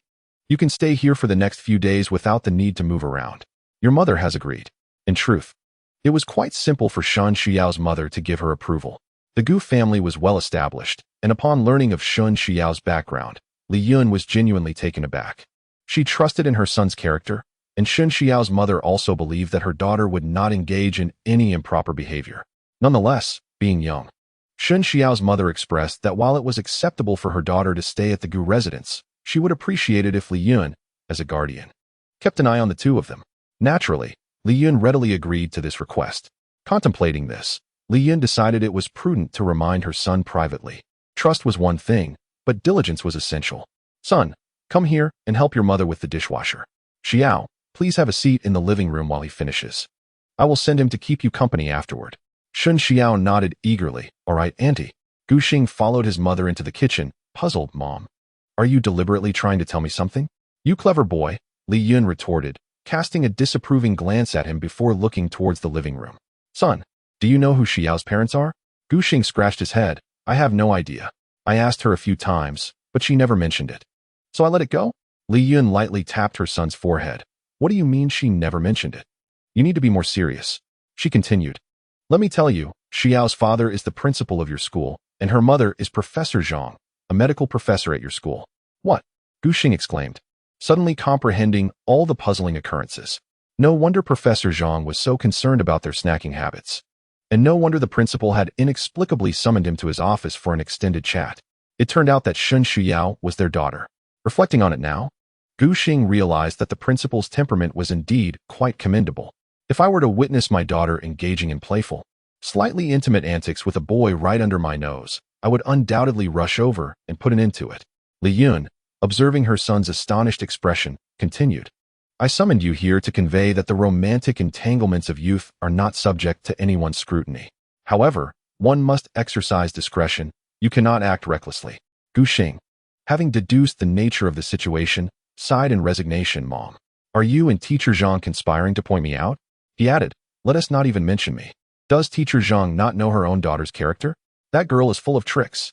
Do you truly believe she is easy to manage?" "Enough. I'm merely cautioning you." "How dare you speak so of Shuyu?" Li Yun retorted. "Now, step outside and do not interrupt my kitchen duties." Gu Xing shrugged in silence and exited the kitchen. He perceived no fault in the reminder from Shun Shuyo's mother. The trust bestowed upon him by allowing her daughter to stay in his home was indeed significant. Upon returning to the living room, Gu Xing lay back on the sofa, arms cradling his neck in frustration. Observing this, Shin Shuyu, who was watching television, curiously scooted closer and inquired, "Did Annie call you in for a talk?" Shin Shuyu was aware that her mother must have discovered her parents' identities during the earlier conversation, and it was likely the reason for the discussion with Gu Xing. Gu Xing lowered his arms and looked at Shin Shuyu. "I am genuinely curious as to why they did not offer you any warnings." Shin Shuyu blinked innocently. "What should they remind me about?" Noting her feigned ignorance, Gu Xing extended his fingers theatrically. "They fear I might bully you, hence their caution." He then flipped his palms towards himself. "Yet I worry you might treat me similarly. Why the disparity in warnings? It's quite unfair." Shin Shuyu, her cheeks flushed, hurled a cushion at his mischievous face. "How dare you throw something at me?" Gu Xing reacted swiftly, tilting his head slightly and catching the cushion with ease. He retaliated by tossing it back. Shin Shuyu, caught off guard, was hit squarely in the face, the cushion sliding down to reveal her exasperated yet endearing expression. "You pest, how dare you strike me?" she exclaimed. "TCH. You threw the first one. Why should I not retaliate?" Gu Xing, adhering to the principle of not indulging his sister, remained unperturbed by Shin Shuyu's threats. Seeing Gu Xing's audacious demeanor, Shin Shuyu felt a surge of indignation, momentarily forgetting that her mother was present and that she ought to maintain her composure. Grabbing the cushion once more, she charged at Gu Xing unfazed. He too seized a cushion as a makeshift weapon, and soon they were embroiled in a lively skirmish. The following morning, Shin Shuyu trailed behind Li Yun with her head bowed. Feeling the weight of embarrassment from being caught in a playful tussle with Gu Xing the previous night, she feared her aunt might now perceive her as a particularly mischievous girl. "Oh no, but I truly am not," she thought. She has only recently begun to display a mischievous side. After being the model student for over a decade, unnoticed by anyone, she suddenly becomes playful and the world takes notice. How bittersweet her fate is. Gu Xing drove, and soon the three arrived at the nearest supermarket to their home. Upon exiting the car, Li Yun affectionately took Shin Shuyao's hand and led her towards the supermarket. As they walked, she consoled her. And one might have thought that Shin Shuyao was her biological daughter, while Gu Xing, trailing behind, appeared merely as a helper. "Shuyao, you are still young, and it is a good thing for young people to have some vitality. A little playful banter is harmless as long as you avoid injury. When I was younger than you, I used to spar with Xingzi's father every day." Upon hearing this, Shin Shuyao felt an overwhelming sense of shyness and did not dare to respond. Gu Xing, behind them, gave his mother a thumbs up, thinking, "That's my mom." This method of encouragement is impressive, making one feel increasingly socially anxious. Chapter 49. Little Xingzi, don't get too arrogant ordinarily. Arranging a job for Shin Shuyao was a trivial matter that did not require Li Yun's personal involvement. A simple phone call to her subordinates would suffice to ensure everything was settled. Yet, she chose to come in person. Motivated solely by her desire to leave a good impression on Shin Shuyao, a girl she cherished deeply. She genuinely hoped that Shin Shuyao would become her daughter-in-law. As they entered Mingyu supermarket, Shin Shuyao's beautiful eyes darted around in astonishment. "Auntie, so, Mingyu supermarket is owned by your family." Li Yun smiled and nodded. "Our company is named after Xingzi's father, Gu Mingyu, so we decided to name it Mingyu when we started our business 20 years ago." Shin Shuyao exclaimed, "So, Auntie, you started this large supermarket alongside Uncle, and it's not just one location. How impressive." "Haha, it's really nothing extraordinary. We were just fortunate," Li Yun replied, as she and Shin Shuyao chatted and laughed ahead, while Gu Xing dutifully followed behind. Before long, they entered the supermarket. The supermarket manager had been waiting at the entrance. Upon their arrival, a woman in her 30s approached them with a polite greeting. "Li Zong." Li Yun nodded with a gentle smile. "Shaolin, I'm just here to accompany the children for a casual stroll. You can follow along. Later, see which positions they prefer and arrange them accordingly. They are only here for part-time work, so there's no need to complicate matters. Just follow the usual procedures." Lin Rong acknowledged with a nod, understood, Li Zong, and stepped aside to allow them to pass. At this moment, Gu Xing, who had been unable to interject, finally found someone to converse with and raised his hand with a smile. "Sister Lin, long time no see." Though Gu Xing rarely visited the family supermarket, he had met Lin Rong a few times, so they were somewhat acquainted. Lin Rong chuckled and shook her head. "I'm 12 years older than you. It would be better to call me Aunt Lin." Despite being the son of the group's chairman, Gu Xing found it easy to converse with Lin Rong, as this young lad was quite articulate. "No way. Sister Lin, you are actually 12 years older than me? I thought you were at most 25. You aren't trying to trick me into thinking you're older, are you? Ahead, Li Yun cast a stern glance at her son, reprimanding him. You, my child, should not be so flippant. Lin's child is already in the 4th grade. She then turned her gaze towards Lin Rong, adding, Little Lin, please do not take offense. This rascal is just like that. Haha. Presently, you jest. To be called sister by the younger generation brings me joy beyond measure, Gu Xing interjected, raising his hands in a gesture of innocence. Sister Lin, do not misunderstand. I speak from the heart. This is not mere flattery to amuse you. Lin Rong chuckled and nodded. Indeed. Thank you, dear brother Gu. Having a congenial boss and a son who is approachable greatly eased Lin Rong's demeanor. As they walked, she inquired, Brother, what prompted you to take a part-time job at the supermarket?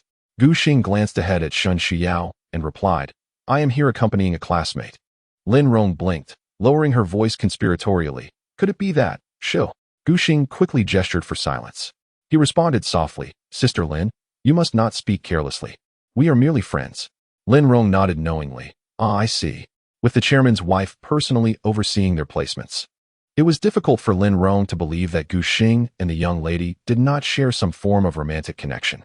Given President Li's warm demeanor towards the girl, it seemed they might even be discussing marriage.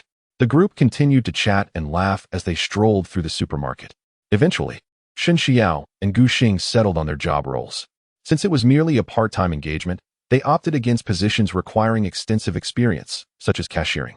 As for Lin Rong's suggestions of lighter tasks, like monitoring the office surveillance, Shen Xiao found the idea of spending an entire day indoors rather stifling and thus declined. Ultimately, she chose a more leisurely role as a shopping cart attendant, responsible for collecting and returning carts. Once they confirmed their choices, Gu Xing and Shun Xiao swiftly completed the necessary paperwork. After finishing their lunch, they donned their uniforms and officially commenced their duties. Before departing for home, Li Yun earnestly reminded her son, Remember, you must take good care of Xiao. If she grows weary, lend her a hand. It is high time you learn responsibility and refrain from idleness. And do not bully Xiao, or you shall face my wrath upon returning home. Understanding her son's sometimes domineering nature, Li Yun was concerned. He had a tendency to be rough with girls. Just last night, during their playful scuffle, Shen Xiao had been left in tears by her son's antics. Gu Xing sighed and nodded. Understood, Mom. Li Yun patted Shen Xiao's hand, saying, You both work well, and I shall return home to prepare a meal for you once your shift ends. Yes, Auntie, goodbye. Shen Xiao, embarking on her first day of work, was filled with curiosity and excitement, eagerly anticipating the days to come.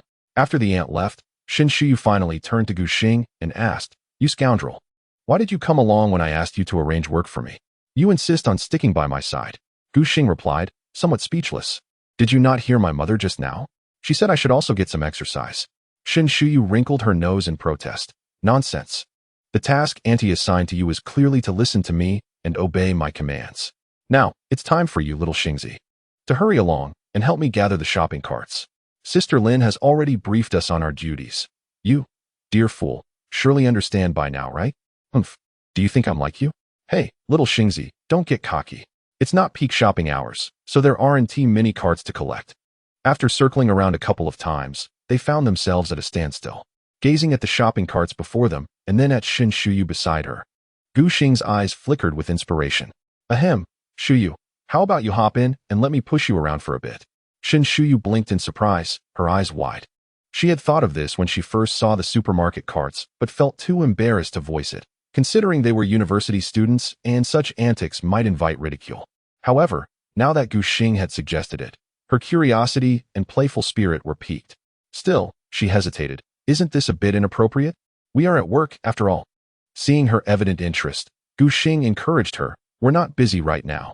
As long as we tidy up the carts, it's fine. Don't worry, just hop on, and I'll give you a spin. Chapter 50. The supermarket truly belongs to him. Well, we can, but only in an open space, so we don't disturb anyone. Gu Xing, slightly exasperated, replied, Do you think I don't know that? Enough talk. If you don't get on soon, I won't push you at all. No. Once you say it, you can't go back on your word. With that, seeing Gu Xing's determination, Shen Shuyu hurriedly approached the cart and prepared to climb on. Gu Xing admired her flowing hair, which was styled beautifully, exuding a goddess-like charm. However, if they were to play like this, she needed to tie her hair back. Wait a moment. I'll go get something. Without waiting for Shinshuyu to ask, he turned and entered the supermarket, swiftly retrieving a hair tie near the checkout counter. Excuse me, how much for this? The cashier, already aware of Gu Xing's identity, understood that even the son of the chairman had to pay according to supermarket rules. However, she was puzzled as to why this wealthy young man needed a hair tie. Before long, Gu Xing provided her with an answer. After paying, he returned to Shinshuyu, tore open the packaging, and casually tucked the wrapper into his pocket before moving behind her. What are you doing? Shinshuyu turned back, puzzled.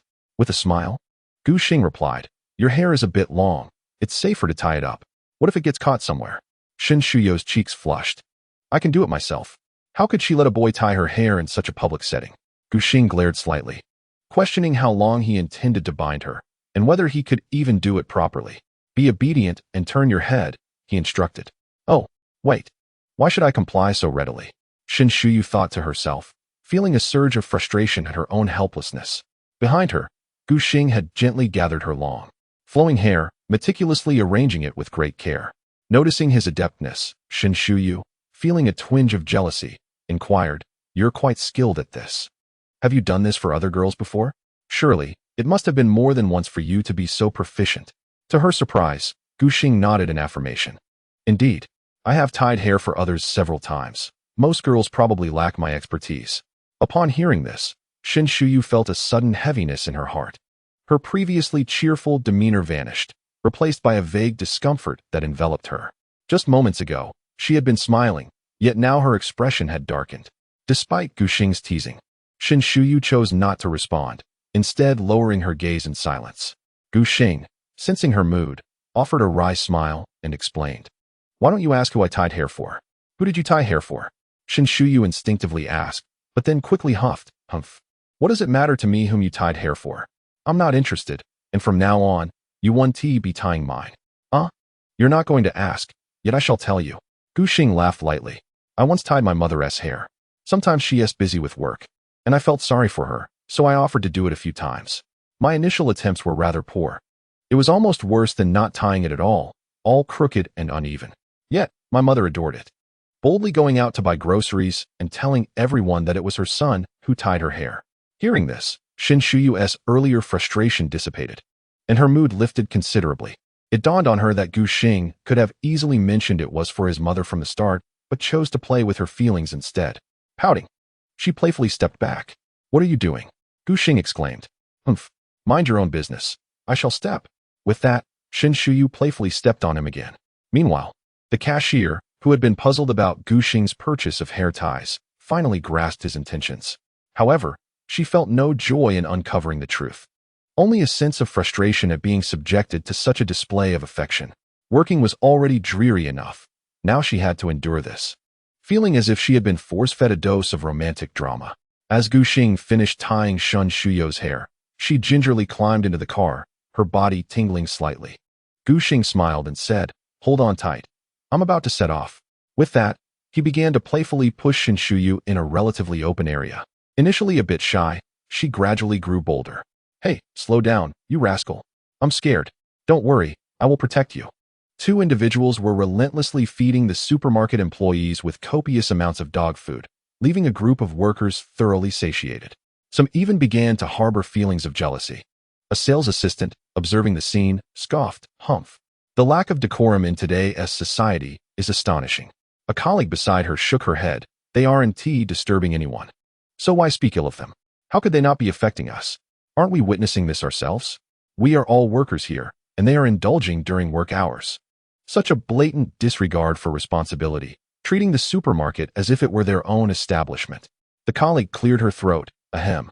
Actually, this supermarket is indeed theirs. That handsome gentleman is the sole heir of the Mingyu Group's chairman. Today, the chairman's wife personally brought him here to experience life.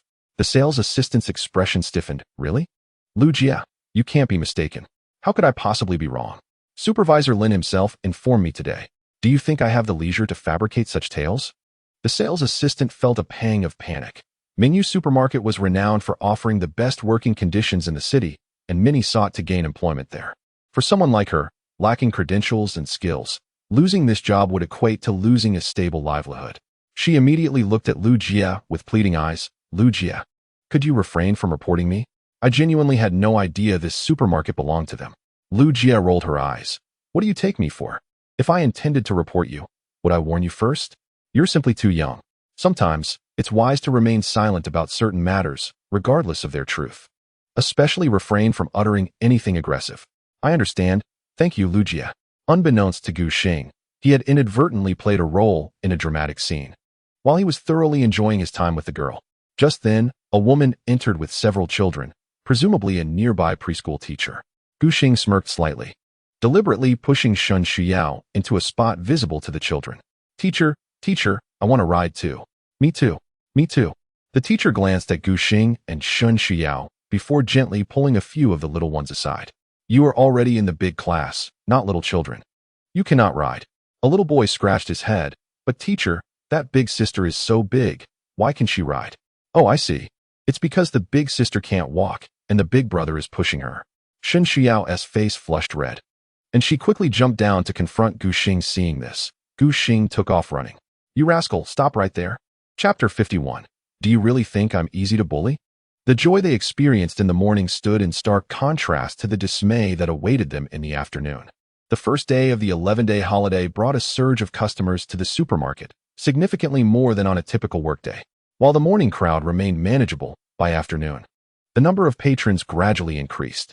As the number of customers increased, so did the usage of shopping carts. Moreover, both Gu Xing and Shun Shuyao were complete novices, which rendered their work efficiency quite slow and exhausting. Fortunately, the supermarket management recognized Gu Xing's identity and promptly dispatched additional personnel to alleviate their workload, bringing them some relief. At 4:30 in the afternoon, the two emerged from the supermarket after a long day.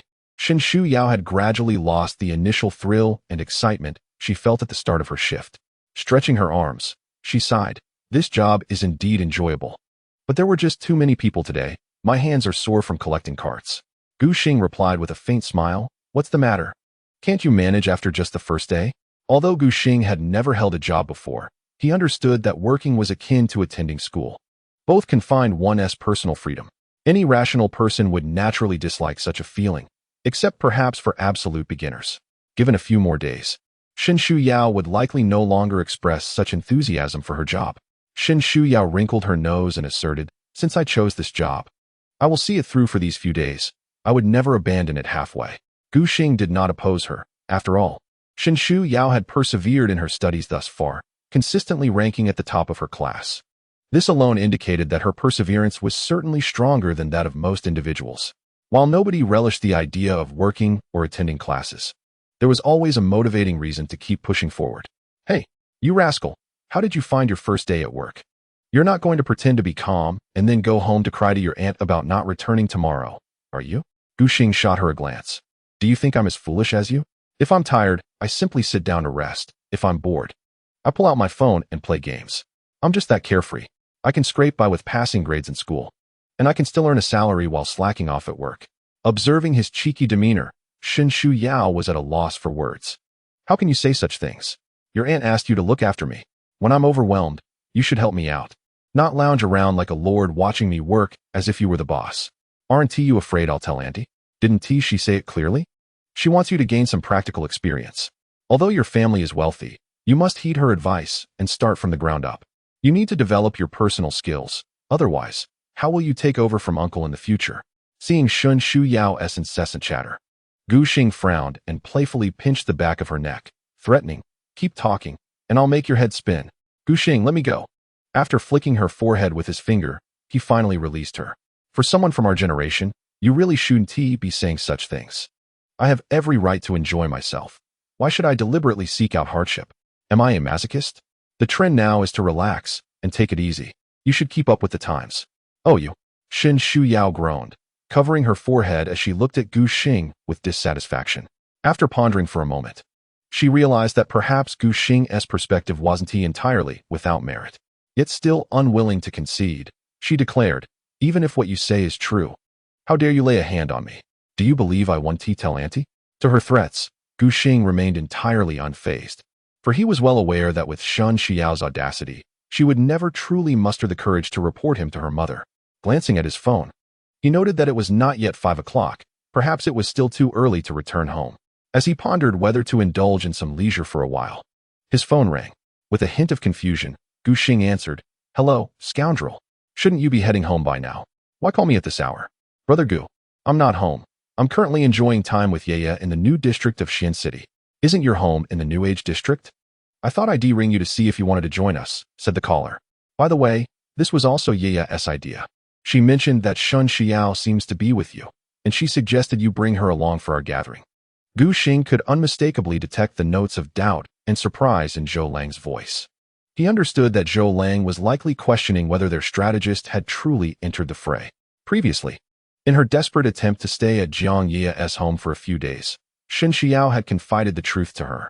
Now, having failed to secure her stay, this revelation had inadvertently aroused suspicion in both Jiang Ye and Zhou Lang regarding their respective strategists. However, compared to others, it mattered little for Zhou Lang and Jiang Ye to be privy to the situation, as their union was facilitated by the assistance of Gu Xing and Shun Xiao. Perhaps it was precisely for this reason that Shun Xiao had felt emboldened to share with Jiang Ye. Turning to Shun Xiao, Gu Xing conveyed the essence of the recent conversation. Upon hearing this, Shun Xiao pouted, "If we don't go, they will surely suspect us of being guilty." "Then let's go," Gu Xing replied.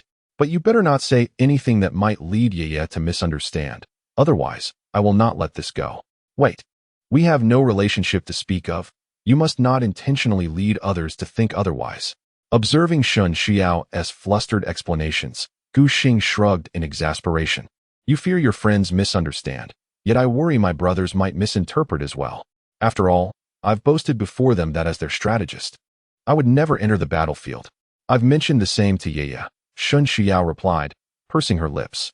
"So, we cannot let anything happen between us."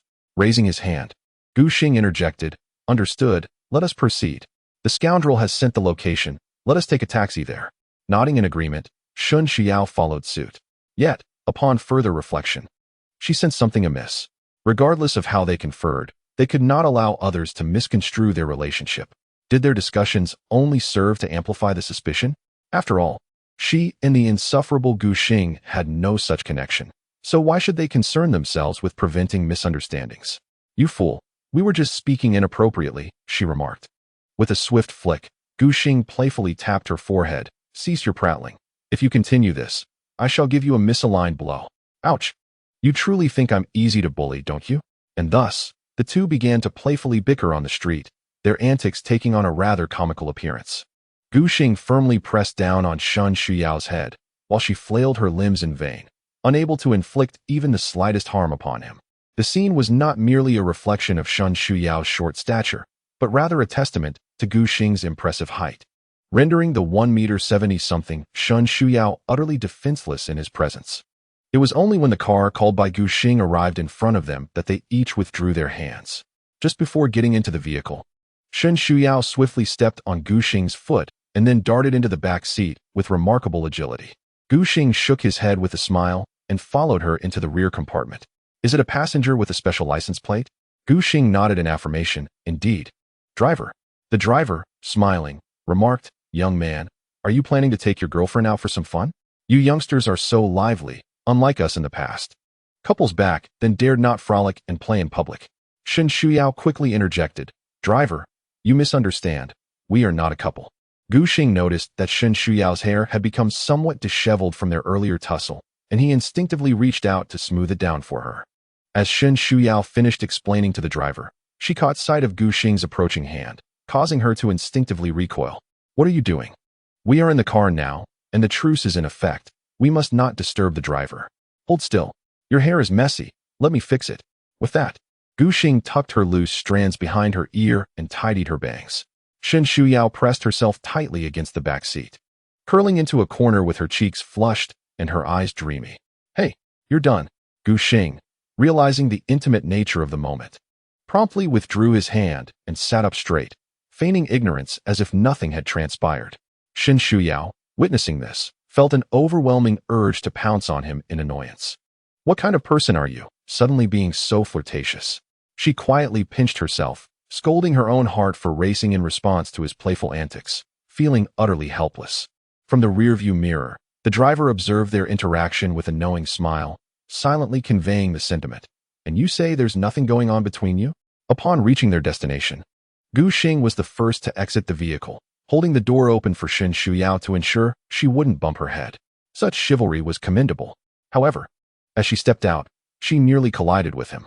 In a fluster, she raised her small hand and playfully pushed him away, exclaiming, "Why are you standing so close? If you can't be a gentleman, then don't pretend to be one. You're such a fool." "Ah, what a good intention wasted on a fool," Gu Xing retorted, but then realized something was amiss as he noticed Jiang Yeye and another person nearby, both staring at them with expressions of surprise. Alarmed, Shen Shuyao quickly trotted away from the foul guy. Not far off, Zhou Lang and Jiang Yeye exchanged curious glances. Zhou Lang hesitated. "Yeye, why do I feel like Gu Gu and your friend are exchanging rather peculiar glances?" Jiang Yeye nodded, saying, "Not just peculiar, it's practically electric." Moments later, Shen Shuyao joined Jiang Yeye, feigning calmness as she took her hand. "Yeye, you're not being honest. You actually came out to date." In a normal situation, at this moment, Jiang Yeye would undoubtedly feel shy and unsure of how to respond. However, she now possesses the upper hand, gazing thoughtfully at Shen Shuyu, and remarks, "When it comes to mischief, I must admit I cannot compare to you, Shuyu. Didn't he, the strategist Shen, say he would refrain from the battlefield? Yet, I detect the scent of gunpowder on you. Surely, one cannot acquire such a strong essence without having engaged in a fierce battle of 300 rounds on the battlefield." Shen Shuyu clears her throat awkwardly. "Ahem. Yeah, where are you planning to go? We should set off soon, or it will be dark before we know it." It is not that she hesitates to engage with her friend, but rather that Gu Xing's recent actions are indeed suspicious. It's all that insufferable fellow's fault. He promised not to engage in anything that might arouse suspicion, and now he has left her at a loss for an explanation. With that thought, Shen Shuyu discreetly glances at Gu Xing, wrinkling her nose and shooting him a glare. "We are preparing to climb Xinjing Mountain. It is the perfect time to set off now, with the sun not too harsh." "Very well, let us proceed," Shen Shuyu declares, pulling Jiang Yeye in the direction of Xinjing Mountain. Jiang Yeye purses her lips, opting not to say much, although her strategist is acting quite aberrant, without direct evidence. She cannot be entirely certain, so she decides to observe for now. At this moment, Zhou Lang and Gu Xing walk in stride behind the two sisters. Zhou Lang casts a doubtful glance at the strategist beside him. "Gu, you must confess. Why are you associating with the female strategist?" In contrast to Shen Shuyu, Gu Xing appears considerably more composed. He shrugs casually, crossing his arms, "Because she approached me for assistance in arranging a part-time job during the holidays. I thought, since she is Jiang Yeye's friend and we are brothers, I might as well help her out. That is how I got her a part-time position at my family's supermarket. Quite the coincidence, I assent it. My mother also asked me to gain some experience over the break, so it turns out we'll be working together." Zhou Lang looks skeptical. "Gu, while I may not be as clever as you, I'm not a fool either. Just tell me honestly. You two strategists aren't developing feelings for each other, are you?" Zhou Lang is not opposed to seeing his brother in a romantic relationship. However, the thought feels rather peculiar. He had tasked Gu Xing with strategizing for him, yet it appears that his progress with Jiang Yeye lags behind that of the two strategists. Given the exchanged glances between the two strategists moments ago, this notion is further substantiated. It strikes him as odd, especially since his strategist had previously insisted that as a strategist, she would never engage in such battles. This leaves Zhou Lang with an unsettling feeling that the most clandestine member of their dormitory, the elusive one, is likely this cunning strategist. "Lang, it seems you have indeed become significantly more astute. Choosing Xinjing Mountain as a venue for your rendezvous is quite a clever choice. The scenery here is delightful, perfect for romantic encounters." Zhou Lang, somewhat at a loss for words, responds, "Gu, your answer is rather off-topic and feels forced, don't you think?" Gu Xing gazes at him nonchalantly. "What is the matter? Even if you've guessed some truths, do you intend to expose me?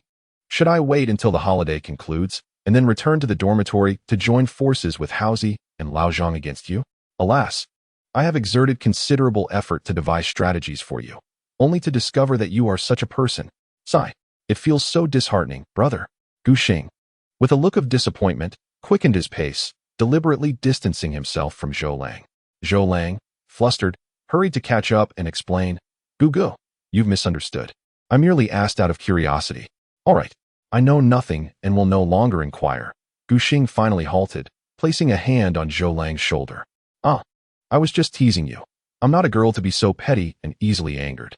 We shall always be good brothers. Zhou Lang, confused. The two girls ahead were rendered speechless by Gu Xing's antics, simultaneously thinking, a cunning man indeed. Chapter 53. A smile hard to suppress. Xinjing Mountain is undoubtedly one of the more popular tourist destinations in Xi'an City. With the current National Day holiday, the number of visitors is considerable.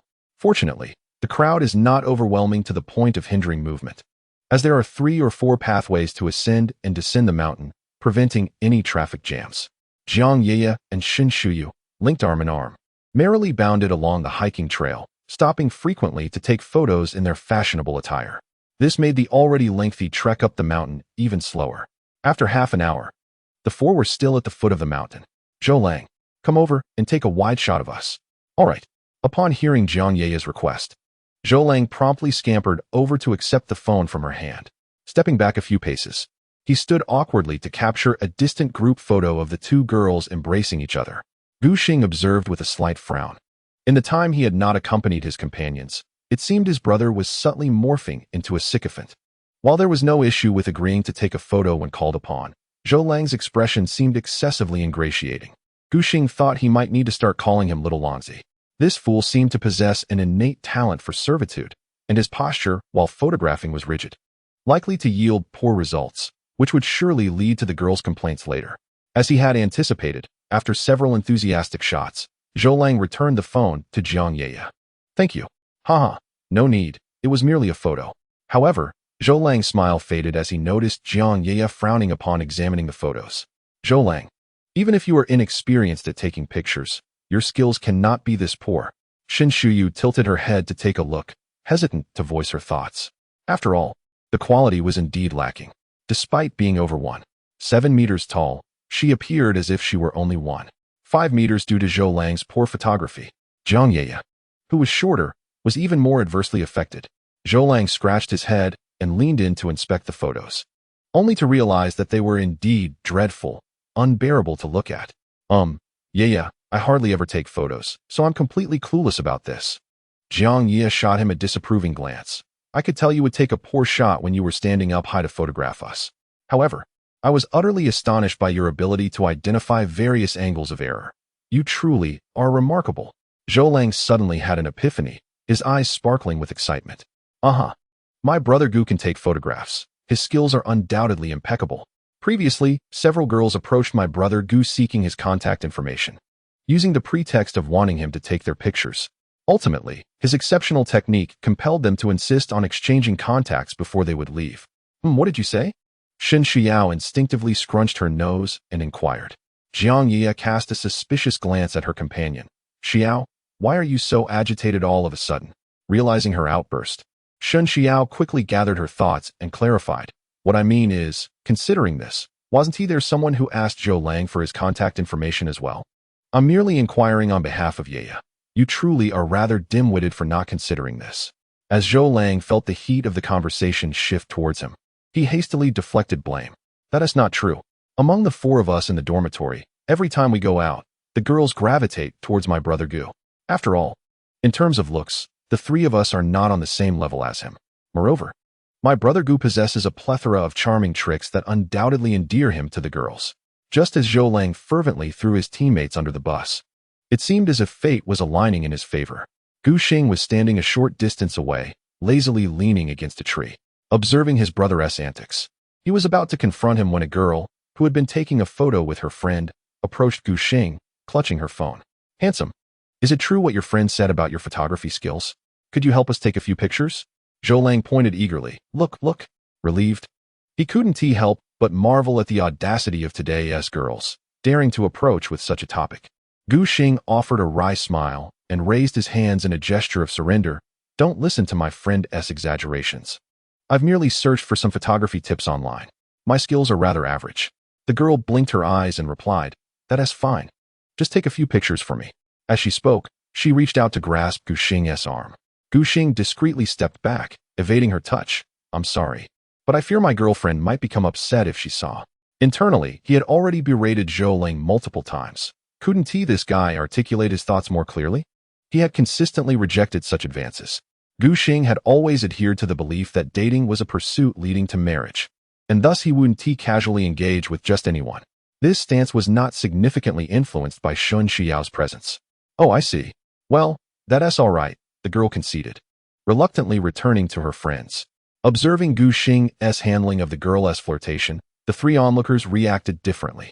Zhou Lang was unfazed, having witnessed similar situations numerous times. Haozi and Lao Zhang often criticized Gu Xing for wasting such opportunities. Jiang Ye, however, appeared slightly astonished. From Gu Xing's expression and actions, it seemed he was not merely feigning disinterest. One would expect a boy of his caliber, deep in charm, eloquent and affluent, not to be so innocent, wouldn't he one?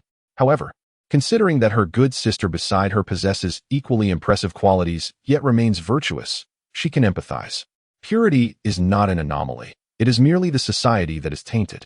At this moment, Shun Xiao, though striving to maintain her composure, could not suppress the smile that tugged at the corners of her mouth. In her delight, she even called Gu Xing by his nickname in front of her sister. Xingzi, how about you come over and take a photo for us? Zhou Lang. Jiang Ye. Xiao, what did you just call him? Shun Xiao finally realized, but she was still capable of handling the situation. Calmly, she replied, I figured since we are friends, it's not inappropriate to give him a nickname. She had come to a conclusion, regardless of how Ye might misinterpret it. It was better to be a bit more relaxed. If that rascal Gu Xing could manage his buddies, then she too could handle her good sisters. Gu Xing looked at her discontentedly. If you keep calling me that, I'll make your head spin. Zhou Lang and Jiang Ye both thought there was definitely something amiss. Zhou Lang pondered. If these two truly hit it off, then Gu Xing was remarkably bold, behaving so brazenly. Shun Xiao decided to go all in, puffing up her cheeks. She challenged, why are you so fierce when we just want you to take a picture? When asking for a favor, one should exhibit the proper demeanor. Address him as Xinggu, or else we shall not discuss it. Chapter 54. How about we gaze at the stars together? What should I call you? Xinggu? Gu Xing nodded in satisfaction. Yes, that sounds quite good. He then stepped forward, extending his right hand. Now, hand over your phone. You. How shameless. Shun Xiao was infuriated by his cunning. Yet, she still handed her phone to him, having already been tricked. It would be a loss not to have him take her picture. Under the peculiar gazes of Zhou Lang and Jiang Ye, Gu Xing nonchalantly took Shun Xiao's phone, first crouching down to capture a few angled shots of the two. He then adjusted his position to take additional photos, continually altering the camera settings with each change of perspective.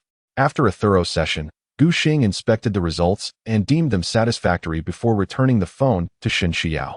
The two young women immediately perused the album. Jiang Ye exclaimed, Indeed, Gu handsome, your photography skills are exceptional. I feel they look far more appealing than what we took. Shun Xiao pursed her lips. Well, they're passable, I suppose. Acknowledging his talent, she declared, since you are indeed quite skilled, we shall entrust you with the task of taking our photos next. With that, Shun Xiao seized Jiang Ye's hand and urged, let us ascend further to take more pictures.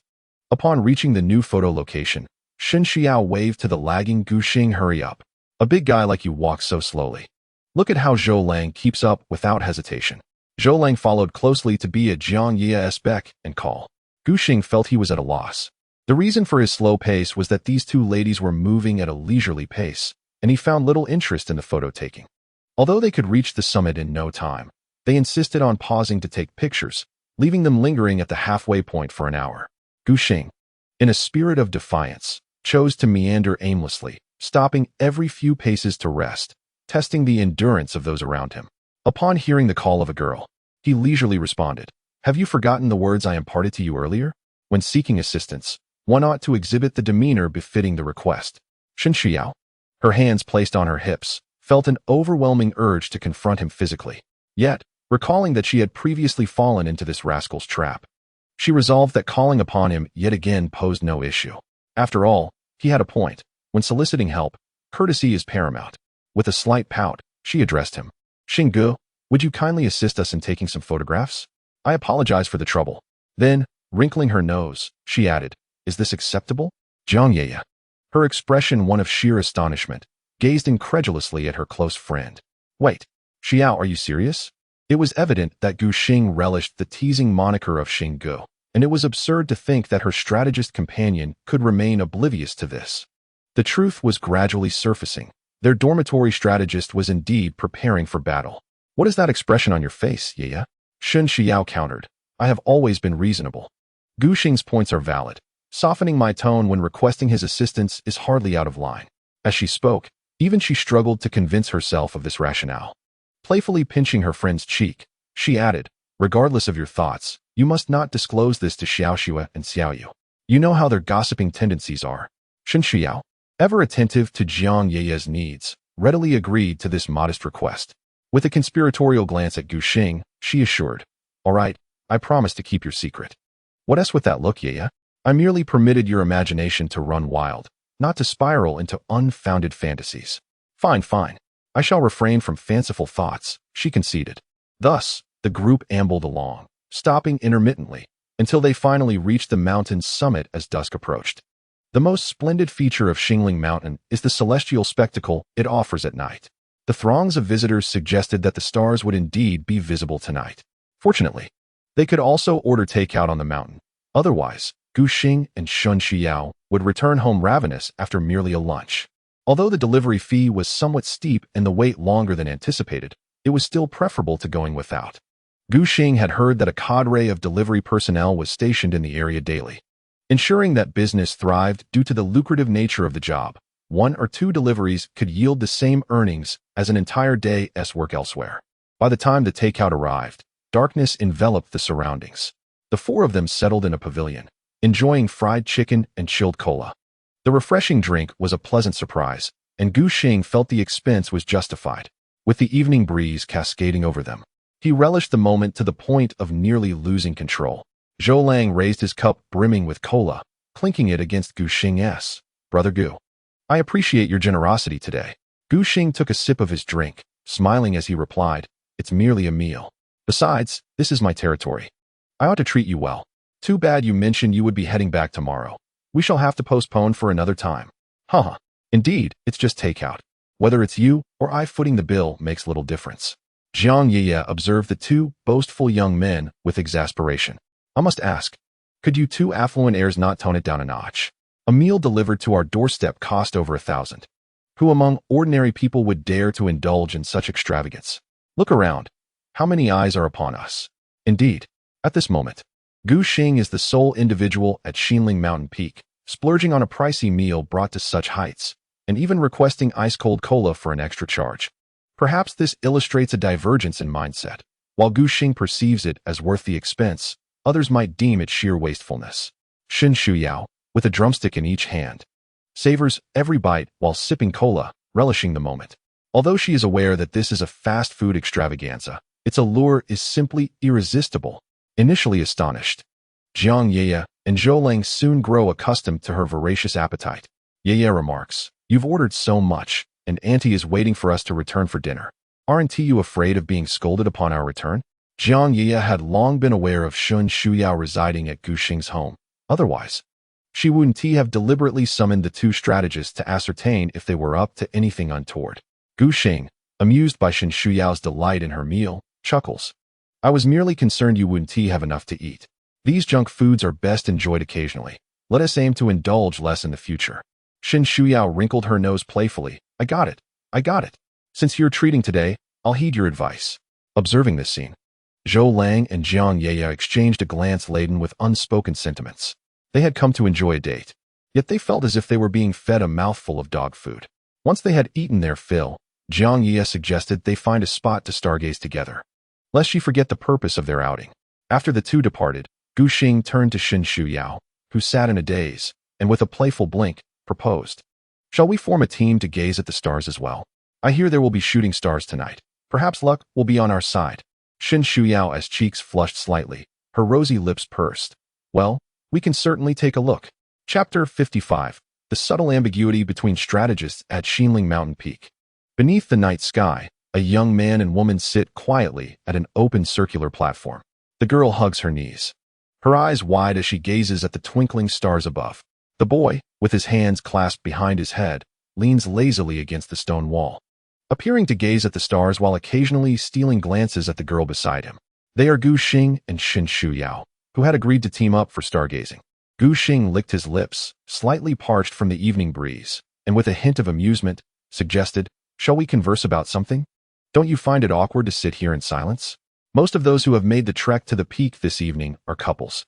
All around, couples are nestled together, although the crowd prevents anyone from engaging in overly intimate gestures. Gu Xing and Shen Shuyao, however, seems somewhat out of place. Shen Shuyao turned to glance at him, and upon meeting his gaze, her face flushed, prompting her to quickly avert her eyes back to the starry sky. What shall we talk about? Gu Xing pointed to the heavens. Let us discuss the stars above. You see, as we stand atop this mountain gazing at the stars, each one gleams so brilliantly, evoking a sense that they are both distant and yet remarkably close. You mentioned that we should etch this beautiful scene into our hearts. Does that not constitute having possessed it? Shen Shuyao pouted and shot him a glance, questioning why he was indulging in such whimsical musings. Gu Xing merely smiled and continued. If you do not respond, I shall deduce my own conclusions. With a leisurely sigh, he added, in my view, we have already missed the opportunity to connect with these splendid stars. What we observe now may merely be the remnants of their brilliance from eons past. They have long ceased to exist for us. Ah, how regretful.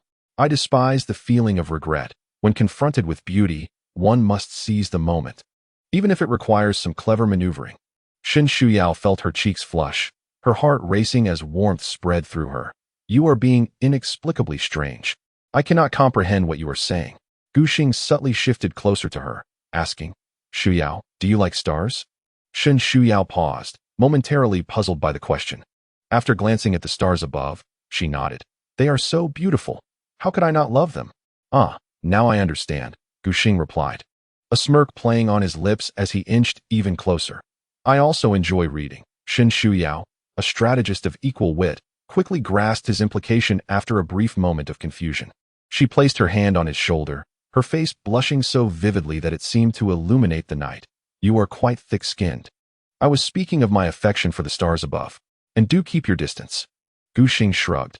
I am indeed referring to the stars. Furthermore, the books I love are those of classic poetry, such as The Fair Lady and Her Ideal Match. Shen Shuyao grew increasingly flustered, persistently murmuring for Gu Xing to maintain his distance, yet she did not make any effort to move away.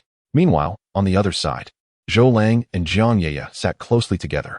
Although they were a bit further away, they could still overhear the exchange between Gu Xing and Shen Shuyao.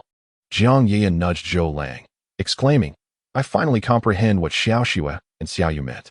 The flirtation between strategists is indeed a sophisticated game. Zhou Lang nodded in admiration. It is truly profound, offering a sense of vague understanding yet sweet delight. No wonder Gu Xing is so captivating. Back with Gu Xing and Shen Shuyao. As she found it impossible to resist the advances of the audacious fellow, she shifted slightly on the circular platform beneath them. Observing her, Gu Xing mirrored her movement. But in doing so, his hand inadvertently pressed against a soft, delicate hand. Whether this contact was accidental, perhaps only Gu Xing knew, or more accurately, only he and Shen Shuyao were aware, as she did not withdraw her hand, but rather pretended to be oblivious, quietly gazing at the stars. With a gentle tug, Gu Xing's fingers began to caress her hand playfully. The cool sensation sent a tingling rush through him. What do you find appealing about the stars above? What do you love about them? He inquired. Everywhere is unsatisfactory, fraught with flaws, and yet one possesses an audacity akin to thick skin. Shen Shuyao's voice had taken on a soft, mellifluous tone, imbued with a slight tremor as she spoke. How can you still find favor in such discontent? Who claimed I cherished it? You just stated as much. If you doubt me, I can provide the recording. You actually recorded it? Just teasing you. You're rather slow-witted. You scoundrel, it is you who is slow-witted. Call me a scoundrel once more, and I might just knock some sense into you. Scoundrel. When Gu Xing and his companion returned to the community, it was already 10:30 in the evening. For the youth, this hour felt rather early, yet for Gu Xing's mother and her generation, it was undeniably late. Thus, they did not linger at the mountaintop for long, merely gazing at the stars before bidding farewell to Zhou Lang and heading home. Upon arriving at the community entrance, they found the gate already closed. Gu Xing had forgotten to bring his access card and had no choice but to approach the security booth and tap on the window. Who is it? Uncle Zhang, it's me. Ah, it's the child of Boss Gu. How amusing. Did you forget your access card while out with your girlfriend today? The security guard chuckled, glancing at Gu Xing and the beautiful Shen Shuyu behind him. He thought to himself, it is no wonder this young man is the son of a prominent figure. His girlfriend is indeed lovely. Indeed, Uncle Zhang, I seem to have forgotten it again. Gu Xing replied with a laugh. The security guard chuckled heartily and pressed the button to open the gate. You, young man, have always been like this, returning late. And not once have you forgotten your access card. All right then, you two should hurry inside. It's late, and your parents will worry. Just moments ago, your father inquired whether I had seen you return. Very well, goodbye, Uncle Zhang. Although Gu Xing's father was not ostentatious, as a senior resident of the community, the property staff were well aware of the Gu family's standing. Thus, the security personnel treated Gu Xing with utmost courtesy. As they entered the community, Shen Shuyu was too anxious to ponder the misunderstanding with the security guard regarding her being called a scoundrel's girlfriend. With a worried expression, she tugged at Gu Xing's arm. It's nearly 11. Will Auntie be angry with us for returning so late? Well, this is splendid. All your fault. Gu Xing replied, somewhat speechless. Had it not been for you and your friends dawdling to take photos, would we have returned home so late? With hands on her hips, Shen Shuyu declared, I don't care, it's your fault. You must accept full responsibility. Gu Xing regarded her with a bemused expression, contemplating how she had gradually mastered such tactics. However, he chose not to continue the argument. A man must be firm when needed, yet gentle when the situation calls for it. The art of balancing firmness and gentleness is essential to captivate one's counterpart. All right. It is entirely my fault. Rest assured, I shall endure my parents' interrogation alone. Feel free to shift the blame onto me. Now that sounds more agreeable, Shen Shi responded with a smile, following Gu Xing into the elevator. Chapter 56. A young man unfit to stay? Gu Xing pressed the doorbell to his home, awaiting his mother's arrival with a composed demeanor. Soon enough, the door swung open. Upon witnessing the return of Gu Xing and his companion, Li Yun cast a sharp glance at her son and remarked, You rascal. After work, instead of coming home, you take Shuyu all over the place. If you let her go hungry, just wait and see how I will deal with you. Subsequently, she took Shuyu's hand and led her into the house, gently inquiring, Shuyu, are you hungry? Auntie can prepare a late-night snack for you. Shuyu patted her stomach and replied, Thank you, Auntie, but I'm not hungry just yet.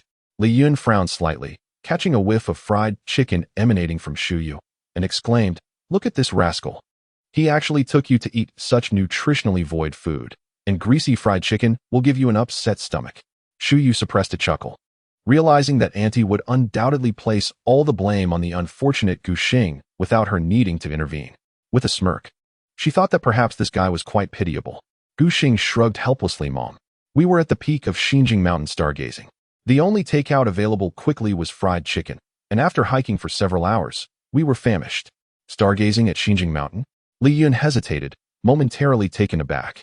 For such an activity was typically reserved for young couples. Abruptly halting her thoughts, she maintained a composed exterior despite her inner delight. She patted the blushing Shuyu on the shoulder, chuckling, Haha, Shuyu, and he didn't mean it that way. Many young people enjoy that place. It's not just for couples. By the way, was it just the two of you? Before Shuyu could respond, Gu Xing interjected, Actually, we were accompanied by 2 classmates. We all hiked and ate together. But those 2 are a genuine couple, so we separated to stargaze. Shuyu and I merely formed a temporary team. Shuyu nearly exploded in exasperation, thinking, did he really need to clarify every detail? Were it not for Auntie's presence, she would have surely lunged at him in frustration. Oh, I see. How wonderful. Stargazing is delightful, Li Yun remarked, her laughter resonating through the room just as Gu Xing's father, Gu Mingyu, emerged from his study. My dear, what brings such merriment? He inquired. Li Yun guided Shuyu to the sofa and replied, Oh, it's nothing, just chatting with the 2 children. Mingyu, this is your son's classmate, Shuyu. Shuyu promptly stood to greet him. Hello, uncle. Gu Mingyu smiled warmly. Haha, Shuyu, there's no need to be so formal. In fact, I've crossed paths with Principal Shen a few times. When you come to uncle's house, feel free to treat it as your own. Gu Xing approached the water dispenser, filled a cup, and drank it all in one go, looking at his father with curiosity. Dad, when did you meet the principal? Gu Mingyu settled into a chair and explained. Remember when you first entered university? I visited the school a few times then. It was during one of those visits that I encountered Principal Shen. I even proposed to invest some funds to sponsor Xuanqing University. I noticed the university is looking to improve its environment. I ought to arrange another meeting with Principal Shen to discuss last year's sponsorship proposal. She was puzzled, as many sought to meet her father, but she didn't quite grasp the nature of their discussions. At this moment, she was inexplicably overcome with the sensation that both sets of parents were destined to meet, rendering Shun Xiao quite bashful. Despite the fact that her relationship with the insufferable Gu Xing was still in its infancy, circumstances seemed to grow increasingly convoluted. Nevertheless, she nodded and replied, "All right, uncle." Gu Xing, oblivious to his father's intentions, paid little mind to the situation. After sipping a glass of water, he fetched another cup to fill with hot water. Balancing the cup, he made his way towards Shun Xiao. Meanwhile, Gu Mingyu, who was preparing to turn on the television for the sports match, assumed the water was intended for him when he noticed his son approaching. A smile of satisfaction graced his face as he extended his hand to receive it. However, Gu Xing bypassed his father entirely, presenting the cup filled with hot water directly to Shun Xiao. Gu Mingyu was taken aback, wondering why his son had not simply quenched his own thirst after expressing his need for water earlier. The copious amounts of fried chicken and cola consumed could easily lead to dehydration, and warm water was the ideal remedy. That late at night, seeking hot water outside seemed a cumbersome task. Upon returning home and noticing her own father had also arrived, Shun Xiao felt even more self-conscious. She found herself too shy to fetch water for herself, standing there in a daze. "What are you just standing there for? Take it." Gu Xing, noticing her embarrassment as she glanced back at his father, suddenly recalled that his dad had reached out for the water. Understanding the curious gazes directed at him from his family, he cleared his throat awkwardly and said, "You hold on to it first. I'll fetch another cup for my parents." Feeling the awkwardness linger, Shun Xiao accepted the cup, blushing as she took a sip with an air of grace. Gu Xing hurried back to fill 2 more cups, which he handed to his father and mother respectively. The atmosphere grew slightly peculiar, prompting Gu Xing to make a hasty exit to wash up, retreating to his room. With Gu Xing gone, Shun Xiao felt even less inclined to remain alone with her uncle and aunt. She too rose to freshen up before returning to the guest room. In the living room, only Gu Mingyu, wearing an expression of discontent, and Li Yun, with a smile adorning her face, remained. Li Yun chuckled as she settled beside her husband, teasingly observing, "What's this? Were you not the one who incessantly urged our son to find a girlfriend? Now that he has brought home such a lovely and charming young lady, it is only right to treat her with kindness." Gu Mingyu sighed. "I find myself feeling rather out of sorts. When our son first entered junior high, he would awaken even before me, just to style your hair. All because he saw how hard you worked. I still envy that dedication. Today, I thought he might finally show a bit of consideration towards me, his father, by pouring me some water. Yet, I am reminded of the saying, a daughter grows up and leaves, which sometimes applies to sons as well." Li Yun simply shook her head, a smile playing on her lips. "You're at an age where jealousy over such matters is unbecoming. I've seen many fathers who dote on their daughters, but you are the first I've encountered who behaves this way towards a son." Gu Mingyu shot his wife a disapproving glance. "Of course, you would take his side when he asked closer to you. All right then, enjoy your match. Since the children are not in the mood for a late-night snack, I shall prepare something just for you." At this moment in the guest room, Shin Shuyu had buried herself in the blankets as soon as she returned to her room, clutching her pillow and repeatedly thumping it with her small fists. With her cheeks flushed, she murmured, "You rascal, what will uncle think of me if you act this way?" The scene of Gu Xing pouring her water had left her feeling rather complex, a blend of embarrassment and slight panic intertwined with a touch of sweetness. Chapter 57. Now that I have money, I can treat you well. The following morning, after enjoying a bowl of noodles prepared by her mother, Gu Xing and Shun Shuyu set off for work at the supermarket. With the holiday officially commencing, the influx of customers at the supermarket steadily increased, consequently escalating their workload, especially during the midday and afternoon hours. Of course, this was merely the case for the 2 novices. Shin Shuyu was remarkable in her own right. Although her work efficiency was lacking, her attitude was commendable. She tirelessly darted back and forth collecting carts, beads of sweat beginning to form on her forehead. Observing this, Gu Xing felt a twinge of guilt for slacking off, prompting him to engage earnestly in their tasks. After a while, Shin Shuyu raised her hand to wipe away the sweat and sighed in relief. "Now I finally understand why my parents always urged me to be frugal. Earning money is truly no easy feat." While Gu Xing was not as fragile as Shin Shuyu, he too found himself parched from running about. Spotting the freezer nearby, he casually opened it and grabbed a bottle of drink, quenching his thirst. Shin Shuyu watched him in surprise, glancing around to ensure no one was watching before she sighed in relief. She playfully jabbed him, How can you just take it and drink? Aren't you afraid of being seen? Gu Xing shrugged nonchalantly. This entire supermarket belongs to my family. Why should I be afraid? Besides, the management here knows me well enough. If they report it, it'll match the records. Furthermore, there are cameras everywhere, so they can see exactly how much I consume, leaving no room for worry. Didn't you previously question why I don't simply take things from my own supermarket? As he spoke, Gu Xing retrieved another bottle of cola from the freezer and grabbed a few bags of snacks from the nearby shelf, presenting them to Shen Shuyu. Haven't you always wanted to experience this feeling? Why not give it a try? Shen Shuyu hesitated for a moment before shaking her head. This is your family's place. Not mine. I want to act recklessly. Hand the items over, and I will pay for them first. She took everything from Gu Xing's hands, only to return a few steps later to snatch the half-finished drink from him. Consider this my treat. This is a large supermarket. Even if it's for yourself, you must adhere to the rules. You're such a silly goose, Gu Xing remarked, causing Shen Shuyu's appetite to surge instantly. However, she declined to indulge on the spot, opting instead to pay for the items before enjoying them. Gu Xing smiled slightly at her determination and followed her outside. Once Shen Shuyu completed her payment, the two found a secluded spot to relish their snacks. During their holiday part-time job, the two diligently committed themselves to their tasks, purchasing food on-site whenever hunger struck. Had it not been for Gu Xing's initiative to treat, Shen Shuyao would likely have spent at least half of her earnings on meals. On the penultimate day of the holiday, they began to settle their wages for the past 6 days, marking the conclusion of their seasonal employment. The final day was specifically reserved by Shen Shuyao to spend her earnings. Otherwise, the effort would have been in vain. For Gu Xing and Shen Shuyao, their time at the supermarket was merely an experiential venture into daily life, rather than a necessity driven by financial constraints. Li Yun had previously communicated that they should receive standard treatment without any undue favoritism. Thus, when the supermarket calculated their wages, it adhered to regular pay rates. However, despite the absence of preferential treatment, their earnings still differed from those of typical employees. Although they worked for merely 6 days, taking performance bonuses into account, Gu Xing and Shen Shuyao each received 2,000 yuan. Upon receiving the cash, Gu Xing felt a slight sense of accomplishment, not to mention Shen Shuyao's exuberance. Clutching her 2,000 yuan, she was practically bouncing with joy. Inside a shopping mall, Shen Shuyao waved her hand grandly, declaring, "Today, whatever you wish to eat, play with, or buy, feel free to mention it. Now that I have money, I can treat you well."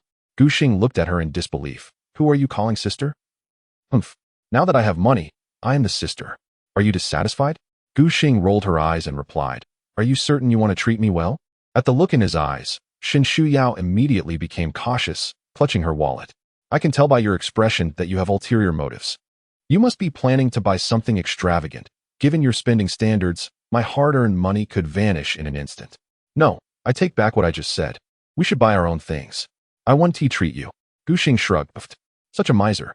He was merely teasing her, naturally not intending to be so malicious. Shen Shuyao proudly lifted her chin. "Fine. If I'm a miser, so be it. I'm not concerned about you. I'm off to buy beautiful clothes." With that, she skipped joyfully toward the women's clothing store on the second floor. Modern shopping malls are typically constructed to be bright and magnificent, coupled with the various lights. The garments displayed in each clothing store appeared vibrant and alluring. Gu Xing followed Shen Shuyao into a women's clothing store. Upon entering, a sales associate approached with a smile, saying, "Feel free to browse. You can try on anything you like." Gu Xing scratched his nose and quipped, "Miss, are you certain that I can also try things on?" Shen Shuyao, taken aback, asked. The sales associate, momentarily stunned by Gu Xing's remark, eventually laughed and replied, "Haha, you're quite humorous. No wonder you have such a beautiful girlfriend." Shen Shuyao had grown accustomed to such misunderstandings and did not bother to clarify. After all, they were strangers. She playfully pinched Gu Xing's arm, exclaiming, "You," knowing full well that this lady didn't mean it that way, still had to make a silly remark. As she spoke, Shen Xiao blinked her eyes playfully. "However, if you truly wish to try on women's clothing, it is certainly an option. Sister, you wouldn't mind, would you?" The sales assistant was taken aback, thinking to herself that indeed, like attracts like, both of them were quite the jesters. With an awkward chuckle, she replied, "Huh? If the handsome gentleman genuinely wishes to try, we certainly wouldn't object." Hearing the commotion, the other staff members turned their gazes towards Gu Xing and began to whisper among themselves. "Gu Xing, Realizing he had unwittingly become the jester, had only intended to make a joke, yet he was taken aback by the fervent anticipation displayed by the women around him. It appeared they were eagerly awaiting his foray into women's attire. However, Gu Xing was a quintessential man. Such a notion was utterly out of the question for him. Clearing his throat, he exclaimed, "I was merely jesting. Now, weren't you supposed to be selecting your outfit? Why are you staring at me with those big eyes?" Shun Xiao replied with a teasing smile, "I'm waiting for you to try on women's clothing." Gu Xing playfully flicked her forehead, saying, "Stop that. Hurry and pick your clothes." Chapter 58. What is our relationship? It depends on what you say. You rascal. What do you mean? I told you to look at the clothes, so go do it, or I'll knock your head sideways. Shun Xiao pouted, hands on her hips, playfully stamping her foot in mock indignation. Fine, I'll look. She understood that being stubborn when he was firm would only lead to her own disadvantage. So she opted to express her defiance in the strongest tone with the most timid words. After saying this, she pouted and went off to choose her clothes. This scene left the staff at the clothing store utterly dumbfounded. In their experience, when a girlfriend threw a little tantrum, it was usually the boyfriend who softened. However, today, Gu Xing provided them with a valuable lesson in masculinity, displaying behavior emblematic of an ironclad man. Yet, to label him as merely an iron man would be inaccurate, for Gu Xing possessed the gift of eloquence, evident in his engaging conversation with the sales assistant, which easily endeared him to others. Truly, he was a peculiar man.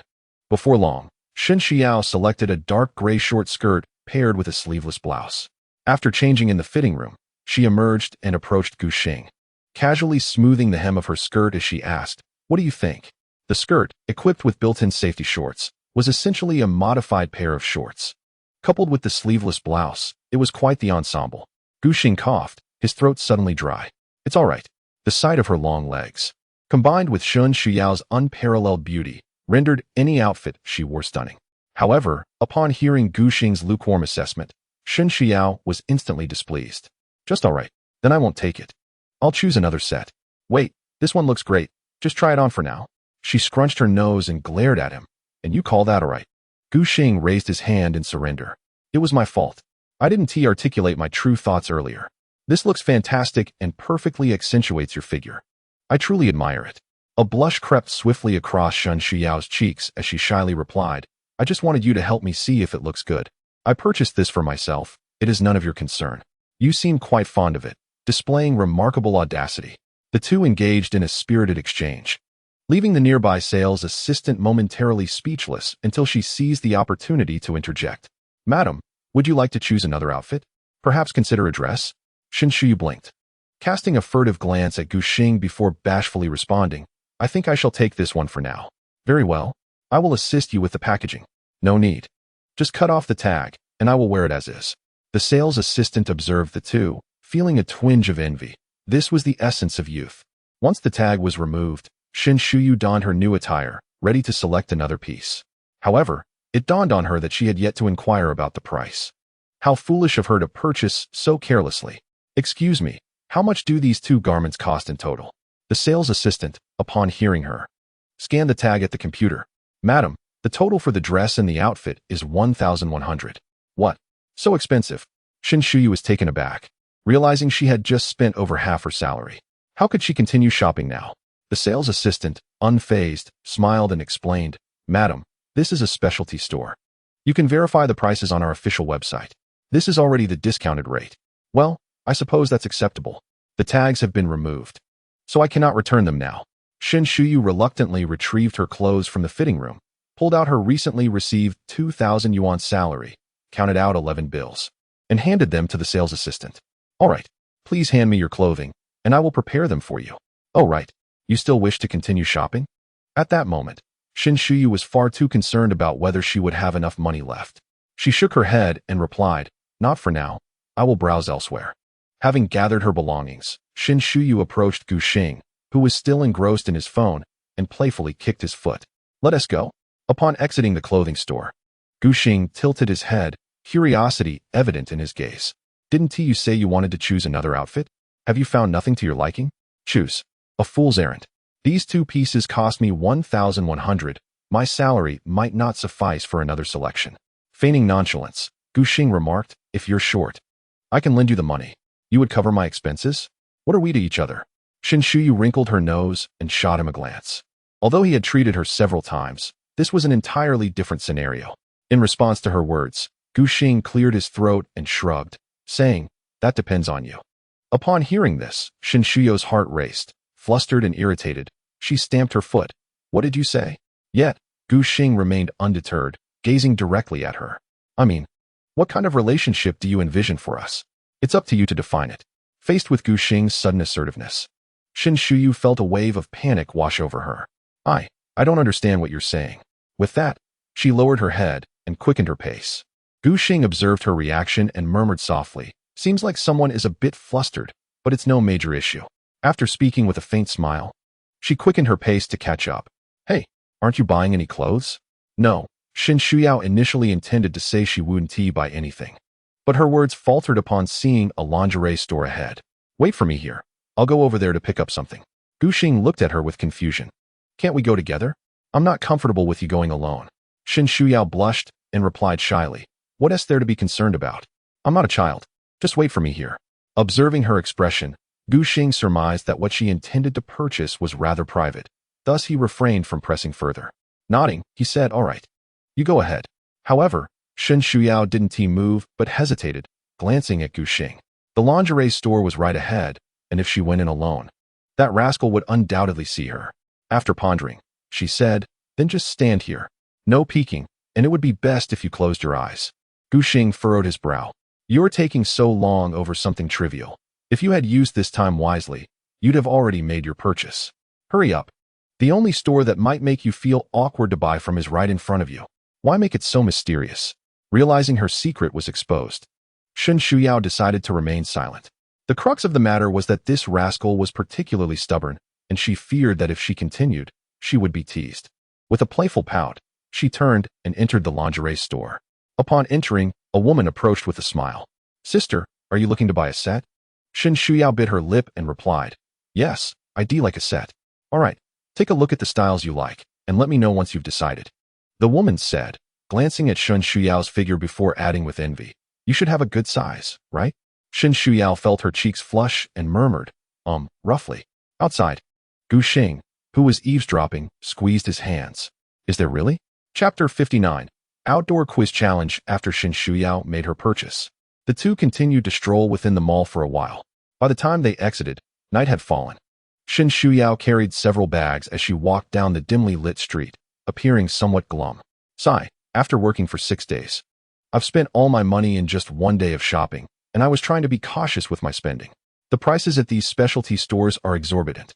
No wonder my mom prefers to shop online for me. I can hardly afford physical stores." She lamented, "I had planned to save a day for shopping and dining. But after work, I've already nearly exhausted my salary."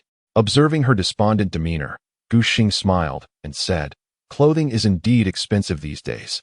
If you wish to shop for an entire day, unless you're merely trying things on without purchasing, even 20,000 might not suffice." Shinshuyu pouted, nodding, "You have a point. Sigh, if only I could earn some extra money before the holiday ends. I should have saved some earlier. Now, I can't even afford snacks." As they walked, Gu Xing suddenly stopped, looking in one direction with a faint smile. "What if I told you I could help you realize that dream?" Shinshuyu was momentarily taken aback, then wrinkled her nose at him, declaring, "I certainly do not wish for you to lend me money, for I could never repay it." "You would hold it against me?" Gu Xing shot her a glance of disbelief. "Am I truly that kind of person?" Shinshuyu nodded affirmatively, "Yes." "Get lost." Gu Xing replied, disinterested in continuing this debate. He gestured towards the distance. "Look over there. Let us approach and see. Perhaps there lies an opportunity for profit." Following his direction, Shinshuyu noticed a gathering of people on the street, engaged in an unknown activity. "What are they doing?" she inquired. Gu Xing chuckled, observing their commotion. "It appears to be one of those outdoor quiz challenges. If one can answer the questions correctly, they receive a corresponding reward." Only upon his explanation did Shinshuyu grasp the concept. Outdoor streamers? But isn't it said online that such events are mere fabrications, scripted performances? Gu Xing shook his head. "It largely depends on the streamer's reputation. The individual over there specializes in gaming and is quite popular in that realm, boasting tens of millions of followers. Such a person is unlikely to deceive. Let us go. Perhaps fortune favors us," he suggested. Though Shun Xiao did not typically follow these so-called internet celebrities, curiosity piqued. She decided to accompany him to see what transpired. As the duo approached, they quickly discerned that it indeed was a quiz event where participants could win prizes. Their luck seemed to be on their side. Just as Gu Xing was about to inquire about participation, the streamer in a black short-sleeve shirt beckoned to them. "Hey there. Handsome and beautiful. Would you like to come up and give it a try? Answer correctly, and you can earn a reward. It starts at 200 yuan, doubling with each question, up to a maximum of 10,000. To Gu Xing's surprise, they were indeed chosen, and he led Shun Xiao forward. As they appeared before the camera, Gu Xing inadvertently glimpsed the streamer's phone screen, revealing the Douyin live streaming interface. The barrage of comments erupted, showering the two with compliments of beauty and charm, and Gu Xing suddenly comprehended why they had been selected. Clearing his throat with a smile, the streamer greeted, "Hello, Xiangu. I am indeed one of your loyal fans. I never anticipated encountering you here." Xiangu replied with a grin, "Since you claim to be my devoted follower, then prove it with a single phrase.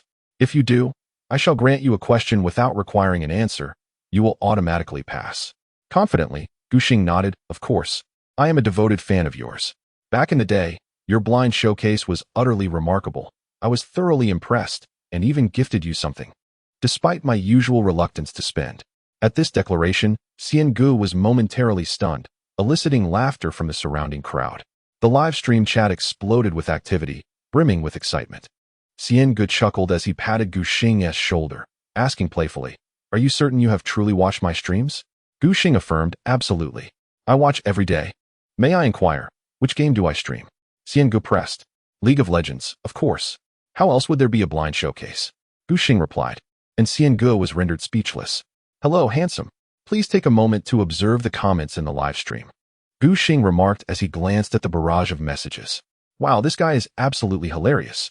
Can't you pretend to be a fan a bit more professionally?" Xiangu is known for his broadcasts, and I can't stop laughing. The show's entertainment value has reached its peak, hasn't it? Let this brother step aside. I wish to hear the lovely lady beside him speak. Gu Xing scratched his head. "Xiangu, are you truly one of the broadcasters?" Xiangu, feeling rather vexed, preferred not to delve further into that topic.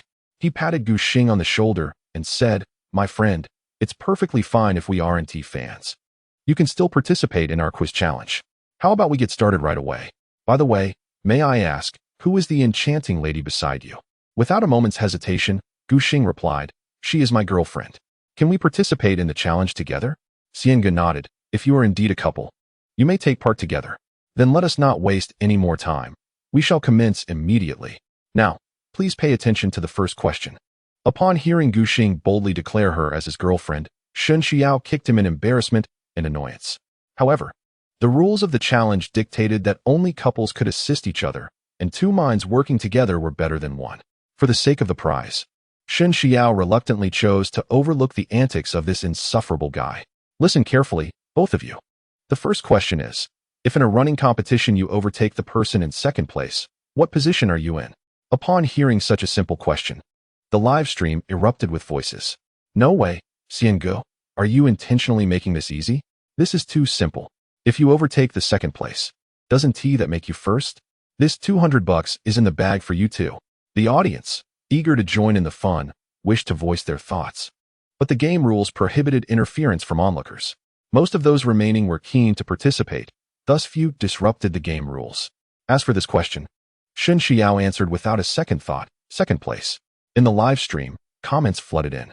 "What is this lady thinking? If you've overtaken second place, how can you still be second? Exactly. What a shame. Now they might not even win the 200 bucks. Xiangu, watching the comments, was at a loss for words. However, such questions were inherently deceptive. One could easily fall into the trap if not careful, which is precisely why he had chosen it for the challenge. He handed a red envelope to Gu Xing, congratulating them. "You answered correctly." Chapter 60. A challenge for the netizens. Seeing Xiangu declare their answer correct, some of the self-proclaimed geniuses continued to argue. "If you've overtaken second place, how can you still be second? That must mean you're in first." Xiangu, feeling helpless, called upon Shun Xiao to clarify. Participants are not allowed to view the live stream comments while answering questions, but once the question has been answered, it is permissible. Observing the incessant debates in the comments, Shun Xiao scrunched her nose, yearning to voice her thoughts. Are there really so many geniuses on the internet nowadays? As the viewers in the live stream beheld Shin Shuyo's expression, the chat erupted with fervor. "Oh my, the goddess is so adorable, I adore her," exclaimed one commenter. Nearby, a fellow viewer lamented, "I am utterly envious of him. With such beauty, whatever she says must be the truth." Thus, the answer is undoubtedly the second place. Observing the barrage of comments, Gu Xing, a seasoned live streamer, was unfazed. After all, the netizens were known for their whimsical banter, often cloaked in abstraction. Noticing the multitude praising Shin Shuyo's beauty and expressing their envy, Gu Xing decided to deliver a playful reprimand through the screen. He lightly flicked her forehead, urging, "Come on, explain yourself quickly." Why the dazed expression? Before the viewers could fully process the moment, Shin Shuyo's reaction struck them once more. She pouted, covering her forehead, and retorted, "I got it." The live chat exploded with disbelief. "Is this for real? How can this guy be so esteemed? I can't accept this. I've been fawning over my goddess for half a year. I would declare her flatulence fragrant." The disparity is astonishing. The crux of the matter was that this enchanting lady seemed quite intimidated by the gentleman, truly embodying a royal presence. Shin Shuyu glanced at the comments, feeling a twinge of discontent. However, in such a public setting, she refrained from confronting the odious fellow, choosing instead to mentally note this grievance for future resolution. With a slight pursing of her lips, she began explaining her previous answer. In a race, surpassing the second place means you have indeed taken their spot. To become first, one must surpass the first. Thus, by surpassing the second, you merely assume their position, relegating them to third, while the first remains unchanged. Therefore, her answer stood correct. Yet, despite Shin Shuyo's clarification, a faction of viewers continued to dispute her reasoning. This was to be expected, as the internet harbored its share of contrarians seeking to provoke. The host, Xiangu, chose not to dwell on the matter, swiftly moving to the next question. The subsequent inquiry posed was, "What is the preceding line to the phrase 'since ancient times, who has escaped death'?" It was another perplexing question that might stump those who had not deliberately memorized it. However, for Shin Shuyu and Gu Xing, it posed no challenge. Each took turns answering, their responses instantaneous, lending the impression of collusion. Fortunately, the audience recognized Xianji's renown, and the critical comments were scarce. Most viewers were astonished at the rapidity of Gu Xing and Shin Shuyo's responses, as if they were already privy to the answers. Xiangu regarded the duo with astonishment. Although they appeared to be university students, many of the questions bore little relation to literary knowledge, resembling riddles instead. Yet, both Gu Xing and Shin Shuyu consistently provided correct answers with remarkable speed, showcasing their exceptional intellect. Xiangu gave them a thumbs up, acknowledging their brilliance. The accumulated bonus has now reached 6,400, while our maximum prize is 10,000. Thus, the subsequent challenge is the ultimate test, where success will grant you the full prize. However, there exists a particular rule regarding this final challenge that I must convey to both of you. You may opt to forfeit and leave with your current winnings, or you may choose to continue the challenge. Be advised that this last challenge not only significantly increases in difficulty, but also entails a penalty. Failure will result in having your existing prize. In other words, should you answer incorrectly, you will only receive half of your 6,400, amounting to 3,200. Conversely, a correct answer will award you the maximum prize of 10,000. Now, I ask you both, will you continue or forfeit? Upon hearing this, Shin Xiao felt a strong inclination to withdraw, as it seemed the safer option. Forfeiting now would mean she and the unpleasant character would each walk away with over 3,000, a sum greater than her earnings from 6 days of work. Although she possessed confidence, the fear of an incorrect answer lingered. However, Gu Xing was not deterred. He waved his hand decisively and declared, "I choose to continue." "Let us begin, Xiangu." Seeing his determination, Shin Xiao refrained from dissuading him, believing that their combined chances of success in answering the questions were quite high. "Very well. The gentleman displays courage," Xiangu remarked. At that moment, 2 assistants approached, each holding a box. Xiangu explained to the audience, "The final challenge, though seemingly daunting, is quite simple. Each of my assistants holds a box. Within one of these boxes lies the remainder of your prize money from tonight's challenge. In other words, alongside your current 6,400, one of these boxes contains an additional 3,600, totaling the maximum prize of 10,000. The challenge is for you to select one of the boxes, If you choose the one containing the prize, you will be deemed successful in your challenge. After CNGE's explanation, the onlookers and online viewers began to grasp the situation. Although labeled as an ultimate challenge with double difficulty, it appeared to hinge entirely on luck. With a 50% chance of success, the task was not as simple as it seemed. Such odds often leaned more towards failure. Gu Xing also sensed that relying purely on luck was precarious, so he inquired, Xiangu, is there any hint or clue? If it's merely a matter of random guessing, you wouldn't have designated it as the ultimate challenge, would you? Indeed, as Gu Xing suspected, Xiangu smiled and replied, you are quite astute. This final challenge does come with an intriguing hint. He gestured towards the two assistants behind him. These two assistants are aware of which box contains the remaining prize money. You have one opportunity to ask a question. Upon hearing this, the other participants were taken aback. Was this not tantamount to receiving money? It is said that two assistants know which box contains the remaining bonus, and asking them directly would be tantamount to handing over money. However, Xiangu soon provided an explanation to the crowd. There was one peculiar point. When the handsome gentleman posed a question to these two assistants, one would invariably speak the truth, while the other would only utter falsehoods. Chapter 61. My head itches. I must grow my brain. I can grant you both 3 minutes to contemplate. Whenever you feel prepared, the charming gentleman and lady may initiate the challenge. Upon hearing Xianji's words, even Shun Xiao appeared somewhat bewildered. Guessing randomly is easy, with a 50% probability without much thought required. Yet, this unusual rule presented itself as an opportunity, seemingly aiding in identifying the box that truly contains the bonus. However, with one speaking only lies and the other only truths, the inquiry becomes quite complex. At this moment, Gu Xing raised his hand and declared, no need for time. I choose to begin immediately. Shun Xiao tugged at his arm. Have you devised a solution? Gu Xing smiled and nodded, indeed. Just watch closely, rest assured. I will ensure you receive your share and enjoy plenty of snacks. Shun Xiao's cheeks flushed slightly. If you figured it out, then just say so.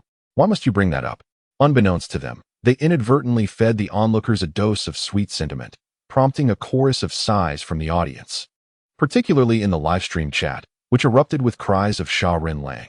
Xiangu cleared his throat and asked, are you truly ready to challenge directly, handsome gentleman? Gu Xing nodded calmly, yes. Very well, you may commence. Remember, you have but one opportunity to pose a question.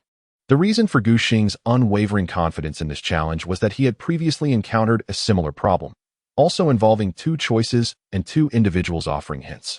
With only one opportunity to inquire, he recalled the method to solve it, as the riddle had intrigued him, leaving a lasting impression. However, the details of where he had seen it, be it a television drama or a novel, eluded him. With this in mind, Gu Xing approached the first assistant. With a smile, he asked, I would like to inquire of Mr. Assistant 1. He pointed to the box held by Assistant 1. If I were to ask Mr. Assistant 2 whether this box contains the remaining bonus, would he reply affirmatively or negatively? Upon hearing Gu Xing's inquiry, both the host Xiangu and the two assistants were taken aback. This particular question was rather obscure, one that few might know unless they had deliberately searched for it online. Gu Xing's method of posing the question closely aligned with the standard answer, differing only slightly in expression, yet maintaining a similar essence. Was it that the other party was also aware of this dilemma?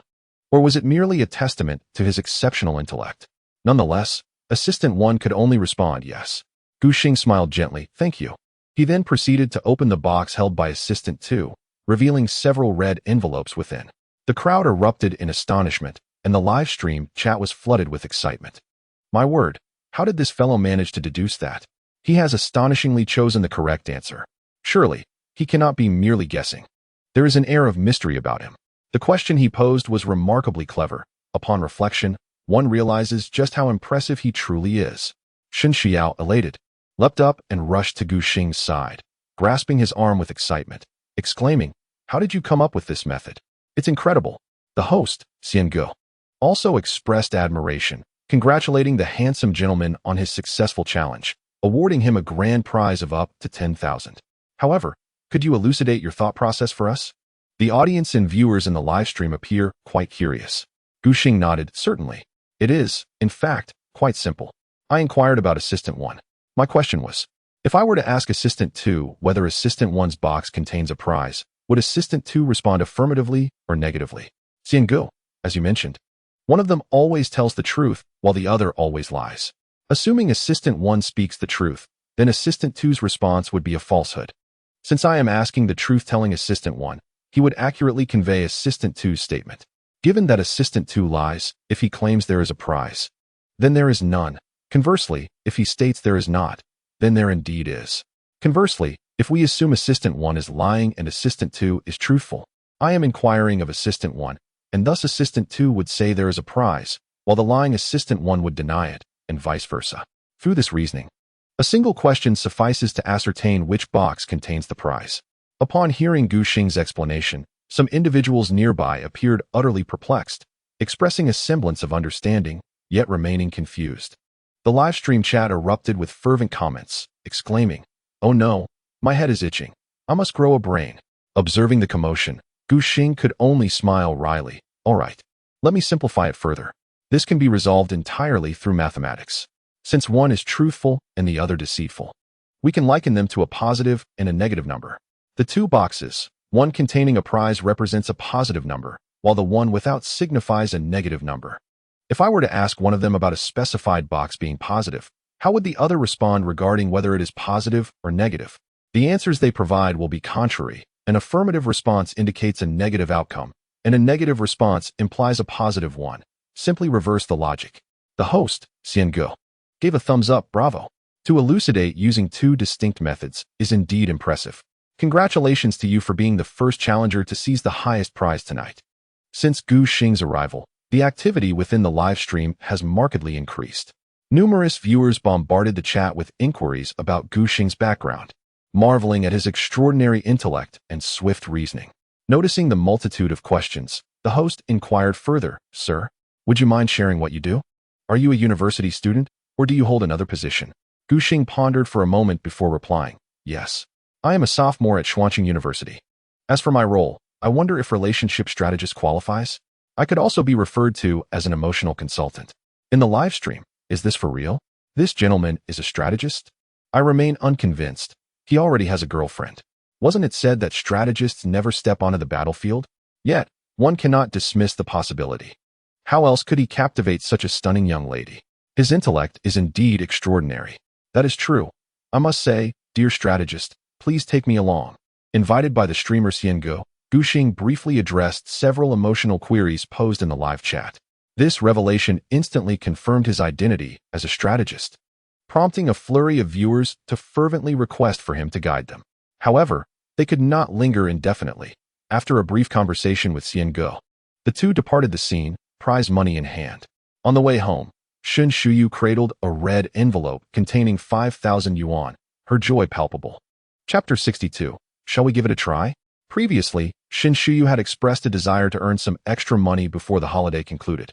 Little did she expect that her wish would come to fruition, and with an impressive sum, more than double her earnings from 6 days of work. Glancing at Gu Xing beside her, Shen Shuyu playfully nudged him with her arm. "You rascal!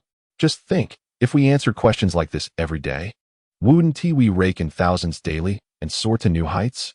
Gu Xing smiled and shook his head at her words. Such opportunities are serendipitous. One should not actively seek out quiz challenges, as they may not be genuine. Your point is well taken, Shen Shuyu exclaimed, raising the red envelope above her head, joyfully counting the money. But having this much is wonderful. So much money, he. Seeing her so elated, Gu Xing mischievously snatched a few envelopes from her grasp. Shen Shuyu was momentarily taken aback before springing up in indignation, attempting to reclaim her envelopes. "You rascal! Return it to me. We agreed on splitting it evenly."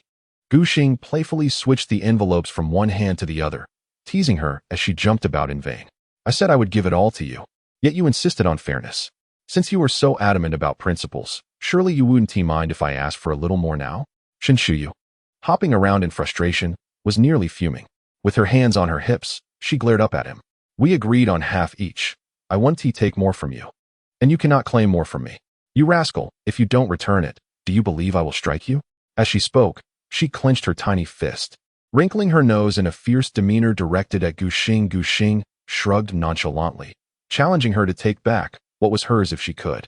After a long, exasperated sigh, Shen Shuyu crossed her arms in a gesture of resignation. Observing this, Gu Xing gradually lowered his raised hands. At that moment, Shen Shuyou's eyes sparkled with mischief. She suddenly lunged toward Gu Xing, aiming for the envelopes in his hands. Gu Xing had already anticipated her ploy. She attempted to feign surrender to lower his guard, only to catch him off guard with a sudden move. However, she forgot that he was also a strategist. As Shen Shuyu lunged forward, Gu Xing swiftly concealed his hands behind his back. Yet at this moment, Shen Xiao remained undeterred. She leapt into Gu Xing's embrace, her small hands finally reclaiming the red envelope that had been snatched away. However, she suddenly sensed something amiss. The two were now entwined in a tight embrace, leaving Shen Xiao momentarily frozen, her body tingling and unresponsive, devoid of the strength to extricate herself from Gu Xing's hold. Her delicate face flushed crimson, and even her ears and neck bore the telltale hue of embarrassment. At that moment, Gu Xing was equally exhilarated, feeling the warmth of the beauty in his arms, his heart racing uncontrollably. He could also perceive Shen Xiao's heart beating with fervor, their synchronized heartbeats echoing in the air. Noticing that she had not yet withdrawn from his embrace, Gu Xing surmised that she harbored no aversion. Slowly, he raised his arm and gently wrapped it around her shoulder. Feeling his movement, Shen Xiao shivered slightly, biting her rosy lip as she leaned her head against his shoulder. With a shy murmur, she questioned, "Did you intentionally snatch my red envelope to create this situation?" Gu Xing swallowed hard, thinking to himself, being a strategist, you should already know the answer. Shen Xiao, hearing his silence, playfully pouted and gently punched his shoulder. "Let go, you thick-skinned rascal. You're so annoying," she exclaimed, feigning annoyance. "Ugh, I can't believe you just left me hanging." Flustered, Shen Xiao stammered, I don't have the strength anymore." Gu Xing lowered his head slightly, resting his chin atop her head, the fragrance of her hair enveloping him in comfort. Noticing her tousled locks, he reached out to smooth them down. "How about we try something?" he suggested. Shen Xiao's heart raced even more intensely at his words. "Try what?" she asked. Gu Xing playfully tapped her cheek, feigning ignorance. Shen Xiao bit her lip. "Even though you are somewhat appealing, with a decent character and charming words, though they can be infuriating, what gives you the confidence to suggest trying something?" Gu Xing pinched her cheek again, urging her to cut to the chase. "Just say it, will you?" "You," Shen Xiao exclaimed, her cheeks flushed as she pushed Gu Xing away. "I might consider giving you a chance, but I will not be so easily swayed into whatever you have in mind. You haven't even pursued me yet." Just as Gu Xing opened his lips to respond, Shen Xiao lifted her long leg and playfully kicked him. "I won't listen, so don't bother," she declared, turning on her heel and scampering away. Watching her retreating figure with a bemused smile, Gu Xing shook his head. This outcome was within his expectations. Shen Xiao's words were practically an acceptance in disguise. Previously, they had both engaged in playful flirtation, but now Gu Xing had boldly shattered the veil of ambiguity between them. Truth be told, he had not anticipated such rapid progression. Yet sometimes, one does not fully comprehend their own feelings. Spending time with Shen Xiao had caused the little deer in his heart to run wild, bursting forth with abandon. The brief holiday had quietly slipped away, and students across the land began returning to their campuses. Gu Xing returned to his dormitory, intending to engage in light-hearted banter with his somewhat foolish roommates. Although they had only been apart for a few days, returning to school without sharing tales with his companions felt rather unsatisfactory. However, he did not anticipate the exuberant enthusiasm of his roommates. As he pushed the door open and stepped inside, he was promptly seized by Zhang Yu and Li Hao, pinning him against the wall. "Hey, you two, let me go? I'm not into that," Gu Xing exclaimed. "Old Gu, you'd better explain what's going on," Zhang Yu demanded, brandishing his phone and thrusting it in front of Gu Xing's face. Upon closer inspection, Gu Xing was astonished to find that it was a video of himself and Shen Shuyu from the night before, participating in a street quiz challenge. The edited clip had been uploaded to a popular platform, garnering tens of thousands of likes. "Is this going viral?" "Old Gu, it's one thing to run into a celebrity, but the most crucial part is that you claim the dorm strategist is your girlfriend. You owe us an explanation." Zhang Yu pressed on. "Wasn't it you who swore that as the strategist, you would never step onto the battlefield?" Although he had not been betrayed by a playboy, he had nonetheless been exposed online. Yet, since Gu Xing had already initiated his pursuit of Shen Shuyu, he had to face the consequences and could no longer feign ignorance. Clearing his throat, he stated, "Actually, Shuyu isn't my girlfriend just yet." Zhang Yu and Li Hao relaxed slightly, but soon realized their relief was premature. But I am earnestly pursuing her, Gu Xing continued. What did you say? The two roommates stared at him, incredulous. Gu Xing, now composed despite being found out, calmly patted their hands that held him. I've already started pursuing Shinshuyu. Why are you so unwilling about my budding romance? Aren't we brothers? Look at the playboy. He didn't say a word. What? Zhou Lang, seemingly indifferent, was savoring a bowl of instant noodles. Upon hearing Gu Xing mention him, he turned and offered a wise glance, seemingly unimpressed. Forget it, just enjoy your noodles. Zhang Yu and Li Hao released Gu Xing, albeit with a hint of discontent. Old Gu, it's not that we disapprove of you dating. The key issue is that the strategist stepping onto the battlefield will invariably become love-struck. Wasn't he that your own assertion? I'm still waiting for you to help me find a partner. Zhang Yu's tone grew increasingly melancholic, resembling a forlorn spouse. Gu Xing quickly distanced himself from him. Zhang Yu continued, most importantly, old Gu, you're being quite unfair. Jiang Ye and Zhou Shui are already rare beauties. Yet, the strategist Shinshuyu is even more stunning than both of them, a true goddess. You previously denied having any involvement with her, yet suddenly, you've struck up a connection. You're quite the sly one. Li Hao nodded in agreement. Gu Xing waved his hand dismissively. I want to delve into the details for now. Regarding the strategist stepping onto the battlefield, I too fell into a misconception and failed to recognize my true capabilities. The idea that strategists fall into romantic distractions is applicable only to those of mediocre strength. You are undoubtedly aware of my capabilities. Even when I step onto the battlefield, I remain an invincible strategist. Both listeners were momentarily taken aback. Li Hao scratched his head and mused. I suppose what Brother Gu says holds some truth. Old Zhang, look at Shin Shuyao in this video. She is clearly under Brother Gu's influence. This implies that our strategist triumphs over the dormitory strategist. Indeed, a remarkable feat. Zhang Yu, stroking his chin, contemplated this and exclaimed, Ah, it does seem to be the case. He then approached Gu Xing with a playful grin, giving him a light pat on the shoulder. Old Gu, we may have been a bit too excited earlier. Please don't take it to heart. Since you Haven T succumbed to romantic folly, you must pay attention to brotherly matters. Li Hao nodded in agreement. At this moment, Gu Xing looked quizzically at Li Hao. Haozi, did I not assist you in successfully acquiring a girl's contact information previously? Upon hearing this, Li Hao's expression turned to one of dismay. Brother Gu, the holiday has just begun. Without you around, I thought I'd de-engage her myself, but after a few days, the conversation fizzled out. Gu Xing patted his shoulder reassuringly. There's no need for such a despondent demeanor. These matters depend on the compatibility between two individuals. Just because a rogue succeeds once does not mean it is the same for everyone. It was merely due to the mutual attraction between him and Jiang Ye. Brother Gu, I understand what you're saying, but I still need your guidance in the future. Otherwise, I want to even know how to approach women. Gu Xing returned to his seat, waving his hand dismissively. That's perfectly fine.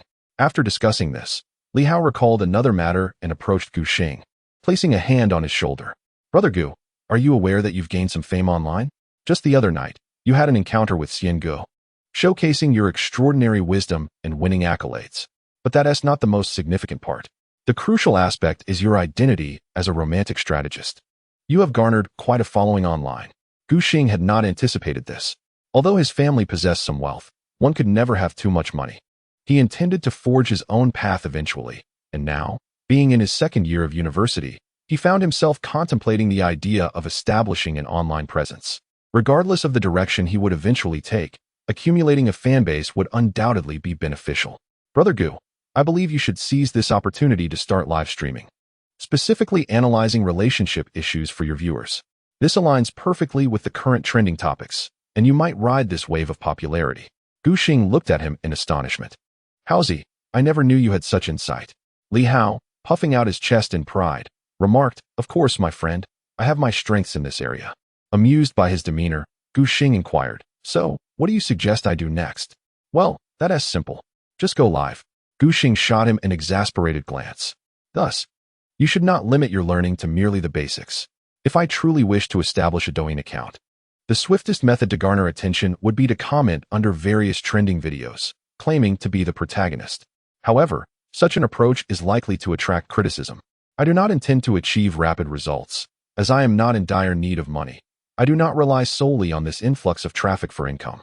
Thus, I have chosen, as you suggested, to initiate a live broadcast directly branding myself as a relationship consultant. If others can discover my stream, attracting 100 viewers could lead to 200 shares. I am in no rush to accumulate success. Li Hao nodded repeatedly, acknowledging, you understand, Gu Gu. Yet, after such extensive analysis, why resort to merely starting a broadcast? What purpose does that serve? Gu Xing, annoyed, kicked him playfully, exclaiming, oh, come on. Am I not analyzing the situation for you?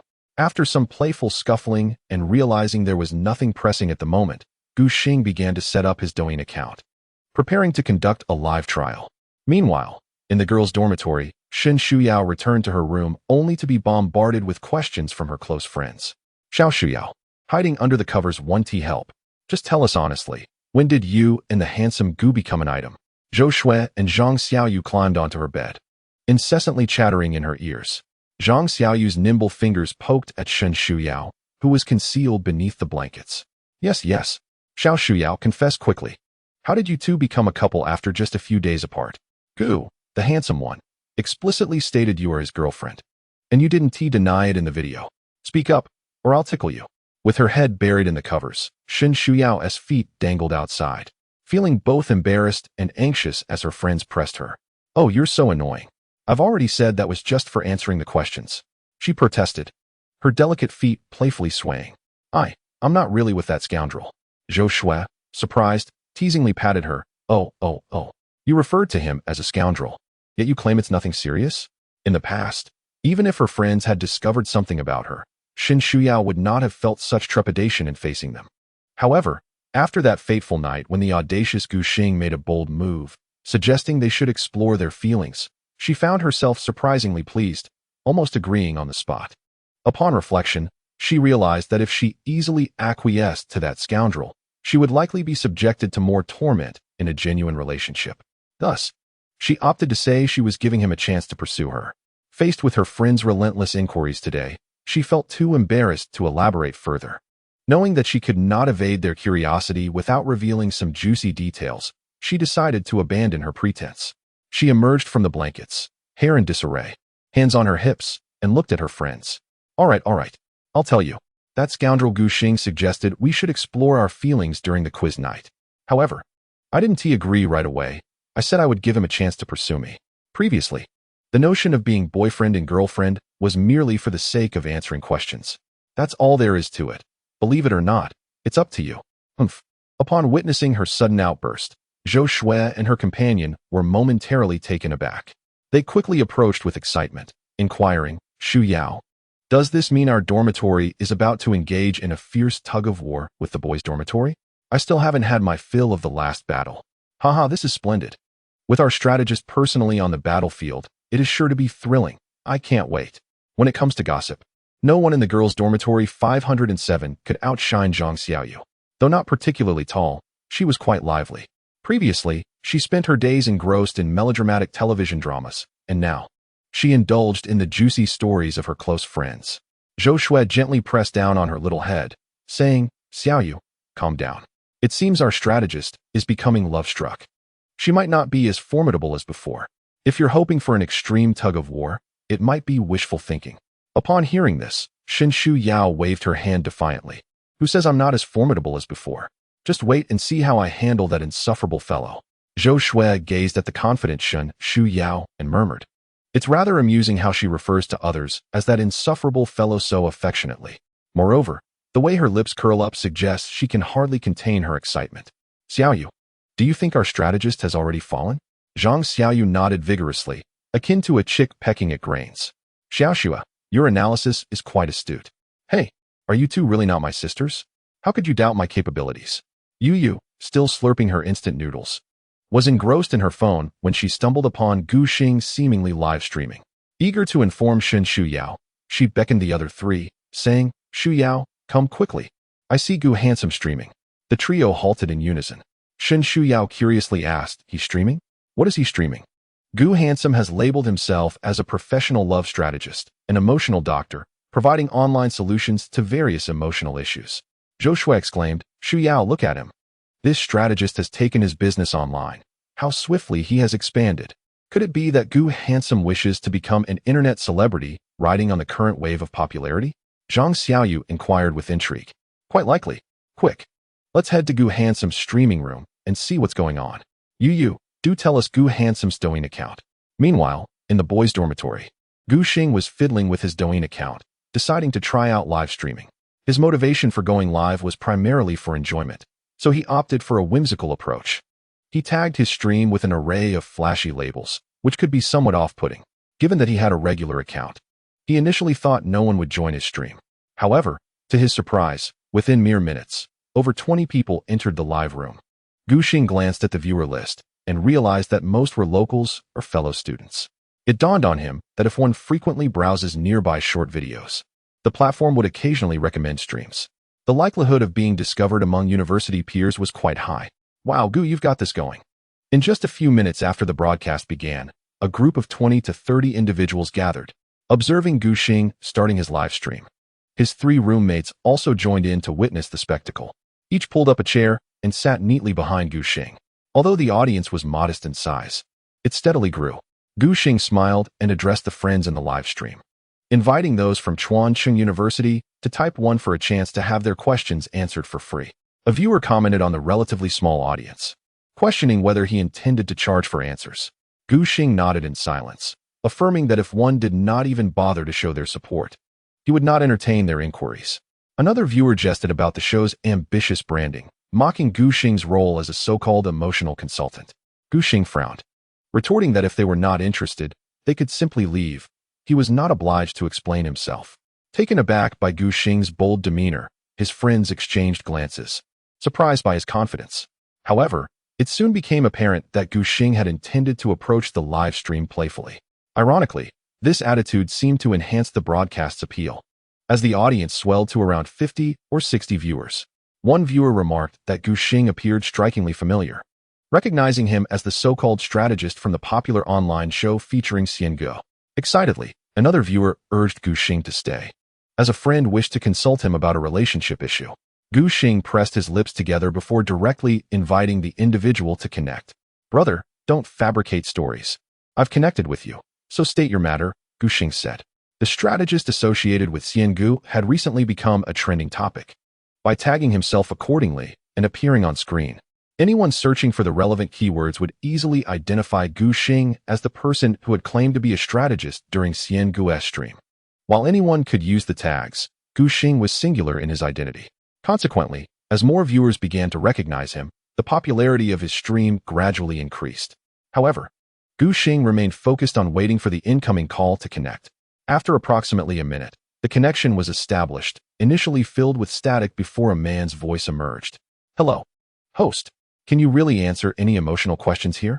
Gu Xing nodded, affirming that those seeking to escape the single life or those entangled in unrequited love could approach him. His declaration led to an eruption of question marks in the chat, as viewers criticized his audacity, questioning why he could not be more tactful in his wording to encourage inquiries. Cough, cough. Host, I have a friend whose girlfriend recently suffered an injury, leaving her immobilized in casts. During her recovery, he couldn't resist seeking comfort elsewhere. After the incident, my friend felt quite guilty towards his girlfriend. He wanted to inquire of the host whether he should confess to her about the situation. As soon as the male caller finished speaking, the atmosphere in the live stream became lively, as everyone enjoys a bit of gossip these days. The men in the chat were vehemently condemning him as a scoundrel. This caused the popularity of Gu Xing's live stream to surge, reaching over 200 viewers. While the chat was seriously discussing the male caller's dilemma, Gu Xing pondered thoughtfully. Stroking his chin, after a moment, he said, Brother, could you please turn on your camera? What? This host, I'm just asking on behalf of my friend. There's no need to turn on the camera. The chat erupted in laughter. Haha, you're so obviously pretending to be someone else. Exactly. Not daring to turn it on means you're just admitting it. Ugh, what a scoundrel. Wow, even a low-profile stream has a fighter? What? Do you guys really think this man isn't a scoundrel? Indeed, cheating while one's girlfriend is ill is the epitome of a scoundrel. Who understands our plight? Gu Xing frowned and directly blocked that comment, expressing his disdain for such remarks in his stream. Wow, the host is impressive. I'm following you now. I really like such a bold host. I must follow. Gu Xing disregarded the chat and addressed the male caller. Brother, why not turn on the camera? Perhaps I can help restore your reputation. Otherwise, whether you're a scoundrel or not, it won't make a difference. Well, all right then. Before long, The male caller turned on his camera, revealing a rather pale-faced young man with dark circles under his eyes. Upon seeing him, Gu Xing formed a guess, chuckling as he remarked, "Brother, your friend's girlfriend must have injured herself, right?" The young man was slightly taken aback. "Host, how did you know? You're remarkable. Quickly tell me, should my friend confess to his girlfriend?" Gu Xing's 3 roommates silently observed from behind, eager to see how he would address this, the first emotional dilemma of his debut stream. Suddenly, Gu Xing slammed the table, exclaiming, "Confess? What for? Your girlfriend can't speak. Just wait until the cast is off. It's merely a transgression from one hand to the other. It's not a big deal. Just enjoy yourself." "What?" The male caller stood up in disbelief, revealing an arm in a cast. "Host, how did you figure that out?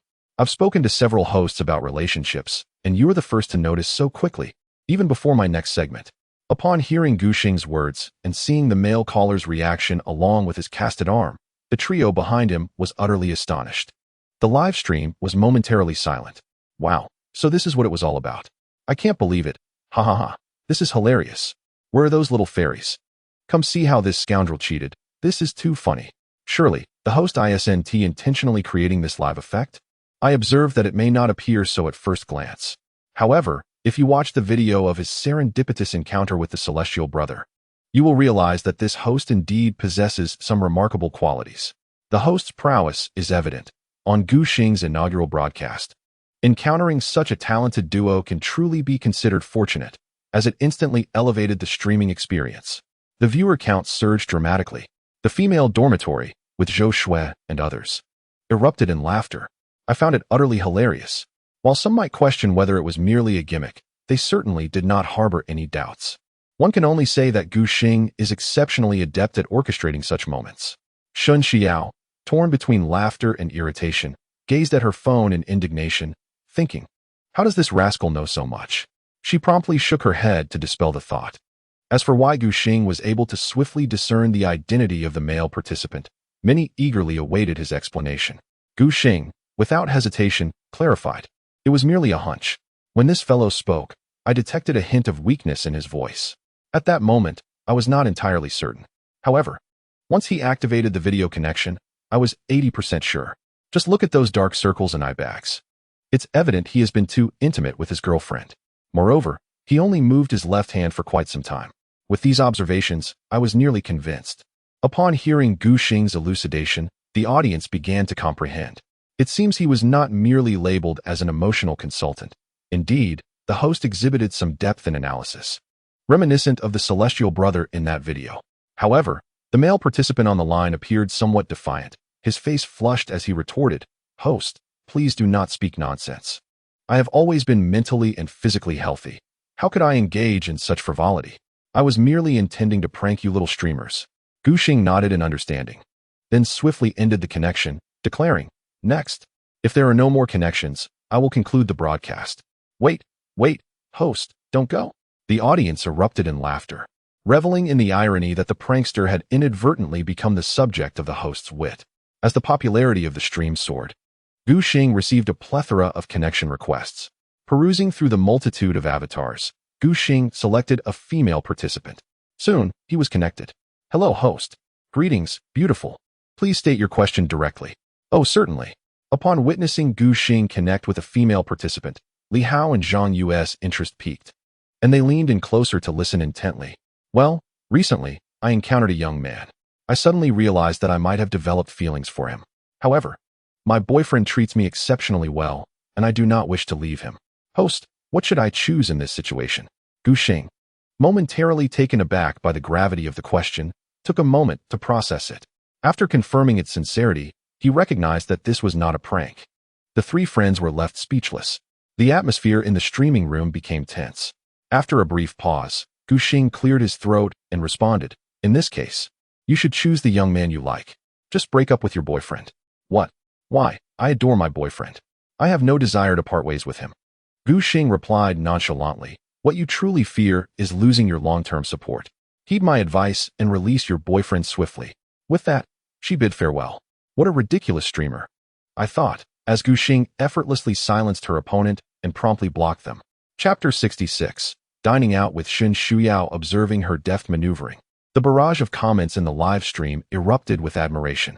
Gu Xing waved her hand carelessly, declaring, "That's enough for today. I am signing off." Without a glance at the flood of comments urging her to continue, she abruptly ended the broadcast. Li Hao, puzzled, inquired, "Brother Gu, your popularity is decent. You ought to stream a bit longer. Besides, I believe your demeanor could be slightly more amiable." Zhang Yu and Zhou Lang nodded in agreement, echoing Li Hao's sentiment. If Gu Xing continues with this arrogance, it will likely hinder her ascent. However, Gu Xing shook her head. "You fail to comprehend. I am merely establishing my persona, projecting a forthright and assertive love strategist and emotional consultant. This aligns perfectly with my inherent character, so there is no need for awkward alterations. Establishing a solid persona also facilitates promotion and audience engagement. Today, fortune smiled upon me. Both guests in the stream were exceptionally talented, enhancing the show's appeal. Once I edit and release this broadcast, the response may very well be astounding." Zhou Lang, stroking his chin, nodded slightly, indeed. Zhang Yu looked at him with curiosity. "Zhou, you seem rather knowledgeable. Have you perhaps received Gu's profound teachings?" Zhou Lang shrugged. "I have no idea." Zhang Yu and Li Hao exchanged glances, bemused by his feigned comprehension. "Come on. Who says one cannot nod along even if they do not understand?" Zhou Lang retorted. "Do you comprehend everything your teachers say during lectures? Just because you do not grasp the knowledge does not mean you cannot follow along with your peers." Li Hao, Zhang Yu, and even Gu Xing were taken aback. "Wow, that's remarkably insightful. Zhou, are you genuinely foolish or merely pretending?" The trio of foolish roommates soon engaged in playful banter. Meanwhile, Gu Xing opened her laptop, preparing to edit the live stream footage. Although she had attempted this a few times before, she still felt somewhat inexperienced. By the time she finished editing, dusk had fallen. After several reviews, despite a few imperfections, she deemed it her best work thus far and decided against further revisions. She clicked send and subsequently shut down her computer. Stretching her arms in a languid yawn, she noted that she was alone in the dormitory. Her 3 foolish roommates had gone out for a meal. Gu Xing had arranged to dine with Shin Shuyao. Thus, she had not requested her roommates to bring her food. The video editing had consumed several hours, revealing that embarking on a business venture was no simple task.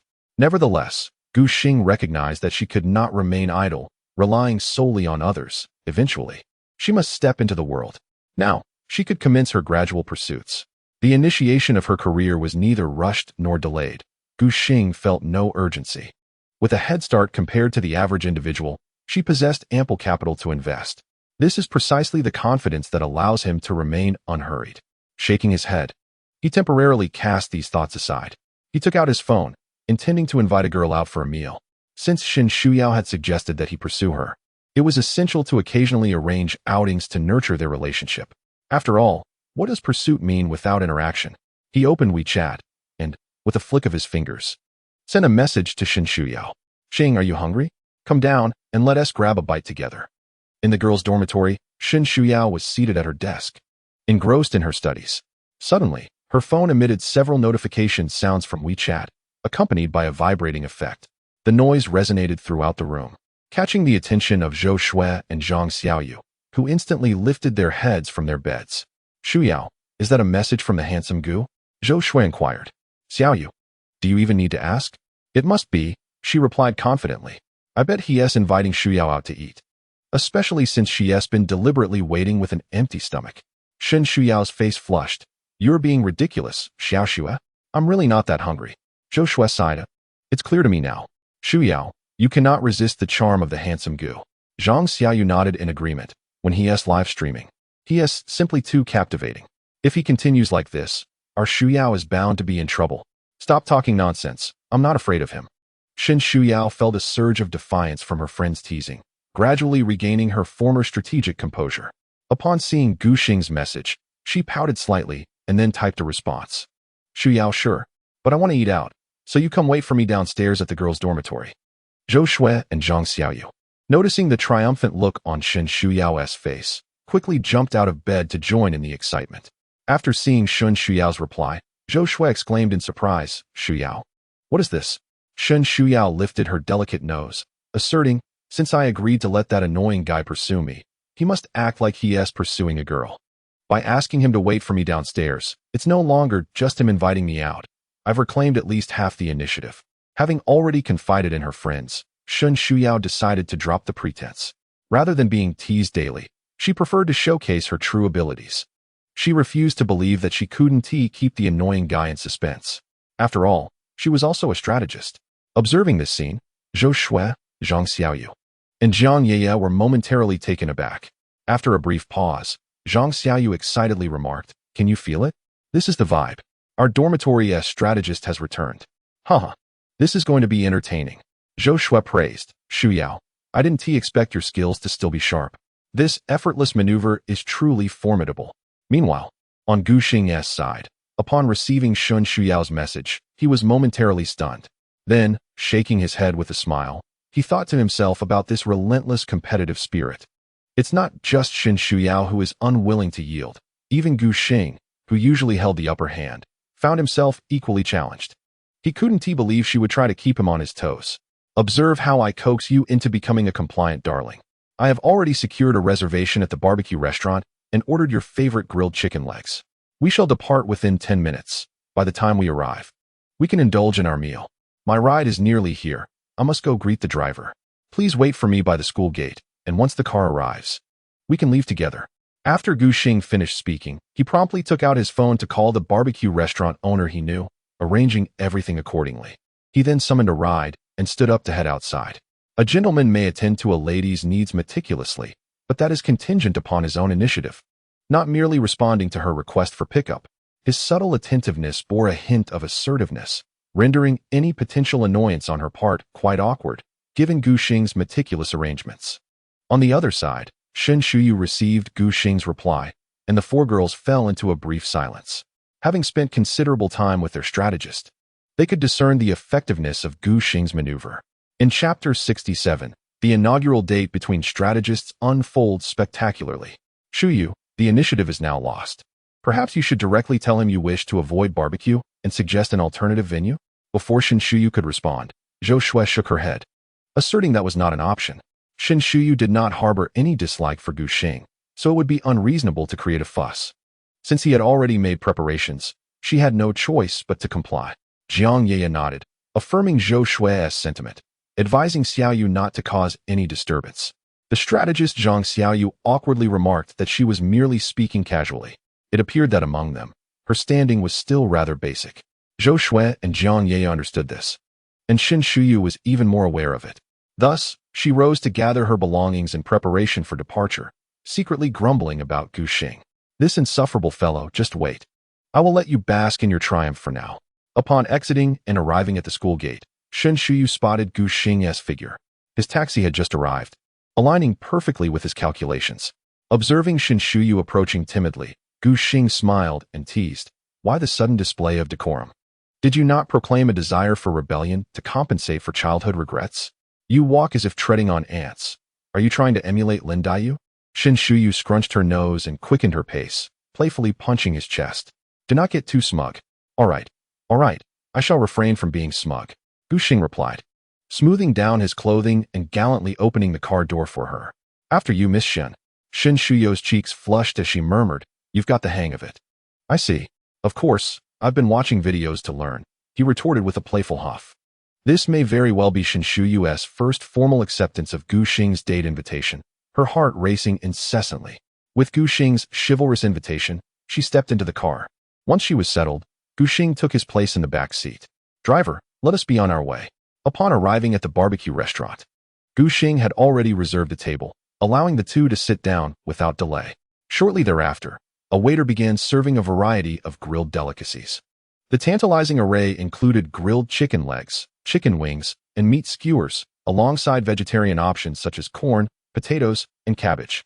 The alluring aroma of the barbecue compelled Shun Xiao to swallow hard, momentarily captivating her attention, causing her to forget any notions of restraint. Observing her enthusiasm, Gu Xing couldn't help but smile. Her unabashed appetite was endearing.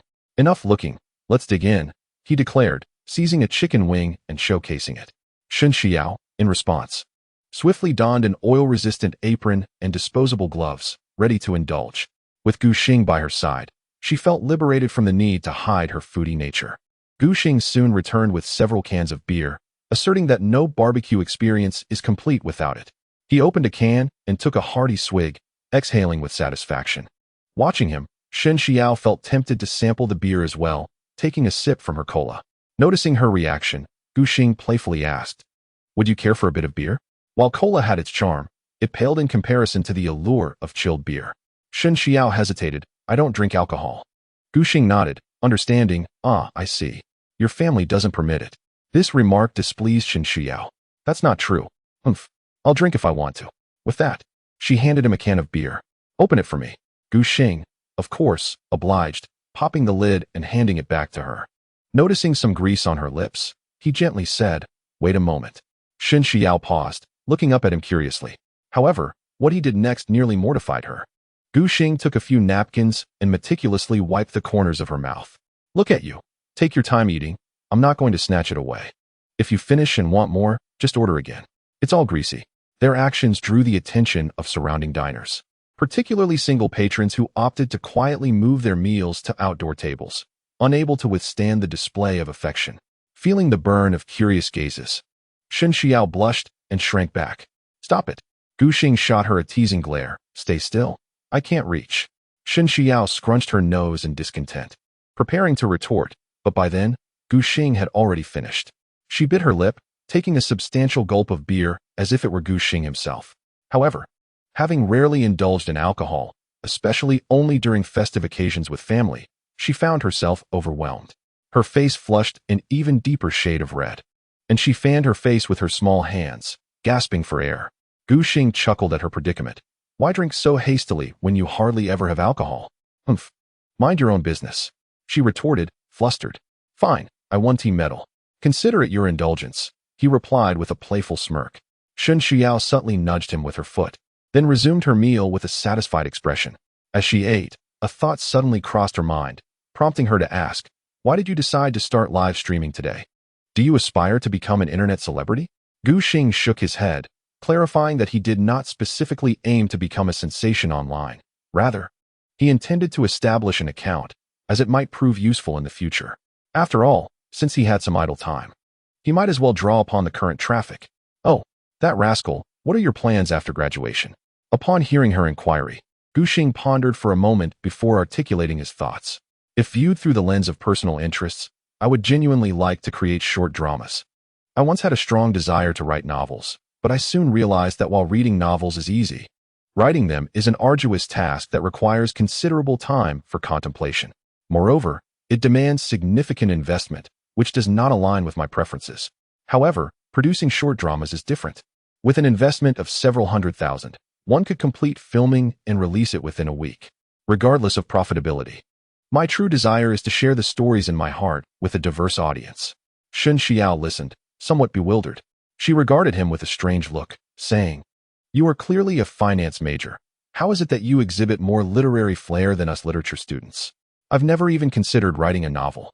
After graduation, why not just go back and inherit your uncle's business instead of toying with these notions?" Gu Xing, mimicking her tone, shot her a glance and retorted, "What business is it of yours?" "Humph. If you don't care, then I shan't either." Gu Xing playfully flicked her forehead. "Why do you always like to do that?" she exclaimed. "You asked me," he replied. "It's your own fault." Chapter 68. You seem a bit unsteady. Allow me to guide you. The barbecue restaurant was not far from the school. When they first left, they took a taxi, but naturally, they would not take one back. After all, simply dining without engaging with some charming young women would be quite a waste. After Gu Xing and the others had their fill, they rested in the restaurant for a while before leisurely preparing to stroll back. Gu Xing initially thought that since Shen Xiao rarely drank, she would likely become tipsy after just 1 or 2 cans of beer. However, he underestimated her. She managed to consume 4 cans, resulting in only a slight blush and a mildly buoyant demeanor. She walked without any trouble, leaving Gu Xing without an opportunity to support her. On the nighttime streets, a young man and woman walked side by side. The young man had his hands in his pockets, moving forward in silence, while the young woman clasped her hands behind her back, staring down at the cobblestones, stepping carefully from one stone to the next. Although Shen Xiao was not intoxicated, the 4 cans of beer had indeed left her feeling somewhat exhilarated. As they walked, noticing Gu Xing's prolonged silence, she initially intended to see how long he could endure without speaking, but ultimately, She found herself unable to maintain her own silence. She lifted her arm and playfully nudged him. Gu Xing, caught off guard by her push, swayed slightly but did not relent, maintaining his hands in his pockets. He leaned back just enough to gently nudge Shen Shuyao 2 steps backward.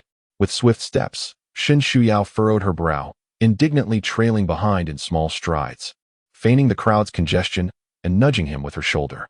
The two ambled down a sparsely populated street, exchanging not a single word, engaging in a peculiar dance of gentle pushes and nudges. As they continued, they arrived at a traffic light intersection. The green light illuminated, and the scattered pedestrians began to cross the zebra crossing in an orderly fashion. Shen Shuyao reached out to pinch Gu Xing's waist, intending to flee. Suddenly, a large hand grasped her own. Startled, Shen Shuyao exclaimed, "What are you doing?" Gu Xing, wearing an air of seriousness, replied calmly, "We are crossing the street. You seem a bit distracted. I'll guide you across." Before Shen Shuyao could utter a word, Gu Xing firmly pulled her along with the flow of pedestrians onto the zebra crossing. "No dawdling. Otherwise, we'll have to wait for the light again." Oh, holding her hand, the soft and delicate sensation felt as if it possessed an enchanting power, uplifting her spirits. Upon reaching the other side, Shen Shuyao attempted to pull away but found his grip unyieldingly tight. Biting her lip, she prepared to voice her thoughts, only for Gu Xing to interrupt her. "So, how was the barbecue today?" Shen Shuyao felt a bit dazed. Gu Xing's fingers occasionally brushed against her palm, leaving her feeling utterly weak. Though she recognized his diversionary tactic, Shen Shuyao replied, "It was quite good." Gu Xing smiled gently, tugging her closer. "There are many more delectable treats to savor. I shall take you to enjoy them all in due time." With that pull, Shen Shuyao found herself almost pressed against Gu Xing, noticing her flushed face and averted gaze. Gu Xing playfully rubbed her palm with his thumb. "Why so silent?" The gentle caress sent a shiver through her, and she instinctively grasped his shoulder, nearly losing her balance. "What do you want me to say?" she retorted. "I mean, I'll take you to enjoy plenty of delicious food." Finally, she nodded, softly responding with a simple mm. As they continued walking, they unknowingly approached the school gate. Gu Xing felt a pang of disappointment at how short the journey was. Had he known, he would have strolled more leisurely. The flirtation had only just begun. Upon returning to school, the ambience would certainly change. Just as he anticipated, upon nearing the campus, Shen Shuyao seemed to snap back to reality. She playfully punched Gu Xing's shoulder, exclaiming, "Hey, aren't you going to let go?" Gu Xing, still reluctant to relinquish her hand, cleared his throat. "Well, I was just helping you cross the street since you had quite a bit to drink." "You rascal. We've already crossed." Shen Shuyao blushed, attempting to pull her hand away, but found it still stuck. Gu Xing feigned innocence. "Oh, is that so? It seems I've had a bit too much to drink as well, considering we're already at school." Faced with Gu Xing's playful stubbornness, Shen Shuyao found herself at a loss. She was led by him, hand in hand, into the school, her heart fluttering with a mix of apprehension. If by chance she were to encounter her father or mother, she would undoubtedly feel disheartened. As they approached the fork leading to their respective dormitories, Gu Xing still refused to release her. Shen Shuyao gently nudged him with her foot, urging, "Will you please let go?" "What about later?" Gu Xing's eyes sparkled with mischief. "Later, can we hold hands again?" Shen Shuyao was instantly flustered. Seizing the moment, while Gu Xing momentarily relaxed his grip, she swiftly withdrew her hand. "You wish," she retorted, delivering a playful punch before lowering her head and dashing back to her dormitory. As Gu Xing watched her figure fade from sight, he raised his hand to his nose, inhaling deeply, finally satisfied as he strolled towards the boys' dormitory. Upon returning to their quarters, his roommates, aware that he had been on a date, eagerly surrounded him, buzzing with curiosity about his exploits. "Old Gu, how did it go?" one inquired. "The other party's prowess is not to be underestimated, yet you seem rather pleased. Did she manage to ensnare you?" Zhou Lang shook his head. "Old Zhang, don't speak nonsense. I know my brother Gu's capabilities well." Reflecting on their recent mountain excursion, he added, "I believe the other party's strategist is no match for him." Li Hao concurred. "Indeed, I trust in brother Gu." Unbeknownst to the trio, after hearing Zhang Yu's words, Gu Xing suddenly sensed something amiss. The way Shen Shuyao had deliberately paused after saying later, and the subtle glint of mischief in her eyes, made him realize he may have fallen into a trap. Meanwhile, in the girls' dormitory, Shen Shuyao was also being interrogated by her close friends. Since she had officially accepted Gu Xing's invitation, she felt no need to conceal the details. She answered their questions candidly. Zhou Shui, astonished, exclaimed, Shu Yao, are you saying that when you parted with the handsome Gu, the word later was meant to bait him? Shu Yao blushed and nodded. That rascal is quite bold. He found an excuse to hold my hand and wouldn't let go. Of course, I remained completely aware, while he was the one whose heart raced. I intentionally paused after saying later to tease him, letting him bask in his own delight. Seeing Shu Yao's bashful expression, her friends found it hard to believe she was entirely composed. However, her ability to turn the tables at the last moment indicated that her strategic prowess remained intact. Zhou Shui and Zhang Xiaoyu had witnessed Shu Yao and Gu Xing's interaction downstairs. The renowned strategist from the boys' dormitory indeed appeared taken aback, unwilling to concede defeat. Gu Xing retrieved his phone as he lay down after washing up. He quickly composed a message for Shu Yao. Star, beautiful Shun, you have quite the talent. At that moment, Shu Yao had just finished her own routine and lay on her bed. Upon seeing Gu Xing's message, a triumphant smile crept across her lips. Turning over and adjusting her posture, she lay on the bed with her hands cradling her phone, her long legs elevated and playfully swaying. Shu Yao, it only just dawned on me. Gu Junshi, you aren't as formidable as you boast. Observing her smugness, Gu Xing was not at all vexed. Instead, he returned a message with a faint smile. Xing, classmate Shu Yao, I assume you wouldn't want your parents to learn about your drinking escapades, would you? Shu Yao paused momentarily, then bit her lip and rapidly typed out a response. Shu Yao, you scoundrel? I knew you had ulterior motives when you invited me for drinks. Gu Xing, clutching his phone, rolled over. Judging by her tone, it seemed she was unaware of the deeper implications of her words. Xing, regardless, you cannot renege on what you promised today, from now on. Your little hand is mine to hold at will, or I shall expose you. Shu Yao? Shu Yao, when did I ever agree to hold your hand? Shu Yao, infuriated by his audacity, sent the message and still felt agitated.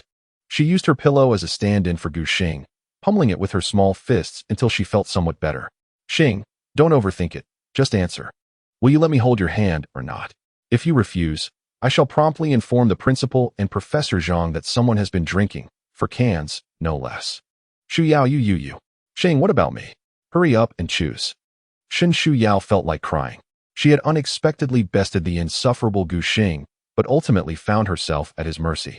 Perhaps that rascal had encouraged her to drink with several ulterior motives in mind. He was indeed incorrigibly wicked. Shu Yao, I certainly cannot allow you to hold my hand freely, and you cannot expose me either. Shu Yao's reply was anticipated by Gu Xing before he made threats. Xing, well, no casual hand-holding, but when the moment calls for it. I expect you will not refuse me.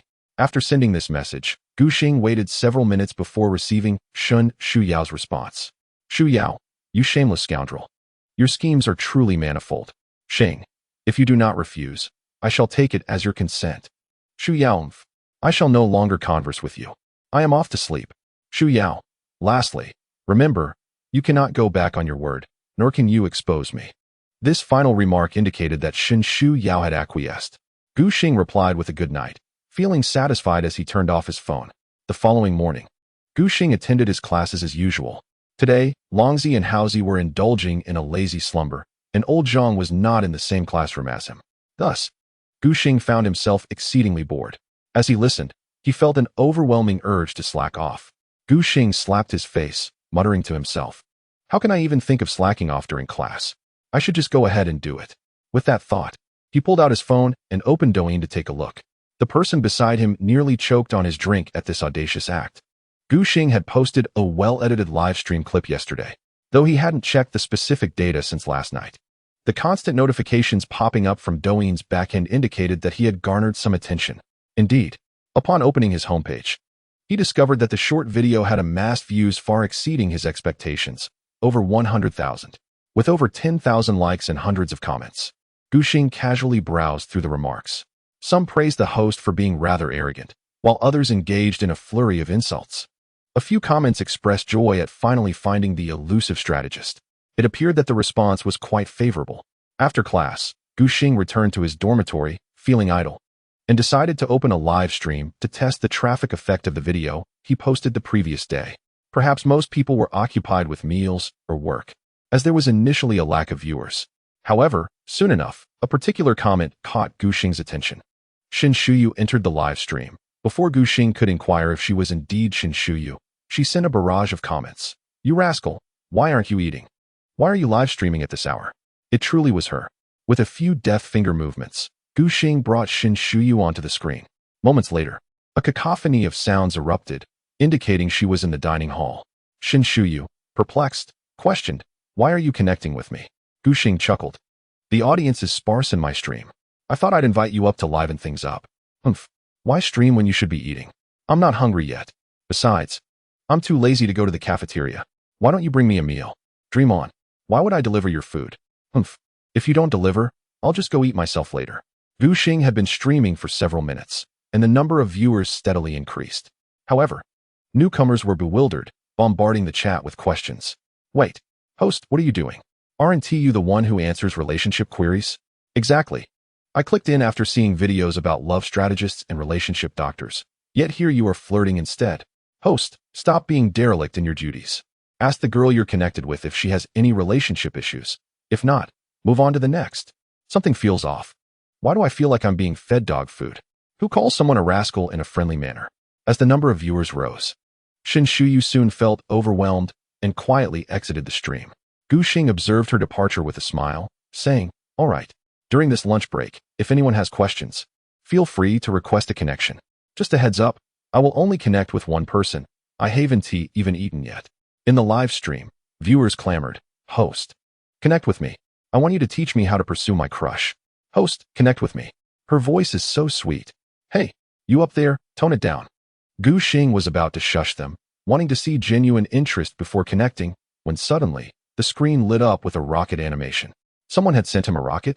In the live stream, he exclaimed, who is this generous soul? To send a rocket just to connect with the host. Impressive. It appeared to be the very person who had just requested advice on pursuing a crush. In a live room of over 100 viewers, he had never witnessed such a display of generosity outside of female hosts. Although this sum meant little to Gu Xing, the emotional affirmation he received was far more valuable than money. His spirits lifted significantly. He immediately connected with the caller, who anxiously exclaimed, host, please teach me how to pursue my goddess. I've spent over 100,000 on her and still haven't even held her hand. I'm at my wit's end. Upon hearing this, not only did the audience fall silent, but Gu Xing too was left speechless. Clearing his throat, he said, hold on, my friend, take your time. Please describe the situation in detail so I can understand better. After Gu Xing's prompt, the caller managed to calm down a bit and began to share his predicament. Host, it's actually quite simple. I've liked this girl for a long time. I've taken her out, bought her gifts, and sent her red envelopes during festivals. I've spared no expense. In total, I've spent over 100,000. Yet she keeps saying she hasn't made up her mind and asks me not to pressure her. The money spent is insignificant, but it's been nearly half a year with no progress. I've never even held her hand. I'm truly at a loss. Gu Xing listened, his expression somewhat peculiar. He thought to himself that this guy must have some financial means, but clearly, he was being manipulated. The audience in the live stream began to comment, expressing their astonishment. No wonder this guy is so extravagant, launching a big rocket right off the bat, spending so much yet not even holding hands. You're quite the character, my friend. With your resources, why cling to this one tree? Can't you try someone else? I suspect that girl is either out of your league or has someone advising her. Upon reading these comments, the caller bitterly replied, you don't know her, so please refrain from making judgments. EE is not that kind of person. The live stream erupted with laughter. Kid, you're unbeatable. Even the likes of Bei Yang would offer a cigarette. The caller, surprisingly good-natured, took the teasing in stride and turned to Gu Xing, asking, host, please help me. What should I do? Gu Xing felt a pang of sadness. Since the caller had already invested so much, he decided to extend his assistance. Pondering the information provided, Gu Xing stroked his chin and began to analyze the situation. After a moment, he asked, brother, what is EE's background and personality? Host, before I met her, EE was just an ordinary office worker. After we got to know each other, I helped her and her friends secure jobs at a decent company. As for her personality, she's quite nice, though she tends to listen too much to her friends. Upon hearing this, Gu Xing grasped the key point. Friends? Her close friends? Yes, they are indeed best friends. Practically inseparable. I arranged to meet EE today, but she's currently at a restaurant with her friend. I just tried to confess my feelings, but EE rejected me. So I stepped outside to clear my head and have a smoke. By chance, I stumbled upon a streamer. This is clearly a case of desperate measures. However, Gu Xing's label is that of a romantic strategist and emotional doctor. Now, facing a patient in dire need, he naturally must intervene. After some contemplation, Gu Xing inquired, "Brother, do you truly harbor such affection for that Yi? Have you not considered seeking someone else?" The streamer responded, "If I were to look for someone else, would I still come to you?" Gu Xing had done his utmost, and thus refrained from further persuasion. At present, he felt confident in helping his connected friend regain a foothold, as he had already devised a plan of action in his mind. Regarding the specifics of the female counterpart, upon learning that she had a close-knit best friend, Gu Xing could easily infer the general situation without further inquiry. He pursed his lips and said, "Brother, heed my advice. From this moment onward, you must shift all your focus onto Yi's best friend." Of course, he acknowledged that the man was undoubtedly very fond of Yi. "What I propose is merely an act. Starting now, pretend you have no interest in Yi and instead shower kindness upon her best friend. During meals, serve her best friend, and when giving gifts, direct them to her best friend as well. In essence, feign the transfer of your previous affections from Yi to her best friend. Trust me, it won't be long before you see results. Yi will undoubtedly seek you out." Upon hearing Gu Xing's words, the live chat erupted in astonishment. "Wow, the streamer's tactic is ingenious. Truly remarkable. Once I learned that Yi had a close friend, I knew the situation was complex. Indeed, Yi had consistently declined to connect with this brother, claiming she wasn't ready and needed more time. I would wager there's at least an 80% chance her friend is advising her. Bringing her friend along for dates? That's a definitive sign." Meanwhile, outside a restaurant in another city, a young man in a tailored suit sat hesitantly in a corner, clutching his phone as if making a significant decision. Moments later, he steeled himself and declared into the phone, "All right, streamer, I will follow your advice." "Very well. Proceed as I suggested. I am about to dine and will end the stream. You can follow me and we will connect again next time," the streamer replied. The man nodded, "Thank you, streamer." After exiting the live stream, he adjusted his attire and stepped back into the restaurant. He entered a private room where two young women sat, one of whom was the goddess Yi he had mentioned to the streamer. Upon seeing him return after a prolonged absence, Yi curiously asked, "Why did you take so long for a smoke? You aren't upset with me, are you? I've told you, I really haven't made up my mind. Could you please give me a little more time?" Recalling the streamer's advice, the man calmly nodded, "All right." He picked up his chopsticks and, following the streamer's guidance, placed a piece of meat directly into Xiaolin's bowl. Startled, Xiaolin exclaimed, "Mr. Liu." "You." The man smiled and replied, "I remember you quite enjoy this dish." "Oh." To my astonishment, it is nearly finished. Wait a moment.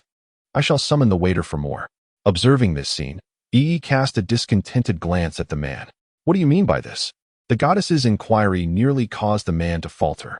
However, recalling the streamer's words, he feigned nonchalance and replied, "I noticed Xiaolin's complexion seemed poor. Perhaps she has been staying up late recently. I thought to encourage her to eat a little more to restore her health. Furthermore, I have several sets of supplements at home, gifts from a foreign friend. Xiaolin, when we meet tomorrow, I will bring them for you to help you recuperate.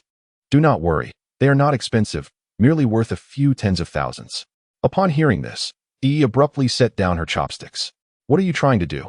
Chapter 71. Public display of affection on the playground? The man casually responded, "Oh, nothing much.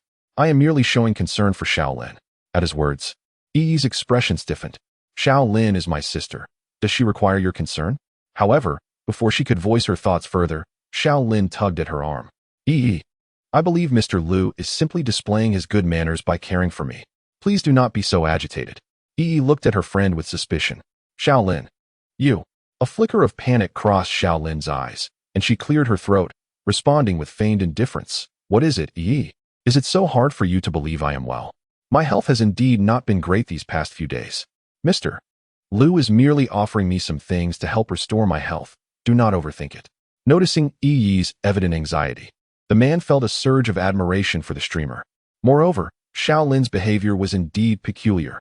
Previously, no matter how well he treated Yi, she would always find fault. Unexpectedly, today, with just a slight gesture of goodwill towards her, her attitude had done a complete about-face. Contemplating this, he resolved to stoke the flames further. Rising with a smile, he declared, "I shall settle the bill first." By the way, Shaolin, since you have consumed so much spicy food, I shall bring you a bottle of sour plum soup. Without waiting for their responses, he exited the private room. Before long, two girls' voices could be heard arguing from within the room, their volume increasing. On Gu Xing's side, he had just finished his stream and was preparing to head to the cafeteria for a meal. However, as he stepped out of the boys' dormitory, his phone vibrated a few times. He took out his phone and discovered a message from Shen Shuyao. Shuyao, come out quickly, you rascal. Gu Xing was momentarily taken aback and typed a response to inquire. Xing, what is the matter? Shuyao, aren't you going to eat? I've packed food for you. Hurry over to the southernmost part of the playground. Gu Xing was momentarily stunned, then a smile crept across his lips. Xing, you really packed me food. Shuyao, stop the chit-chat and get over here. Shuyao, you're such an idiot. If you arrive late, you won't get anything good. Shuyao, hurry up, it will get cold soon. You have 5 minutes. If you're late, I'll toss it in the trash. Humph. Delighted, Gu Xing tucked his phone away and dashed toward the playground. It wasn't long before he arrived at the location Shen Shuyao had mentioned. At this moment, Shen Shuyu sat vacantly under a large tree at the edge of the playground, cradling several disposable food containers in her arms. A gentle breeze caressed her cheeks, causing a few strands of hair to dance in the air. Witnessing this scene, Gu Xing's heart inexplicably fluttered wildly. He approached, taking a seat beside her with a smile. Inquiring, what are you lost in thought about? Startled, Shen Shuyu shivered, nearly dropping the food containers from her hands. Recognizing Gu Xing, she set them down and playfully punched him a few times in annoyance. You sneaky fellow, how can you walk so silently? You scared me to death. Gu Xing calmly grasped her wrist, saying, all right, it's my fault, I apologize. Shen Shuyu blushed, twisting her body to pull her hand away. You let go. But we agreed I could hold your hand, and I haven't even done that yet. I never said that. I only mentioned you shouldn't hold my hand casually. Hurry and let go, the food will get cold. Observing her shy demeanor as she looked down, Gu Xing felt a surge of yearning. However, he understood the importance of patience and thus released her hand. He opened a food container and began to savor his meal. Shuyu, why did you choose to eat here? Gu Xing queried, puzzled by her decision to bring food to the playground's edge. Because it's cool and breezy here. Is that not permissible? She retorted, exasperated.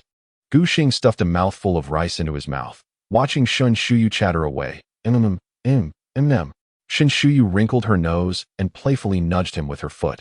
You fool, can't you eat more slowly? What if you choke? Gu Xing chuckled, then popped a piece of meat into his mouth. Noticing how deliciously he was eating, Shen Shuyu instinctively swallowed, even though she had just eaten. This irritating fellow was amusing her even during mealtime. Realizing her craving, Gu Xing picked up a slice of lotus root and offered it to her. Here, have a bite. Shen Shuyu, blushing, shrank her neck and leaned slightly back, glancing around nervously. What are you doing? Gu Xing blinked innocently. I'm feeding you. I just saw you swallow. Are you avoiding it because you dislike it? He added, feigning disappointment as he withdrew his hand. Shen Shuyu playfully scolded him, pressing her hand against his arm and opening her rosy lips to take a bite of the lotus root. After she ate, Gu Xing immediately wore a triumphant expression. Shen Shuyu retaliated with another playful punch to his chest. You thick-skinned rascal, you love to trick me. Gu Xing laughed heartily. All right. Here, have another piece of potato. The two openly shared their meal at the edge of the school playground, causing nearby college students to hurriedly look away, too shy to steal another glance. This was utterly absurd. It was as if they regarded college students as invisible. Initially intending to enjoy a breath of fresh air, or perhaps jog, they found themselves inundated with dog food instead, particularly vexing for those who were single. This is a kind of injury that is beyond description. After finishing their meal, Gu Xing tidied up all the trash and disposed of it in the bin. He was just about to take the girl for a stroll, hoping to seize an opportunity to hold her hand. However, before he could utter a word, Shen Xiao's phone rang. Upon glancing at her phone, Shen Xiao's expression turned frantic. Oh no, it's my mother calling. Gu Xing looked at her with confusion. Even if it were her mother calling, there was no need for such alarm. As if she had committed some wrongdoing. Shen Xiao pinched his waist irritably. How can you say that? It's all your fault. My mother called last night to ask if I was involved with you. Most importantly, I just packed some food for you, and she happened to see me. I lied and told her it was for myself. Now that she is calling, it's likely because she saw us. As she spoke, Shen Xiao turned around anxiously. Scanning the area, the spot she chose was already quite secluded, and under normal circumstances, a teacher wouldn't come here. So how could they possibly be discovered? Gu Xing chuckled and flicked her forehead. You haven't even answered the call yet, and you're already conjuring up all these scenarios. Stop looking around and answer the phone, or else you'll create misunderstandings. Oh, right. I need to answer the call. Shun Xiao suddenly remembered she hadn't picked up yet. Realizing this after Gu Xing mentioned it, she swiftly swiped on her phone to answer the call. Chapter 72. Caught by the mother-in-law. Hello, Mom. At that moment, they were outdoors, so once Shun Xiao answered the call, Gu Xing couldn't hear what was being said on the other end. However, observing the girl's expressions shift from shy to playful, it was clear that the situation was not favorable. Indeed, after finishing her call, Shun Xiao looked at Gu Xing with a disgruntled expression. It's all your fault. You rascal.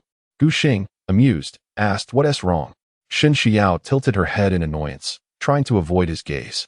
You still dare to ask? My mother saw us sitting together at the table earlier. Now she wants me to go to her office.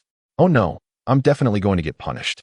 The truth is, she's already in college, and while dating is a natural part of life, her family may just want to keep an eye on her. They wouldn't be so strict as to forbid her from having friends. After all, she'll eventually marry, won't she? Yet, she acts as though she is sneaking around behind her parents' backs. The meal she packed was clearly for him, but when her mother saw, she panicked and lied, saying it was for herself. Consequently, her mother observed her closely and quickly saw through her deception. Now it's all over. Once she returns, she is sure to face repercussions.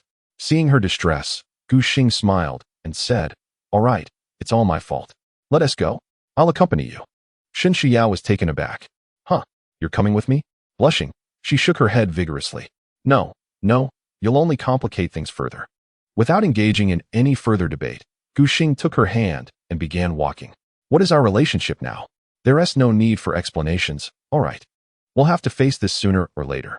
In an instant, Shun Xiao found herself being led by Gu Xing, hastily leaving the playground. Glancing at their intertwined hands, she suddenly felt a rush of embarrassment and annoyance, pushing him away with a playful shove. You scoundrel! Who told you to hold my hand? Let go. I merely said I would give you a chance to pursue me. I never implied we were already involved. Isn't this a bit too shameless of you? Gu Xing shrugged nonchalantly. Got it. Am I not constantly devising ways to win you over? Then let go of my hand. All right. I will release it at once.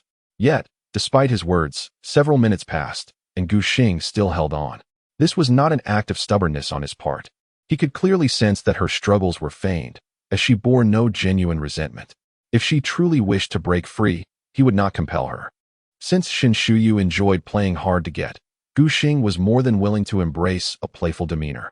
Seeing Gu Xing's smug expression, Shin Shuyu felt a surge of defiance and decided to stop, insisting he let go. With a mischievous glint in her eye, she raised her leg and playfully kicked him from behind. Gu Xing turned around, a frown creasing his brow. Hey, do you dare to kick me? Unfazed, Shin Shuyu raised her nose haughtily. What of it? Thick-skinned rogue, have you forgotten that I warned you? I want to go easy on you if you lay a hand on me. With that, Gu Xing tugged her hand forward, retaliating with a swift kick of his own. Shin Shuyu, taken aback, covered her rear in indignation, glaring at him. You kicked me. Where do you think you're kicking? Why can you kick me and I can't kick you? You scoundrel. Thus, the two continued their peculiar banter, playfully sparring as they made their way towards Professor Zhang's office. To onlookers, they appeared to be an endearing couple, hand in hand, exuding sweetness. Yet, beneath that facade, they engaged in a light-hearted tussle. A passing university instructor observed their antics, sighed, and shook his head. Alas, I must be getting old. Is this how the current generation of students entertains themselves? Upon nearing the office, Shin Shuyu grew hesitant, and Gu Xing mirrored her restraint. Their playful demeanor would not bode well if her future mother-in-law were to witness it. Pouting, Shin Shuyu glanced down at their still joined hands, signaling Gu Xing to release her. They had arrived at her mother's office, and lingering hand in hand would surely spell trouble. Gu Xing complied, reluctantly letting go of her hand. Unable to resist the comfort it had brought him, his heart racing as if under the influence of a spell. Standing before the door, Shin Shuyu hesitated momentarily before knocking softly. Come in. A voice called from within. Upon entering, Shin Shuyu lowered her head, meekly addressing her mother, Mom. Zhang Zhihui appeared to be tidying up the office and seemed unfazed by their arrival. With a gentle smile, she remarked, Shu Yao, You seem to be brimming with energy. Just at the right moment, I am in need of an assistant. Come, help your mother with the cleaning, lest you find your energy wasted. Shen Shuyao cast a discreet glance at Gu Xing, only to discover that he appeared utterly unfazed. He seemed far less anxious than when she had seen her mother in the cafeteria, leaving her puzzled about his mindset. She herself had felt an overwhelming nervousness when visiting his home. Mom, what are you saying? I have no energy to waste. Zhang Zhihui, well aware of her daughter's tendency to argue, beckoned her to the window. Come here and take a look.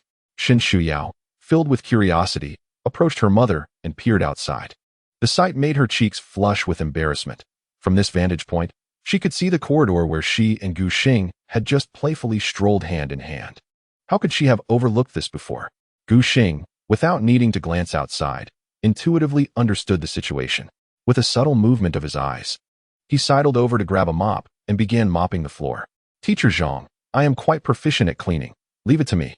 Zhang Zhihui, taken aback, had initially intended to emulate her husband's strategy of subtly confronting the young man who had taken her daughter away. However, she had anticipated his confident and familiar demeanor. Gu Xing, rest assured, I promise to have your office spotless before class this afternoon. Come, step aside if you please. Just as Zhang Zhihui called out to Gu Xing, he interrupted her, already maneuvering the mop towards them. Reluctantly, Zhang Zhihui had no choice but to pull her daughter aside.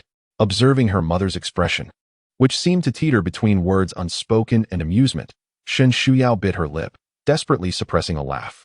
Zhang Zhihui, noticing her daughter's audacity to laugh at her, playfully tapped her forehead. Since Gu Xing is so industrious, you should lend him a hand. You two get busy. I must step out for a moment and will return shortly. Zhang Zhihui, having observed her daughter's spirited nature, hoped to encourage her to exert some effort.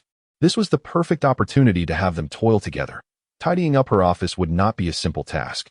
Zhang Zhihui doubted they would dare to behave as they had earlier in her office. Chapter 73. What are you two doing? Once her mother had departed, Shen Shuyao leaned closer to Gu Xing, scrutinizing him with a quizzical expression. Hey, how is it that you possess such thick skin? After finishing mopping, Gu Xing placed the mop in the bucket, approached Shen Shuyao, dipped his hand into a nearby basin, and flicked a few droplets of water towards her face. This is called being diligent. Do you understand? What do you mean by thick skin? Can you not articulate? Oh, you. Shen Shuyao recoiled, scrunching her nose as she wiped her face. Why did you have to flick water at me? I was merely reminding you to get to work quickly, otherwise, when Teacher Zhang returns and sees you slacking off, you'll be in trouble. Humph. Shen Shuyao pouted, then dipped her hand into the basin and flicked water back at Gu Xing afterward. She swiftly moved away, beginning to organize her mother's desk. Seeing that Gu Xing did not chase after her, she continued, It's all your fault. If you hadn't asked me to get you lunch today, and if you hadn't insisted on holding my hand, I wouldn't have been punished by my mother to clean up. Gu Xing picked up a cloth, dampened it, and began wiping the table. All right, it's all my fault. Am I not helping you clean? The two of them chatted back and forth while tidying up. Shen Xiao's mother's office was truly a hassle to deal with. However, in order to leave a good impression on her future mother-in-law, Gu Xing had to be meticulous. From the arrangement of the various books and tools in this office, it was evident that Professor Zhang was a person of great detail. Gu Xing took the initiative to clean, knowing that if he were to do it carelessly, he might end up leaving a careless impression instead of the diligent one he intended. Shen Shuyao, noticing Gu Xing's seriousness, curiously asked, You really are that serious, huh? She initially wanted to remind him either not to start at all or to handle it with greater care, since their mother valued attention to detail. If Gu Xing were to casually brush it off, even though it was just a small cleaning task, it would still leave a poor impression on her mother. Yet, she did not expect Gu Xing to be so earnest, even more so than she was when frequently punished for labor by her mother. Gu Xing carried a basin to the sink, poured out the dirty water, and then filled it anew with clean water. After washing his hands, he stood straight, stroked his chin, and remarked, From the arrangement of the various books and tools in Professor Zhang's office, I would wager she is a Virgo. People born under this sign often exhibit tendencies towards obsessive-compulsive behaviors and cleanliness. If we don't clean thoroughly, it's a trivial matter for you. But if Professor Zhang is dissatisfied, that would be quite serious for me. Shen Shuyao wrinkled her nose and pouted. Humph. You're so clever. Then she frowned. Wait a minute. What do you mean it's a trivial matter for me? What are you implying? What do you mean? Gu Xing retorted. Aren't you frequently tidied up? One more time, or less doesn't matter. Shen Shuyao placed her hands on her hips, looking at him with dissatisfaction. However, completing her mother's assigned task was paramount, so she decided to remember this grievance and settle it with him later. After organizing the desk, Shen Shuyao began arranging the books in the bookshelf. She took some books out, wiped down the shelf with a damp cloth, and once it was clean, placed the books back in their original order. Yet, when she reached the top shelf, she found it slightly out of reach. After several unsuccessful attempts on her tiptoes, she contemplated fetching a stool. Just as she turned to do so, she felt warmth behind her, and a large hand reached up to retrieve the very book she had been trying to reach. The person behind her was none other than Gu Xing, who had come over to assist. Gu Xing stood behind Shen Shuyao, reaching up to retrieve a book from the shelf and presenting it to her. Take this book for now, let me clean the top first. Shen Shuyao stiffened, her ears flushing crimson. She was certain this rascal was being deliberately provocative. She nudged him with her elbow, insisting, move aside. However, Gu Xing seemed oblivious, continuing to wipe the upper shelf with ease. Fortunately, he was aware of the boundaries of flirtation and did not linger too close for long. Before long, he had cleared the dust away. He extended his hand toward Shen Shuyao, saying, "Here, return the book to me." Biting her lip, she handed him the book. Once Gu Xing had tidied up and felt the annoying presence behind her recede, she swiftly turned and made her exit. With a rosy face, she kicked him lightly, exclaiming, "You shameless scoundrel." Gu Xing feigned innocence, shrugging. "How am I shameless? I was merely tidying up. I noticed you couldn't reach, so I kindly offered my assistance. I can't believe you would say such things about me. Alas, so unfortunate." He swore he had done nothing untoward. After all, he had merely been close enough to brush against her back. Seeing his smug demeanor only fueled Shen Shuyao's resentment. With a glint in her eye, she approached the sink, turned on the tap, and splashed him with a handful of water, declaring, "Take that, you thick-skinned rascal." Gu Xing tilted his head to evade her attack, initially thinking it harmless to let her have her fun. Yet, she seemed to revel in the game, repeatedly splashing water at him. In response, he tossed aside the cloth in his hand and retaliated, catching water to fling back at her. "Ah, you dare to fight back," she exclaimed. "I warned you. If you engage, I want to go easy on you. There will be consequences." Thus, after tidying the office, the two engaged in a spirited water fight, enjoying themselves immensely. Gu Xing, agile and skilled, soon had Shen Shuyao cornered. Leaning against the office wall, she tilted her upper body back, grasping his wrists, and pouted, "I'm done playing. You only know how to bully me." Gu Xing playfully flicked water at her face, retorting, "Who told you to be both inexperienced and playful? I initially let it slide when you splashed me, but you pushed your luck. Are you scared now?" In their current pose, they resembled a bully tormenting a young girl, one fiercely advancing while the other, cheeks flushed, resisted the onslaught. "What is going on here?" A voice from the doorway interrupted them, causing both to freeze momentarily. Zhang Zhihui could hardly believe her eyes. The two truly dared to engage in such playful banter within her office. Upon entering, I initially assumed their playful antics indicated that they had not accomplished their tasks. To my surprise, the office was impeccably tidy, devoid of any apparent flaws. However, witnessing my daughter in such a state ignited my frustration. "Aren't you two going to separate?" "Oh." Both of them were momentarily stunned, frozen in their positions. Gu Xing quickly took a few steps back, awkwardly touching his nose and saying, "Haha. Well, Teacher Zhang, I actually just accidentally." Zhang Zhihui managed a resigned smile. "All right, Gu Xing, I appreciate your efforts in cleaning the office so thoroughly. The afternoon classes are approaching, so you may return now." Observing Teacher Zhang's gentle tone and smiling demeanor, Gu Xing finally felt relieved.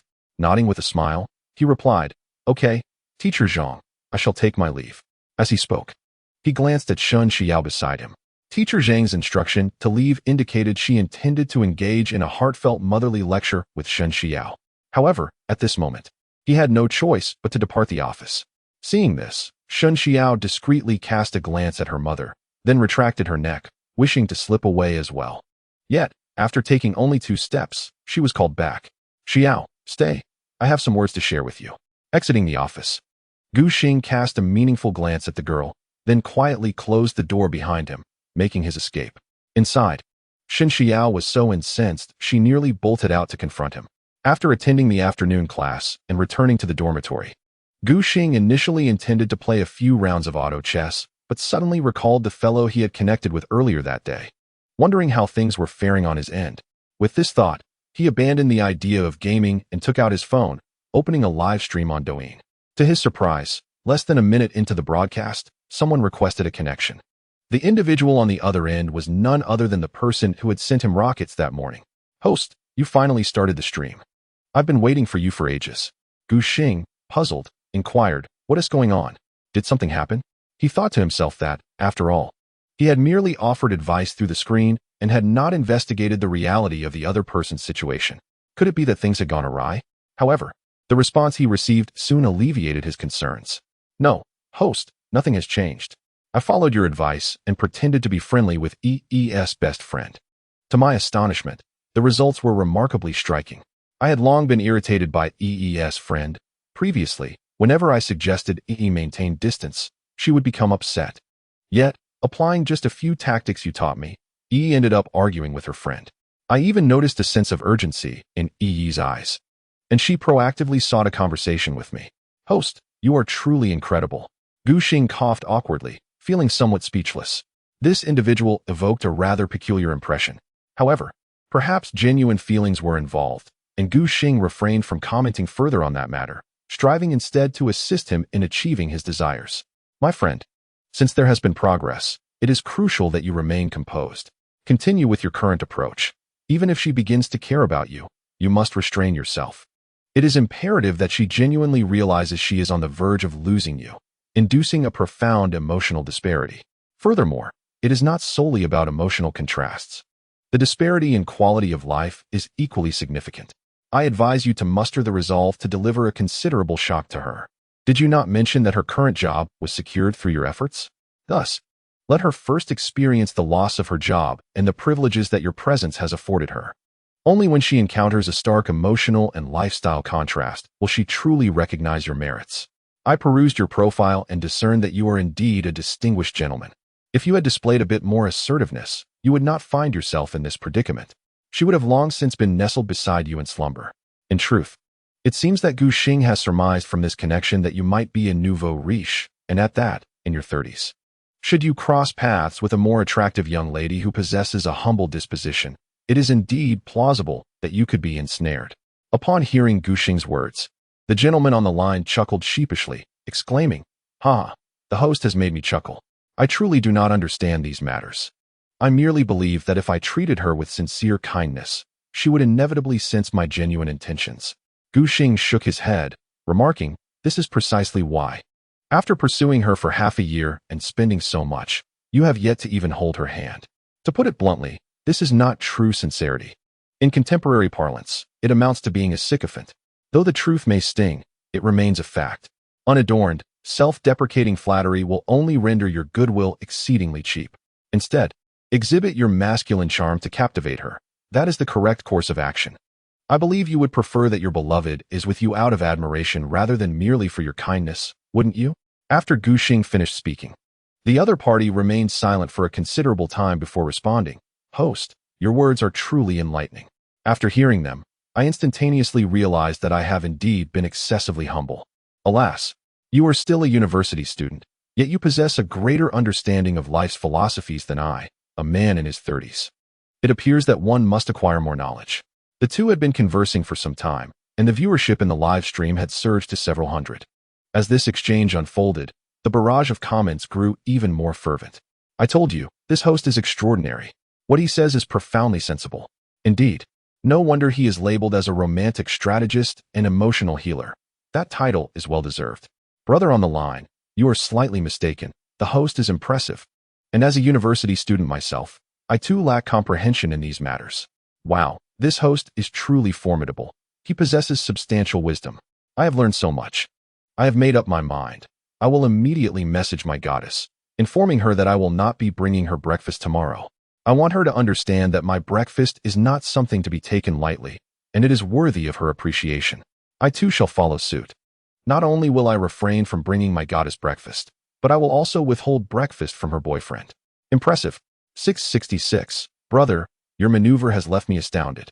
As Gu Xing observed these comments, he experienced an ineffable sensation. Indeed, when it comes to amusing antics, netizens take the crown. During this live stream, Gu Xing managed to earn several thousand, primarily due to a generous viewer who gifted him rockets. This left him somewhat embarrassed. The effect on his follower count was also commendable. Although his live sessions were few, he had gained over 3,000 followers thus far.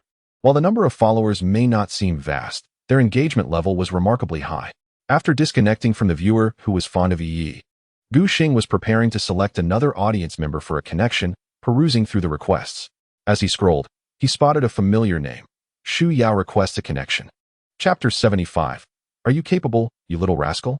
Shu Yao was feeling quite irate, extremely so, to the point of being inconsolable. This afternoon, that insufferable Gu Xing had the audacity to abandon her and run off, leaving her to endure a lengthy lecture from her mother. Even now, she could almost hear her mother's voice echoing in her ears. Although her mother's tone was gentle, there was a terrifying quality to that gentleness. Something Shu Yao had experienced many times before. Her mother spoke kindly, yet the words seemed to linger incessantly. Over the years, Shu Yao had grown accustomed to this method of education. What infuriated her most was that Gu Xing not only left, but also had the nerve to close the door behind him. Every time she recalled that insufferable expression on his face, she yearned to give him a good thrashing. After her classes ended and she returned to her dormitory, Shu Yao, increasingly agitated, took out her phone to send a message to that irritating fellow. Of course, she had no intention of allowing him the opportunity to placate her. She merely wished to berate Gu Xing. However, just as she unlocked her phone, a notification popped up. The streamer you follow is live. Without hesitation, Shu Yao entered Gu Xing's streaming room and submitted a request to connect. It took 2 minutes for Gu Xing to accept her connection request. Shu Yao muttered under her breath, "Humph. If that rascal dares to ignore me, he will see how I deal with him." On Gu Xing's end, as soon as he connected with the girl, he heard a flurry of indistinct sounds and curiously asked, "What are you babbling about? And why are you connecting with me? Humph. Aren't you an emotional host?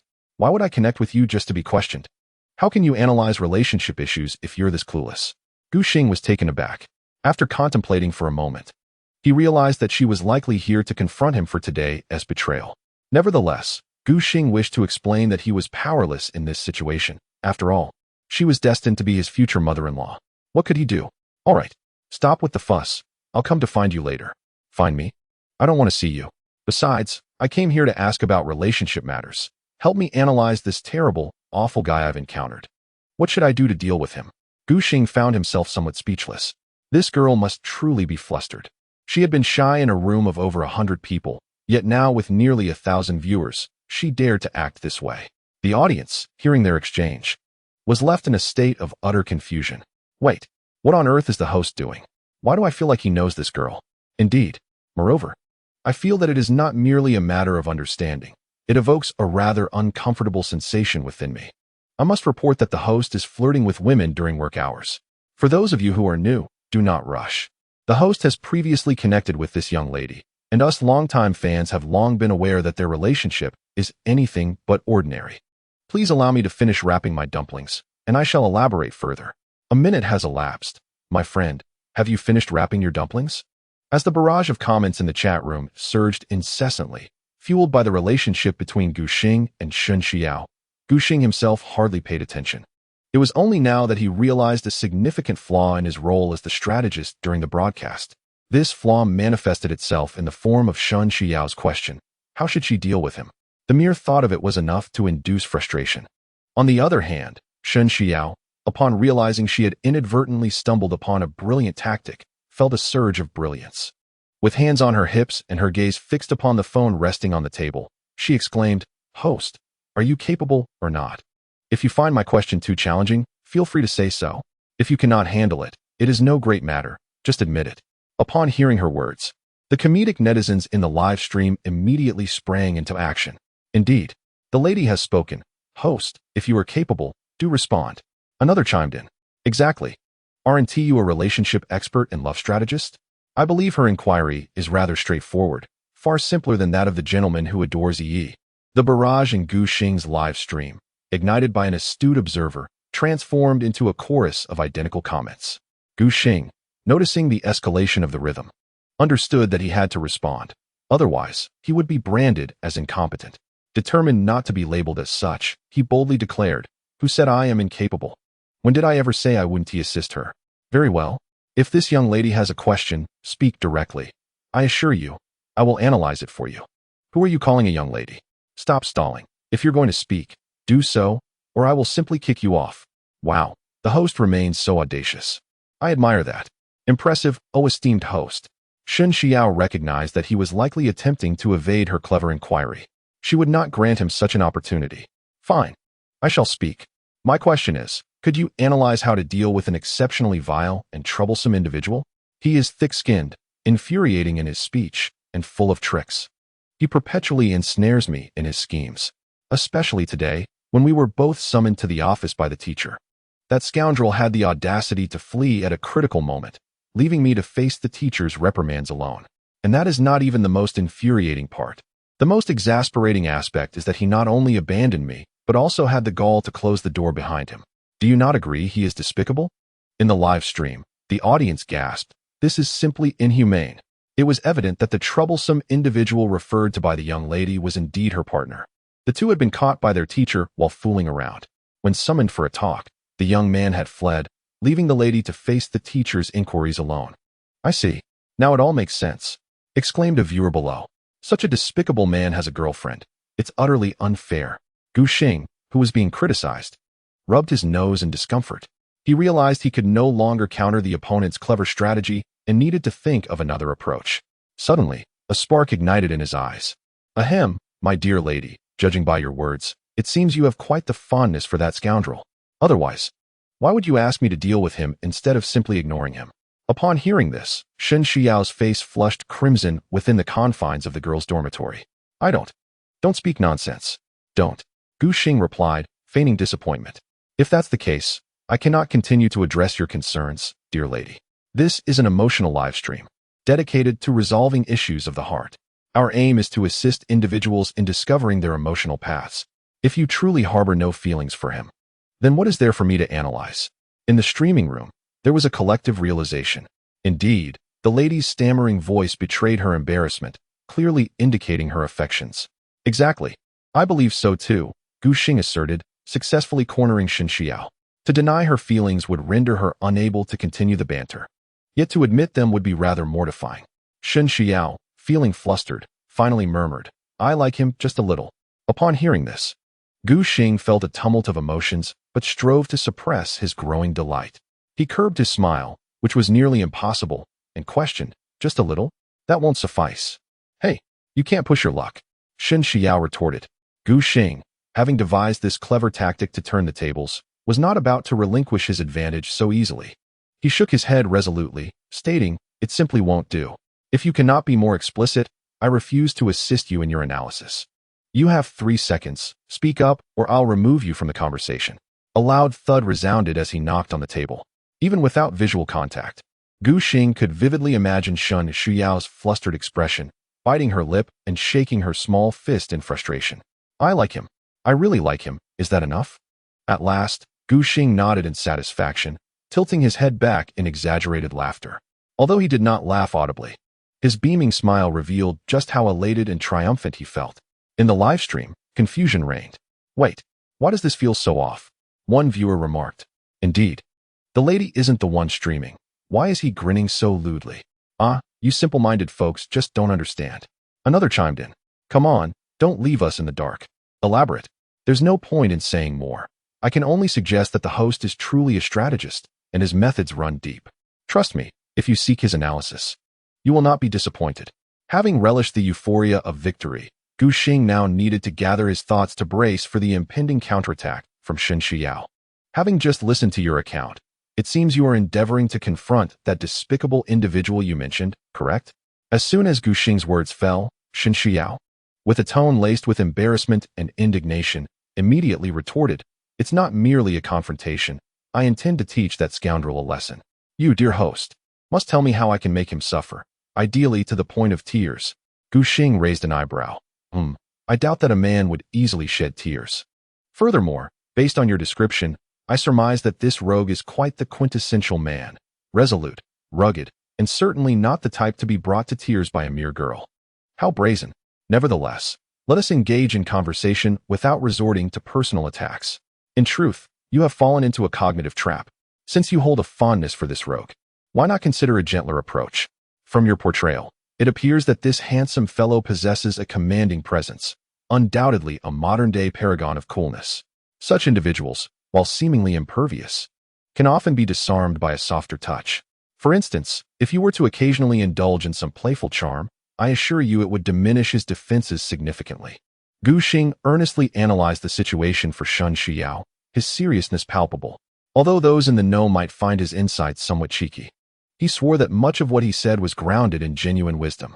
Indeed, Gu Xing found himself somewhat susceptible to Shen Shuyao's charms, a fact supported by previous experiences. To be a host with such integrity, assisting a girl in dealing with her own predicaments, is truly commendable. Gu Xing mused that he was indeed a sage. On the other side, upon hearing the rogue's audacious suggestions, Shen Xiao could only exclaim in exasperation at his audacity. How dare he coax her into displaying affection for him? Disgusting. Yet, upon reflection, she recognized that he had a point. After all, the last time she visited him, a mere display of coyness had left him momentarily speechless. This paradox of his apparent insolence, paired with undeniable logic, left Shen Xiao in a perplexing state of agitation. Biting her lip, she pondered for a moment before speaking. Host, since you can deduce the character of that rogue from my description, could you perhaps mimic him to answer a few questions? Of course, my dear.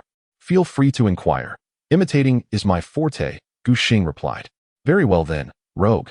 If faced with a situation similar to today's, where you could take the blame from the teacher on my behalf, would you do so? Gu Xing paused, taken aback. And if you knew I would take the punishment for you, would you try to stop me? Shen Xiao's voice faltered momentarily. Humph. And if I attempted to prevent you from taking my punishment, would you disregard my objections and continue? Gu Xing hesitated again. And if I were to ignore your protests and proceed, would you still try to stop me? Wait a moment. Are you two playing a game of nesting dolls here? The host interjected. This tug of war is simply remarkable. I must say, one can indeed learn something from watching comedic performances. Unable to restrain herself, Shen Shuyao, whose moves were effortlessly countered by Gu Xing, exclaimed in a huff, "You scoundrel, can't you say something sweet to me? It truly infuriates me. You're so impressive. All right, I won't talk to you anymore." Witnessing her distress, Gu Xing realized it was time to tone it down. He chuckled, "Haha, I was just teasing you. Why are you crying? I would certainly protect you. You're such a fool. I won't listen. You simply enjoy bullying others. I dislike you." In such moments, Gu Xing had miscalculated and allowed the situation to spiral, leaving the girl in an agitated state. Instead of incessantly apologizing for his misstep, which would only serve as a reminder of the offense, it was prudent to divert the conversation. With a gleam in his eye, Gu Xing began, "Shu Yao, upon seeing you, I cannot help but be inspired by a certain sentiment that I wish to articulate. Would you indulge me? I want to listen, I want to. Oh, but you must. Here it goes." The characters Shu Yao initially astonished me, then stirred my heart, and upon reflection, they captivate my thoughts endlessly. I hardly dare to gaze upon them a third time, for even the mere act of attempting to inscribe them fills me with trepidation. The characters are indeed challenging to write. It would require the expanse of the world as a canvas, the beauty of landscapes as ink, the azure sky and ocean as paper, and my heartfelt sincerity as the quill to capture their perfection. Before Shen Shuyao could fully process his words, the live chat erupted in excitement. Wait, I get it now. That scoundrel referred to by the beauty must be the host. Damn. So for all this time, over 1,000 of us have been reduced to jesters. Queuing up for dog food. Chapter 77. Every word, every gesture is a scheme before Gu Xing could implement his distraction strategy.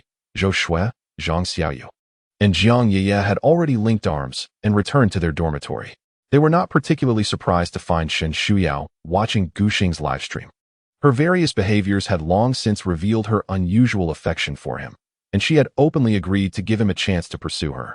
Wasn't this just a shy yet complete affirmation? However, Gu Xing's subsequent remarks left the three of them wide-eyed with curiosity. To avoid interrupting the sweet interaction between their dear friend and Gu Xing, they restrained themselves from making any noise. It wasn't until Gu Xing finished speaking that they simultaneously gasped in awe, with even the usually quiet Jiang Ye joining in. Oh, how sweet. Upon hearing her friends' voices, Shen Shuyao's face flushed crimson, prompting her to hastily exit Gu Xing's livestream. Don't inquire why she didn't leave when her friends returned. It was because the scoundrel was speaking at that moment, and she feared his displeasure if she departed then. Wait, that is not what I meant at all. Embarrassed, Shen Shuyao hurriedly approached and randomly grabbed his sister, exclaiming in vexation, "You mustn't say anything, stinky Xiaoyu." Upon witnessing this, Zhou Shui quickly took Jiang Ye aside. Clearing her throat and mimicking Gu Xing's tone, she remarked, Shuyao, those two characters are indeed challenging to write. Stinky Xiao Xue. Releasing Zhang Xiaoyu. Shen Shuyao immediately lunged towards Zhou Shui. Zhang Xiaoyu, liberated, quickly joined in. Because the characters for Shuyao require 4 parts, right? As she spoke, she scratched her head. What was 4 parts again? Oh no, I've forgotten. Xiao Xue. Ye, you take over. Jiang Ye sighed. I only remember 4 parts to the ends of the earth. The rest has slipped my mind. Both then turned to Zhou Shui for assistance. Zhou Shui, caught in Shen Shuyao's embrace, wore a confused expression and awkwardly chuckled. It seems to be 3 parts of something, followed by 1 heart, 1 mind. Engrossed in their merriment and gossip, they realized only a few minutes had passed since they had forgotten Gu Xing's earlier words. Faced with the trio's discerning gazes, Shen Shuyao felt emboldened. With a triumphant hand on her hip, she waved dismissively. Feel free to say whatever you like. Don't get too cocky, Shuyao. What's wrong with being proud? Shen Shuyao playfully flicked her bangs. Aren't you all the gossiping types? As long as you can accurately recount that stinky guy's words, gossip away. Zhang Xiaoyu, in a huff, moved to Zhou Shui's side, lamenting, if only we had recorded that earlier. It seems we can't even access the live replay. What a loss. I wanted to use it as my motto. Shuyao, confess honestly, do you remember? Confronted with Zhang Xiaoyu's inquiry, Shen Shuyao instinctively replied, of course I remember, but then panicked. No, I don't remember at all. In truth, the memory lingered vividly in her mind, yet she would never divulge such information to her gossip-loving friends. That would be akin to digging her own grave. However, what puzzled Shen Shuyao more was Gu Xing, that insufferable fellow. Wasn't he a finance major? How could he articulate so beautifully? With that thought, Shen Shuyao felt a flutter in her heart and quickly shook her head. It wasn't beautiful at all. That stinky guy is merely trying to play tricks on me. In the girls' dormitory, such was the scene. The boys' dormitory mirrored the chaos, albeit with slight variations. Gu Xing's few silly roommates, although they hadn't caught his oily remarks live, had tuned into the broadcast together. Consequently, the trio raced back to their dormitory, eager to pay homage to their idol. As Gu Xing just switched off the live stream, his 3 goofy roommates burst through the door, stuffing snacks and drinks into their arms. Brother Gu, you are truly my idol. That was incredible. Indeed, I thought I had witnessed the limits of old Gu's prowess. But I never anticipated he had even more astonishing tricks up his sleeve. Truly impressive. Zhou Lang, admiringly patting Gu Xing's shoulder, stated, Brother Gu, we mean no harm by bringing you these snacks and drinks. We simply hold you in pure admiration. What he said is true. But I do have a small wish. I hope you can help me find love soon. Gu Xing, with a hint of annoyance, pushed away his few foolish roommates who had draped themselves over him. All right, you lot, quickly move aside. I can accept your admiration, but please refrain from touching me. Return to your own places. Upon hearing Gu Xing's words, the 3 roommates obediently complied. Got it, bro, Gu Xing thought to himself, feeling quite pleased. It appeared his standing in the dormitory could further elevate. Perhaps, in the future, he wouldn't even need to wash his own socks. Soon, the weekend arrived. In the past, Gu Xing would likely spend his time in the dorm, playing games or teaming up with his roommates for a match in the Rift, or perhaps shooting hoops at the basketball court. However, the current situation was different. He had yet to truly woo Shen Shuyu. It was time to invite her out and nurture their budding relationship. After a brief wait at the foot of the girls' dormitory, Shen Shuyu appeared before Gu Xing, elegantly adorned in a fitted, waist-hugging dress. Gu Xing gazed at her intently as she descended from the 3rd floor. When she finally stood before him, he smiled and remarked, You look absolutely stunning in that outfit. Shen Shuyu's cheeks flushed with a rosy hue. All you know is to say flattering things. Without waiting for Gu Xing's response, she turned and walked toward the campus exit. Seeing this, Gu Xing chuckled and matched her pace. I truly mean it. You possess beauty and a remarkable figure. You look exquisite in anything you wear, and your charm is not generic. Each time you change your style, a new facet of your beauty emerges. Take, for example, those short skirts and shorts that showcased your long legs.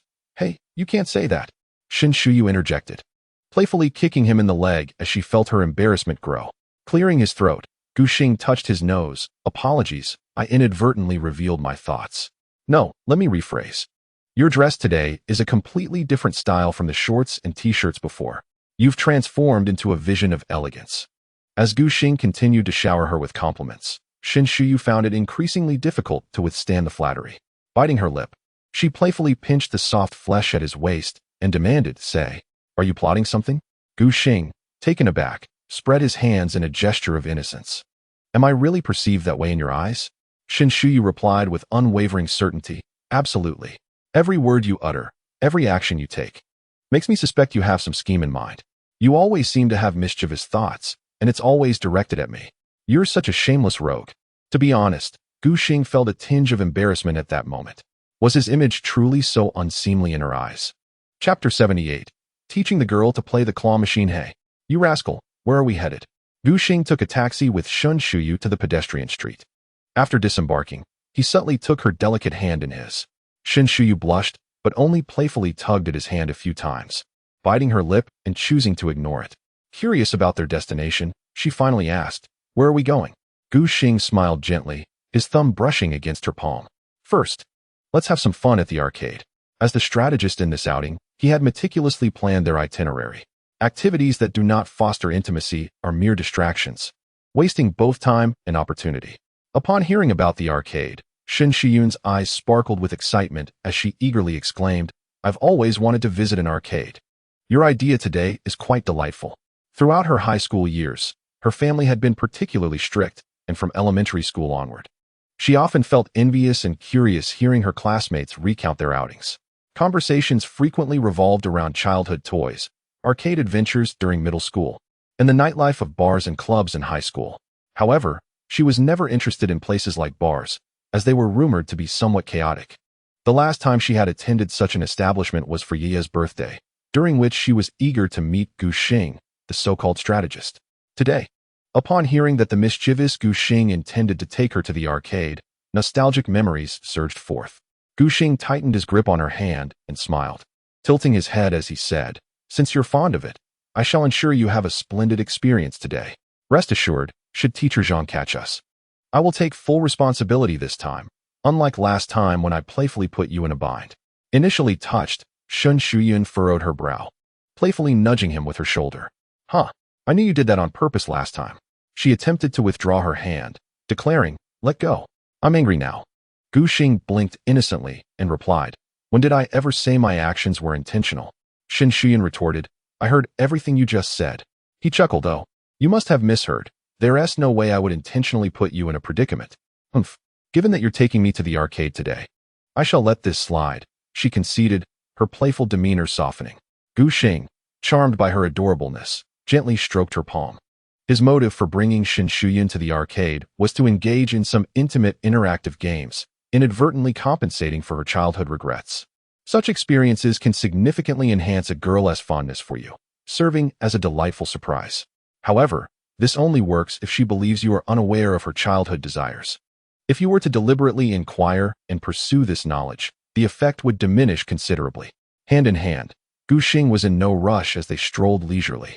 A journey that should have taken a few minutes extended to 20 as they finally arrived at the arcade's entrance. Stepping into the second floor, the vibrant, intertwining lights of the arcade dazzled them. At that moment, Shin Shuyun was brimming with excitement, taking the lead and pulling Gu Xing inside. Upon spotting a claw machine by the entrance, she halted. "I want to play this. Let us hurry and get some tokens. Today, I shall conquer everything in there." The two of them, even while purchasing tokens, held hands, their affectionate display causing nearby onlookers to shudder in amusement. Naturally, Shin Shuyun had attempted to play a few times, but Gu Xing, with his thick skin, refused to let go. As Gu Xing returned to the claw machine after purchasing tokens, he released the hand of the girl beside him. At this moment, it was impossible for Shan Xiao to play if he held her hand again. "Come on, you rascal. Go to that machine over there. Let us have a competition to see who can catch more toys. The one who catches the least today will treat the other to dinner. What do you say?" Upon hearing this, Gu Xing smiled and nodded, "Sure, no problem." He then moved to the side, inserted the game coins, and began to operate the machine. Given that he had the foresight to bring a girl to the arcade, it was evident that he possessed a certain skill level in most of the games here. Otherwise, how could he charm the lady? Thus, the two engaged in a contest to catch toys. In less than a minute, Gu Xing successfully caught one. Shen Xiao, observing from the side, was taken aback. She recalled hearing others say that claw machines were quite challenging. Could it be that this one was easier? Humph. Don't get too complacent. Watch me. However, 10 minutes later, Shen Xiao had not managed to catch a single toy, while Gu Xing had already caught 3. She couldn't help but feel increasingly frustrated as she watched him catch toys effortlessly. Frowning, she resumed her attempts for another 10 minutes, yet still failed miserably. Why can't I catch anything? Could it be that I'm truly clumsy? With her hands on her hips, she glared at the claw machine in vexation. For someone as rational as her, she wouldn't blame external factors. The fact that she hadn't caught anything in 20 minutes only indicated her lack of skill. Competing with that rascal Gu Xing seemed utterly impossible. Noticing the opportune moment, Gu Xing smiled and asked, "How about I teach you? It's perfectly normal if you've never tried this before. Besides, I can see that your technique is fundamentally flawed. It's no wonder you're not catching anything." Shen Xiao looked at him skeptically. Really? Are all my methods wrong? Gu Xing nodded emphatically. Absolutely. Then come over and teach me, she replied. Hearing this, Gu Xing immediately moved to stand behind Shen Xiao, preparing to guide her through the process with a hands-on approach. His action caused her to shudder slightly. Embarrassed, she raised her arms to push him away. What are you doing? Clearing his throat, Gu Xing adopted a serious expression, stating earnestly, if you want to see quick results, this is the only way. Merely explaining it to you won't yield results in a short time. Feeling the warmth of his breath by her ear, Shen Xiao's cheeks flushed a deep crimson. You're so all right, enough of that. We've already spent so long on this claw machine. Do you want to play everything else too? The arcade will close soon, she thought. She merely wanted him to teach her how to catch toys, not to cozy up to him. Moreover, he had already gotten too close for comfort, and given his shameless nature, she knew she couldn't refuse him. Yes, that's right. It was his audacity, not her desire to be close. Having come to this realization, Shen Xiao nodded slightly, murmuring, well, okay then, Gu Xing. Upon hearing this, couldn't he help but break into a wide grin. With a gentle motion of his hands, Gu Xing grasped the delicate fingers of Shen Xiao, initiating a hands-on tutorial on the art of claw machines. Chapter 79. Will you please let go of me? Gu Xing enveloped Shen Xiao in an embrace, holding her hands firmly while resting his chin against the left side of her head, skillfully maneuvering the joystick of the claw machine. He explained, one cannot solely rely on visual judgment to determine the position of the target. Oftentimes, what seems accurate may not yield success. Instead of assessing the entire toy, focus on the most prominent point to enhance your chances of success. As he spoke, Gu Xing guided Shen Xiao's right hand to adjust the angle. Once the angle was set, he placed his left hand over hers to operate the button. Now, it's time. Press the confirm button and give it a try. Although Gu Xing's embrace was gentle, with only his hands and chin making contact, Shen Xiao felt a delightful dizziness envelop her. Fortunately, she remained clear-headed. Recalling the instructions he imparted, following his guidance, she positioned herself perfectly to grasp the toy. To her astonishment, this time she succeeded. Although the toy dangled precariously from the claw, swaying as it approached the exit, she promptly pressed the release button. With a triumphant thud, the toy was retrieved. I did it. I actually caught it. Who would have thought you had such skill? Feeling the excitement radiating from Shen Xiao, Gu Xing affectionately rubbed his chin against her head. Calm down. Let me guide you through a few more rounds before you try on your own. All right, let us continue. After enduring 20 minutes of failures, this success ignited a spark of exhilaration in Shen Xiao. Although she hadn't achieved it alone, her involvement throughout the process provided a sense of immersion. Under Gu Xing's meticulous tutelage, Shen Xiao managed to grasp several more toys. At this moment, he finally released her hands. I believe you're ready now. Give it a shot on your own. Gu Xing instinctively stepped back, crossing his arms as he observed her attempt.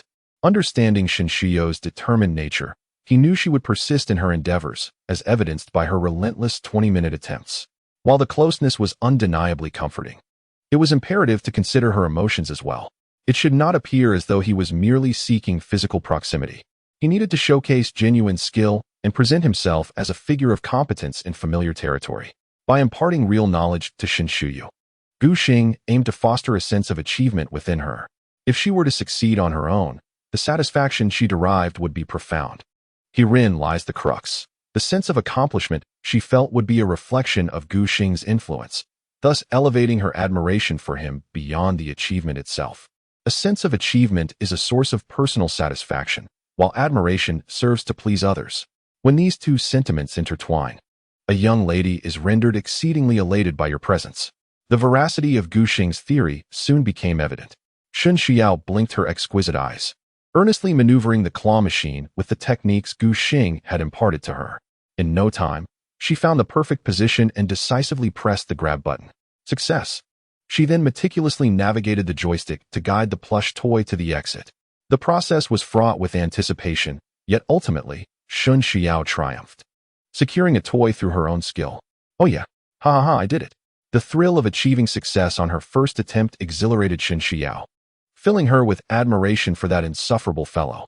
With a joyful bounce, she turned and enveloped Gu Xing in a hug. I succeeded. Gu Xing, without hesitation, encircled her waist. It was a rare instance of her initiating the embrace, and to let such an opportunity slip away would be foolish. Well, I didn't anticipate your innate talent. You succeeded on your first try. Remarkable indeed. Grinning mischievously, it appears you've outperformed me. I concede. Today's expenses are on me. Shun Xiao, seemingly oblivious, continued to exclaim in excitement while still in Gu Xing's embrace. Ha ha ha. I've always been quite impressive, you know. However, as the words flowed, Shun Xiao suddenly realized something amiss. How had she so willingly leapt into the arms of that insufferable fellow? And indeed, the audacious man did not remind her, instead tightening his hold around her waist. With her cheeks aflame, Shun Xiao attempted to extricate herself, only to find his grip unyielding. Embarrassed, she pushed against him, saying, "Let go." Gu Xing feigned ignorance, responding, "Let go? We are in an arcade, surrounded by many onlookers." In such circumstances, their embrace garnered an inordinate amount of attention. Shun Xiao, flustered, gently stepped on his foot, insisting, "You first let go of me. Hey, was it not you who embraced me first?" Gu Xing continued his pretense. With persuasion and resistance yielding no results, Shun Xiao found herself in a quandary. Suddenly, her gaze flickered, recalling a prior conversation during one of Gu Xing's live streams, where she had sought his advice on how to handle him. He had mentioned that he was susceptible to charm. Though somewhat mortifying, she found herself with little recourse. Tilting her head slightly, she gazed up at him, blinking her eyes coyly. "Could you please let go?" The tone, the expression, the inflection nearly sent a shiver down Gu Xing's spine, causing him to instinctively loosen his grip. At last freed, Shun Xiao lightly kicked Gu Xing before turning to walk away. Although she felt a tinge of embarrassment, it had proven effective. Gu Xing stood momentarily in disbelief, then shook his head in amusement as he followed her. Ahead, Shun Xiao surveyed an array of enticing games, unsure of which to choose. She had previously claimed she would try each one, but after her experience with the claw machine, she preferred to select something within her expertise. She had no intention of allowing that insufferable fellow to maintain the upper hand. Even though she had silently acknowledged that his strategies were marginally superior, she was determined not to be outdone. As she strolled along, Shun Xiao's eyes suddenly sparkled upon spotting the dancing machine. Having practiced dance since childhood, she might not be a professional, but she was certainly competent. Why not perform a dance for that pesky fellow, enticing him once more? The more she contemplated, the more feasible this plan seemed. After being consistently overpowered by him, it was high time for her to retaliate. This idea of counterattack had transcended her social anxiety, though, truth be told, she wasn't truly socially anxious. Gu Xing, who had been following her, noticed her fixation on the dancing machine and smiled, inquiring, "What is this? Do you wish to play it?" Having already made up her mind, Shun Xiao nodded eagerly, yes. She then asked Gu Xing, "Do you know how to play?" "Well, I have a basic understanding," he humbly replied, acknowledging that while he wasn't particularly skilled, he was familiar with the mechanics. Should she be entirely clueless, he wouldn't mind assuming the role of a mentor. Chapter 80. The gesture of scratching one's nose is far more ambiguous than tapping one's forehead. Observing Gu Xing's feigned composure, Shun Xiao was tempted to inform him that his calculations had gone awry. She had been nurtured with great care in her family from a young age, so how could she possibly be ignorant of dance? Even before entering elementary school, she had been enrolled in classical dance lessons at her mother's behest. It had been more than a decade since then. Although she was unfamiliar with the rules of the dancing machine, it mattered little. Her true intention was to showcase her prowess and diminish that pesky fellow's bravado. As long as she could entice him, the dancing machine was merely a ruse. With a slight shift in her gaze, Shun Shuyao smiled and proposed, "How about we have another competition? This time, let us dance. Each of us will take a turn and see who dances better. The loser will fulfill a positive request from the winner." The moment she mentioned the competition, Gu Xing realized that she must indeed know how to dance. Moreover, her skills were likely quite commendable, possibly stemming from a sense of competition after their previous encounter at the claw machine. He surmised she wished to assert her dominance in her own territory. However, before he could formulate a counter-strategy, he was captivated by the enticing stakes of the contest. The notion that the loser would grant a positive request piqued Gu Xing's interest. He was tempted to suggest that if he won, Shen Xiao would have to call him Brother Xing. It was entirely positive in nature.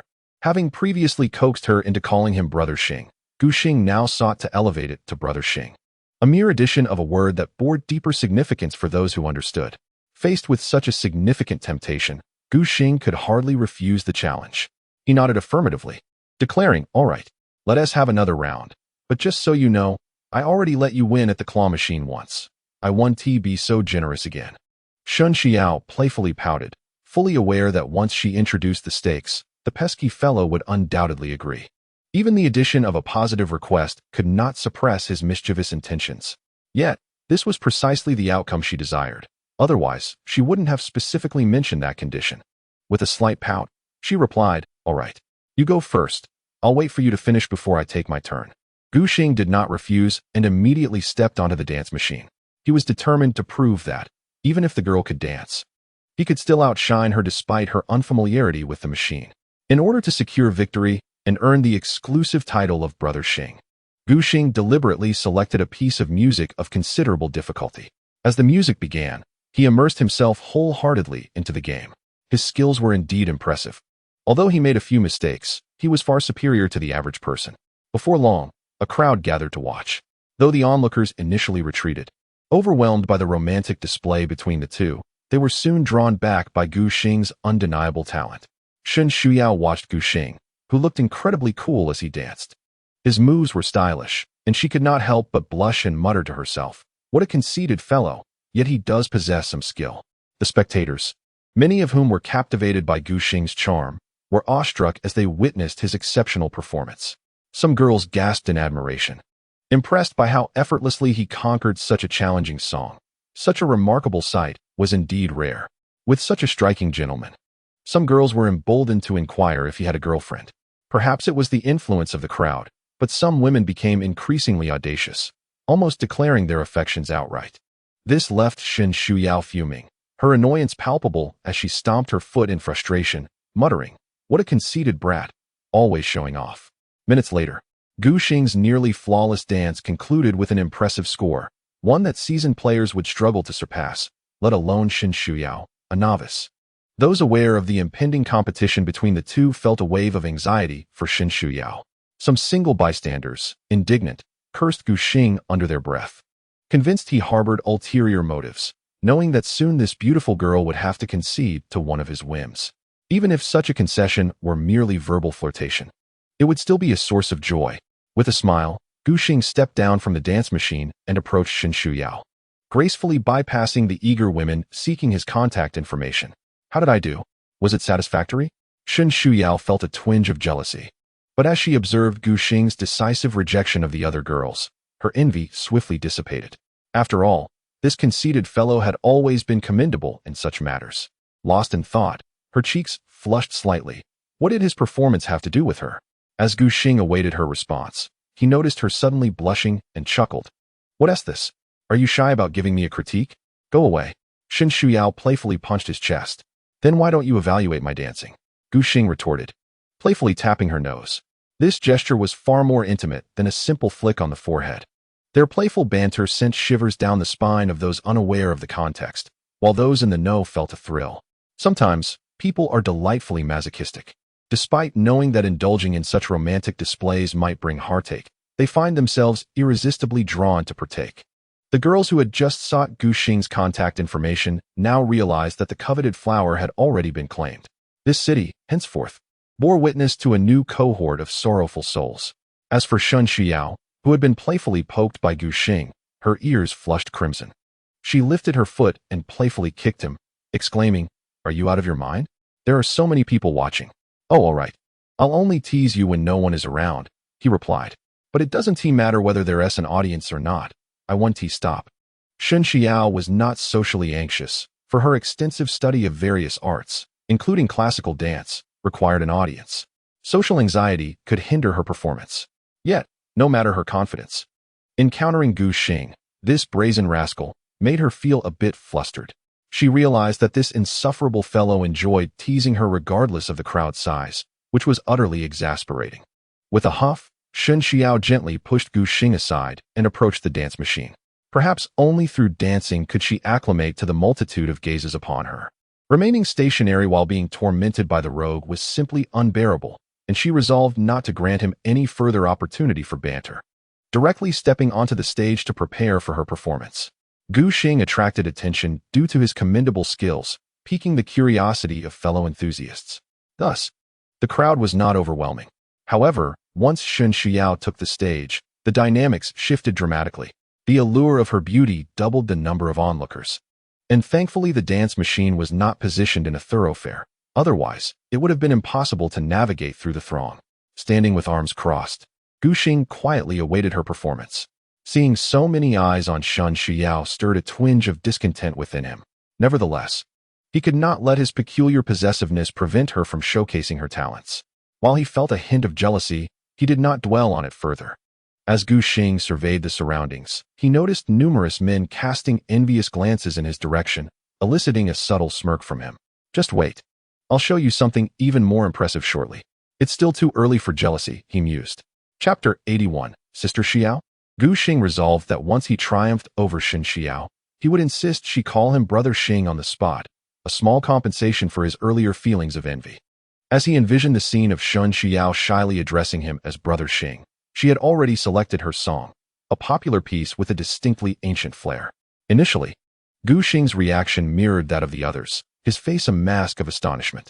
However, it didn't take long for him to connect the dots. Given Shun Xiao's cultured upbringing, it was only natural that she would be well-versed in the graceful and dignified art of traditional dance. As the music began, Shun Xiao's body started to sway in time. Yet, she missed the first beat entirely. This was understandable, as it was her first encounter with a dance machine, and any mistake was to be expected. However, Gu Xing soon perceived something amiss. The subsequent beats were all out of sync, not due to her lack of skill, but rather because her dancing was exceptionally exquisite. Each movement was poised and elegant, and every sway was graceful, even clad in contemporary attire. Yet, one could discern an ancient charm radiating from her. She was not merely struggling to keep pace with the rhythm of the dance machine.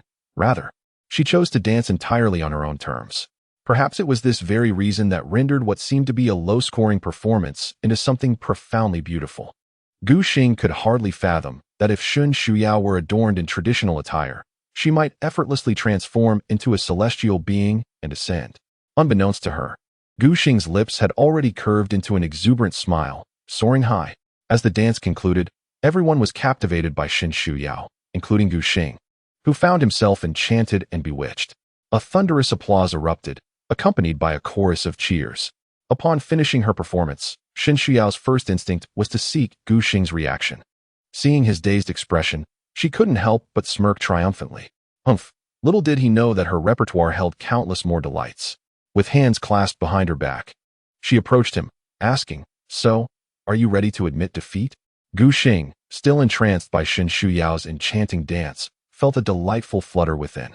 When he heard her question, he instinctively replied, "Haha, sure, I concede," only to realize moments later that something was amiss.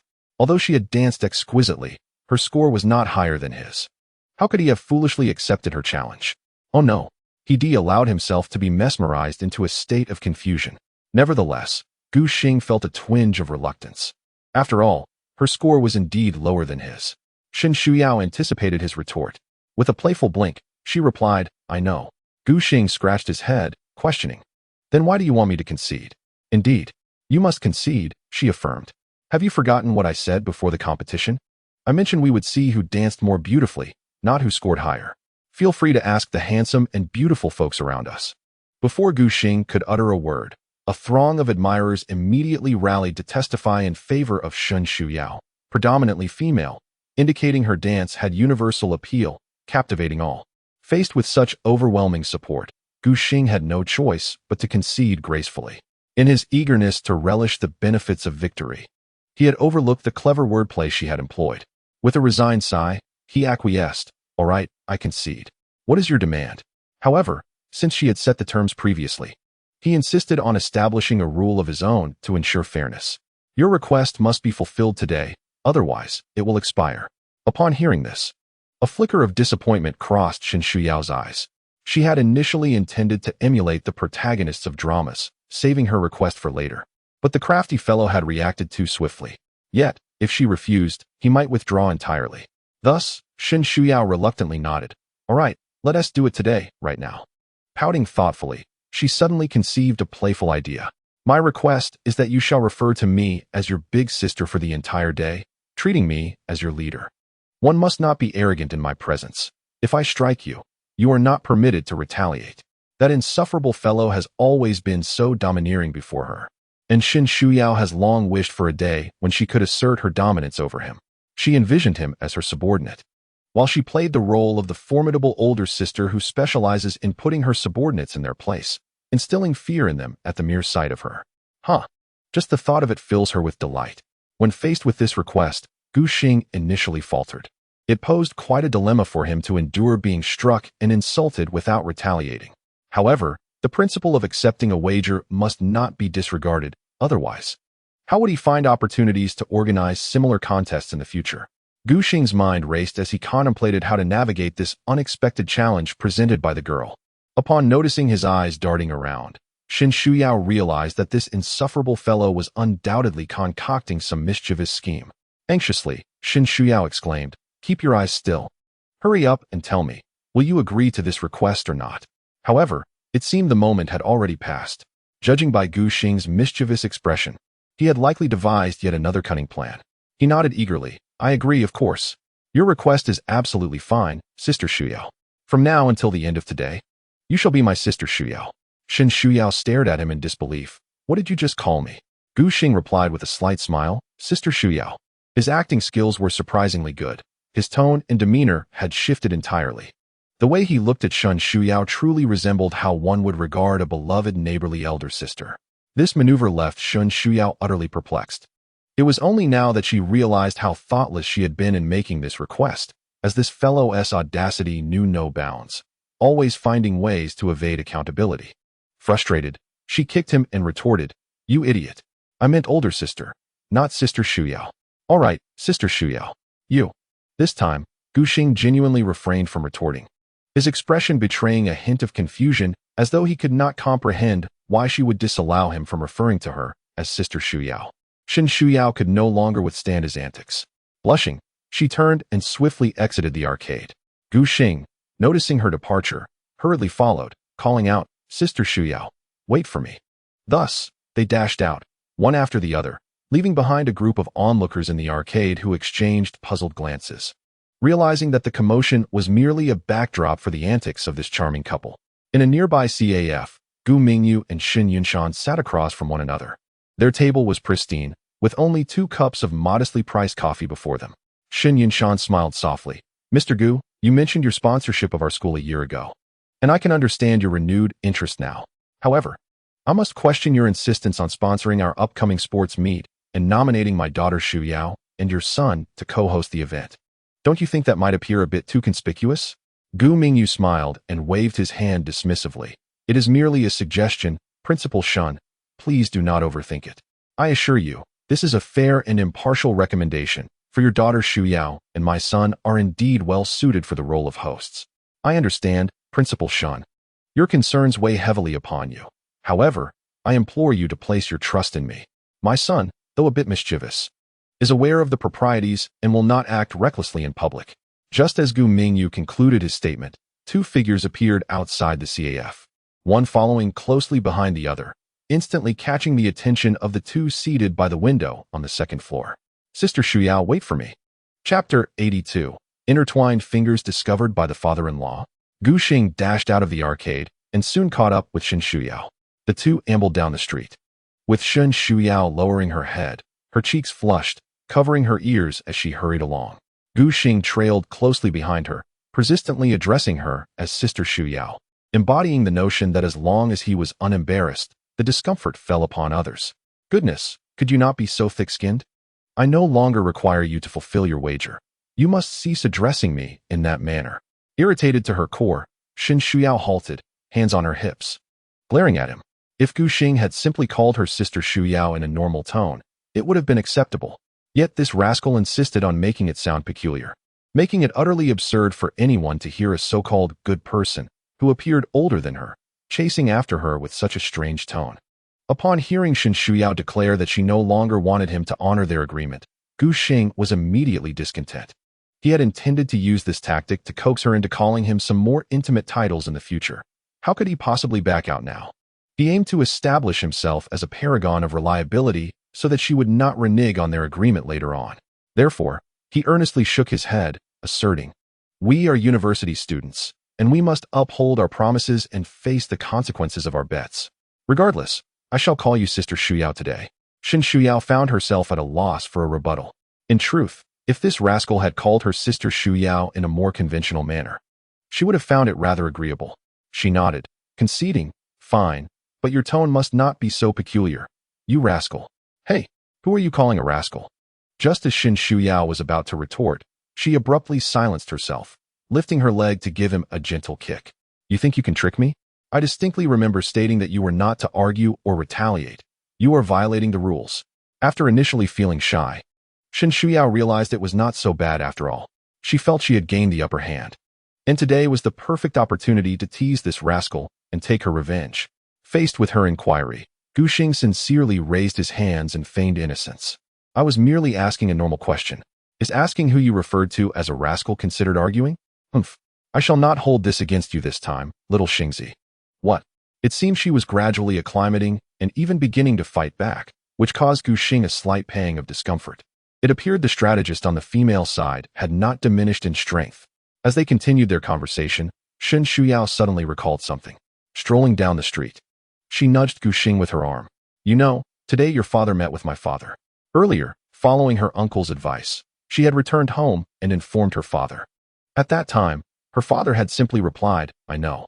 I had initially believed that my father had declined, but to my surprise, today I learned from my mother that my uncle and father had made plans to dine together early this morning. At this point, Shen Shuyao felt a slight flush on her cheeks. Although her uncle claimed to have important matters to discuss with her father, the notion of her father meeting his was rather unsettling for her. Gu Xing, however, was aware of this situation. Nodding, he remarked, "I too heard about it from my mother. Your father and my father might be dining at a nearby establishment. If fortune favors us, we could potentially encounter them." "What?" Upon hearing this, Shen Shuyao's expression changed abruptly. She glanced around, only to realize that it was far too coincidental. How could such a twist of fate occur? This rascal had ensnared her again. He had explicitly instructed her not to retort or retaliate, yet here he was, deceiving her once more. Observing Shen Shuyao frowning and glaring, Gu Xing replied earnestly, "I merely speak the truth. Although Xuanqing is vast, what if the principal only frequents places close to Xuanqing University? Your reasoning is abundant." Shen Shuyao retorted, growing increasingly vexed. This scoundrel, no matter the circumstances, always managed to devise these absurd rationalizations. She found herself exasperated, exclaiming, "I can never win against him." With a swift kick, she stomped ahead, hands on her hips, her nose scrunched in annoyance. Gu Xing, however, remained true to his word. He refrained from retaliating this time. Otherwise, he would surely have reddened Shen Shuyao's nose and forehead with a playful pinch. Yet, for the sake of a more distant plan, Gu Xing chose to endure this day. With a long sigh and a grin, he hastened to catch up with her. "Sister Shuyao, wait for me." After a brief chase, he caught up to her once again in front of a CAF. Observing Shen Shuyao, who was deliberately ignoring him while walking with an air of indignation, Gu Xing wasted no time. He grasped her wrist and, with a deft motion, intertwined his fingers with hers, their hands fitting together perfectly. This action left Shen Shuyao feeling both flustered and furious. Despite having the upper hand today, she felt subjected to this rascal's teasing. However, this was not their first time holding hands, so Shen Shuyao merely struggled a bit in a token effort. Let go of me, you scoundrel. Oh, Sister Shuyao. We have held hands before. With a blush, Shin Shuyao kicked him lightly, exclaiming how thick-skinned he was. Just as they were about to continue their walk, their phones rang simultaneously. They each assumed it was merely a coincidence and took out their respective devices to check. Why is my father calling me? Oh, my father is calling me too. Are they not together right now? Why would they both call us at the same time? Gu Xing began to find the situation increasingly peculiar. Regardless, we must answer the calls. Perhaps we should step aside and pretend we are in our own dormitories? Shen Shuyao readily agreed to Gu Xing's suggestion. They then took a few steps back before answering their calls. In truth, Gu Xing felt no anxiety, save for a slight fear of facing a potential future father-in-law. Cough, cough. Hello, Dad. Son, where are you right now? Dad, is there something you need? Shouldn't you be with Uncle Shin right now? You called me for no particular reason, just to inquire about my whereabouts. Oh, I'm currently in my dormitory. Gu Xing's ability to lie is remarkable. He shows no signs of guilt or hesitation, leaving no room for doubt. However, a sigh came from the other end of the line. Ah, you rascal. Meanwhile, Shin Shuyao faced a similar predicament. Shuyao, where are you at the moment? Shin Shuyao pursed her lips. Unlike Gu Xing, she was not as brazen and had a certain apprehension towards her parents. I'm in the dormitory. Dad, is there something you need? Oh, in the dormitory? Upon hearing this, Shin Shuyao could distinctly sense a shift in her father's tone. Perfect timing. I'll have your mother come to the dormitory. I need to discuss something with you. Panic surged through Shin Shuyao. No, I'm about to head out. Dad, just tell me what you need. She added, I have to go buy some things and then study properly. Upon hearing this, the voice on the other end seemed both amused and exasperated. All right, what a diligent student you are. Although her father's tone made Shin Shuyao uneasy, she understood the importance of maintaining her composure. Revealing any cracks in her facade could lead to a severe reprimand. Dad, what is it that you need? Meanwhile, upstairs, Shin Yinshan stood by the window, gazing wistfully at his precious daughter below. Throughout her life, the instances of his daughter lying to him were few and far between. However, ever since she met that Gu Xing, he had lost count of how many times she had deceived him. She had previously insisted there was nothing between them. Yet here they were, hand in plain sight. Furthermore, from Gu Xing's words, it was evident that this was not their first instance of holding hands. No wonder his wife had been hinting at something lately. Perhaps she had already caught on. With a long sigh, Shin Yinshan muttered to himself. Just look behind you at the CAF. Shin Yinshan and Gu Mingyu were in the CAF. Although the establishment lacked soundproofing, the two standing outside could not hear the conversations happening above. However, those upstairs could hear the commotion below, creating a significant communication gap. Until now, Gu Xing and Shin Shuyao remained oblivious to the fact that their fathers were watching them from above. Upon hearing her father's words, Shin Shuyao turned in confusion to glance upwards. The sight nearly sent her fleeing in terror. No wonder her father's words had seemed odd. He was watching her from behind. The urge to escape was strong, but she knew that running away now would only worsen her predicament. On the other side of the call, Gu Xing realized they had been caught red-handed. He felt somewhat disheartened. Just recently, he had been caught by his future mother-in-law, and now it was his future father-in-law. Both instances had occurred while he was being affectionate with Shin Shuyao. His luck seemed rather unfortunate. Gu Xing dared not meet the gaze of the principal upstairs, who was far more intimidating than his future mother-in-law, leaving him feeling utterly deflated. Both parties ended their calls simultaneously. Gu Xing approached Shin Shuyao, playfully winking at her and whispering, "Shall we make a run for it? If we go up now, we'll definitely face criticism." Shin Shuyao shot him a reproachful glance, retorting, "It's all your fault. You always speak of disasters as if they're inevitable. If I run away now, how could I possibly return home? What a ridiculous idea. Regardless, today's troubles are all on you. When we go up, you must shield me from my father. If I get scolded, you can forget about ever pulling me along again." The two of them tiptoed into the CAF, conversing in hushed tones as they leisurely ascended to the second floor. Upon hearing Shin Xiao's words, Gu Xing felt compelled to act tough, lest he be perceived as a coward in her eyes. He quickly wiped away any signs of fear, confidently patting his chest. "Don't worry. I assure you I'll handle the principal." Shin Xiao pouted, kicking him lightly, her expression a mixture of embarrassment and urgency. This isn't the time for joking around. It turned out that as they climbed the stairs, Gu Xing had shamelessly taken her hand. "Come on, we're almost there. I promise we won't be caught," he insisted. "Promise?" Let go of me. Gu Xing blinked, this time complying, releasing Shun Xiao's hand immediately. Just as they reached the second floor and were about to enter the private room where their fathers were, he quickly pinched her nose. Then, without hesitation, he pushed open the door to the room. Shun Xiao felt an urge to hit him, but she could only suppress her emotions for now. Gu Xing, meanwhile, calmly entered the room, having merely noticed something on her nose and wanting to help her clean it off. This was not bullying, so it didn't violate any rules. The fact that Shun Xiao wasn't angry served as the best proof of that. Upon entering the room, Gu Xing wore a serene smile, nodding at their fathers. Dad. Uncle Shun. Gu Mingyu, representing the paternal side, felt less tension. His earlier reprimand of Gu Xing over the phone was merely for Shun Yunshan's benefit. He cast a knowing glance at his son. You really are a troublesome child. Gu Xing chuckled, then pulled out a chair and sat down. The table was small, placing him conveniently between both fathers. Dad, what do you mean by that? I was simply out for a stroll. How could that be considered misbehavior? Our university, Xuanqing University, boasts a wholesome culture where students respect their teachers and enjoy camaraderie. Faculty and students interact harmoniously, even occasionally teaming up for gaming sessions at Internet CAFS. It is this delightful rapport that has allowed Xuanqing University to produce exceptional talents, elevating it to a premier institution in the nation. All of this is thanks to our wise, charismatic, and handsome principal. So, Dad, with Uncle Shin present, are you still claiming we're misbehaving? That would be quite a slap in the face for him. Gu Mingyu, baffled, and Shun Yunshan, equally astonished, exchanged glances. Realizing just how eloquent and audacious Gu Xing could be, leaving his father in a state of bewilderment. His son was so extraordinary that he merely made a symbolic remark, intending to alleviate the tension in the atmosphere. He started by scolding his son, hoping to temper Shin Yunshan's ire. However, to his surprise, the son responded with a barrage of articulate retorts that were astute and compelling. Every analysis seemed flawless. He not only praised the individual, but also outmaneuvered Shin Yunshan. The conversation elevated to the lofty heights of the entire Xian City University, seemingly complimenting Shin Yunshan as the president. By implying that his criticism of the son reflected poorly on the principal, he effectively sealed all avenues for Shun Yunshan to question him. Any statement made by Shun Yunshan would be tantamount to a self-inflicted wound. Gu Mingyu couldn't help but feel a surge of pride.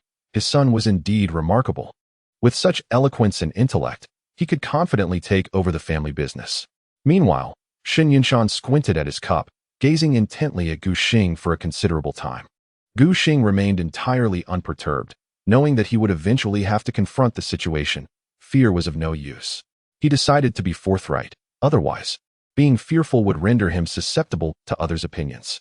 In any relationship, fear would forever deny one the initiative, leaving even the option of passivity out of reach. He refused to believe that, as a man, he could be intimidated by his father-in-law. After a prolonged silence, Shun Yunshan chuckled. Originally, Director Gu recommended you to host our school's sports meeting this year, and I must admit I was skeptical at the time. I had consulted you once and did not perceive any capabilities in that regard. Yet now, I finally comprehend. Your eloquence is exceptional. Indeed, being a host suits you well. Chapter 84. Sister Shu Yao was patted on the head and became Sister Shu Yao, were it not for his upbringing and various constraints imposed by his status. Shin Yunshan would certainly not engage in such cordial dialogue with this impudent youth. Now, he finally understood why his precious daughter had been ensnared by this scoundrel. With such a silver tongue and audacious demeanor, which young lady could withstand his flattery? He had previously been perplexed. Considering his daughter was quite intelligent, how could she fall for such a smooth talker? However, now that he had witnessed Gu Xing's tactics, it all made sense. This fellow had bested him right from the outset. Shu Yao was indeed no match for him. Clearing his throat, Gu Xing awkwardly rubbed his nose. The principal regarded him with a look of melancholy, which made him somewhat uncomfortable. Uncle Shun, although it has been several days since our meeting in the office, one day apart feels like 3 autumns. However, you are the principal, and having you gaze at me so intently creates a significant amount of pressure. Perhaps you should continue your discussion with my father. There is no need to worry about Shu Yao and me. We can converse amongst ourselves. Upon hearing this, Shin Yunshan had yet to respond, but sitting beside his father, Shin Shu Yao shifted slightly, eager to move closer to Gu Xing. Her boldness stemmed from the belief that this troublesome fellow had indeed charmed her father. from the moment he entered until now. Father had not uttered a single word to her. At this instant, Shun Shuyao's admiration for Gu Xing soared to unprecedented heights. She never anticipated that this audacious fellow possessed such prowess. It appeared that his brazen demeanor had its merits. However, Xin Yunshan was utterly taken aback. He could hardly believe that this young man dared to suggest a conversation with his precious daughter. Most alarmingly, he noticed that his daughter was already poised to join him at the adjacent table. When had she become so bold, to act so freely in his presence? The more he pondered, the angrier he became, prompting him to coldly huff. "Shuyao, why aren't you sitting properly? What on earth are you preparing to do?" Xin Shuyao froze. Just as her bottom left the chair, she heard her father's discontented voice. The tone left no doubt. He was extremely displeased. Terrified, she quickly returned to her seat, shrinking her head as she weakly replied, "Father, weren't you going to discuss serious matters with Uncle Gu? I thought it best to move to another table so as not to disturb you." Xin Yunshan was about to retort when Gu Mingyu raised his hand and spoke up. "Principal Shun, I believe the children are right. We are currently discussing official business. It would be preferable for the young ones to sit aside. They might feel uncomfortable in our presence." Gu Mingyu spoke the truth. He and Xin Yunshan had indeed reached a significant juncture in their discussion. Had it not been for Xin Yunshan witnessing his beloved daughter flirt openly with his son on the street, the principal would not have lost his composure. Gu Mingyu completely understood this. If it were his own son, he would undoubtedly react with similar fervor. However, since his son had taken a liking to Xin's daughter, he felt obliged to support him. Thus, he interjected, providing an escape for the two young ones, while simultaneously offering Shun Yunshan a reprieve. His last statement implied that with the two fathers present, the children would feel uneasy, essentially reassuring Xin Yunshan that Gu Xing would not dare to act improperly in front of him. Indeed, upon hearing Gu Mingyu's words, Xin Yunshan refrained from further comment. He could not believe that, in his presence, this audacious young man would truly dare to do anything untoward. Gu Mingyu's support was, in fact, crucial for Xian City University. Otherwise, Xin Yunshan would not have chosen to meet him, fully aware of his ulterior motives. Having come to this conclusion, Xin Yunshan waved his hand, saying, "All right, if you find it uncomfortable to sit here, you may move to the side. But do not leave. Once we conclude our discussion, Shuyao, you will return to school with me." Upon hearing this, Xin Shuyao immediately dashed to a corner by the wall. Gu Xing, however, was not as timid as Xin Shuyao. With a smile, he addressed Xin Yunshan, "Uncle Shun, please take your time chatting with my dad. If there's anything needed, just let me know. I'm the best errand runner." With that, he cheerfully made his way to sit beside Xin Shuyao, not waiting for a response. The distance between the two was merely that of a single person, causing Xin Shuyu to anxiously nudge him and whisper, "Are you trying to get us killed? Why are you so close at a time like this?" Gu Xing shrugged nonchalantly. "What is there to fear? We haven't done anything. Just relax. Don't act like we're sneaking around. The more you behave this way, the more Uncle Shun will get riled up. Just act naturally, and he'll get used to it." Hearing his audacious words, Xin Shuyu blushed and kicked him lightly. "You're such a shameless guy, saying things like that. What do you mean by just let Dad get used to it? Aren't you afraid he'll hear and come over to give you a piece of his mind? Would you like something to drink?" "Just sitting here feels a bit dull," Gu Xing suggested. He had planned numerous activities for the day, eager to spend quality time with Xin Shuyu and deepen their bond. However, he hadn't anticipated the unexpected arrival of her father, which dashed his hopes for the remainder of their date. This moment was their last chance before they would have to wait for another opportunity. Suddenly, Gu Xing entertained a peculiar notion. Was he technically on a date with her in front of her future father-in-law? The thought sent a thrill through him. "What mischievous scheme are you concocting now?" Xin Shuyu asked, noticing the playful grin on his face and playfully nudging him. Nothing much. I was just wondering what you'd like to drink. How about we order 2 cups of coffee?" he replied. Xin Shuyu shook her head. "I don't want coffee." "What do you want then?" "We could always order takeout," he prodded. Xin Shuyu hesitated, glancing back. I want iced milk tea, but I'm afraid Dad will scold me." Her family generally forbade her from indulging in such treats. After wandering outside for so long, she had craved iced milk tea. But her father had called her over before she could voice her desire. Now, hearing Gu Xing mention drinks made her thirst unbearable. Yet her father's presence complicated her longing. Seeing her dilemma, Gu Xing swiftly pulled out his phone and ordered 4 cups of iced milk tea. "If you want it, just have it. Don't worry, I'll handle Uncle Shin later. You just enjoy your drink," he reassured her, affectionately ruffling her hair. Shin Shuyu shivered at his touch. Momentarily stunned, her cheeks flushed. For a fleeting moment, she realized how much she adored this feeling. Lost in her thoughts, she felt frustrated with herself for being so weak. Today, she had been the confident Sister Shuyu, yet in the blink of an eye, she had transformed into Sister Shuyu in need of protection. Chapter 85. The beloved daughter enticed away by a few snacks? Shin Shuyu truly hadn't expected the audacity of that shameless guy. To be so affectionate in front of her father was truly brazen. Meanwhile, Gu Xing's tender gesture of ruffling her hair not only made Shin Shuyu feel a mix of embarrassment and fear, but also left Gu Mingyu, who was discussing matters with Shun Yinshan nearby, feeling alarmed. Gu Mingyu faced the two, thus witnessing their every move. Shun Yinshan sat with his back to Gu Xing and Shin Shuyu, oblivious to their situation unless he deliberately turned around. Observing his son's audacity, Gu Mingyu couldn't help but admire his courage. However, he soon averted his gaze, fearing that his expression might betray him to Shun Yinshan. Gu Xing, unfazed by the tension, casually rested his head on one hand, engaging in a quiet conversation with Shin Shuyu. Before long, Gu Xing's phone chimed, signaling the arrival of his takeout. With a subtle nod toward Shin Shuyu, he rose to fetch it from downstairs. Shin Shuyu propped her chin on her hands, eagerly watching the direction he had taken.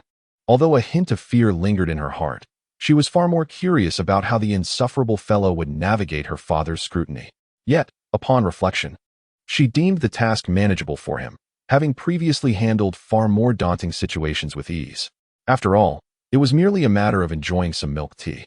Soon enough, Gu Xing returned to the private room, carrying 4 bottles of chilled milk tea. With a beaming smile, he approached the two fathers, placing a cup of milk tea before each of them. "Dad, Uncle Shun, have a cup of ice-cold milk tea. On such a hot day, coffee can be quite bitter.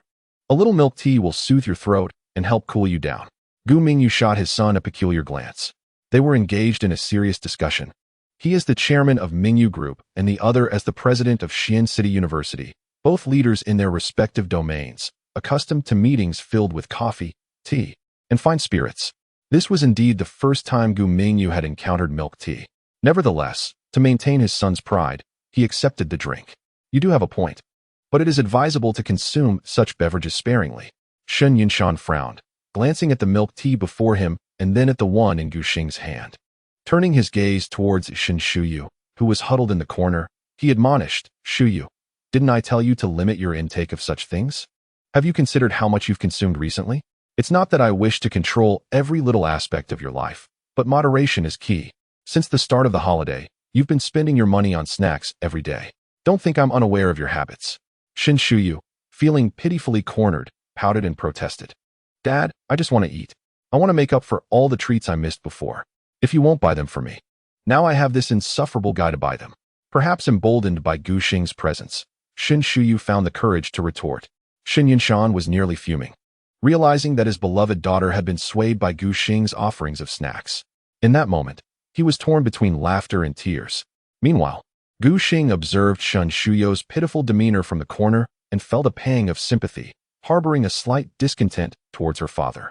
Had it been anyone else, he would have dealt with them swiftly, but only he was permitted to tease the adorable little Shuyu. "Well, President Shun, I believe your argument is flawed," Gu Xing interjected. "In the past, you were reluctant to buy snacks for Shuyu, yet now that she can earn her own money to buy them, you still feel the need to intervene. Isn't that somewhat inconsiderate?"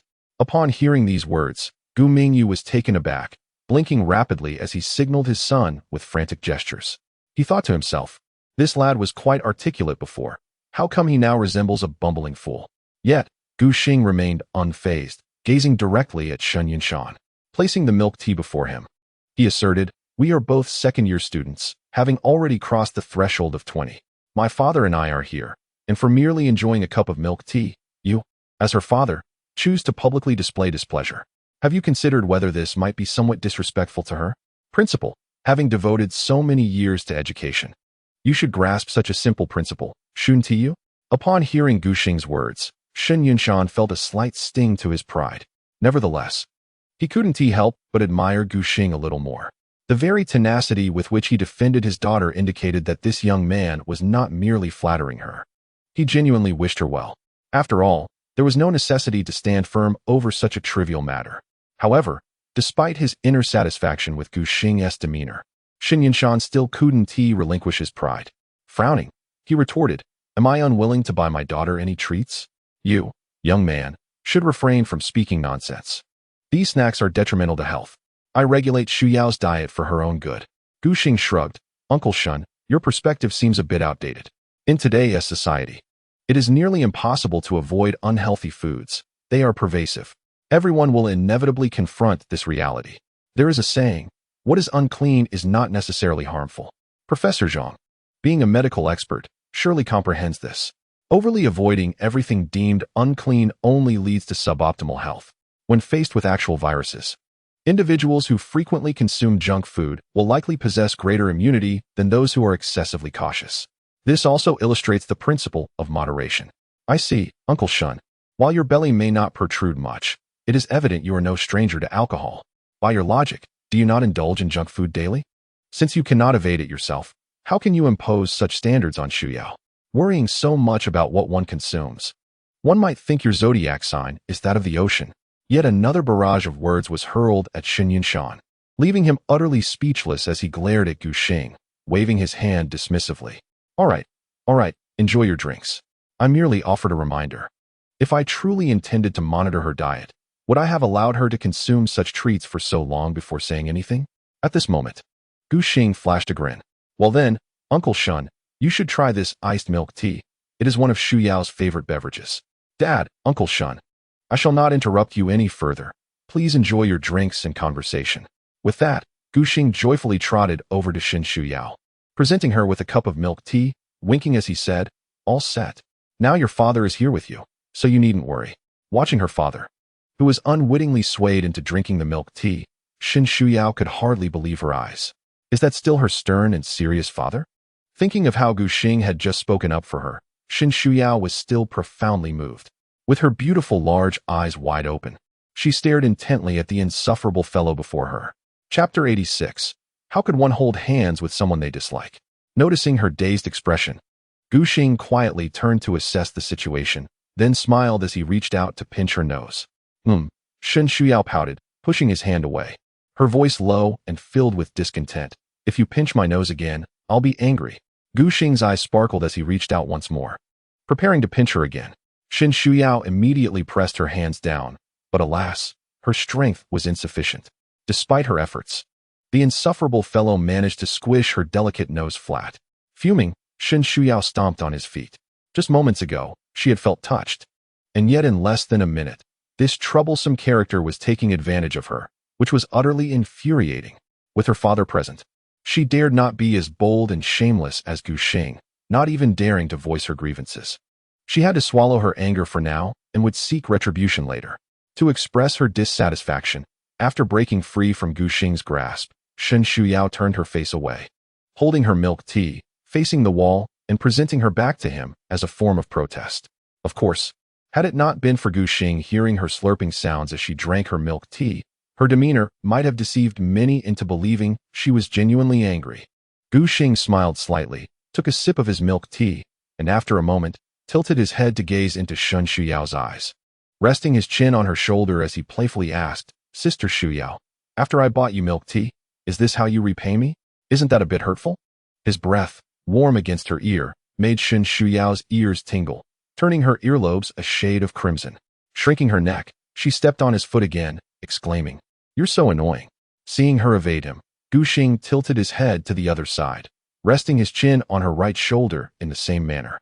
Their eyes met, and he smirked. I noticed your gaze a moment ago seemed to be touched by my kindness. What do you say? Will you grant me a small favor as a token of your gratitude? Despite Gu Xing's audacious, mischievous, and brazen demeanor, Xu Yao found herself enamored rather than irritated. This insufferable fellow had a knack for timing. His shameless antics would surely provoke annoyance in anyone. However, Gu Xing's ability to gauge the situation and select the perfect moment to employ his charms left her heart in turmoil. Xu Yao was fully aware of Gu Xing's intentions to charm her, yet she could not withstand his advances. After attempting to evade him, she realized there was no escape and bit her lip, returning to her original posture. She clenched her small fist and playfully punched his chest, saying, You thick-skinned rascal. When did I ever feel touched? Humph. If you think I'll agree to your schemes, you're dreaming. Just then, Shen Shuyao noticed her father had turned around.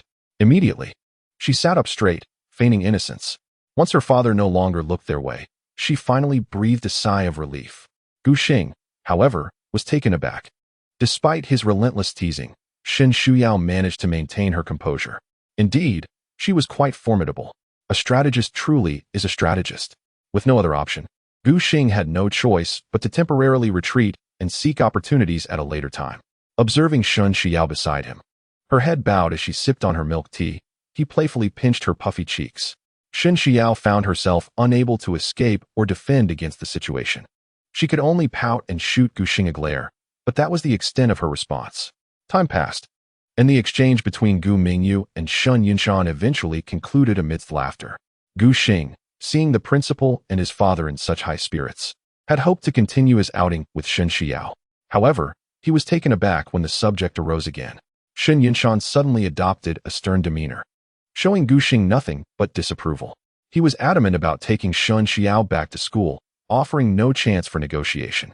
Outside the CAF, the previously annoyed Shen Shuyao now turned back repeatedly, reluctant to return to school at that moment. This behavior infuriated Shen Yinshan. "Xiao, why are you dawdling? Get in the car quickly."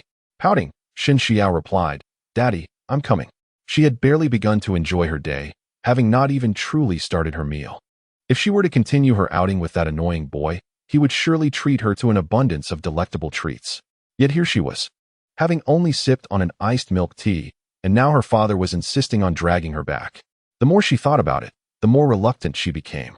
Nevertheless, she dared not defy her father, and insisting on staying with that boy would only deepen her father's disapproval. "Wait, that's not right. I'm not with that annoying boy." Humph.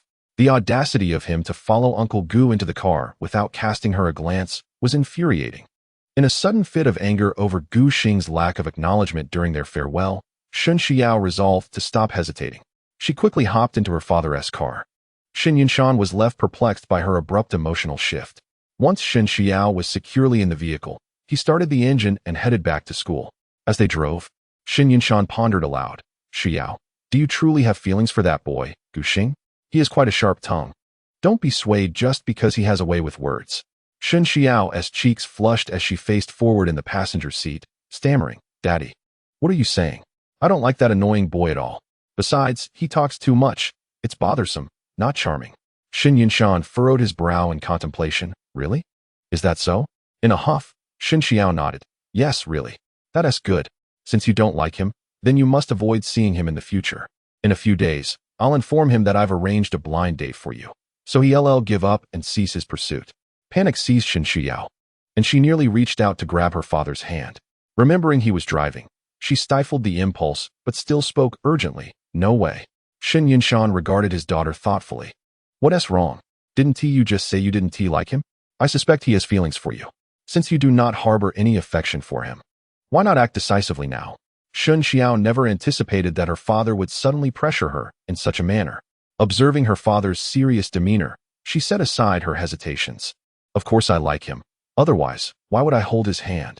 Shen Yinshan, who had long held on to illusions, was taken aback by his daughter's confession. A whirlwind of emotions surged within him, leaving him at a loss for words. With a deep sigh, he remarked, "So you are aware that it was you who initiated that hand-holding. You've certainly grown bold." Upon hearing this, Shen Xiao finally grasped her father's earlier peculiar attitude. She glared at him in displeasure. "Father, are you attempting to deceive me as well?" Shen Yinshan scoffed. "Humph. If I hadn't, when would you ever admit it to me?" Shen Xiao felt quite unhappy about being outmaneuvered. Already vexed by that insufferable fellow, she now found herself similarly duped by her own father. Crossing her arms and tilting her head to gaze out the car window, she adopted a sulky expression. Chapter 87.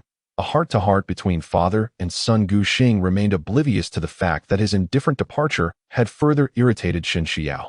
He was now lounging in his father's luxury car, lazily leaning against the seat while watching the streets recede outside. Initially, he had planned to return to school alone, but his father insisted on taking him to the company. Gu Xing considered how long it had been since he had spent quality time with his father, so he did not refuse. "Dad, if you want my company, just say so. Why go to the company?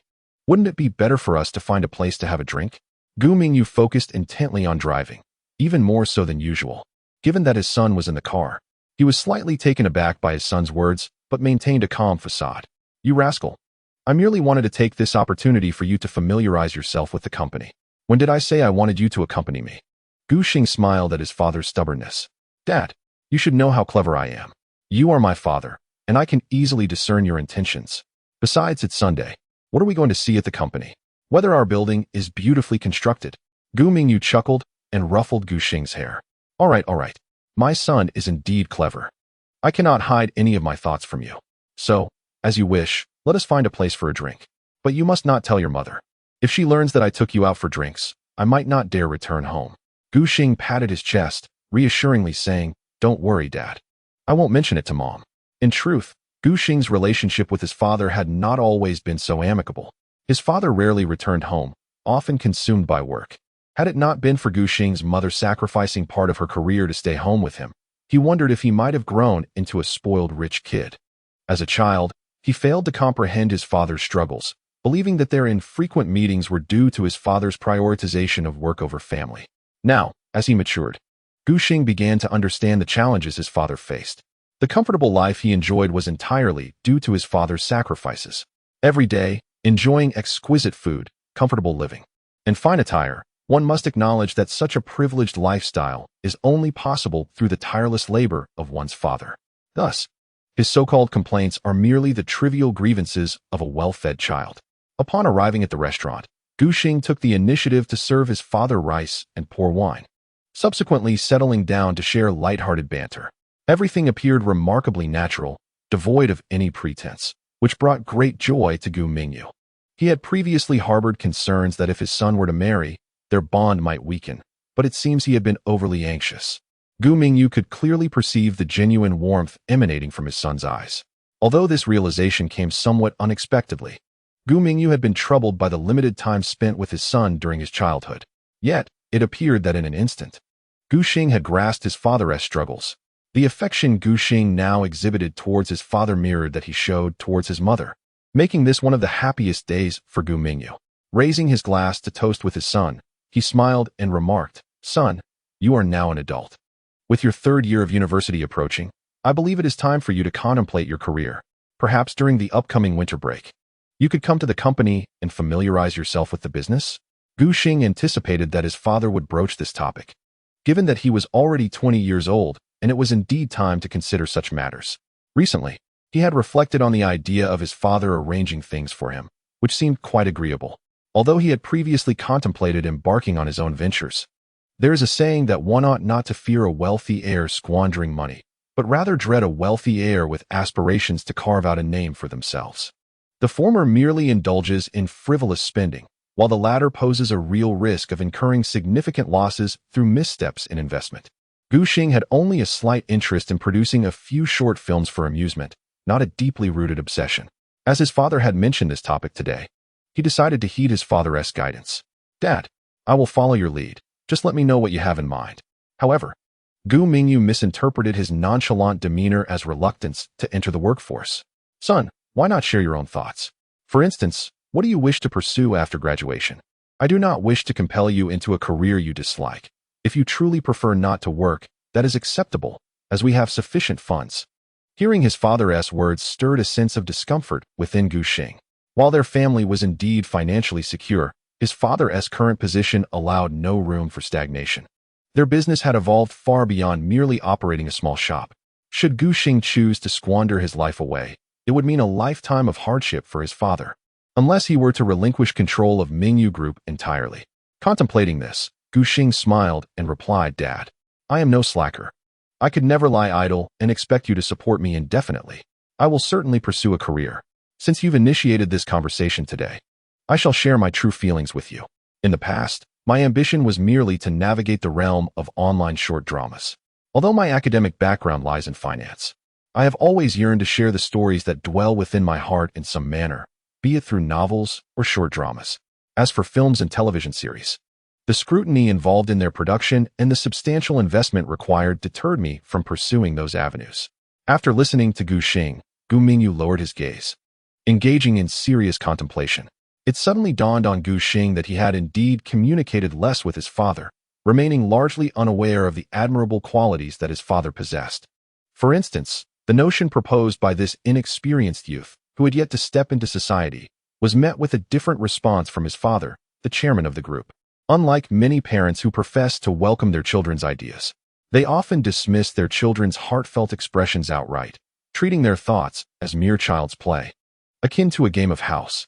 The more considerate ones might feign engagement, yet ultimately steer their children down the paths they have chosen for them. To deviate from this path is deemed unfilial. This is not to say such parents are at fault. Rather, it reflects a profound disconnect between the generations, a clash of old and new ideologies that spirals out of control upon contact. However, Gu Xing's father was different. This chairman was genuinely reflecting on his son's proposal. After a moment, Gu Mingyu spoke, "Son, your idea is indeed quite commendable. I have also contemplated the incorporation of new investments into our company. The direction of investment should align with the current trends of societal development. While I may not have delved deeply into online short dramas, I possess a modicum of knowledge about them. Here's what I propose. I shall establish a new department for you, allowing you to pursue your vision while retaining complete control." Gu Mingyu had a certain familiarity with online short dramas, having encountered numerous examples himself.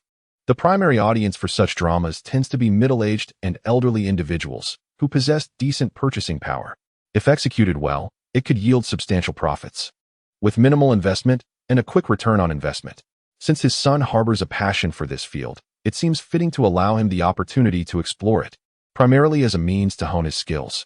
Moreover, he personally believes that the online short drama sector harbors significant potential for growth, making it an ideal venture for a vibrant young individual like his son.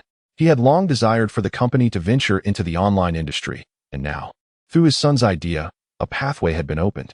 Observing his father's eagerness, as if he wished for Gu Xing to commence immediately, Gu Xing waved his hand with a wry smile. "Dad, even if we were to proceed, it wouldn't be at this moment. There's no need to rush. Furthermore, please do not misunderstand. The type of drama I intend to produce is not the mindless, sensationalist fare you might expect. Instead, I aim to create something refreshing or even emotionally poignant, targeting a different audience than the typical new media short dramas, which could easily flop." Gu Mingyu smiled and nodded in response. "Haha, that sounds good. Let us proceed according to your vision. After all, your graduation is neither too far nor too near. Take your time to contemplate."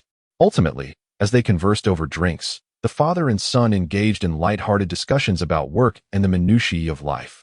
After satisfying their hunger and thirst, Gu Mingyu called his assistant to come and drive. Gu Xing and his father continued their conversation in the back seat until they arrived at Xiancheng University, marking the conclusion of their day's exchange. After bidding farewell to his father, Gu Xing strolled leisurely into the campus with his hands in his pockets. Although he had not consumed much, he felt a surge of exhilaration, almost as if he could fly. In fact, he began to hallucinate, thinking he saw Shen Xiao waiting for him ahead, hands on her hips, visibly upset. This left Gu Xing puzzled. Surely his tolerance for alcohol was not so poor that he was already tipsy?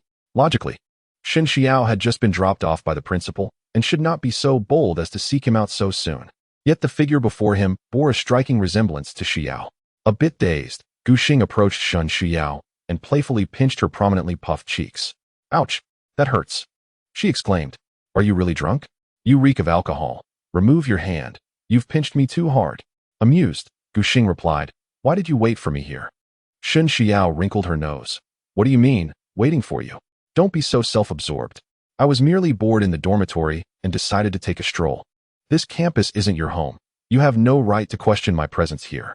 Regarding Shen Xiao's little temper, Gu Xing could not fathom that it stemmed merely from their earlier parting, where he had not glanced at her enough.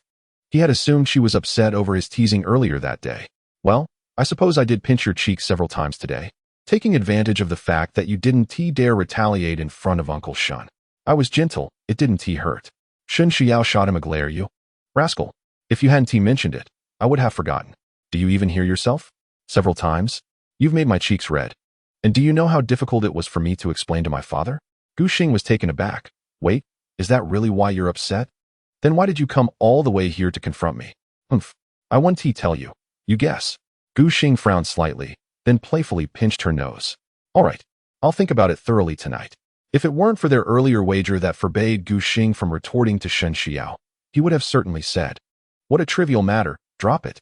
Boys must absolutely avoid engaging in girls' guessing games. One must swiftly and decisively evade. As he spoke, Gu Xing glanced at the time. It was still not yet 9 o'clock. The moonlight was exquisite this evening. Let us find a spot to stargaze. Stargaze? Shen Xiao looked up at the sky, noticing the stars shone brightly tonight. This reminded her of the last time they had watched the stars together at the summit of Xinling Mountain. It seemed quite poetic. She often found herself reminiscing about that night, recalling the moment when he had surreptitiously held her hand. Thinking about it made her feel a mix of emotions. She liked it. Yet she also found it utterly annoying. Lost in her thoughts, Shen Xiao suddenly felt a warmth enveloping her hand. As she lowered her head, Shen Xiao realized that Gu Xing had already taken her hand and was leading her toward the playground. Startled, she quickly glanced around and remembered her purpose for seeking out that scoundrel, to warn him. If her father were to say something peculiar, he must not believe it, such as matchmaking. "Let go of me, you rascal. I have something to discuss with you." Gu Xing merely shrugged and continued to pull her along, responding, "No problem, we can talk while gazing at the stars." Shen Xiao willingly followed Gu Xing to the playground, where they chose a higher spot on the steps to sit down. Upon arriving, she noticed several couples nestled together, admiring the stars. For reasons unknown, the sight eased her anxiety. With the night so dark and so many young lovers around, she doubted her father could possibly find her here.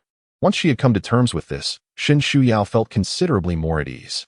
Giddily sitting next to Gu Xing, she rested her chin on her hands, blinking up at the stars.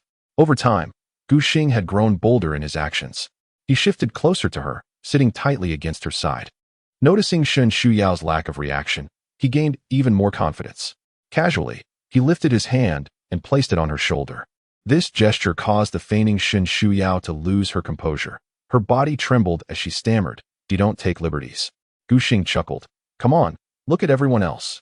If we don't act like this, wouldn't it seem a bit out of place?" Blushing, Shen Xiao playfully kicked him. You scoundrel, always spouting nonsense."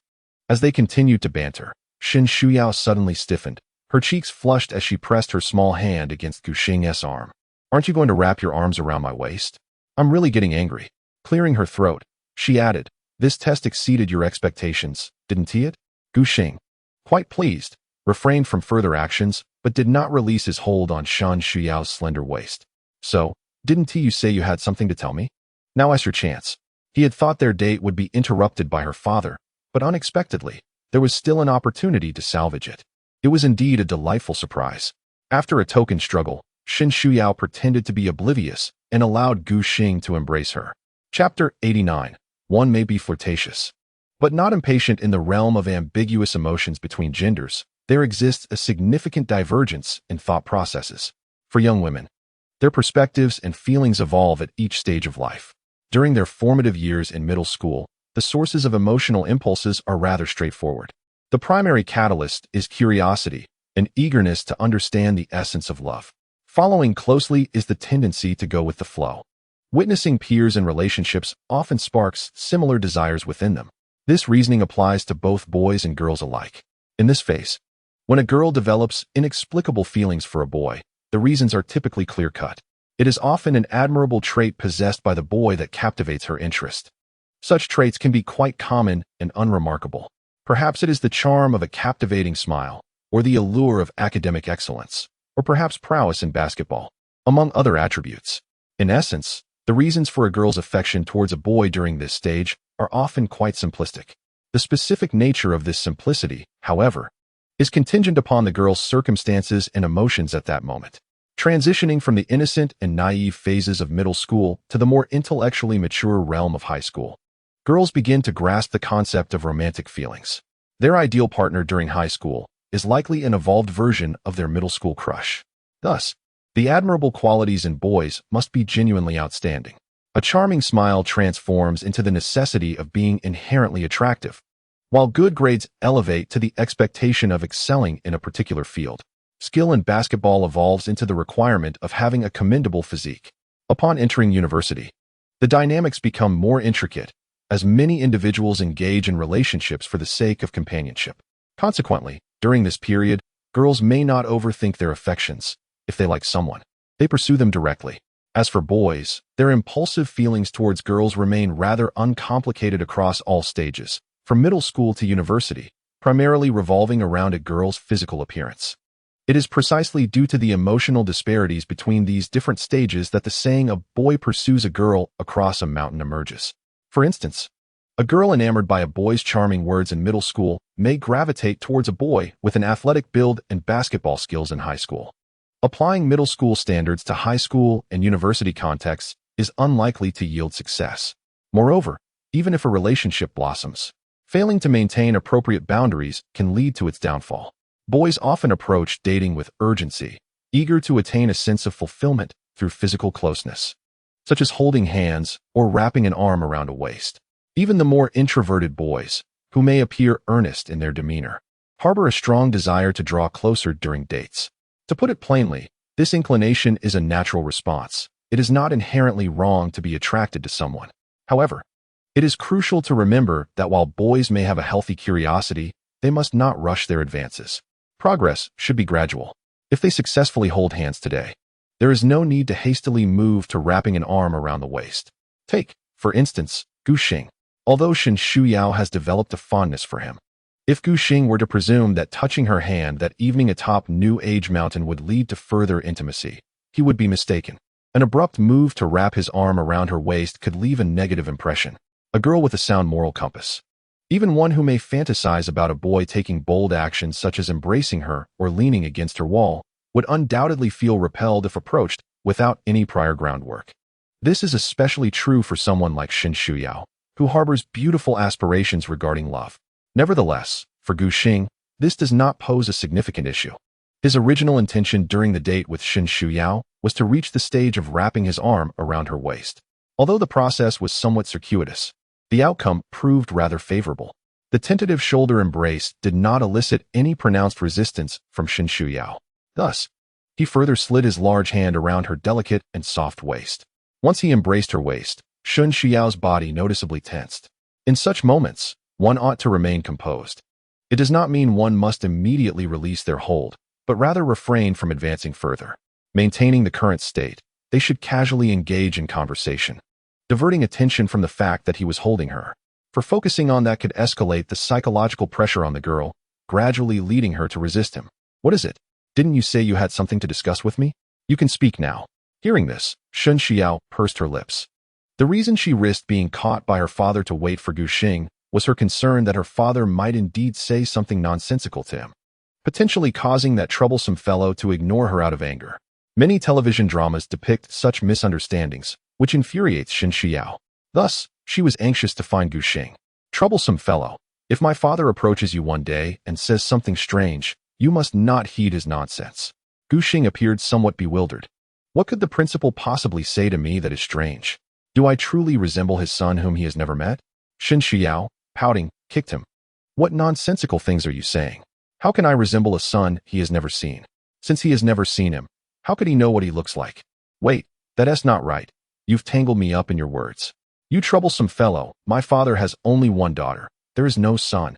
If you keep babbling, do you believe I will knock your head askew? Shen Xiao waved her tiny fists. At times, she truly struggled to keep up with this troublesome fellow's train of thought. However, her demeanor only made Gu Xing find her adorable, lacking any intimidating effect.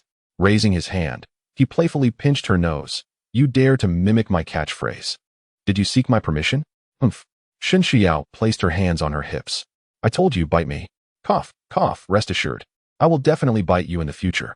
Shen Xiao's cheeks flushed. What did you just say?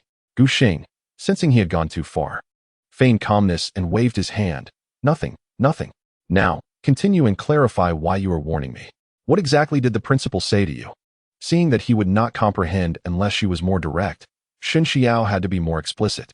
Troublesome fellow, with that profound strategist facade you wear daily. I see you are merely pretending. You are truly quite foolish for not being able to deduce this. Gu Xing pinched her nose again. All right, hurry up and tell me. Pouting, Shen Xiao replied. It's just that my father might deceive you into saying something about arranging a blind date for me. If one day he approaches you with such words, you must not believe him. Gu Xing was taken aback. What? A blind date? His reaction was not due to a lack of composure, but rather a genuine uncertainty about his future father-in-law's intentions. With a perpetually inscrutable expression, Gu Xing truly feared that he might be serious. Chapter 90. The moon is large and round, yet it remains out of reach. Seeing his excitement, Shin Shuyu quickly grasped his hand, exclaiming, "Why are you so agitated?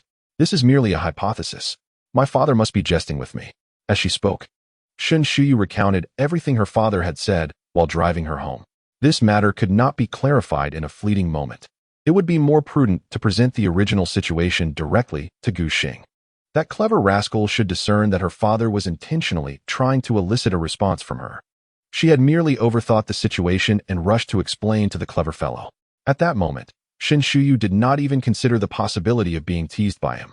After her explanation, she playfully poked Gu Xing's forehead, saying, "You usually exhibit such astuteness, yet today my father has outsmarted you. Why are you so foolish? Unable to wait for me to finish speaking before you rush in?" As Shin Shuyu had anticipated, upon hearing her recounting, Gu Xing finally relaxed. After a moment of reprieve, he shook his head and sighed. He truly cared for Xiao Shuyu. In his eagerness, he had overreacted.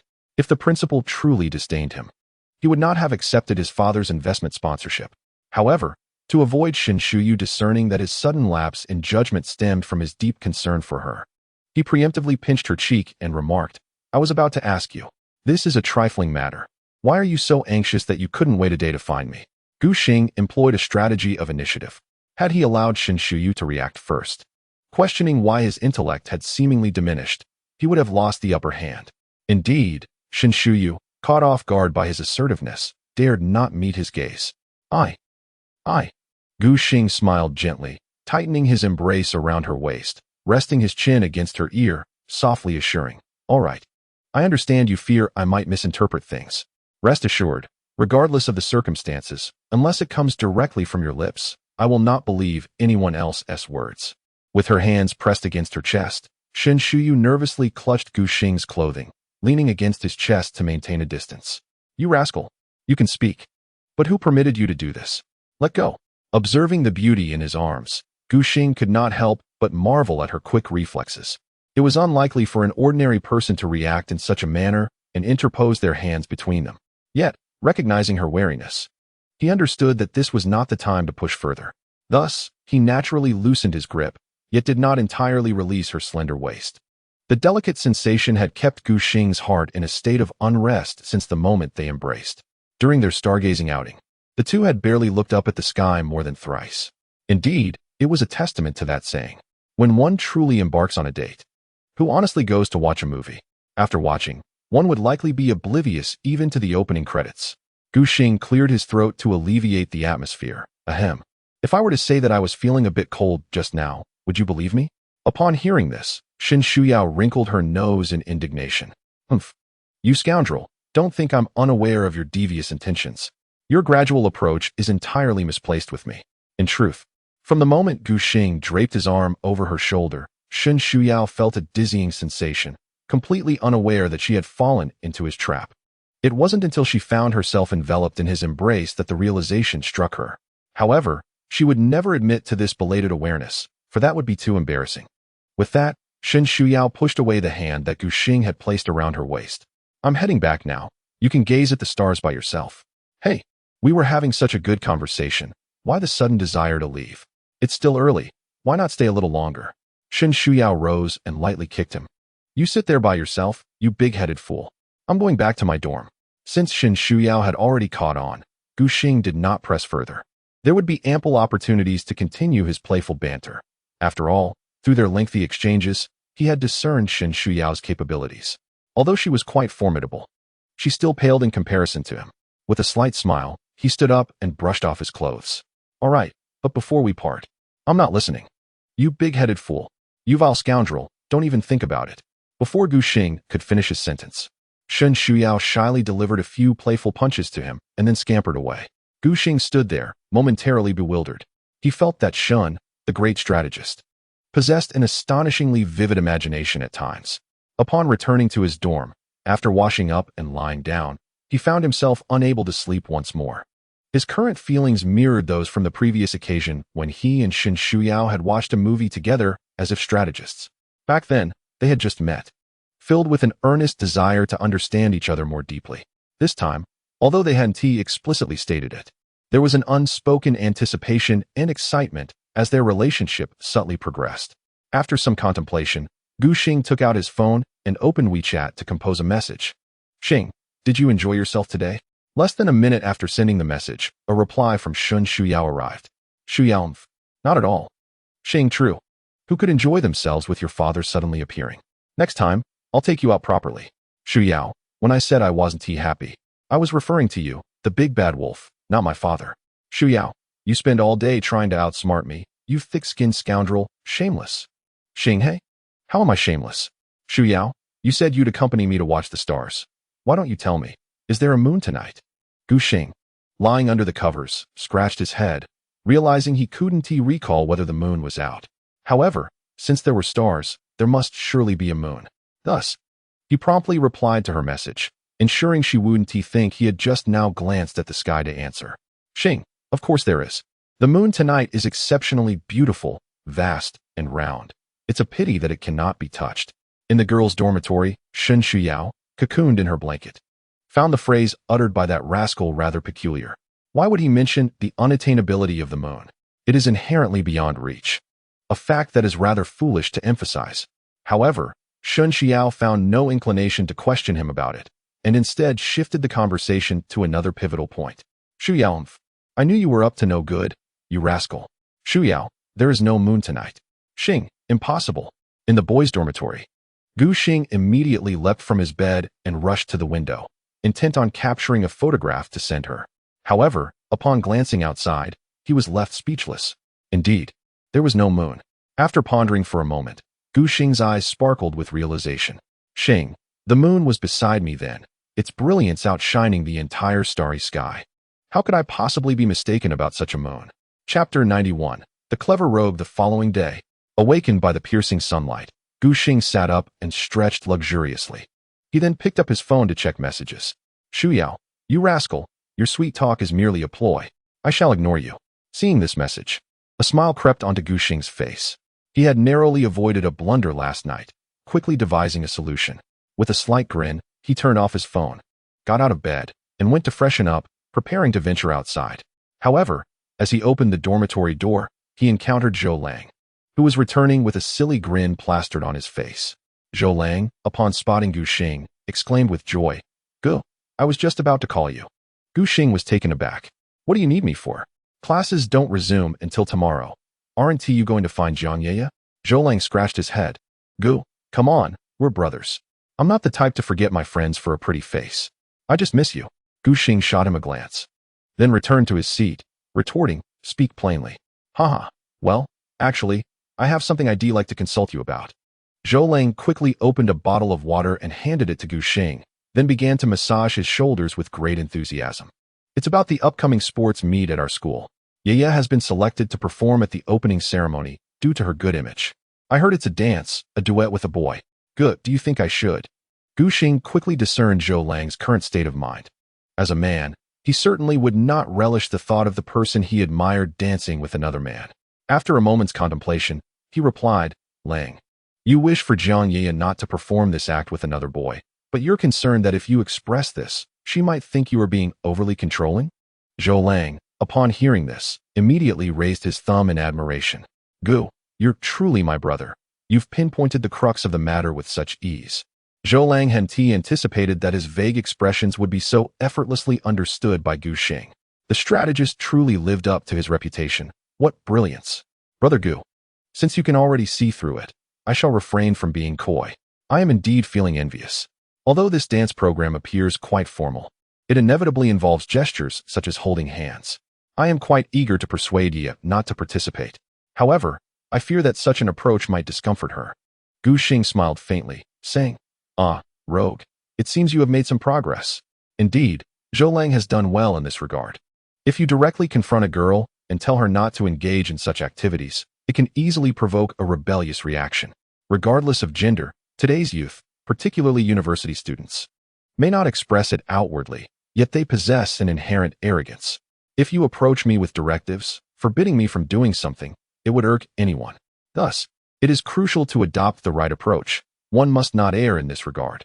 Do not naively assume that gentle persuasion is sufficient. For each individual's thoughts and character differ. Even if you speak kindly to a girl, she may perceive it as a form of subtle coercion. Zhou Lang pulled up a chair and sat beside Gu Xing, hesitantly asking, "Brother Gu, do you think I am being too petty?" Gu Xing patted his shoulder, replying, "No. Your feelings are entirely justified. Since Jiang Yeye is your girlfriend, you should harbor such sentiments. No man, but you should be allowed to approach her. Of course, this is merely the male perspective. You must not let her see these feelings, yet you cannot conceal them entirely, or she will think you do not care." Zhou Lang felt overwhelmed, rubbing his head in confusion. "Brother Gu, could you not simplify it?" Gu Xing shook his head, chuckling. "What I mean is, you can and must feel jealous, and you should respond accordingly, but your reaction should be measured. Forget it. I will simply share the solution with you." Observing the glimmer of wisdom in the rogue's eyes, Gu Xing felt that explaining this was a waste of breath and proceeded to share the solution directly. "Your concern about Jiang Yeye dancing with another boy is valid, yet do not address it bluntly. Maintain your current demeanor, allowing Jiang Yeye to perceive your anxiety naturally. Furthermore, you must take action to prevent her from dancing with other boys. However, do not confront her directly and demand that she withdraw from the performance immediately. The selection process for the program is undoubtedly conducted by the school, and forcibly obstructing her would disregard others' feelings and the potential consequences of her withdrawing." Zhou Lang nodded vigorously. "Brother Gu, what should I do then?" Initially, he intended to test Gu Xing's insights, but the strategist's words resonated deeply with him. He simply did not want Yeye to dance with other boys. Indeed, men understand men best. Hearing the strategist's insistence on intervention nearly brought him to tears. Gu Xing, observing Zhou Lang's reaction, smiled and continued, "There is a simple solution. You should strive to secure a partnership with Jiang Yeye for the performance. I believe the participants have not yet been finalized, correct? Just approach Jiang Yeye and tell her that you wish to perform with her. The young lady may very well be waiting for you, yet here you are, running around in a frenzy." Zhou Lang paused for a moment. "Gu Gu, now that you mention it, I do recall that Yeye mentioned something yesterday. She expressed her concerns about choosing a dance partner and inquired if I knew any senior who excelled at dancing. I was so consumed with jealousy at the time that I failed to respond. Actually, I have contemplated the idea of being Yeye's partner, but alas, I possess no dancing skills." Gu Xing found himself at a loss for words. "You fool, such a splendid opportunity, and you're treating it like a monumental dilemma. Why not simply ask Jiang Yeye to teach you? This is an extraordinary chance to enhance your intimacy, yet you hesitate." Suddenly enlightened, Zhou Lang exclaimed, "I understand now. Gu Gu, I shall seek out Yeye and have her teach me to dance." Gu Xing kicked him playfully. "Not later, but right now. All right, I shall go at once." As he watched his foolish roommate depart the dormitory, Gu Xing was reminded of something concerning the upcoming sports meeting. Yesterday, his father and the principal had discussed the possibility of him co-hosting the event alongside Shen Xiao. With this thought, Gu Xing's eyes sparkled with excitement. If he had a legitimate reason to approach Shen Xiao on campus, it would be quite advantageous. However, Gu Xing was perhaps a tad too optimistic. The following day, the choice for the sports meeting host was announced. It was a student from the broadcasting department, which seemed reasonable given the alignment with their field of study. Yet, Gu Xing couldn't shake the feeling that the principal might have had a change of heart, especially after previously mentioning the idea of him and Shen Xiao co-hosting. Having already come to an agreement with his father, such a reversal felt rather unfair. Pondering this, Gu Xing stroked his chin in contemplation, eager to inquire about the intentions of his future father-in-law. Suddenly, a notification chimed from his phone. It was a message from Shen Xiao. "Xiao, you rascal. What are you up to?" "Xing, thinking about your father." "Xiao? Xiao, you naughty one. You're being ridiculous again. Since you have nothing else to do, bring me a bottle of water to the dance studio." "Xing, dance studio? Are you going to perform?" "Xiao, indeed. I plan to perform a solo dance." "Xiao, initially, my father intended for us to co-host, but the sports meeting was rescheduled, leaving insufficient time for us to train. Xiao, thus, they had to replace us with seniors specializing in this area. Xiao, my mother said that after all my training, I should seize the opportunity to showcase my skills, so she signed me up for a solo dance performance." Upon reading this, Gu Xing grasped the situation. Shen Xiao was an exceptional dancer, having been nurtured by her family for so long. It was only natural for her to perform at an event like this. Since it was a solo dance, Gu Xing felt little to worry about. However, ever since witnessing the playboy practicing dance daily with Jiang Yeye, he couldn't help but feel a twinge of envy. Initially, I believed that by acquiring knowledge in broadcasting and hosting, I could openly draw closer to Shen Xiao. However, with the hosting opportunity vanished, so too was my chance. Gu Xing felt a tinge of melancholy, yet fortuitously, he discerned a new opportunity. Swiftly, he typed out a message. Star, dancing alone is rather dull. How about we perform a duet together? Star, this way, we can practice together. Xiaohumph, I have Yiya with me. I don't need you. Star, she has her boyfriend accompanying her. Wouldn't that make you a third wheel? Trust me. Let us sign up for a duet. I believe with your connections, we can certainly manage it. Star, I'm on my way now. Just wait for me. After sending the messages, Gu Xing hurriedly dashed out of the dormitory towards the dance studio. It was evident to him that if he could not recognize Xiao Xiao's intentions, he was truly unworthy of his strategist title. At that moment, in the dance studio, Zhou Lang and Jiang Ye were engrossed in their dance practice, while a third wheel sat nearby. Engrossed in conversation with Gu Xing on her phone, none other than Shen Xiao herself. Upon reading Gu Xing's last two messages, Shen Xiao pouted, scrunching her nose in annoyance. Humph, this audacious fellow truly has no shame. She merely wished for him to bring her a bottle of water, yet he insisted on practicing dance together. How thick-skinned can he be? Despite her protests, her face radiated joy, and her lips curled into an uncontrollable smile. Supporting her chin with her hands, she swayed her head joyfully from side to side. Curious, Jiang Ye approached after finishing their dance practice, asking, Xiao, you looked so gloomy just a moment ago. How is it that you seem so happy now? Noticing her close friend, Shen Xiao hastily locked her phone screen. Oh, it's nothing. Jiang Ye smiled knowingly, choosing not to press further. The way Shen Xiao had been chatting on her phone could only mean one thing. She had been flirting with Gu Xing. Anyone who had encountered Gu Xing could not help but admire his charm. Recently, Zhou Lang had suddenly become enlightened. No longer wallowing in jealousy, but instead seeking her out to propose they perform a dance together. He even requested her to teach him how to dance.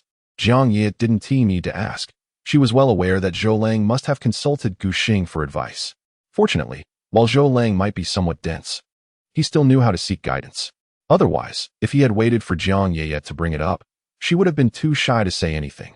It was evident that if Gu Xing learned that Shen Xiao was also to perform, he would undoubtedly approach her without needing any prompting. As anticipated, shortly thereafter, Gu Xing appeared at the dance studio, carrying several bottles of water. Zhou Lang, who was just about to step out to buy water for Jiang Ye, immediately approached Gu Xing with a broad grin. Brother Gu, you said you'd come, but why bring water? Oh, and milk tea? You truly know me well. Gu Xing, slightly exasperated, swatted his hand away. What is a grown man doing drinking milk tea? Go on, get lost. With that, Gu Xing extracted the only cup of milk tea from his bag and walked over to Shen Xiao. With a smile, he presented the last cup of milk tea to the blushing Shen Xiao. Fortunately, it was the flavor she adored. Take it and enjoy. Shen Xiao glanced at Jiang Ye beside her, feeling a tinge of shyness as she withdrew slightly. This rascal truly. Did he not care at all about the opinions of others? Perhaps it would be better to let Ye have it instead. Gu Xing, noticing her hesitation, playfully pinched her nose. I insist you drink it. Jiang Ye has a dandy to dote on her. Why mimic her? This was specifically bought for you. So hurry up and take it. Hey, why are you so?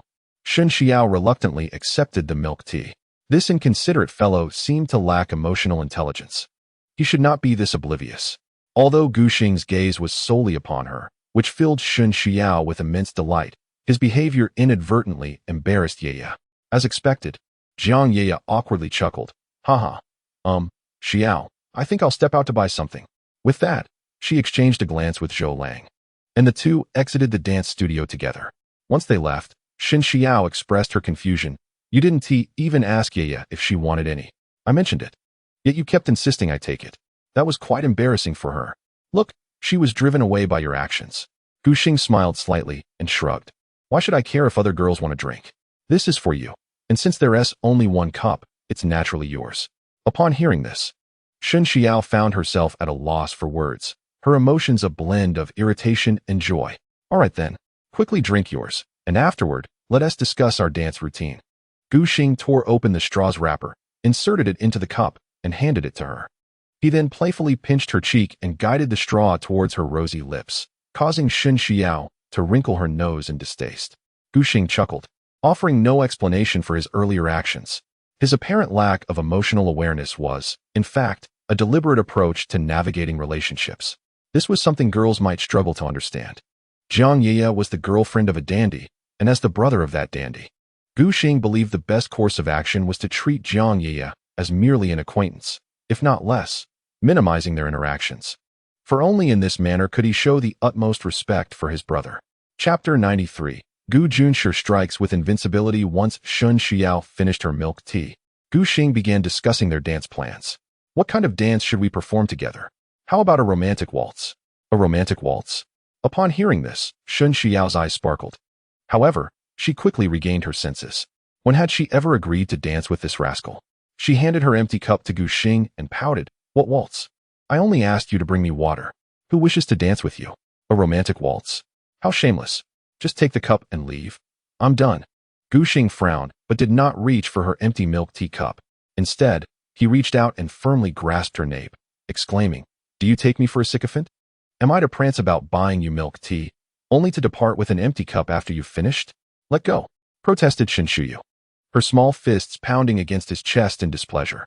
Nevertheless, Gu Xing showed no leniency, delivering a playful tap to her forehead. Dispose of the cup yourself, he instructed, releasing her only after uttering those words. A man must exhibit tenderness when the moment calls for it, yet he must also be resolute when necessary. The latter must always outweigh the former, lest he inadvertently become a sycophant. You promised not to bully me again, Shinshuyu retorted, her hands planted defiantly on her hips. The rascal had just been so amiable, and now he had reverted to this behavior. Gu Xing waved his hand dismissively. That was merely a wager valid for a day. It has long since expired. Humph, I'll throw it away myself. Upon returning from disposing of the trash, Gu Xing offered her a bottle of water. This took her by surprise. She had just consumed a cup of milk tea and had no desire for more liquid. You rogue, I can't drink anymore. Gu Xing reclined casually in his chair. You've had yours, but I haven't had mine yet. I'm feeling a bit fatigued. Could you open the cap for me? Oh, Shinshuyu momentarily failed to comprehend.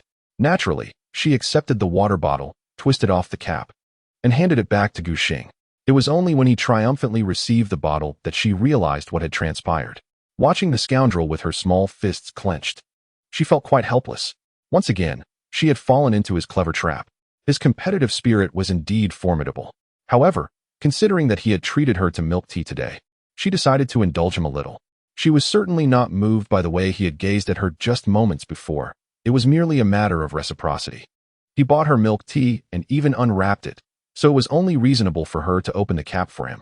After finishing his water, Gu Xing discreetly glanced at Shinshuyu beside him, then silently reached out to grasp her delicate, smooth hand. She merely flinched slightly, but did not withdraw from his grasp. Shinshuyu was becoming accustomed to holding hands. Since you are now my girlfriend, may I steal a kiss? Upon hearing this, Shinshuyu flushed with embarrassment. When did I become your girlfriend? Don't be so brazen. I refuse. With that, she angrily attempted to pull her hand away.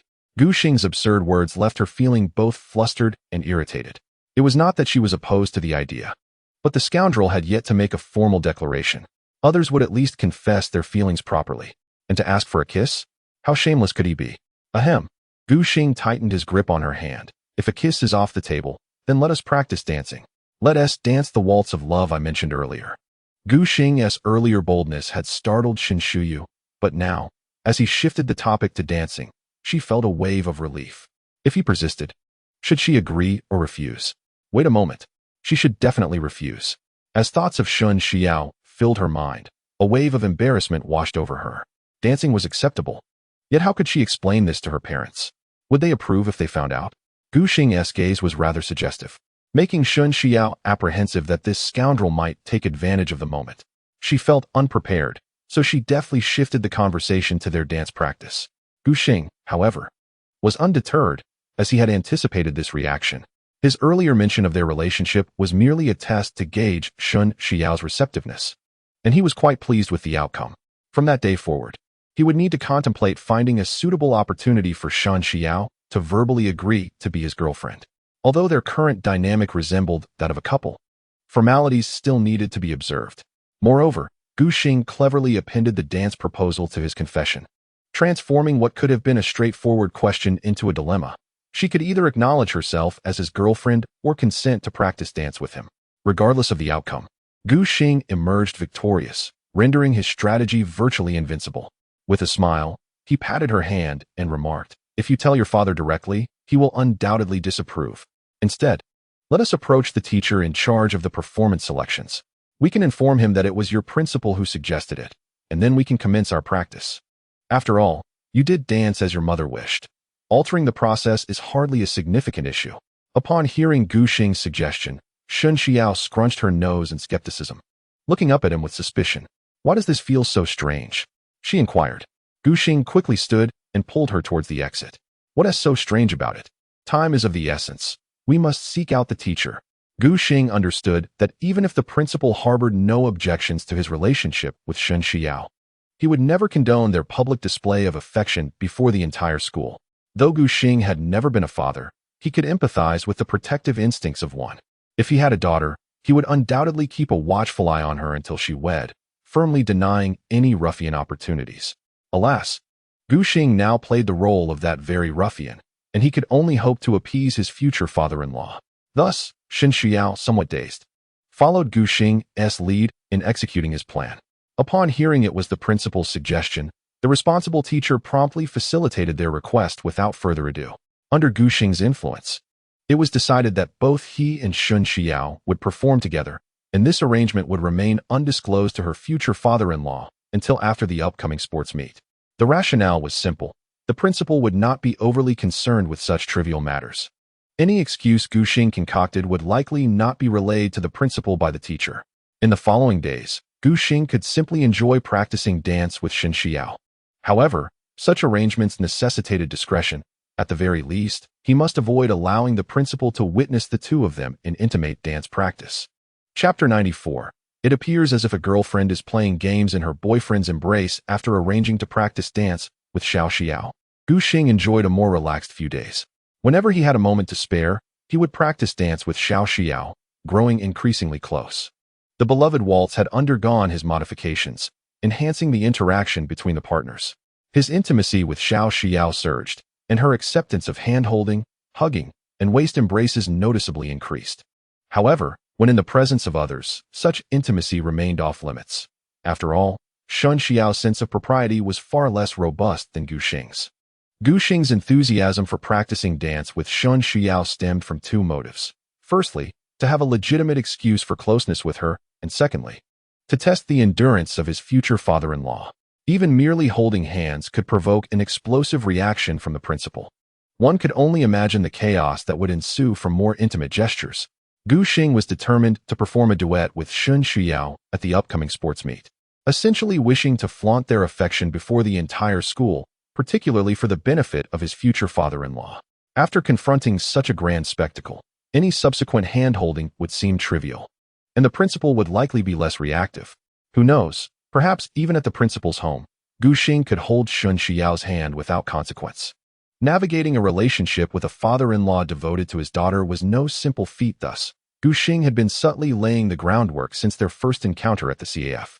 Yet, this prospective father-in-law was quite astute and significantly older than him. Gu Xing, aware of his formidable opponent, approached the situation with caution, ensuring his strategies revolved around Shun Xiao, thereby allowing for a balanced approach. As Gu Xing practiced dance, he pondered his tactics, inadvertently losing a beat and nearly causing Shun Xiao to stumble. "Hey, you clumsy fool, are you daydreaming while dancing? Are you concocting some mischievous scheme?" she exclaimed, nearly losing her balance before Gu Xing caught her, his arms encircling her waist as she glared at him in discontent. With a hearty laugh, Gu Xing replied, "Actually, I was thinking about your father. You rascal, you're being ridiculous again. I won't bother with you," Shun Xiao playfully retorted, then took small steps to a nearby chair to rest. That day, in a fog of confusion, she had followed Gu Xing to inform the teacher under the pretense of her father's authority. It was only later that Shun Xiao realized the absurdity of the situation. She had been led into this predicament by his clever manipulation. What if her parents found out about this escapade? It was all that rascal's fault for planting such odd thoughts in her mind, leaving her vulnerable to his tricks. Frustrated, Shun Xiao retrieved her phone, opening a game to distract herself. The more she reflected on the situation, the angrier she became, yet she could not truly confront him. Ignoring Gu Xing was futile. His audacity was simply too overwhelming. Indeed, it wasn't long before Gu Xing approached Shen Xiao with a broad grin, settling beside her. Oh dear. It has been ages since I last played Jinshanchen. I almost forgot how long it's been since I climbed the ranks without your game. Shen Xiao pouted, tilting her phone to one side. You're so annoying. If you want to play, use your own phone. Unfazed, Gu Xing shamelessly leaned closer, resting his chin on her shoulder. Playing alone is so dull. I'll be your strategist. Don't worry, I guarantee you'll score big. His words instantly reminded Shen Xiao of the times she had followed his commands, recalling their past gaming escapades. She elbowed him playfully. Go away. You're just a bumbling strategist. I refuse to heed your advice. All right, you play your game. I promise not to give silly commands. I'll just observe. He replied. Shen Xiao, exasperated by his persistent closeness, finally surrendered and began to operate the screen, choosing to ignore his antics. However, Gu Xing was relentless. As Shen Xiao's attention gradually immersed in the game, he seized the opportunity to offer suggestions, quietly extending his hands from behind her to her abdomen. With a gentle embrace, he enveloped her in his arms. In this position, they resembled a couple, with the girlfriend nestled against her boyfriend while playing a game, radiating sweetness. Now it's time to go all in. Otherwise, you might miss the chance to raise your quality, Gu Xing urged earnestly, tightening his hold. Shen Xiao was engrossed in a critical moment of the game, on the verge of victory, and thus remained oblivious to his subtle gestures. Following his advice, she hastily raised her quality, and fortunately, she did so just in time. Her opponents, who had a slight edge over her, posed a significant threat, but she managed to neutralize it. With the greatest danger averted, the rest of the match unfolded smoothly. Shen Xiao soon broke through two opponents' defenses, securing her first place and advancing in the game, which filled her with elation. Immediately, she launched into another round. Gu Xing playfully nudged her shoulder with his chin, asking, Are you thirsty? Shen Xiao pouted. Now that you mention it, I want some milk tea. All right, you keep playing. I'll fetch it for you. With that, Gu Xing temporarily released his hold on her waist and retrieved a bottle of milk tea from a nearby bag. After preparing the straw, he wrapped his arms around her once more, his left hand encircling her slender waist while his right offered the drink to her lips. This manner of feeding caught Shen Xiao off guard. Her cheeks flushed as she shyly recoiled. I can manage on my own. Not at all. It's much more convenient this way. Drinking while playing, Gu Xing replied, seizing the moment when her rosy lips parted to speak and gently inserting the straw. Shen Xiao, slightly displeased, squirmed but eventually settled down to sip, redirecting her focus back to the game. Gu Xing continued to hold her tenderly, occasionally offering subtle suggestions. Certainly, in this context, the suggestions he put forth were undeniably valuable. Unlike before, when he would play tricks to make Shen Xiao remember him, Gu Xing pondered whether it was time to elevate their relationship to a new level. They had already held hands and embraced, yet a kiss had yet to transpire. Noticing that even the thought of it elicited a significant reaction from the little Xiao, he realized that without seizing an opportunity, progress might remain elusive. With a tilt of his head, he gazed at her delicate, rosy cheeks and the translucent lobes of her ears, feeling an overwhelming urge to lean in and bestow a gentle kiss. However, such directness seemed imprudent. After a moment's contemplation, Gu Xing decided to draw nearer, deliberately leaning in closer while his fingers, which encircled her slender waist, playfully caressed her. Startled by this unexpected stimulus, Shen Xiao, who had been engrossed in her game, felt a jolt of surprise. Blushing with indignation, she turned to confront the mischievous scoundrel. Yet, in that very moment, as she pivoted, she felt her lips warm, as if they had brushed against something. Chapter 95. This is my first kiss. As Shen Xiao prepared to confront Gu Xing, she failed to notice how he had stealthily leaned closer to her. Thus, when she turned, her face collided directly with his. Her pert little nose pressed against his cheek, while her rosy lips grazed the corner of his mouth, nearly touching his lips directly. Shen Xiao's large, beautiful eyes widened in disbelief, filled with astonishment. A tingling sensation coursed through her body, akin to an electric shock, and for a moment, she was rendered speechless, unable to pull away from Gu Xing. Meanwhile, Gu Xing's heart raced with exhilaration. They had almost kissed. This was the first time he had felt the softness of a girl's lips. The corners of his mouth curled into a sweet smile, whether due to the remnants of milk tea on her lips or her inherent sweetness. He could not tell. An indescribable sensation enveloped his heart, causing him to tighten his embrace around her waist. Just as Guxing was lost in his moment of giddy anticipation, the enchanting lady in his arms finally regained her senses. With her cheeks flushed crimson, Shen Shuyao quickly leaned back, creating distance from the troublesome scoundrel. She tossed her phone aside and raised her hands to repeatedly pummel Guxing's shoulders. "Scoundrel! You big bad guy! You!" With one arm around her and the other holding his milk tea, Guxing found himself unable to fend off her playful assaults. However, having just taken advantage of the situation, he felt it was permissible for her to unleash her frustration upon him. Naturally, he would not admit that this was yet another one of his schemes.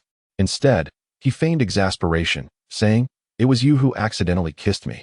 I hadn't even spoken yet, and here you are, scolding and hitting me. But fret not, I am quite magnanimous. I shall forgive you for this little kiss." Shen Shuyao, blushing with shyness, looked at him knowingly. She realized she had once again fallen for his cunning ploy, yet she found herself unable to outwit this shameless individual. With a resigned sigh, she delivered another playful barrage of punches. "Scoundrel! Scoundrel! You just stole my first kiss." Though the circumstances surrounding her first kiss with the scoundrel were not entirely displeasing, she quickly corrected herself. No, it was not pleasing at all. The scoundrel was simply insufferable. As she pondered, Shen Xiao became increasingly despondent. She felt utterly inept. How could she find joy in the fact that her first kiss had been stolen by a scoundrel? Looking at her distressed visage, Guxing set down his milk tea and playfully pinched her nose. "Your words hold some truth. Although it was an accident, you entrusted your first kiss to me, while mine remains intact, as you merely grazed the corner of my lips. Why not for the sake of fairness? I shall bestow my first kiss upon you, and then we shall be even." With that, Guxing pouted, leaning in to plant a kiss on Shen Xiao's cheek. Startled, Shen Xiao quickly raised her hand to block him. "You shameless rogue. I refuse. If you persist, I shall be quite upset." Guxing recognized that they had made sufficient progress for the day and had no genuine intention of kissing her again. It was merely a jest to tease her. If he did not act this way, Shen Xiao would likely continue to fuss over the incident. However, this little scare would surely quell her complaints. "Do you not want it?" Guxing halted his movements. "Then do not blame me for being unreasonable. If you feel cheated, you may always ask for my first kiss back. I am quite reasonable, after all." With that, he resumed sipping his milk tea, preparing to continue indulging Shen Xiao. "Come now, your drink is not finished. Resume your game, and let us carry on as before."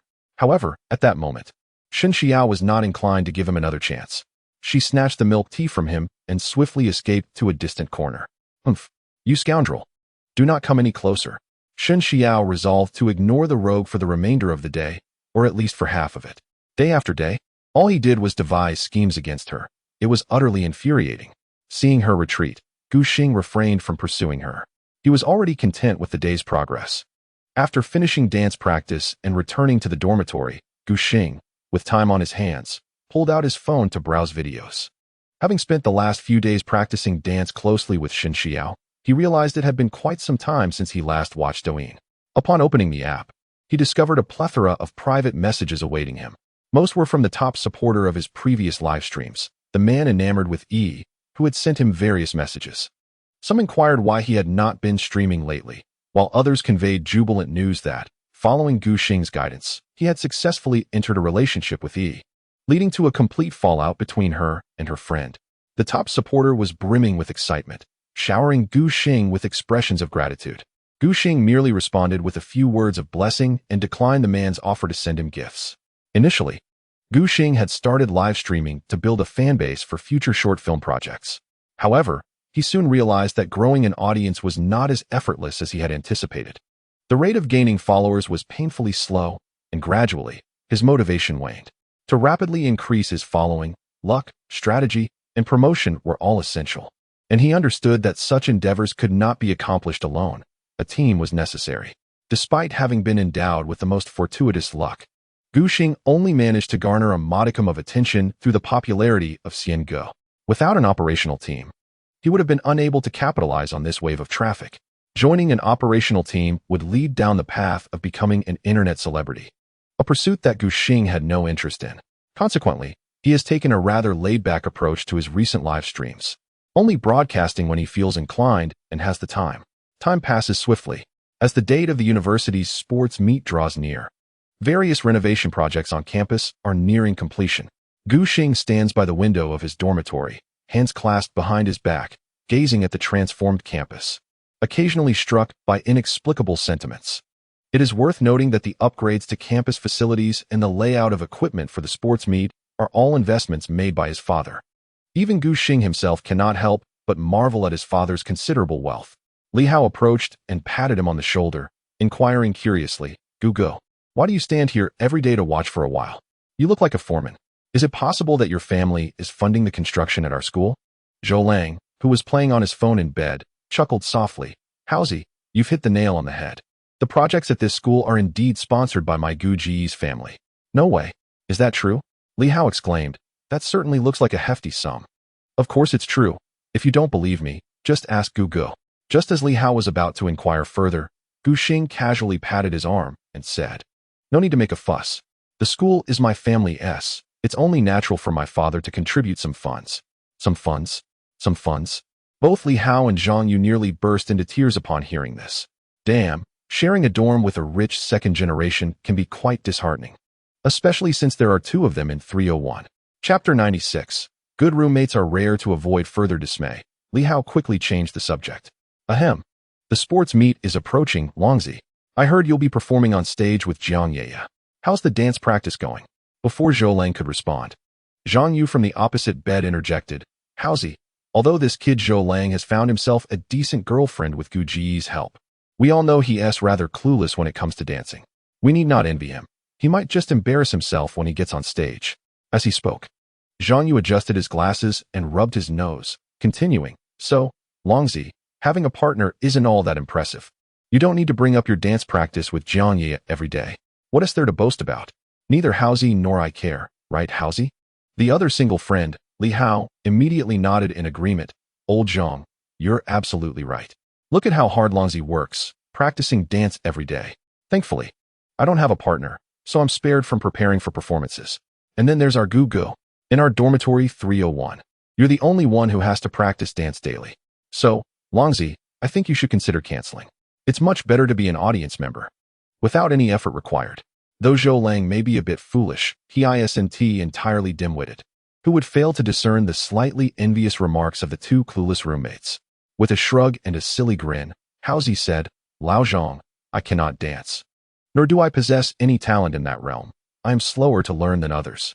However, Ye teaches me diligently every day, and I have made some progress recently. Moreover, she reassured me not to be nervous when I take the stage, as she will guide me step by step." Zhang Yu and Li Hao exchanged glances, their faces darkening. They looked at Zhou Lang with a hint of discontent. "Longzi, we merely feel that this seems a bit exhausting and thankless," Li Hao remarked. "Is it necessary to mention that you have a girl teaching you?" Li Hao nodded, adding, "And Gu is still here. Your blissful life relies entirely on him. Isn't it a tad inconsiderate to flaunt it in front of him? Uft. You need not use Gu to pry into my affairs. It was, in fact, Gu Ji's suggestion for Ye to teach me to dance," Zhou Lang retorted. Li Hao paused, casting a gloomy glance at Gu Xing. "Gu, you too? This rascal is already involved with Jiang Ye, and you're providing him with such brilliant advice. I'm feeling a bit envious here." Gu Xing, with a hint of annoyance, swatted away his hand. "Enough of that. Look at your pitiful state." Observing the woeful expressions of Howsy and Lao Zhang, Gu Xing felt an urge to reveal that he too would be performing on stage with a girl, and it would be a duet, far more intense than Zhou Lang's group dance. Although Zhou Lang and Jiang Ye also danced as a pair, they shared the stage with several other couples, totaling around 7 or 8 teams. In contrast, Gu Xing and Shen Shuyao would perform alone, garnering far more attention, and the dance would be sweeter. However, with Zhou Lang's words already having disheartened his two clueless roommates, Gu Xing considered that another jab would surely send Howsy and Lao Zhang fleeing the dormitory in tears. Perhaps he should wait until the day of the sports meet to deliver the news, when there would be plenty of people to share in their distress. Lost in thought, Gu Xing felt a swell of emotion for his exceptional roommates. Where else could he find such companions? For now, only Zhou Lang and Jiang Ye were privy to his plans to dance with Shen Shuyao. However, since Gu Xing had said nothing, Zhou Lang had no intention of revealing a word to anyone else. Zhou Lang held great respect for his esteemed Gu, had it not been for his father's disapproval. he would have directly acknowledged Gu Xing as a father figure. Enough of this chatter. Let us go play basketball. It has been ages since we last played together, he declared. With Gu here today, if we encounter a charming girl, I might even ask him for advice on how to approach her. As Zhang Yu spoke, he hopped off the bed to change clothes. Li Hao's eyes lit up at the suggestion. Indeed, rather than envy Longzi here, we should seize the opportunity while Gu is around to go out and have some fun. Lately, he has been elusive, hardly ever seen. And I have no idea what he has been up to. Exactly, let us go play basketball, haha. Gu, Longzi, hurry up and change. The entire dormitory felt that it was a feasible idea. The brothers had not played basketball together for quite some time. Thus, Gu Xing and Zhou Lang retrieved their jerseys and donned them, while Zhang Yu embraced a basketball, and the four of them playfully made their way to the court. Of course, Li Hao and Zhang Yu were clearly not solely focused on the game. The actual intent to play constituted perhaps a mere 30% of their motive, while the desire to impress the ladies accounted for a substantial 70%. However, they could hardly be blamed for this. There was no pressing urgency to find a partner. Yet witnessing Zhou Lang's daily frolics with the ladies left them increasingly envious. It seemed rather unnatural for their strategist to remain unperturbed in such a situation. Nevertheless, fortune smiled upon Zhang Yu and Li Hao. As they approached the vicinity of the basketball court, an opportunity presented itself. Beneath a large tree, two young women were gazing exasperatedly at a shuttlecock entangled in its branches, wielding badminton rackets. Both possessed an appealing appearance, and their attire of short skirts and short sleeves instantly captivated the attention of Zhang Yu and Li Hao. I told you that wandering about would yield opportunities. Come on, Lao Zhang, let us assist the ladies in their plight. Zhou Lang interjected.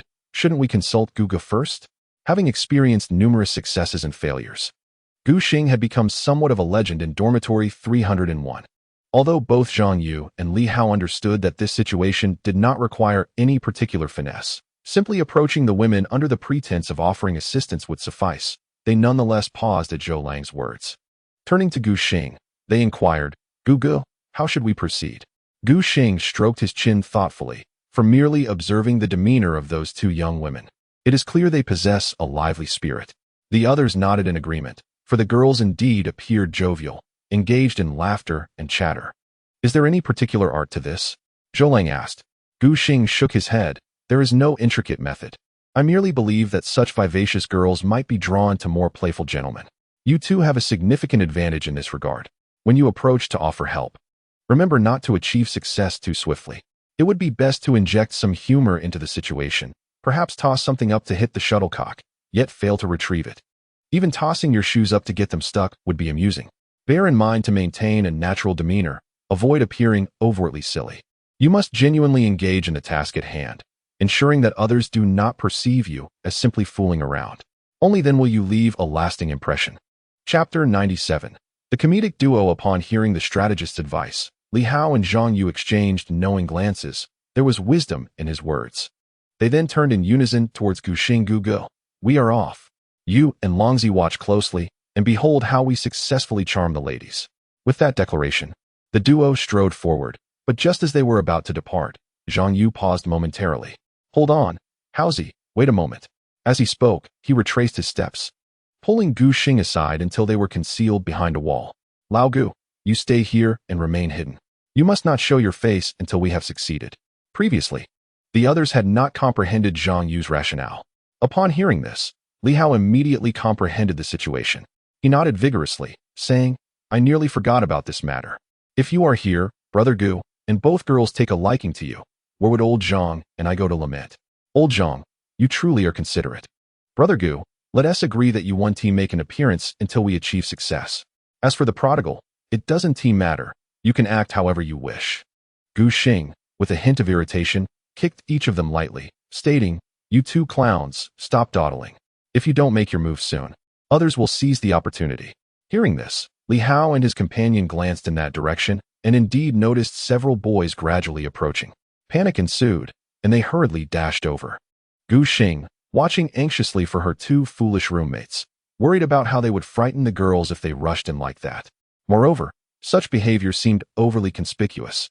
Fortunately, the two men retained some semblance of sense, recalling Gu Xing's previous advice to approach the girls with measured steps, feigning casualness. As they neared the two girls, Li Hao initially intended to greet them with a bright smile. However, recalling the earlier assessment from the strategist Gu, he promptly abandoned that notion. His smile might appear somewhat lewd. It was best to refrain from smiling altogether. Approaching with an indifferent demeanor, he inquired, "Classmates, it seems your shuttlecock is stuck in the tree?" Zhang Yu stepped forward, adjusting his glasses. "How about we assist you in retrieving it?" The two girls were dressed in contrasting colors, one in black and the other in white. The girl in black was somewhat taller and leaner, while the one in white was slightly shorter but possessed a more appealing figure. They appeared to share a close bond, likely being good friends. Upon noticing their approach, the girls paused momentarily before exchanging a resigned smile. "Let us just forget it. After all, we've already lost several." The girl in white nudged her friend, suggesting, "Why not let them give it a try? This is our last shuttlecock, and I haven't had my fill of playing yet." The girl in black smiled slightly. "Then we'll trouble you two handsome gentlemen." Zhang Yu immediately patted his chest, assuring, "Don't worry, we've got this covered." He then extended his hand towards Li Hao, saying, "Haozi, pass me your shoe." They had already handed the basketball to strategist Gu, and using it would significantly increase their chances of success, which wouldn't be advantageous for them. Li Hao, slightly miffed, shot him a glance and thought to himself, "Can't you take off your own shoes?" However, with the task of impressing the girls at hand, he complied and obediently removed his shoe to hand it over. Fortunately, the occupants of room 301 didn't have foul-smelling feet. Otherwise, Gu Xing would have certainly hesitated to employ this tactic. Zhang Yu took Li Hao's shoe, pretended to aim at the tree, and then hurled it with force. Gu Xing, observing from a distance, couldn't help but nod in approval. These two may lack other skills, but their shooting technique was indeed commendable. Li Hao's shoe landed perfectly, wedged in the tree. Unbeknownst to Li Hao, old Zhang had succeeded on his first attempt. His bewildered expression was genuine, eliciting laughter from both girls. Zhang Yu, remaining silent, reached out again, saying, "Haozi, let us go for another one. Trust me, this time I'll definitely succeed." Li Hao gave him a push, saying, "Come on, step aside. This time it's my turn." He then removed his other shoe and hurled it at the tree with great force. Once again, it became lodged in the branches. They began to wonder if this was some sort of script. "I refuse to believe it. Lao Zhang, it's your turn." Although Zhang Yu's shoes did not get stuck in the tree immediately, they ultimately ended up there as well. At this point, the two girls could no longer contain their laughter, bending over in amusement. "Ha ha, classmates, why not give it a rest? Ha ha, cough cough, we truly don't mean to laugh." It wasn't that the two girls had a low threshold for humor. Rather, Li Hao and Zhang Yu's antics were exceptionally entertaining. After removing their shoes, one of them had a hole in the left sock and the other had 2 holes in the right sock, leaving 3 toes exposed to the air, a rather awkward sight. Having spent considerable time with the strategist, Li Hao seized the opportunity to approach the two girls, eyeing their shoes. However, their laughter abruptly ceased as they took a cautious step back, wary of the boys' intentions.